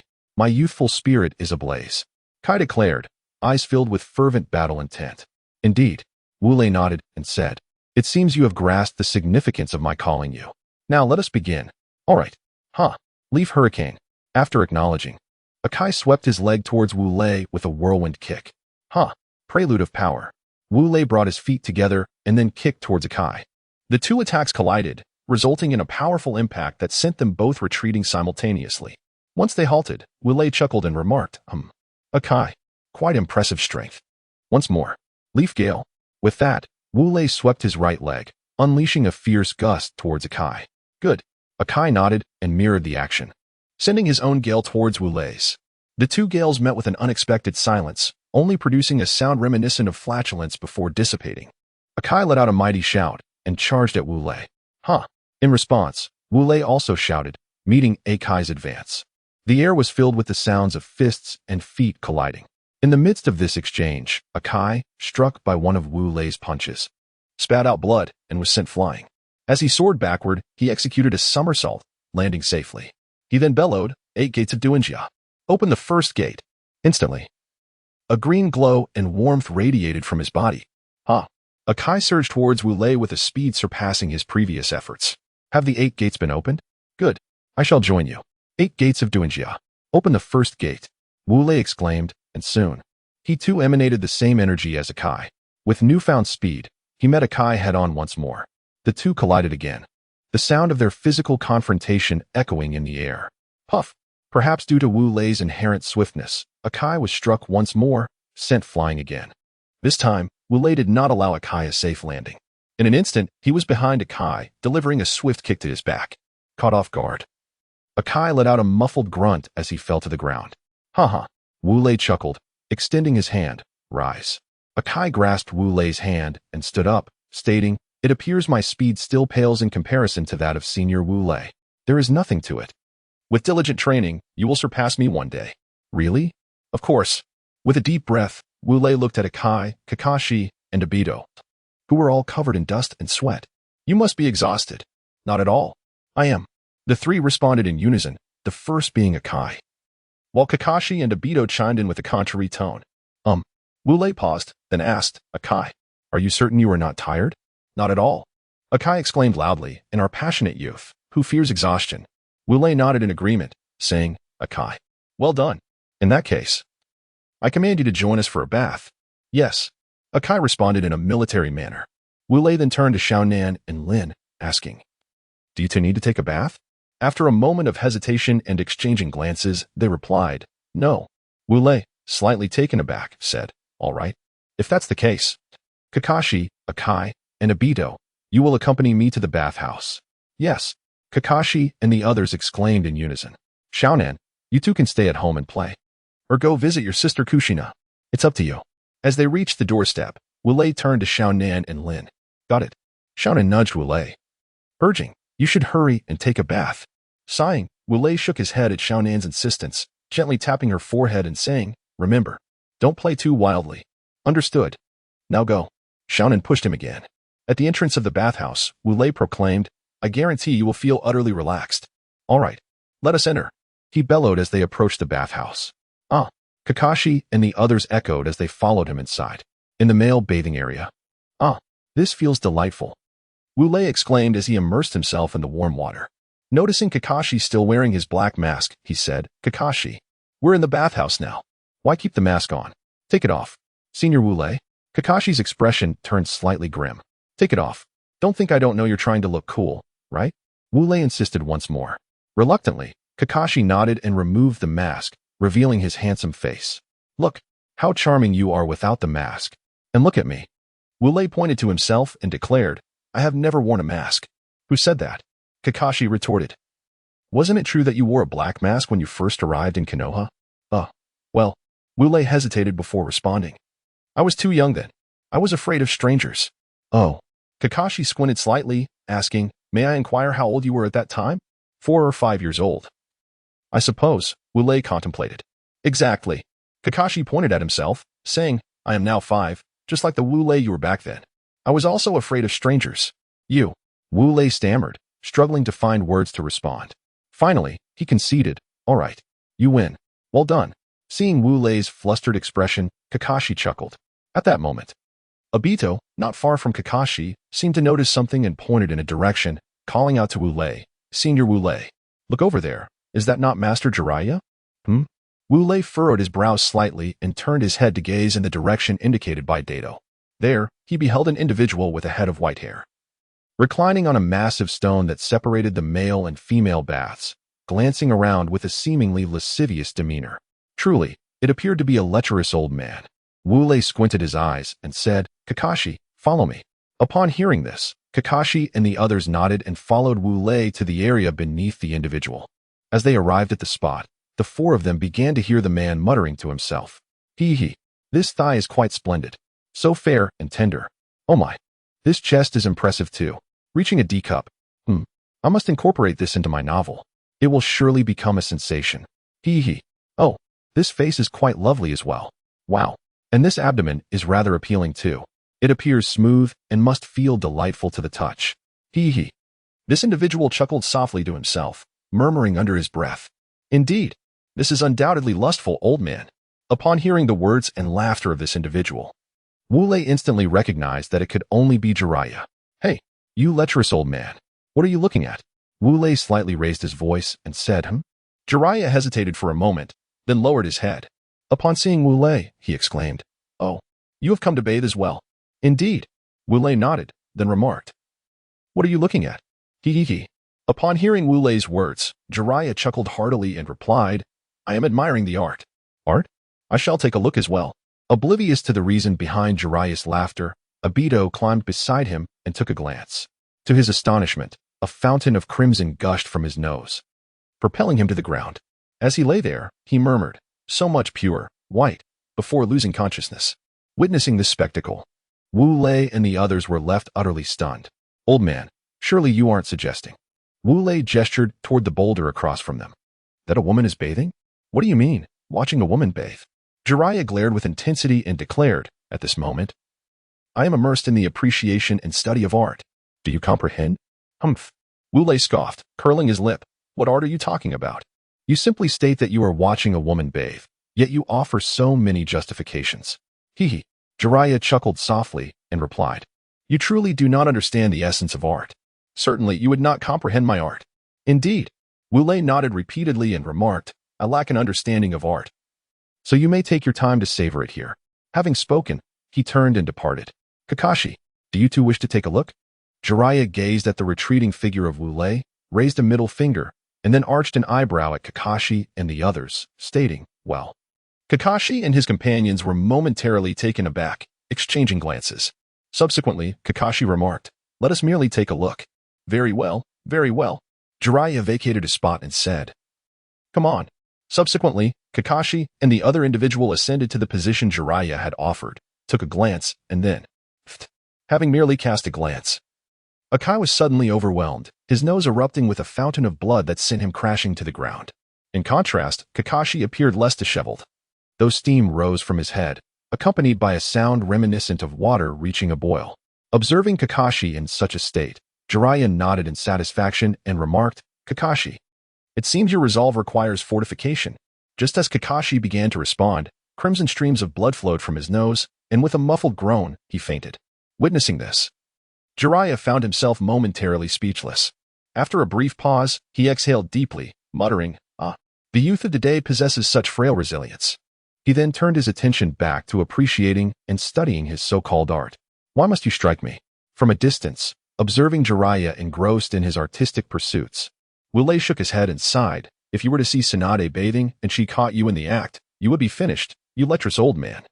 Just as Wu Lei uttered these words, Jiraiya let out a sudden scream, swiftly leaping from the boulder and darting towards Wu Lei with astonishing speed, pleading, Wu Lei, I implore you, take me away. You lecherous old man. Wu Lei raised an eyebrow, questioning, why the urgency to leave? Aren't you here to appreciate art? Continue your admiration. Oh dear. Jiraiya ruffled his hair in exasperation. There exists a matter of greater importance than the appreciation of art. You must help me escape. Are you not capable of running? Wu Lei inquired. Why must I assist you? With a sigh, Jiraiya replied, I cannot outrun her. Thus, I beseech you, utilize the flying thunder god technique to take me away. Who is this her you speak of? Wu Lei raised an eyebrow in curiosity. Oh, there is no time to explain. Jiraiya exclaimed, his expression fraught with urgency. Just tell me, will you take me with you? If you refuse, misfortune will befall you. With a hearty laugh, Wu Lei declared, I, Wu Lei, am a paragon of integrity, having never committed any wrongdoing. How could I possibly meet with misfortune? Sighing once more, Jiraiya pointed at Wu Lei. Very well. Just wait. At that moment, a voice brimming with anger and intoxication resonated. Here I come. Jiraiya swallowed nervously. Who is it? Boom. Crack. Just as Wu Lei finished his inquiry, the door to the men's bath was obliterated. Emerging from the shattered entrance was a woman of striking presence. Standing at 1.62 meters tall, she boasted golden hair, pink lips, and captivating brown eyes, accentuated by a figure that boasted an impressive bust, all while wrapped in a white towel. This woman was none other than Tsunade Senju. In the bathroom, aside from Jiraiya, Wu Lei, and Kakashi, who had fainted from excessive nosebleeds, there were only the three of them.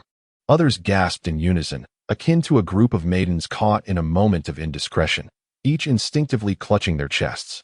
A figure swathed in a white towel darted past Tsunade. Before long, the men's bath was left with only Wu Lei, his companions, and Jiraiya. Tsunade, this is the men's bath. What brings you here? Jiraiya feigned ignorance. How did I end up here? What do you think, Jiraiya? Tsunade arched an eyebrow, her gaze unwavering. How would I know? Jiraiya replied, glancing at Wu Lei. Right, Wu Lei? Not quite. Wu Lei smirked, a mischievous glint in his eye. How could you be unaware? Pervert. Wu Lei? Jiraiya pointed at him, then suddenly adopted a serious demeanor. Tsunade, let me clarify. It was Wu Lei who instigated my peeping. I am completely innocent. Pervert. Wu Lei shot back, glaring. My apologies, Wu Lei. Jiraiya patted him on the shoulder, his expression contrite. For the sake of my innocence. Could you kindly take the blame? Oh. Tsunade scrutinized Wu Lei, her fingers making a snapping sound. So it's you. No. Wu Lei waved his hands frantically. Lady Tsunade, look at my face. Do I resemble someone who would orchestrate such an act? Now, take a look at him. He sees Jiraiya's face, pointing. With a face like that, how could he not be a peeping Tom? Tsunade examined both men, then nodded at Jiraiya. Indeed. You certainly look like someone who would spy on women bathing. Jiraiya's jaw dropped in astonishment. Prepare yourself. Tsunade declared, suddenly hovering above Jiraiya, her fist poised to strike. At that moment, her towel-clad form revealed a tantalizing silhouette, prompting Wu Lei to silently urge her to unleash her full power. Then came the thunderous crash. Both Wu Lei and Jiraiya found their heads forcefully embedded in the ground. Why am I being punished? I did nothing wrong. Wu Lei protested. His voice tinged with near tears as blood trickled from his nose. Tsunade huffed dismissively. Don't think I didn't notice where your gaze wandered earlier. You deserve this. A big pervert and a little pervert. With that, she turned and strode away. Once Tsunade had departed. Jiraiya erupted into laughter upon seeing Wu Lei's bloodied nose. Stop laughing at me. Wu Lei shouted back. If you don't, I'll hit you. Do you believe me? I do. Jiraiya chuckled uncontrollably, then added, You just saw Tsunade's. Wu Lei remained silent. Is it the thigh area? Jiraiya inquired with a chuckle. Wu Lei remained silent. Is it the chest region? He asked again, noticing Wu Lei's continued silence. This time, Wu Lei gently nodded in affirmation, indicating that Jiraiya was indeed correct. Observing Wu Lei's reaction, Jiraiya burst into laughter once more and remarked, No wonder Tsunade is so furious. Stop laughing. Did you not hear me? Wu Lei, unable to contain himself, shouted at Jiraiya, who continued to chuckle. All right. Jiraiya replied, still grinning. Honestly, Wu Lei stood up, brushing off the dust, and lamented, I never expected that after coming to take a shower, I would end up dirtier. With a sigh, he made his way to a clean basin to soak himself. I'm off. No more washing for me. Time to head home and write my novel. Jiraiya laughed heartily as he headed for the door. However, just as he took a few steps, Tsunade suddenly returned, charging up to Jiraiya and delivering a solid punch to his head. Jiraiya's head once again met the ground with a thud. I almost forgot. You deserved another punch. With that, Tsunade turned and left. Seeing Jiraiya's face planted in the ground from Tsunade's punch, Wu Lei erupted into laughter, releasing all the pent-up frustration he had been feeling. Jiraiya slowly rose to his feet, casting a glance at Wu Lei, and with tears welling in his eyes. He dashed out of the bathhouse.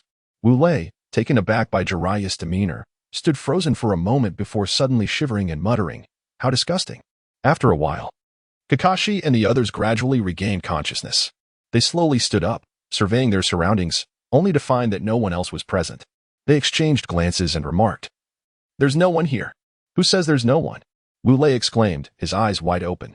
Kakashi and the others gasped, turning to Wu Lei, and upon seeing him, they collectively sighed in relief. Wu Lei-senpai, Kakashi exclaimed, Why are you the only one left here? Well, Wu Lei scratched his head and replied, A female ruffian came and scared all the other men away.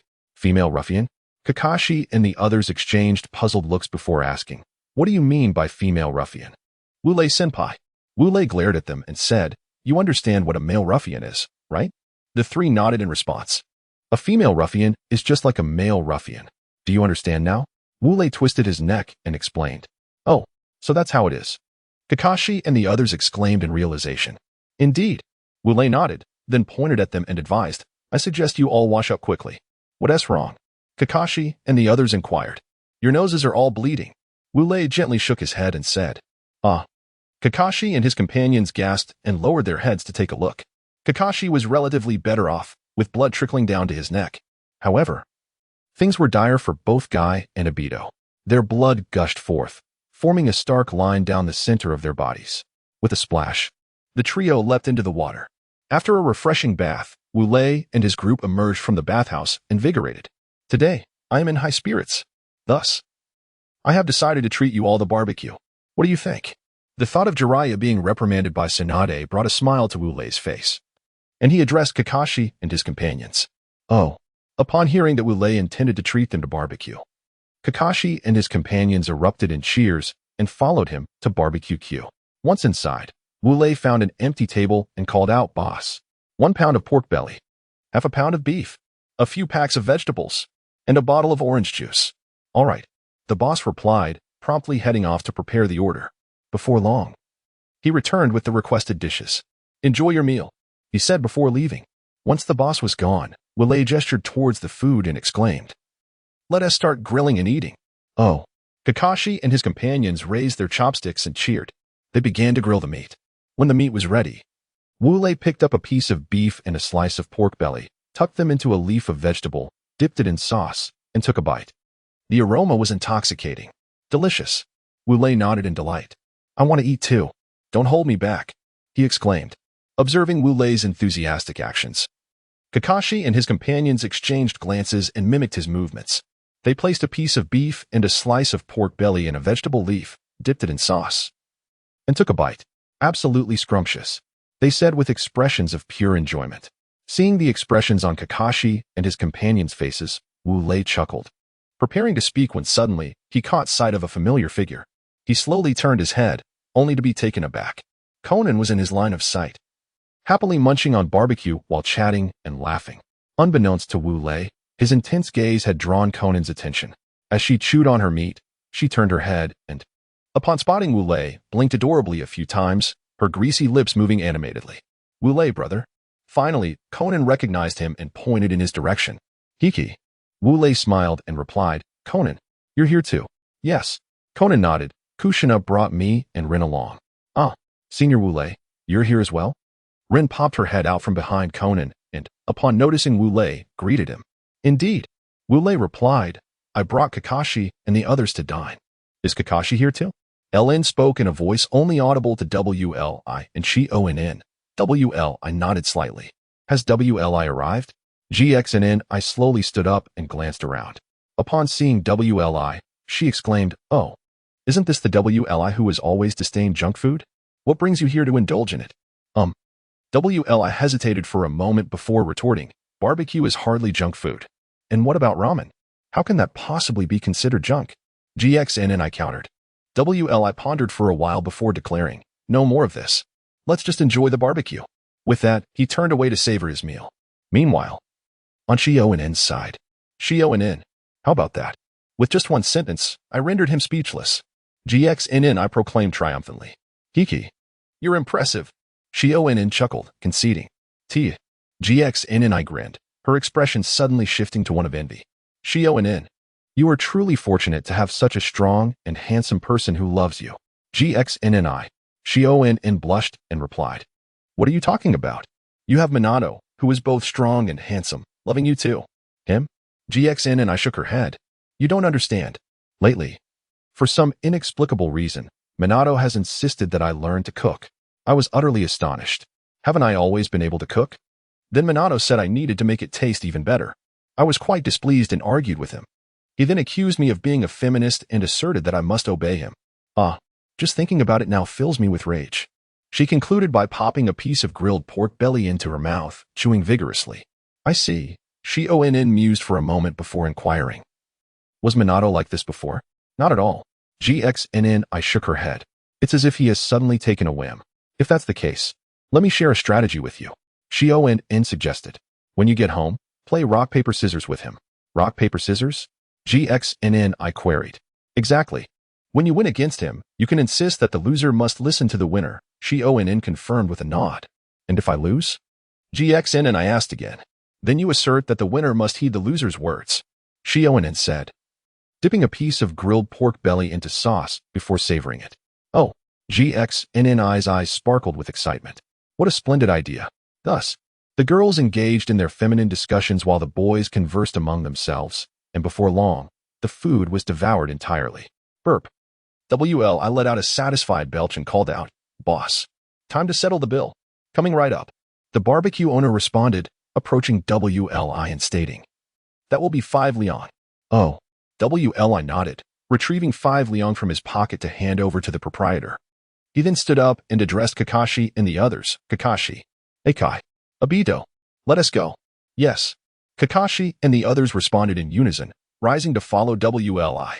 Upon reaching the entrance, Wu Lei turned around and addressed Xiaonan, saying, "Xiaonan, remember to come home early." "I understand." Xiaonan replied.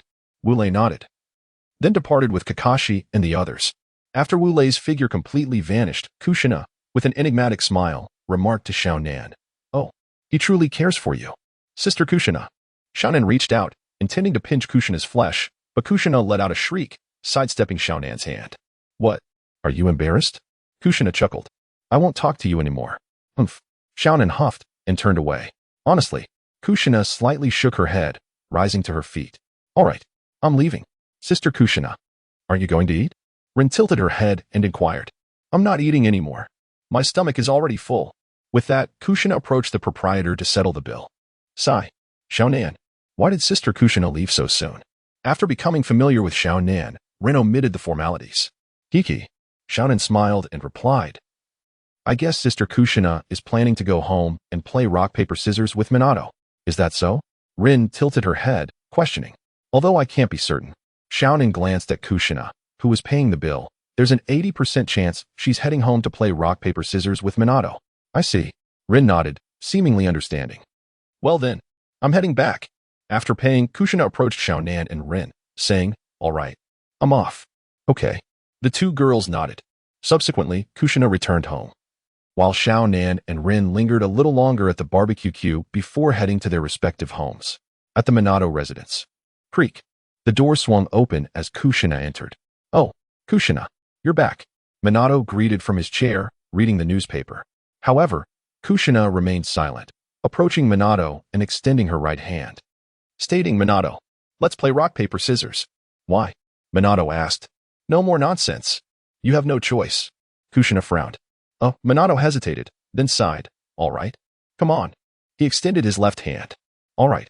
Here we go." Kushina raised her right hand, and Minato lifted his left hand. 1, 2, 3. "Ha!" They both shouted simultaneously, revealing their choices. Minato, rock. Kushina, scissors. Kiki, apologies. I win. Minato was about to declare his victory when he noticed Kushina cheering exuberantly. "Yes, yes, yes," Kushina exclaimed repeatedly. "Kushina." Minato shook her, saying, "I won." "No, I won." "Indeed." Kushina continued to cheer, but after a while, she paused and said, "The result of this game of rock, paper, scissors is that the winner will command the loser." "Ah, how wide must Minato's mouth be to utter such a thing?" He replied. "But you didn't tell me." "Of course." Kushina nodded, adding, "If I had told you, you wouldn't have come. How could I possibly reveal it to you?" Minato fell silent. After a moment, he sighed, speaking like a girl on the verge of being overwhelmed. "Fine. Just tell me what you want me to do." Kushina glanced at Minato's expression, momentarily taken aback before saying, "Given your pitiful state, I shall offer you 3 choices." "Really?" A glimmer of surprise appeared in Minato's eyes. "Indeed." Kushina smiled and nodded. "It's true. Now, tell me your 3 choices." "All right. Listen carefully." Kushina smiled and declared, "First, all future chores will be yours. Second, in addition to the first, washing clothes will also be your responsibility.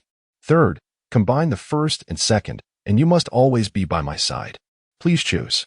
Minato fell silent once more. "Choose," Kushina emphasized playfully. After a moment of contemplation, Minato said, "In that case, I choose the first option." Kushina smiled and nodded, "A wise choice."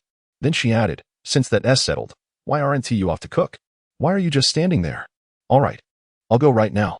Minato took a deep breath, met Kushina's gaze, and, after a brief moment of defeat, said, "All right then." Kushina waved her hand as if shooing away a waiter, saying, "Go on." Minato responded affirmatively and headed to the kitchen. Seeing Minato obediently enter the kitchen, Kushina joyfully remarked, "Xiaonan was indeed right. I must invite her to dinner next time." After a while, Minato returned with a plate, placing it before Kushina and saying, "Here you go." Please enjoy. This is a sandwich made with Genoa ham, organic cabbage, and bread. Kushina slowly picked up the sandwich, took a bite, chewed it thoughtfully, then gently nodded. Not bad. Make another one. Gasping deeply, Minato looked at Kushina, but upon meeting her gaze, he immediately retreated. He could only respond affirmatively and turned back to the kitchen. Once Minato entered the kitchen, Kushina quickly finished off the remaining sandwich, exclaiming, "The taste is truly delightful." A short while later, Minato presented another sandwich to Kushina. After taking a bite, she said, "Not bad. Make me another." As Watergate ventured to prepare sandwiches, Kushina swiftly devoured them with remarkable speed.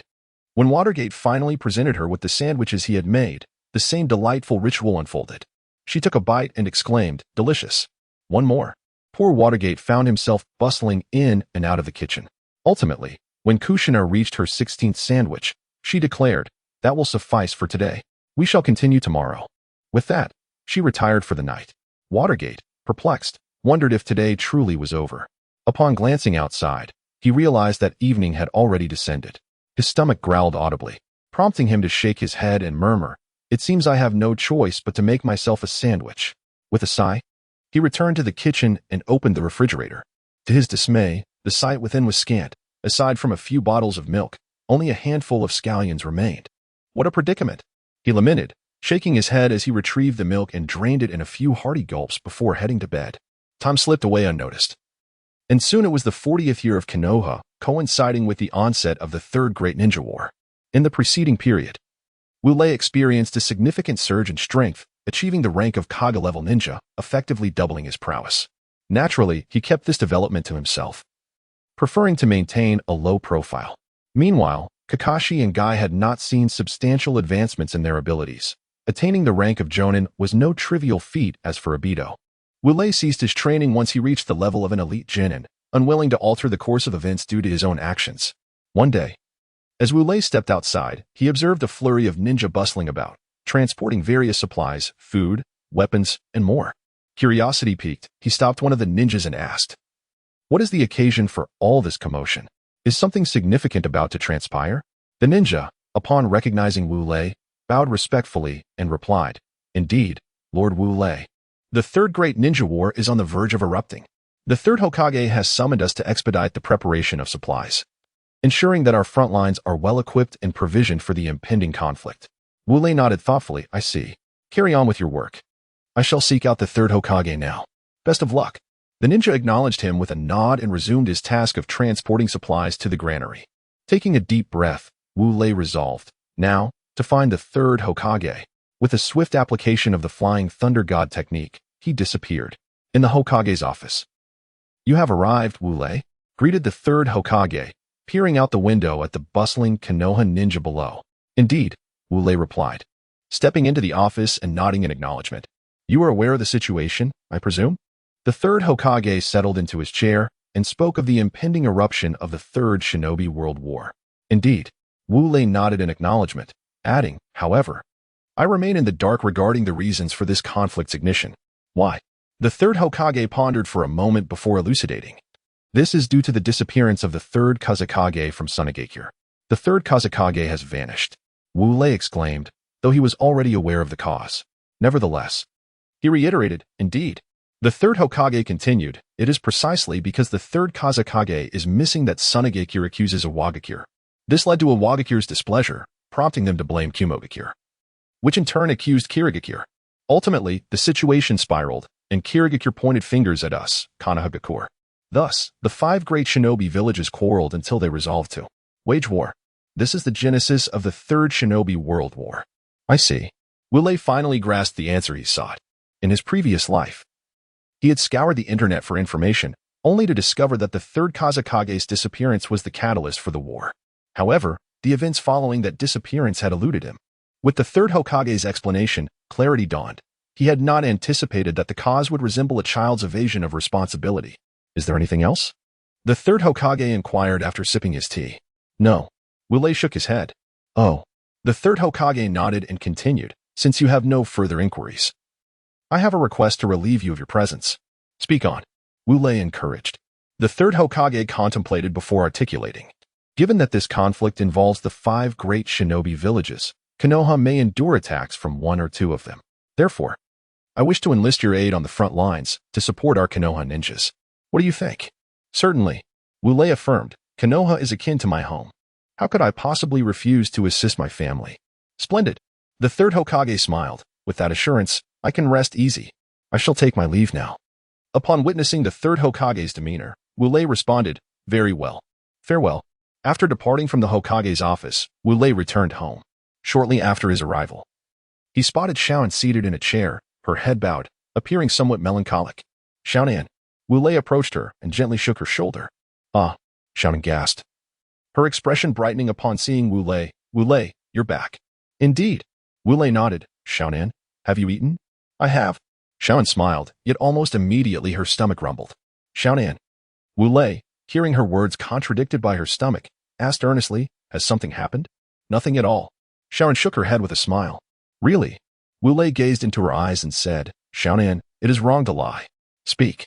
Has something transpired? Wu. Xiaonan hesitated for a moment, then suddenly burst into tears and embraced Wu Lei, exclaiming, Wu Lei, go. Wu, is war about to break out? Are you going to leave me? You already know, right? Wu Lei gently patted Xiaonan's back and replied, yes. Xiaonan, sobbing, nodded and said, I've heard. The third great ninja war is about to commence. I see. Wu Lei murmured, resting his face against Xiaonan's. Even though war is imminent, I assure you, I will absolutely never leave your side. Really? Xiaonan's eyes glistened with tears as she asked. Indeed. Wu Lei affirmed with a nod. Really? Really? Xiaonan inquired earnestly. Yes. I promise you, it is absolutely true. Wu Lei insisted. Then, Xiaonan pressed her forehead against Wu Lei's and declared, you must stay right by my side.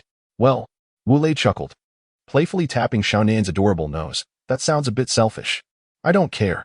Xiaonan vigorously shook her head, insisting, you must stay beside me. All right, all right. Wu Lei laughed. You truly are impossible. Hiki. I knew it. Wu Lei good is the best. Xiaonan said contentedly, wrapping her arms around him and humming a cheerful tune. However, Wu Lei was not as at ease. Gazing at the humming Xiaonan, he thought to himself, this time, I can only deceive you once. I'm sorry, Xiaonan. He buried these thoughts deep within his heart and began to play with her. In the 40th year of Konoha, a year marred by ceaseless warfare, many small nations were forced to perish due to the open and covert conflicts between the four great nations, the four prominent ninja villages. Nevertheless, some nations managed to endure. Among them, the Land of Water fared somewhat better, though only marginally. The ongoing strife among the four great nations had further weakened the power of the Land of Water. Within a cave in the Land of Water, around 180 individuals stood clad in matching attire, red clouds on a black background. At the forefront stood two figures, one with striking red hair and otherworldly eyes, and the other with short orange hair and dark eyes. These distinguishing features identified them as Nagato and Yahiko, who had departed from Konoha. What is the purpose of establishing Akatsuki? Yahiko proclaimed loudly. To assist Amigakure, thus allowing the world to recognize our existence, enabling them to establish diplomatic relations with our nation, and ultimately bringing peace to Amigakure. The crowd responded in unison. Given that, everyone, let us hasten to assist Amigakure. Yahiko commanded with a sweeping gesture. Yes. The crowd cheered as they dispersed, leaving only Nagato and Yahiko seated together. Nagato, what do you think? Teacher Wu Lei and Teacher Jiraiya? Yahiko gazed into the distance, observing the patched-up houses of the Land of Water, and spoke to Nagato. After a moment of hesitation, Nagato gently nodded. Indeed. Seeing Nagato's gesture, Yahiko nodded in agreement, expressing, I wish to as well. However, we should wait until our strength reaches that of Teacher Wu Lei before we meet him. Just imagine the surprise and joy on his face at that time. Aha. Upon hearing Yahiko's words, Nagato contemplated for a moment, chuckled softly, and replied, yes. Our abilities must reach the level of Teacher Wu Lei. Haha. Yahiko laughed heartily, exclaiming, absolutely, as he extended his fist. With a smile, Nagato formed his right hand into a fist and lightly tapped it against Yahiko's. Meanwhile, in the Land of Fire, at the home of Wu Lei in Konoha, Konan stood quietly beside a table, holding a piece of paper, lost in thought. As the focus drew closer, the contents of the paper became visible. It read, Dearest Konan, I am sorry. I deceived you this time, and I truly regret it. I cannot remain by your side, as I must fight for Konoha. Please forgive me. It may be years before I return from this battle. During these years, take care of yourself, Avoid indulging excessively and stay safe. Make time to visit your sister Kushina. I suspect she is also alone at home now. You should talk to her. Well, I will refrain from saying more. In closing, I ask for your forgiveness once again. Yours lovingly, Wu Lei. Tears began to stream down Conan's cheeks after a moment of contemplation. Why should I forgive you? I will not forgive you, Wu Lei. You deceiver. You promised to stay by my side. She cried out in anguish. After a brief bout of tears, she suddenly halted, wiping her eyes, and declared, I must find him. I need to understand why he deceived me. With determination, she began to pack her belongings. Once her luggage was ready, Konan headed to the Hokage's office to seek out the third Hokage. Oh, it's Konan. What brings you here? The third Hokage inquired with a smile upon seeing her. Third Hokage, where is brother Wu Lei gone? Konan asked earnestly. Wu Lei? He probably went to the bathhouse, the third Hokage replied with a chuckle. Don't try to fool me. Konan interjected, placing Wu Lei's note before the third Hokage. Brother Wu Lei has already left. What I want to know is where he is gone. The third Hokage pondered for a moment before responding, you already know the answer. Indeed, Konan affirmed with a nod. Sighing, the third Hokage suddenly noticed the luggage Konan was carrying and inquired, Konan, are you planning to find Wu Lei? Yes. Xiaonan nodded and said, in that case, I cannot disclose that information to you. Sandai shook his head and replied, why not? Xiaonan's eyes widened in disbelief as she exclaimed, because. After taking a sip of tea, Sandai continued, Wu Lei instructed me not to reveal his whereabouts when he departed. What? Xiaonan's eyes brimmed with skepticism. Indeed, Sandai affirmed. He explicitly told me not to inform you of his destination. So you do know? Hope ignited in Xiaonan's eyes as she urged, please tell me. No. Sandai shook his head resolutely. I beg you. Xiaonan feigned cuteness. No. Sandai reiterated. Is it truly impossible? Xiaonan's expression turned serious. It is indeed impossible. Sandai maintained his stance. What if I do this? As she spoke, Xiaonan conjured a 1-meter-long white spear made of paper, pressing its tip against her neck. If you do not speak, I will have no choice but to resort to this. Xiaonan, Sandai sighed. Why must you take it this far? Why not stay quietly at home and occasionally enjoy time with friends? That does not concern you. Xiaonan pressed the spear tip closer to her skin, declaring, just say it. Speak. Or will you remain silent? Fine, fine, fine. I will tell you. You may lower the spear. Though Sandai spoke reassuringly, he secretly signaled to a hidden Umbu ninja behind Xiaonan. Really? Surprise flickered in Xiaonan's eyes once more. Indeed, indeed. Sandai nodded. That would be splendid. Xiaonan dismantled the spear in her hands, exclaiming, all right. You say. But before she could finish, her eyes fluttered, and she fainted to the ground. Behind her stood an Umbu ninja from Konoha. I am sorry, Xiaonan. I must honor the agreement with Wu Lei. Forgive me. Contemplating this, Sandai instructed the Umbu ninja, take Xiaonan to the Uzumaki household. Let Kushina look after her. After all, they are both alone at home. They should have much to discuss. Understood. The Umbu ninja replied, lifting Xiaonan and retreating. After the Umbu ninja departed, Sandai sighed once more, murmuring, I hope you do not seek me out again, Xiaonan. At the border of the Land of Fire, two factions of ninjas engaged in a fierce battle of ninjutsu across the plains. Over there. Quickly pursue them, commanded a young man clad in a green vest from the Konoha side, gesturing in both directions. Yes. Yes. Lord Jiku. The subordinates responded, following his directives and moving accordingly. At that moment, a resounding roar suddenly echoed from the distant battlefield. What is happening? Riku turned to a nearby leaf ninja and inquired. Report, Lord Riku. It is one of the 7 ninja swordsmen of the mist, Kasame Hashigaki. The leaf ninja replied earnestly. Oh. Riku nodded slightly and extended his hand, saying, bring me the telescope. Yes.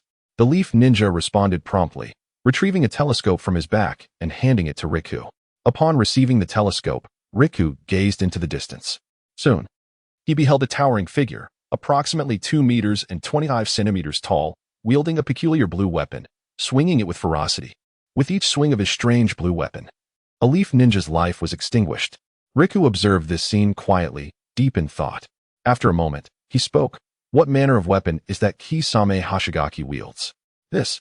The leaf ninja produced a book from his garments, flipping through its pages before replying. The weapon he holds is called Semihata. It is a ninja sword bound with bandages. Its blue blade riddled with barbs. When it strikes a person, it absorbs their chakra and returns it to its wielder. Riku pondered for a moment before remarking, so, As long as one does not get struck, one's chakra will remain unabsorbed, correct? Theoretically, yes. Alas, Lord Riku. Before the Leaf Ninja could finish, he witnessed Riku leap into action and shouted, "You take command in my stead." Riku bellowed, "I shall confront that Kisame Hashigaki." How could this be? Gazing at Riku's retreating figure, a passerby named Sansa shook his head and murmured, "How can I possibly lead? I can only hope for no trouble to arise." Kisame Hashigaki swung Samahata once more. A Leaf Ninja was cleaved in two, letting out a horrified scream before succumbing to his fate. "Stop." Suddenly, a commanding voice resonated from afar. Kisame turned his shark-like eyes toward the source of the voice, spotting Riku charging towards him. "Hiki, here comes a rather delectable morsel." Kisame grinned, exposing his menacing shark teeth. Squeak, squeak, squeak. Upon hearing Kisame's words, Samahata quivered slightly. "Oh, Samahata seems to agree," Kisame remarked, observing the weapon's movements. Squeak, squeak, squeak. Samahata trembled again. "Very well, let us indulge ourselves." Kisame chuckled. Shadow clone technique. Riku formed hand seals, and the shadow behind him swiftly lunged toward Kisame's shadow. Kisame looked perplexedly at Riku's shadow advancing toward his own, remaining still as Riku's shadow successfully merged with his. "Got you." Upon feeling a surge of joy, Lugio drew forth a knife. The Watermelon Mountain Puffer Ghost curiously mirrored Lugio's actions, lifting the shark's skin in tandem. Witnessing this, Lugio's elation intensified as he thrust the knife vigorously towards his own neck. It halted just before contact. In a similar fashion, the Watermelon Mountain Puffer Ghost imitated Lugio's movement. Due to the substantial length of the shark's skin, it was only a slight adjustment before it reached his neck, albeit not quite matching the distance Lugio had just traversed. Consequently, he aimed the shark's skin towards his own throat. Squeak, squeak. At that moment, the shark's skin suddenly jerked violently, freeing itself from the Watermelon Mountain Puffer Ghost's grip, baring its sharp teeth, and lunging at Lugio's head. How infuriating. Just a moment away. Disappointed, Lugio thought to himself. He swiftly performed a roll to evade the shark skin's assault, causing his technique to unravel. The Watermelon Mountain Puffer Ghost reclaimed the shark skin, caressing its blade, and expressed gratitude. "Thank you so much, shark skin." Squeak, squeak. The shark skin wiggled once more. "All right. Now, I shall not fall prey to your technique any longer. Watch as I relish your flesh and blood." With that proclamation, he charged at Lugio. Is there no escape? How vexing. As the Watermelon Mountain Puffer Ghost advanced menacingly, Lugio pondered, "Behold, the Nara clan's techniques are not suited for brute force." Alas. The Watermelon Mountain Puffer Ghost swung the shark skin towards Lugio's neck. Look, it resembled a bolt of white lightning. Just then, the two factions of ninjas pointed skyward, exclaiming loudly. Upon hearing their cries, both Lugio and the Watermelon Mountain Puffer Ghost turned their gazes skyward, only to witness a streak of white lightning hurtling towards them. Konoha's whirlwind. Distantly, Lugio discerned a voice emanating from the approaching flash. Thud. As the figure neared, a foot propelled towards the Watermelon Mountain Puffer Ghost's face. Caught off guard, he was unable to evade, spewing forth blood as he was sent flying backward. "Are you all right, Commander Lugio?" A young man, approximately 174 meters tall, extended his hand towards Lugio, inquiring. "I'm fine." Lugio grasped the youth's hand and remarked, "You must be Konoha's White Lightning, Wu Lei?" "What do you mean by Konoha's White Lightning?" Wu Lei replied, his expression slightly displeased. "Are you not from Konoha? If you are, just call me Wu Lei. The title of White Lightning is inconsequential." "Oh, I see." Lugio nodded in understanding. Indeed, Wu Lei returned the nod, glancing at the rising Watermelon Mountain Puffer Ghost. "I will handle this fellow. You should return to your command. Your wisdom surpasses mine." "All right." Lugio nodded once more, cautioning, "Then be careful." Wu Lei waved his hand, saying go. Following this, Lugio returned to his position of command. "All right. Phew." After taking a deep breath, Wu Lei pointed at the Watermelon Mountain Pufferfish Demon and proclaimed, "Your opponent is now me." The jiaoji in the hands of the Watermelon Mountain Pufferfish Demon quivered incessantly, radiating excitement. Oh, noticing the movement of jiaoji, the Watermelon Mountain Pufferfish Demon raised an eyebrow, a bloodthirsty smile spreading across its face as it said, "Jiaoji claims you are a most delectable morsel." Humph. Wu Lei scoffed lightly and replied, "That remains to be seen, depending on whether you possess the fortune to savor it." With that, two elongated spears, each 2 meters in length and composed of white lightning, materialized in his hands. "1,000 birds." Sharp spear, he declared, causing the spear in his left hand to extend rapidly and strike towards the Watermelon Mountain Pufferfish Demon. Humph. The Watermelon Mountain Pufferfish Demon retaliated by swinging Jiaoji toward the approaching spear. The Jiaoji collided with the spear, and in an instant, it emitted a pained groan before losing consciousness. Aha! Observing Jiaoji's plight, Wu Lei chuckled derisively and shouted at the Watermelon Mountain Pufferfish Demon, "Hey, let me tell you. Lightning is particularly effective against water. TCH." The Watermelon Mountain Pufferfish Demon curled its lip, swiftly forming hand seals and intoning misconcealment technique. Upon uttering this, it exhaled wave after wave of dense blue mist, which quickly enveloped the surroundings. Is that all? Wu Lei squinted slightly, then rapidly formed hand seals, declaring, "Wind release, great breakthrough." He unleashed a chaotic gust of wind toward the Watermelon Mountain Pufferfish Demon. The wind howled fiercely, as Wu Lei's air current dispersed the mist in a linear path. The silhouette of the Watermelon Mountain Pufferfish Demon vanished. Is that so? Wu Lei narrowed his eyes again, then uttered, in that case closing his eyes, he shouted, "Kaleidoscope Sharingan. Activate." Upon opening his eyes, his once black irises transformed into his unique Kaleidoscope Sharingan. With the activation of the Kaleidoscope Sharingan, the mist around him gradually dissipated, though to others, it remained intact. Soon, Wu Lei spotted the Watermelon Mountain Pufferfish Demon preparing to strike at his head with Jiaoji. Humph. Wu Lei emitted a soft grunt and conjured a shadow clone beside him. He instructed the clone to gather a Rasengan, while he did the same. Merging the two Rasengans resulted in a formidable sphere with a diameter of 2 meters. "Prepare yourself. Super Rasengan," he bellowed, hurling the massive Rasengan toward the Watermelon Mountain Pufferfish Demon. What? The Watermelon Mountain Pufferfish Demon was taken aback, realizing too late that Wu Lei had discerned its position. Its movements faltered, resulting in a direct hit. Boom! A tremendous roar erupted across the plain, resonating with a deafening sound. Subsequently, a relentless wave of sand and dust surged forth. Drip, drip, drip, drip. As the dust settled, the Watermelon Mountain Pufferfish Demon was revealed, its body marred by vivid crimson scars, blood oozing from the wounds. Gasping for breath, the Pufferfish Demon struggled, cold sweat beading on its forehead from the agony. Ah! Wu Lei observed in astonishment that the Watermelon Mountain Pufferfish Demon could still stand, exclaiming, "Impressive. Your strength and resilience are indeed remarkable." With a menacing grin, the Pufferfish Demon bared its fearsome shark-like teeth, replying, "You have my gratitude for that. No need for thanks." Wu Lei replied nonchalantly, shaking his head. Watermelon Mountain Pufferfish Demon. From this moment, you should comprehend the disparity in our strengths. Indeed, the Pufferfish Demon nodded with a smile, acknowledging, the gap between us is undeniably vast. Therefore, I wish to, But before it could finish, its words were abruptly cut short as a kunai pierced through its chest, blood dripping from the blade's tip. Hee. A chilling laughter emanated from behind the Pufferfish Demon, and soon a torrent of water materialized, coalescing into a figure. This figure stood nearly 2 meters tall, adorned with dark blue skin, a terrifying shark-like visage, and a mouth full of menacing teeth. Gunpei Kijio. You. The Watermelon Mountain Pufferfish Demon gasped in disbelief. My apologies. Gunpei Kijio replied, shaking his head slightly. Pufferfish Elder, I am compelled to safeguard the secrets of the Mist Ninja Village. Thus, you may depart. With that, he thrust the kunai deeper into the Pufferfish Demon's chest. Gush. The Pufferfish Demon spewed forth a jet of crimson blood, stammering, "How did you come behind me?" TSK. Gunpei Kijio smacked his lips, saying, "Considering your imminent demise, I shall reveal the truth. In fact, I was concealed within the shark flesh." Squeak, squeak, squeak.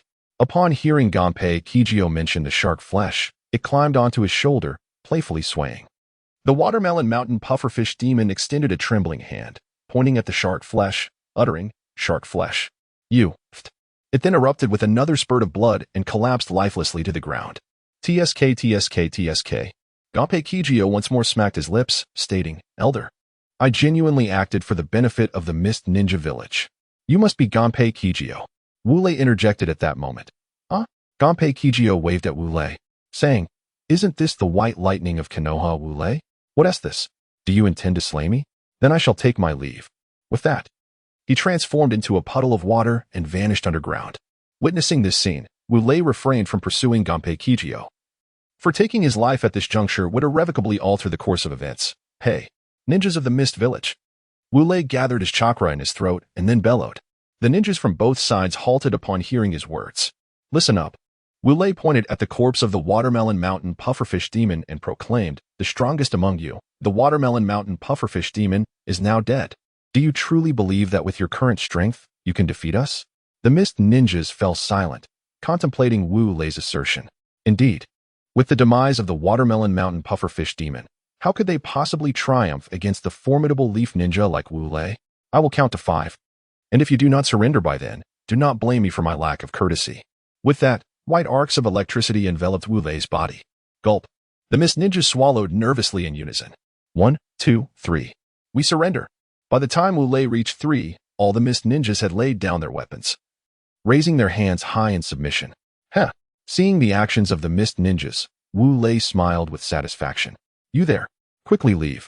Hey, you. Keep up. Across the plain, shadows flitted about.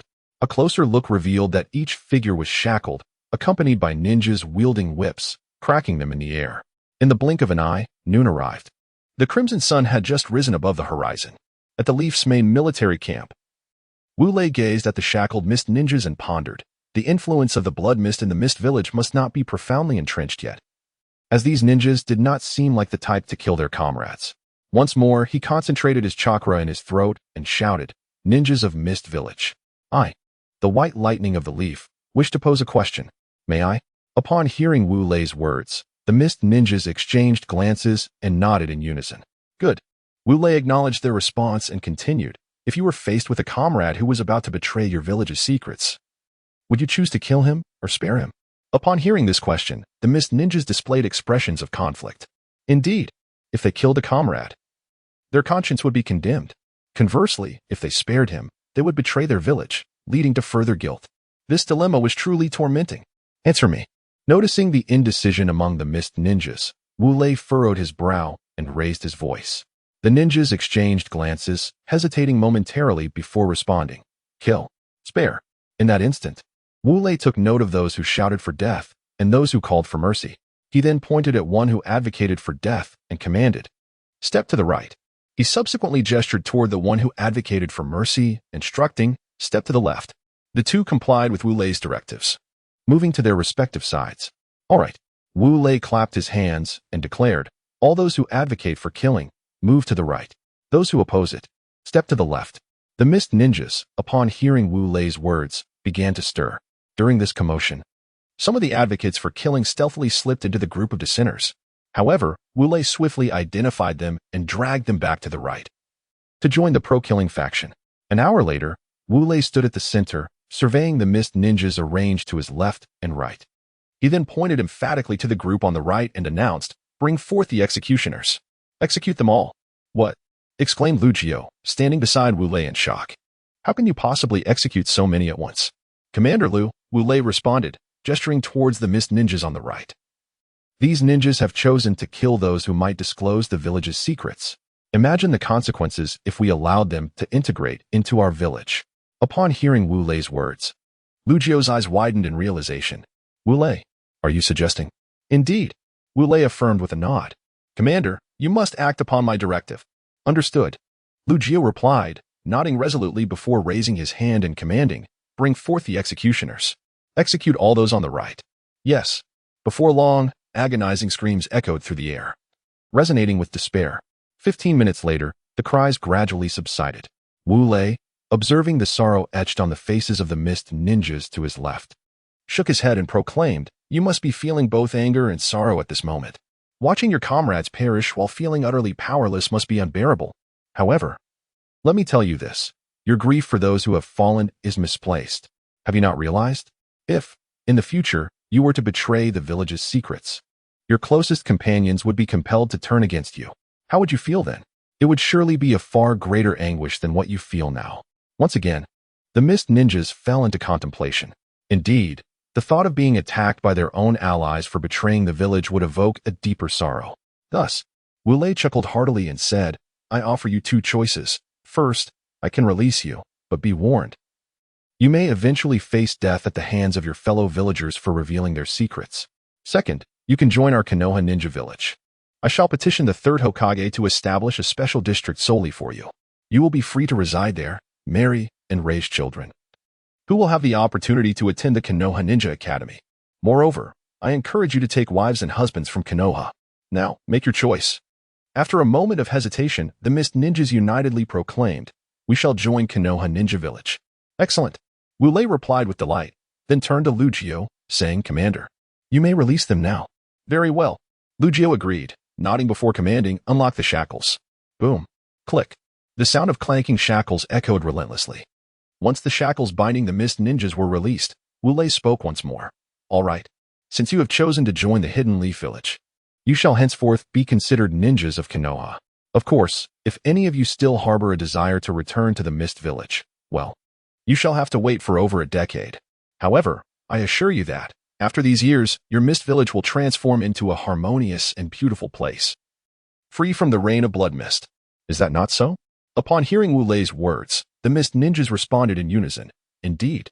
Wu Lei nodded and continued.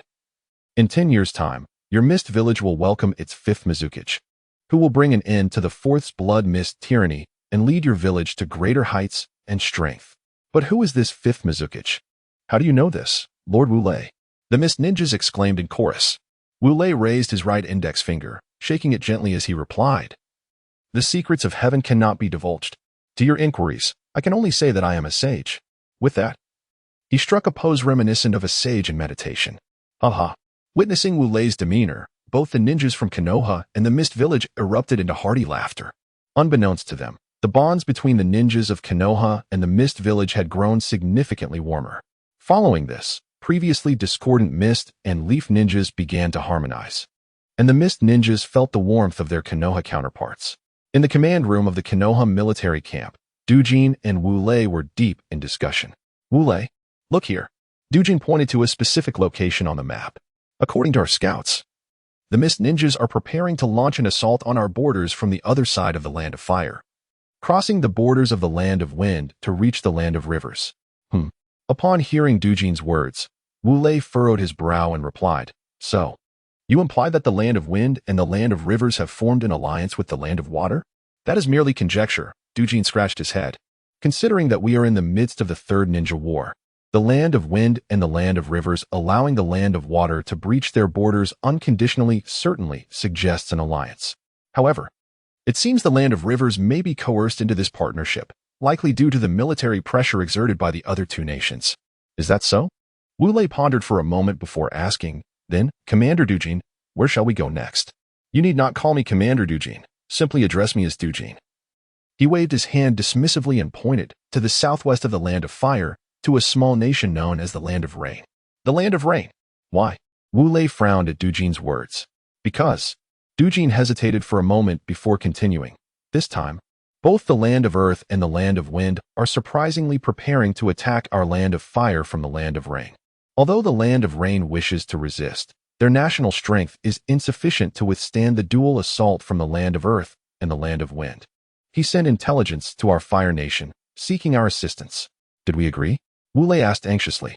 "As you can see from my earlier words, you already know the answer," replied Lugio. "We are indeed preparing to assist the Rain Nation." Upon hearing Lugio's words, Wu Lei patted his chest and said, "I see. That's good. That's good." And Lugio, noticing Wu Lei's demeanor, could not help but ask, "Wu Lei, by your expression, it seems there is someone of significant importance to you in the Rain Nation." "Not particularly important." Wu Lei scratched his head and replied, "Just 2 apprentices over there." "How can you say that is unimportant?" Lugio exclaimed, "Your apprentices. Please, that is your responsibility." "Indeed." Wu Lei opened his eyes wide and stated, "What's the big deal about that?" "Well," Lugio shrugged and said, "So be it. After all, we are about to head to the Rain Nation." At that moment, a ninja burst into the command room and reported, "Lord Lugio, another wave of Mist Ninjas is attacking us." "Oh?" Lugio raised an eyebrow and asked, "Who is leading them?" "I'm not certain, but I did see that he wielded a long needle approximately 1 meter in length and wore a mask of the Mist Zambu. His hair was yellow and spiky." The Konoha ninja truthfully responded. "Oh?" Wu Lei raised an eyebrow and said to Lugio, "It appears to be Kirasame Kurumaru from the 7 Ninja Swordsmen." Upon hearing Wu Lei's words, Lugio nodded and replied, "It certainly seems that way." "Good." Huff. Wu Lei exhaled deeply and said, "Let us go take a look." Lugio nodded. Subsequently, they arrived at the battlefield and observed. Ah, indeed. Kurosame Kurumaru's speed is no exaggeration. The moment he appeared, he unleashed his astonishing velocity. Like a bolt of lightning, he darted across the battlefield, piercing the Konoha ninjas' chests, abdomens, and skulls with his 1-meter-long steel needle. 1, 2, 3. In the end, the steel wire behind the needle came into play. With a mighty tug, those Konoha ninjas pierced by the needle were bound together. Then, he thrust the needle through them once more, once, twice. Ultimately, the bodies of those Konoha ninjas were riddled with gaping wounds approximately 10 centimeters wide. This method, it must be said, is exceedingly brutal. Ha ha ha. Yet, Kurosame Kurumaru felt no sense of cruelty. Afterward, he laughed heartily and continued his rampage across the battlefield, using his steel needle to pierce through the bodies of ninjas. 1, 2, 3. Among them were his comrades. However, Kurosame Kurumaru remained oblivious, continuing his merciless slaughter. Observing this scene from the front lines, Lugio could not help but remark, "Indeed, Kurosame Kurumaru is as bloodthirsty and brutal as the rumors suggest. When it comes to killing, he cannot even distinguish between friend and foe." Observing this scene, Wu Lei solemnly nodded and then patted Lugio's shoulder, declaring, "This person shall be entrusted to me." With that, he transformed into a streak of lightning and soared away. Gazing at Wu Lei, who had vanished like a flash, Lugio murmured, "Wu Lei, I entrust this person to you." As he surveyed the approaching leaf ninja, Li Sanchuan let out a cruel smile, hoisting his steel needles upwards, proclaiming, "Long blade ninja technique, earth spider stitch." In an instant, countless steel wires erupted around him, shooting upwards with alarming speed. "What? Ah!" The leaf ninja gasped in shock, only to be cleaved in two by the flying needles. Organs and blood spilled forth. "Ha ha ha!" Li Sanchuan laughed heartily.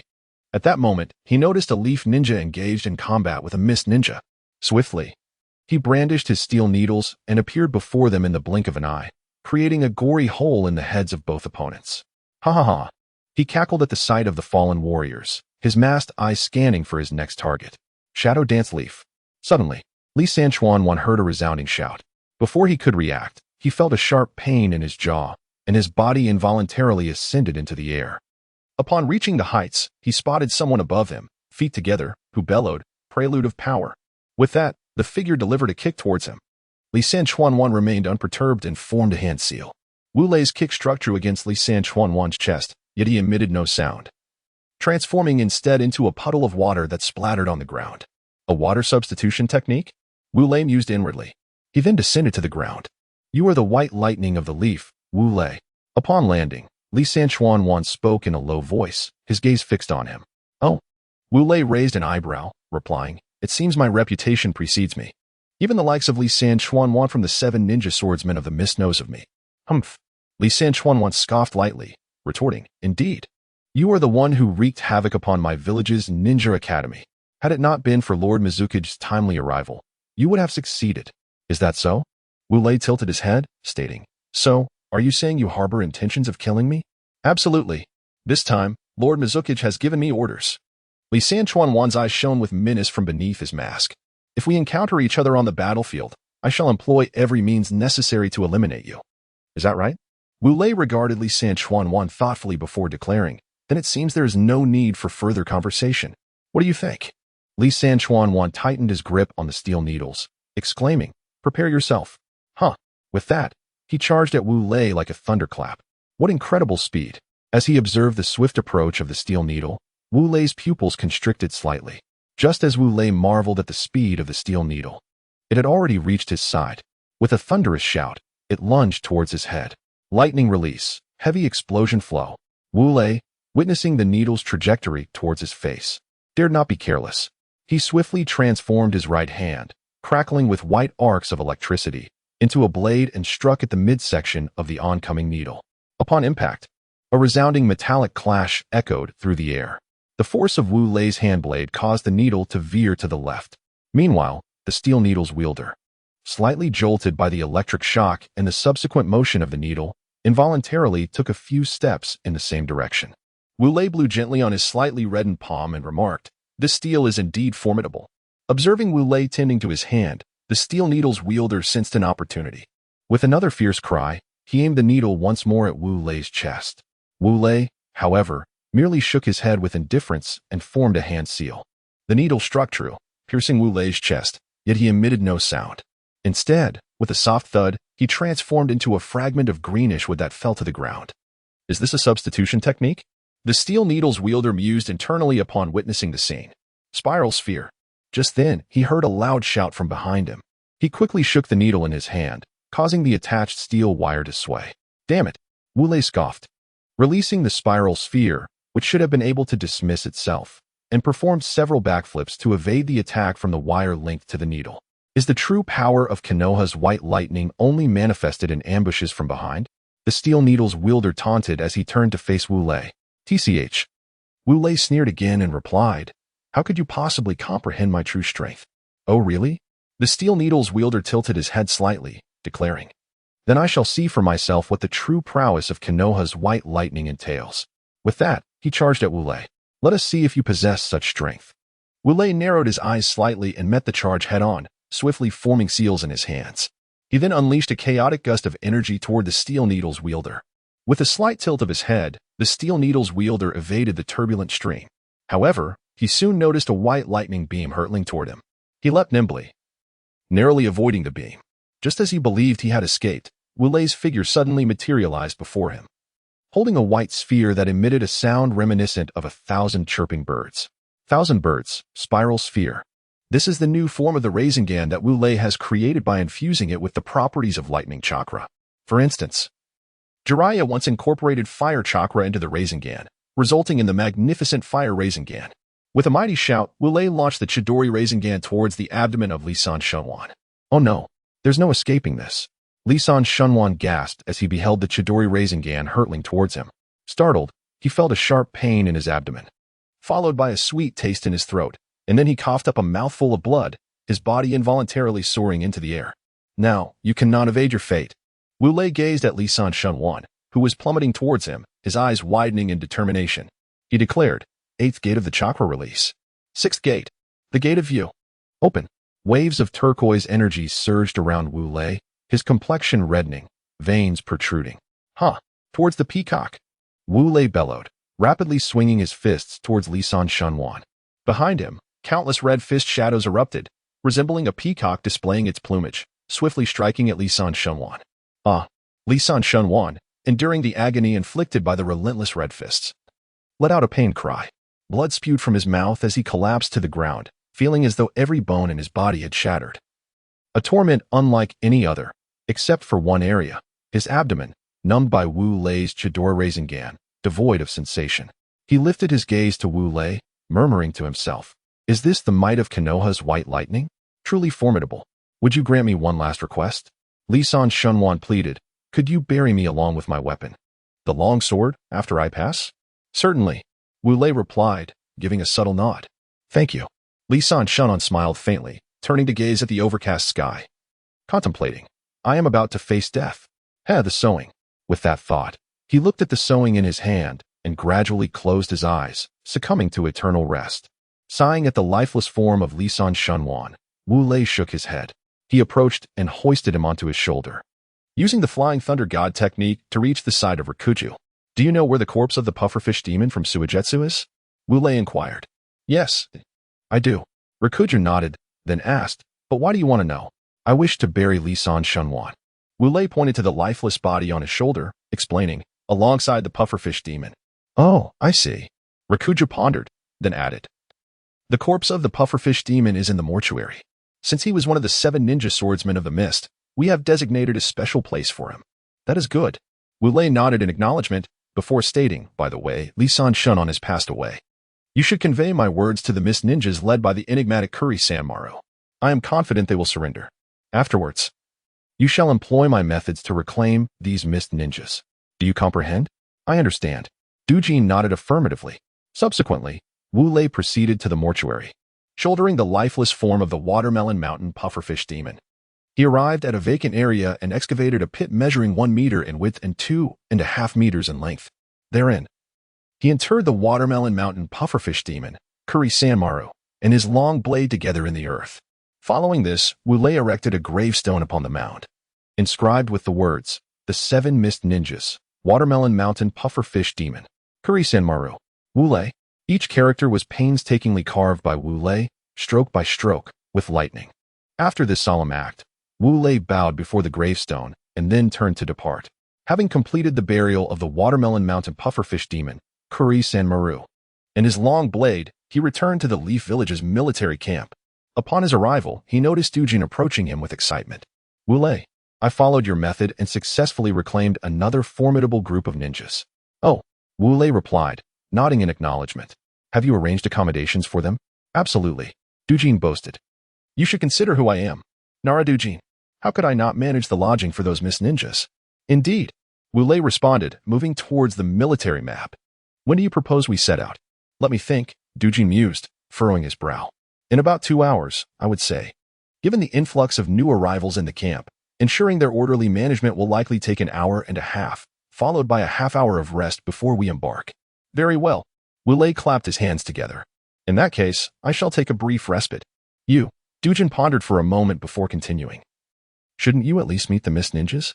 Although you have defeated their leader, they ought to recognize the visage of the white lightning of the Leaf Village.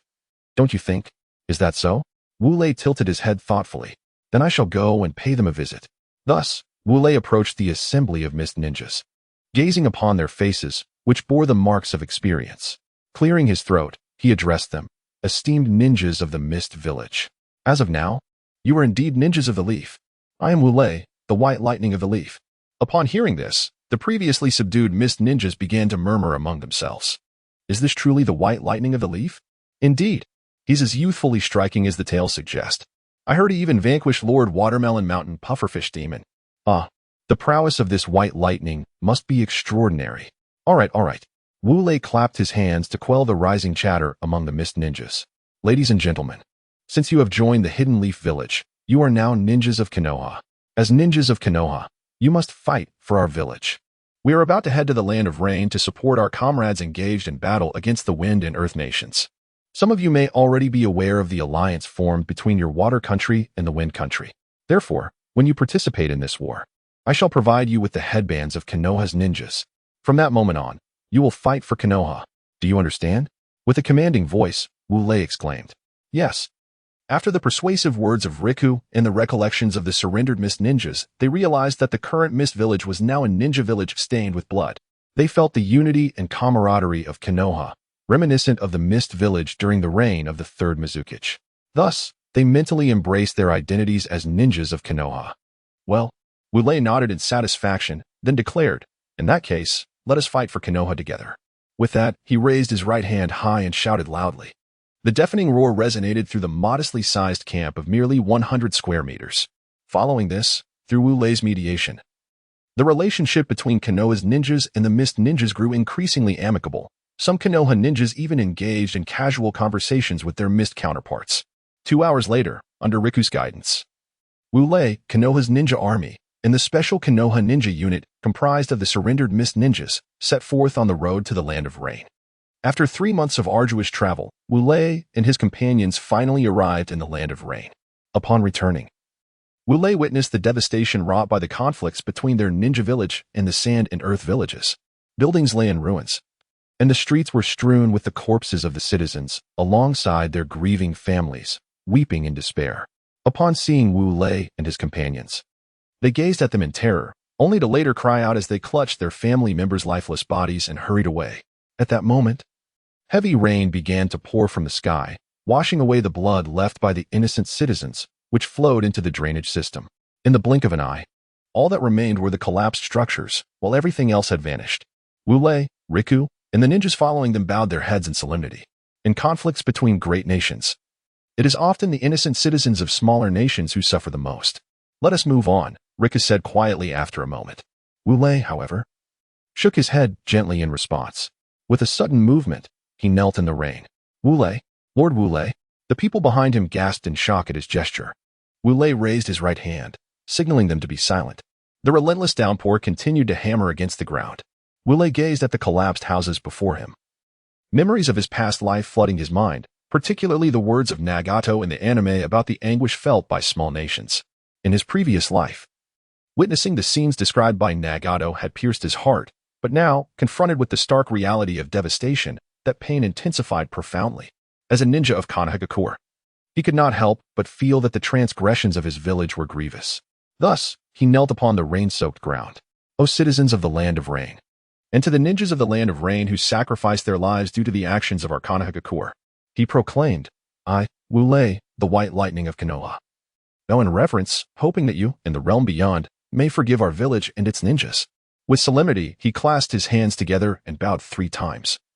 The sound of his reverence resonating above the patter of rain. Witnessing Wu Lei's actions, Riku and the Konohagakure ninjas exchanged glances, tears glistening in their eyes. Moved by the moment, Riku knelt as well, bowing 3 times in solidarity. One by one, the ninjas behind him followed suit, echoing the 3 resonant bows. Finally, Wu Lei rose slowly, exhaling a heavy sigh, and turned to see Riku and the Konohagakure ninjas mirroring his gesture. A smile of relief graced his face as he declared, Everyone, we are not far from the front lines. Shall we assist the citizens of the Land of Rain in rebuilding their homes? What say you? Yes. Riku and the ninjas of Konoha shouted in unison, raising their hands in agreement. Then let us proceed, Wu Lei exclaimed, sweeping his arm dramatically. In that moment, a heartwarming scene unfolded across the Land of Rain as ninjas adorned with the Konoha headbands picked up shovels and carried timber, diligently aiding the citizens in reconstructing their homes. Initially, the people of the Land of Rain regarded the Konoha ninjas with trepidation, but as they witnessed their earnest efforts to restore their community, expressions of gratitude and warmth emerged upon their faces. The actions undertaken by Wu Lei and his companions swiftly reverberated throughout the ninja world. In a certain basement within the Land of Rain. What? Yahiko exclaimed, rising abruptly while clutching a piece of paper. What is it, Yahiko? Nagato inquired, furrowing his brow as he approached Yahiko. Look. Yahiko pointed at a specific section of the paper, saying, It states that a contingent of Konoha ninjas is rebuilding homes for the citizens of our Land of Rain. Furthermore, it mentions that the leader of these Konoha ninjas seems to be the White Lightning of Konoha. That is, our teacher, Wu Lei. As he spoke, Yahiko's eyes sparkled with delight. Indeed, Nagato glanced at the paper and found it to be as Yahiko had said, his eyes widening in astonishment. We must go meet teacher Wu Lei at once. Wait. Observing Nagato's excited demeanor, Yahiko gently shook his head. We cannot meet teacher Wu Lei just yet. Why not? Nagato replied immediately. Aren't you eager to see teacher Wu Lei? That is true. Yahiko nodded, affirming his eagerness. However, Nagato, consider this. Teacher Wu Lei's visit is certainly not solely for the purpose of aiding us in rebuilding our homes. He must have received orders to support the front lines alongside the ninja coalition from the Land of Wind and the Land of Earth. If we were to meet teacher Wu Lei now, it would undoubtedly delay his mission to aid the front lines. Should our visit result in the defeat of the Konoha ninja forces, it would not only spell disaster for us, but also for the entire Land of Rain and for teacher Wu Lei.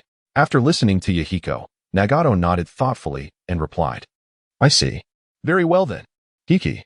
However, Yahiko shifted his tone, adding, once teacher Wu Lei has provided support at the front lines, we can go see him then. This way, we won't impede his time, and we can still meet him. Wouldn't that be a splendid arrangement? Indeed. Nagato lightly tapped his forehead and exclaimed, Yahiko, you are truly clever. Haha, you're too kind. Too kind. Yahiko chuckled, ruffling his hair. Meanwhile, in the encampment of the ninja coalition from the Land of Wind and the Land of Earth. Damn it. A middle-aged man in a dark red robe slammed his palm onto the table in fury. This White Lightning is merely buying people's hearts. Despicable. At that moment, a ninja from the Earth Country burst into the camp, kneeling on one knee. Report, Lord Akatsuki. The Konoha ninja forces are charging towards us. What? Akatsuki exclaimed, springing up from his chair. Do they not realize that we are a coalition of the Wind and Earth nations? The Earth ninja hesitated before replying. They should be aware. I suspect that a powerful individual has come to their aid. A powerful individual? Akatsuki frowned slightly, murmuring, could it be the White Lightning of Konoha? Impossible. The White Lightning continues to aid the common folk in the Rain Country in their efforts to rebuild their homes. It seems unlikely that this will conclude so swiftly. At this moment, a dark red-clad Earth ninja burst into the tent, kneeling on one knee, and reported, Lord Akatsuki, the leader of those Konoha ninjas is far too powerful. We simply cannot withstand them. What? Akatsuki exclaimed in surprise. How could you not hold them back? Is there not a force from Sunagake here? Where are they? The Earth ninja hesitated momentarily before responding, They saw we were unable to resist and retreated entirely. Damn it. Akatsuki clenched his fists and struck the table with force. Crack. The portion of the table he struck shattered instantly. The two Earth ninjas exchanged glances and swallowed nervously, saying, Lord Akatsuki, perhaps you should step outside to take a look. With a dark expression, Akatsuki nodded and exited the tent. He then peered through a telescope and beheld the formidable leader of the Konoha ninja army, as described by the two ninjas. The figure stood approximately 173 meters tall, with long, raven-black hair, pale skin, and snake-like eyes adorned with violet eyeshadow extending from the corners of his eyes to his nose. Clatter. The telescope slipped from Akatsuki's grasp and fell to the ground. Orochimaru, he stammered, swallowing hard, his teeth chattering. One of the legendary Sannin. No wonder. On the battlefield. Orochimaru emitted a serpent-like hiss, surveying the Earth ninjas who had retreated a few steps. He chuckled, extending his long, forked tongue. Such splendid lives. Hiss. He then took a sharp stone and cut his right index finger, swiftly forming hand seals before slamming his hands down. Summoning jutsu. Serpent's array. With a puff of smoke, an overwhelming number of purple serpents emerged, lunging at the Earth ninjas. The sheer number of snakes was overwhelming. The Earth ninjas could scarcely form the necessary seals for a substitution technique before being bitten on the neck. Some were even strangled to death by the serpents. Orochimaru, with a cold smile, flicked his gaze and spotted a large gathering of Earth ninjas. Extending his hand, he shouted, hidden multiple serpent hands. The hissing of snakes filled the air again. Suddenly, from around his hands, several gargantuan serpents measuring 50 meters in length surged forth, targeting the mass of Earth ninjas.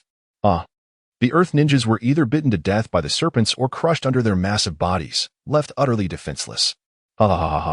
Observing this scene, Orochimaru laughed heartily. Indeed, Orochimaru, one of the legendary Sannin, exhibits formidable power. From a distance, the Red Earth wiped the cold sweat from his brow and spoke. My lord, what shall we do? Should we retreat? Nonsense. Red Earth retorted, glaring fiercely. How can we possibly withdraw? You too. Hurry to the Sand Village's military camp and inform them that it is for the alliance between our two nations and ninja villages. Request their support. Go quickly. Understood. The two Earth ninjas nodded hastily and turned to depart. With a sigh of relief after their departure, Red Earth gazed at Orochimaru, who was wreaking havoc in the distance, silently hoping that reinforcements from the Sand Village would arrive in time. Hisses. Orochimaru, eyeing the mass of Earth ninjas before him, flicked his forked tongue and commanded the Leaf Ninja army behind him. Everyone, charge. Upon hearing this, the Leaf Ninja raised their weapons and shouted in unison, rushing forward alongside Orochimaru towards the Earth ninjas. Earth-style, Earthquake Core. The Earth ninjas formed hand seals, causing large stones to rise from the ground. Fire-style, Great Fireball technique.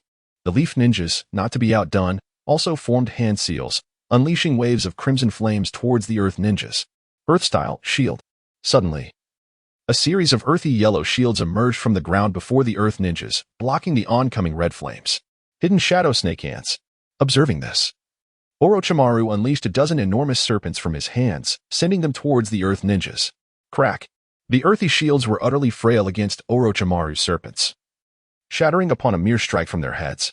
After the shields crumbled, the Earth ninjas were swiftly overwhelmed, bitten, crushed, or strangled by Orochimaru's snakes. In an instant, the front line of the Earth ninja army was decimated. Wow, Orochimaru-sama is magnificent. The Leaf Ninja army cheered, raising their hands in jubilation.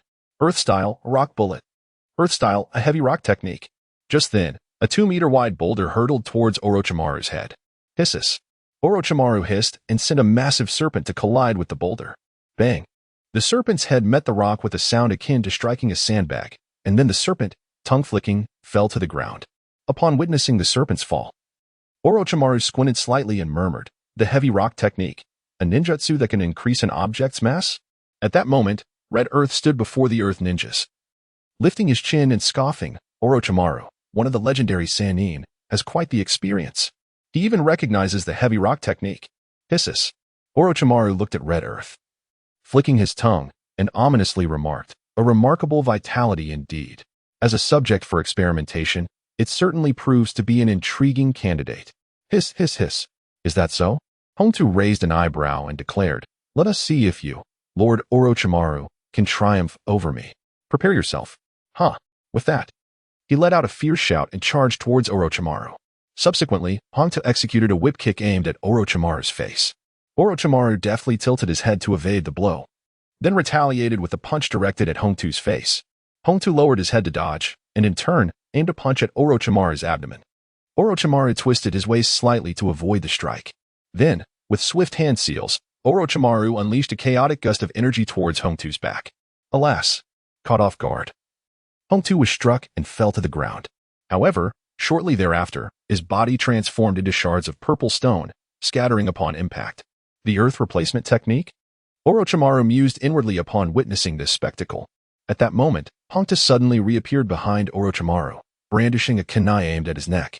Thud. The kunai accurately grazed Orochimaru's throat. Yet, he emitted no sound. Instead, with a thud, he morphed into a segment of greenish wood that fell to the ground. A substitution technique. Just as this thought crossed his mind, Hongtu swiftly swung the kunai behind him. Clang. The kunai collided with another, creating sparks. Then, Orochimaru materialized before him. Hiss, hiss, hiss. Orochimaru continued to flick his forked tongue, nodding in approval. Impressive reflexes. Hiss, hiss, hiss. Earth-style, multiple bomb technique. Hongtu remained silent in response to Orochimaru's observation, instead unleashing a barrage of wind-laden stones from his mouth. Observing the oncoming projectiles, Orochimaru adeptly tilted his head left and right, evading all the stones hurled by Hongtu. He then quickly formed hand seals and proclaimed, wind-style vacuum wave. Following this, he unleashed a line of condensed, invisible wind blades aimed at Hongtu's face. Although Hongtu tilted his head and avoided the majority of the wind blades, a small portion grazed his face, leaving a crimson wound on his dark left cheek. Blood oozing forth. TSK, TSK, TSK. Orochimaru, witnessing this, smacked his lips and remarked, such a delicate little face. It's losing its experimental value rapidly. Alas. With a sigh, he displayed a sorrowful expression, lamenting the loss of his material. Damn it. Hongtu clenched his teeth tightly, glaring at Orochimaru for an extended period. Finally, he let out a mighty roar and charged once more towards Orochimaru. Sighing, Orochimaru shook his head and, with astonishing speed, positioned himself behind Hongtu. His right hand forming a blade-like shape as he said, nonetheless, despite the scratch, you still represent a life form of considerable experimental value. With that, he aimed a hand strike at Hongtu's neck. Is this the end? Hongtu thought despairingly as Orochimaru's hand approached ever closer. Just then, a whirlwind laden with mud and sand enveloped Hongtu, whisking him away from Orochimaru. Oh. Observing this scene, Orochimaru raised an eyebrow and inquired, have you saved him? After speaking, he turned his gaze. He soon beheld a ninja clad in the garb of the Sand Village, supporting Hongtu and standing a few meters away, silently observing him. You are. Orochimaru pointed at the figure and after a moment said, Deluo, I presume? Oh. Deluo squinted slightly and replied, I never imagined that the illustrious Orochimaru, one of the legendary three ninjas, would recognize me. I am truly honored. Hisses. Orochimaru flicked his forked tongue menacingly and remarked, You have come to oppose me alongside the experimental life form I have designated, Haven Tu Deluo? Of course. Deluo nodded, stating, currently, the Wind Country and the Earth Country share an alliance. Naturally, I must assist the ninjas of the Earth Country. Is that so? Orochimaru narrowed his enigmatic eyes and responded. Then there is no need for further discussion. Let us proceed. Wait a moment. Suddenly, a loud shout echoed from afar. Orochimaru, Hongtu, and Deluo furrowed their brows, searching for the source of the sound. They then witnessed a white flash of lightning hurtling toward them at great speed. Oh. Hongtu and Deluo exchanged glances and remarked, Could it be the white lightning of Konoha? Crash. The white flash struck the ground, creating a small crater before coming to a halt. As the flash dissipated, it revealed a young man of approximately 174 meters in height, with black hair. Hello. The young man greeted Orochimaru, saying, Lord Orochimaru, my name is Wu Lei. I look forward to your guidance. He then approached Orochimaru, extending his right hand. Hisses. Orochimaru, with his forked tongue, ominously replied, so you are Wu Lei. Greetings. After exchanging pleasantries, he extended his left hand to grasp Wu Lei's right hand. Upon shaking hands with Orochimaru, Wu Lei was struck by a sensation. He felt as if Orochimaru's hand was slick, almost as if coated in oil, making it difficult for him to maintain his grip. It was utterly revolting. Hiki. Wu Lei managed a composed smile before withdrawing his hand and rubbing it. Instantly, he felt a sticky, slimy residue, akin to snake mucus, Disgusting. You are the white lightning of Konoha, Wu Lei, correct? Hongtu remarked while tending to his wound, which oozed bright red blood. Oh, you know of me? Wu Lei raised an eyebrow in surprise. Hiki. Hongtu chuckled. I have heard of your title, the White Lightning of Konoha. They say you were a prodigy, becoming a Jonin at 6 and an elite Jonin by 9. I wonder what your current strength is like. Ha ha ha ha. Wu Lei laughed maniacally, exclaiming. I fear that revealing my current strength might frighten you into losing control. Ha ha. Upon hearing this, Hongtu, with a dark expression, retorted, if you have the guts, then speak up. My capabilities are formidable. How could I possibly be scared into submission? Ha ha. You must have traversed from that corner of the northeast. Inwardly, Wu Lei scoffed at such remarks. He nodded and declared, all right. Since you insist, I shall reveal my strength. Drawing out the last word to heighten the suspense. However, this prolonged revelation lasted a full 15 minutes. Goodness! Hongtu bellowed, slamming his fist into the ground. Crack! The earth beneath him instantly fractured, fissures radiating outward. Are you going to speak or not? Wu Lei, momentarily taken aback, replied, wasn't I just about to say it? My current strength is. Come on. Hongtu interrupted, mistakenly believing Wu Lei was stalling again, and shouted, just say it. His voice boomed across the battlefield, resonating in every corner. Wu Lei blinked, then retorted, hey, doesn't your throat hurt from all that shouting? How would I know?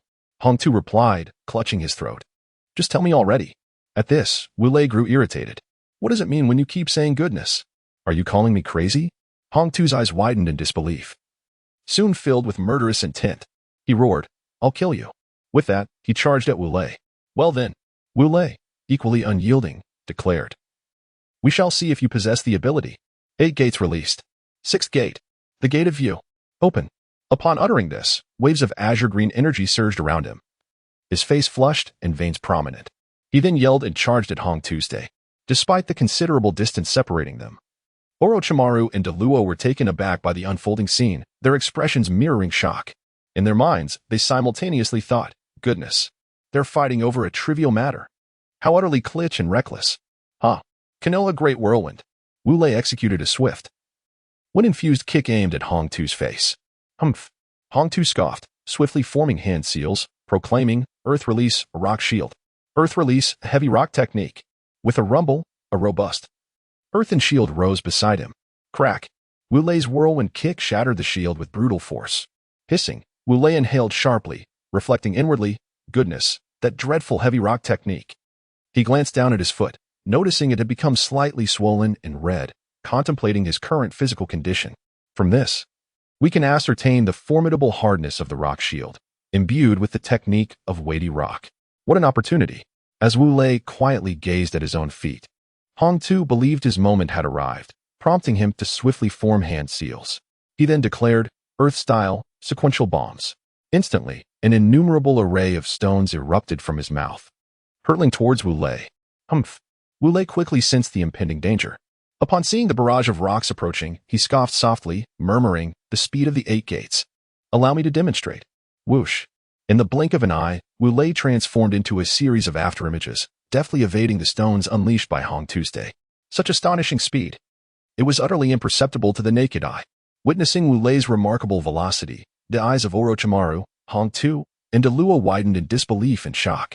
This cannot stand. I must devise a means to protect myself. Recognizing Wu Lei's speed, Hong Tu swiftly formulated a plan. Once again, he performed hand seals, then struck the ground with his hand, proclaiming, Earth-style, Earth barrier, Earth-style, weighty rock technique. Crack, crack, crack, crack. From massive, earthen walls, 3 meters tall and 2 meters wide, rose around Hong Tu, completely encasing him within their protective embrace. Phew. Within the confines of the walls, Hong Tu exhaled deeply. Considering his previous chakra expenditure, he had only half of his chakra remaining. Soon, I shall unleash a devastating blow upon that Wu Lei with my final reserves. Hong Tu chuckled softly, murmuring to himself. While this notion appeared promising, reality often proves to be quite harsh. Hong Tu, you have encased yourself within 4 walls of protection. Indeed, this may shield you well. However, have you forgotten? There exists a direction that remains unguarded. Wu Lei's voice resonated from above Hong Tu's deha. Startled, Hong Tu looked up, only to behold Wu Lei, grinning as he wielded a 2-meter diameter sphere, emitting a sound akin to 1,000 birds singing. He chuckled briefly, but the mirth soon vanished. replaced by an icy resolve. Prepare yourself. Great Ball. Thousand Birds, Spiral Sphere. Huh. With a mighty shout, he launched the Great Ball. Thousand Birds, Spiral Sphere towards Hong Tuesday. Boom. A colossal explosion erupted, sending dust swirling into the air as white lightning surged skyward. TSK. Wu Lei surveyed the enormous crater, 20 meters in diameter, left by the Great Ball. Thousand Birds, Spiral Sphere. He smirked and muttered, did he manage to escape? Next, Wu Lei turned his gaze towards Deluo, where he beheld Deluo supporting the panting Hong Tuesday. Huff, huff, huff. Hong Tu gasped for air, silently acknowledging how perilous the situation had been. Had it not been for Deluo's timely intervention, he would have surely been obliterated by Wu Lei's Great Ball. Thousand Birds, Spiral Sphere. Come. At this moment, Deruo handed a pill to Hong Tu, saying, take a moment to rest and recover your chakra. Thank you. Two streams of warmth swirled in Hong Tu's eyes as he trembled and replied, I'm truly grateful. Deruo, with an expression that conveyed a sense of being treated as an outsider, remarked, our Wind Country and Earth Country are now allied, which means that the Sand Ninja and Earth Ninja are akin to family. Isn't it a bit distant of you to act otherwise? Hearing Deruo's words, Hong Tu chuckled, swallowed the pill, and said, all right. He then sat cross-legged to recuperate his chakra. Seeing Hong Tu in a meditative state, Deruo exhaled, turned to Wu Lei, and declared, I shall buy some time. The white lightning of Konoha. I, Deruo, shall engage you. Deruo assumed that Wu Lei had expended considerable chakra in his earlier battle with Hong Tu. Wu Lei Konan. Upon hearing Deruo's words, Orochimaru approached Wu Lei and suggested, shall I handle him? You should rest for a while. Wu Lei, appreciating Orochimaru's concern, shook his head and replied, Lord Orochimaru, I do not require rest. What I need now is a grand battle. Very well, Orochimaru shrugged, conceding, then it is up to you. Wu Lei nodded and said to Deruo, come at me. I want to hold back then. Huh. With that, Deruo charged towards Wu Lei with a loud shout. Sighing, Wu Lei murmured, why must you all shout ha before charging? I just don't understand. Afterward, he shouted and rushed to meet Deruo. Sand style, desert funeral. Deruo swiftly formed hand seals and shouted. Instantly, the ground beneath Wu Lei transformed into quicksand, attempting to ensnare his feet and drag him into its vortex. Humph. Wu Lei scoffed lightly, leaping to break free from the sandy grasp and soaring into the sky. Not finished yet. Deruo called out, quickly forming more hand seals, declaring, sand style, sand binding coffin. From the quicksand below, waves of sand surged towards Wu Lei's limbs. Wind style, great breakthrough. Wu Lei exhaled a chaotic stream of air towards the oncoming sand waves. The gust temporarily repelled the waves, but in the next moment, even more quicksand rushed toward him. Noticing this, Wu Lei furrowed his brow and spotted Deruo, who was maintaining the jutsu. He thought to himself, it seems that if I reach you, I can disrupt your technique. With that resolve, Wu Lei utilized the Flying Thunder God technique, transforming into a flash of white lightning and appearing above Deruo, wielding a Rasengan aimed at Deruo's head. Oh no. Upon witnessing this, Deluo, having just dispelled his ninjutsu, realized he lacked the time to perform the body substitution technique. He couldn't help but exclaim, Earth release, sequential bombs. At that moment, a barrage of rocks surged towards Wu Lei. Faced with such a predicament, Wu Lei internally roared, what the hell? You're the Nine-Tails Jinchuriki. How can you recover so swiftly? Nevertheless, as the rocks hurtled toward him, Wu Lei formed a hand seal. Bang! The rocks, devoid of any mercy, collided with Wu Lei's body. Wu Lei let out a cry of awe, it hurts. However, in reality, he emitted not a sound, but transformed into a fragment of greenish wood, tumbling to the ground. Huh, Chidori. Following this, Wu Lei materialized behind Deluo. His right hand enveloped in white arcs of electricity, producing a sound akin to a chorus of 1,000 birds chirping. He bellowed and struck at Deluo's chest with his right hand. PFF. Wu Lei's hand ruthlessly pierced through Deluo's body, yet strangely, not a drop of blood flowed from the wound. A sound akin to crashing waves echoed, and then Deluo's form dissolved into a heap of fine sand, sprawled on the ground. Sand clone technique. Observing this, Wu Lei shook his head, murmuring, now you stand behind me, Deluo. With that, he turned around, and indeed, as he had surmised, Deluo was right behind him. Humph. Upon noticing he had been discovered, Deluo let out a faint hum, swiftly forming hand seals. It seems I only know this one term for hand seals. Alas, and declared, sand release, sand binding coffin. Instantly, the pile of sand that Deluo had previously used surged toward Wu Lei. Fear not, Wu Lei. Allow me to assist you. Serpent's hidden shadow. Just then, Orochimaru shouted. and several purple pythons lunged toward Deluo. Cursed be it, Deluo thought, regrettably, but to ensure his own safety. He executed a series of backflips to evade the fangs of the purple pythons. I was panicking. Although aware that Orochimaru had come to his aid, Wu Lei retorted. Even without your serpent's hidden shadow, I would remain unscathed. Hisses. Orochimaru flicked his forked tongue and replied, I know that. But look. He gestured towards the opponents. They are 2 against 1. I can't help but feel guilty. After all, 2 adults confronting a mere child. What would others say about my lack of compassion? I am not a child. Wu Lei's heart screamed. However, in light of Orochimaru's words, Wu Lei nodded, not wishing to appear overly ostentatious. Thus, he said, all right. Then, Orochimaru, you shall accompany me. Hisses. Orochimaru hissed in agreement. Now you're speaking sense. Meanwhile, on the other side, Hong Tu remarked, your chakra has fully recovered. Deluo inquired of Hong Tu's day. Indeed. Hong Tu nodded and remarked, your rapid recovery is truly remarkable. I must express my gratitude for the pill you bestowed upon me. No need for such pleasantries, Dayuo replied, shaking his head. Now that you have regained your strength, let us join forces to confront Orochimaru and Wu Lei. Indeed. Hong Tu affirmed with another nod.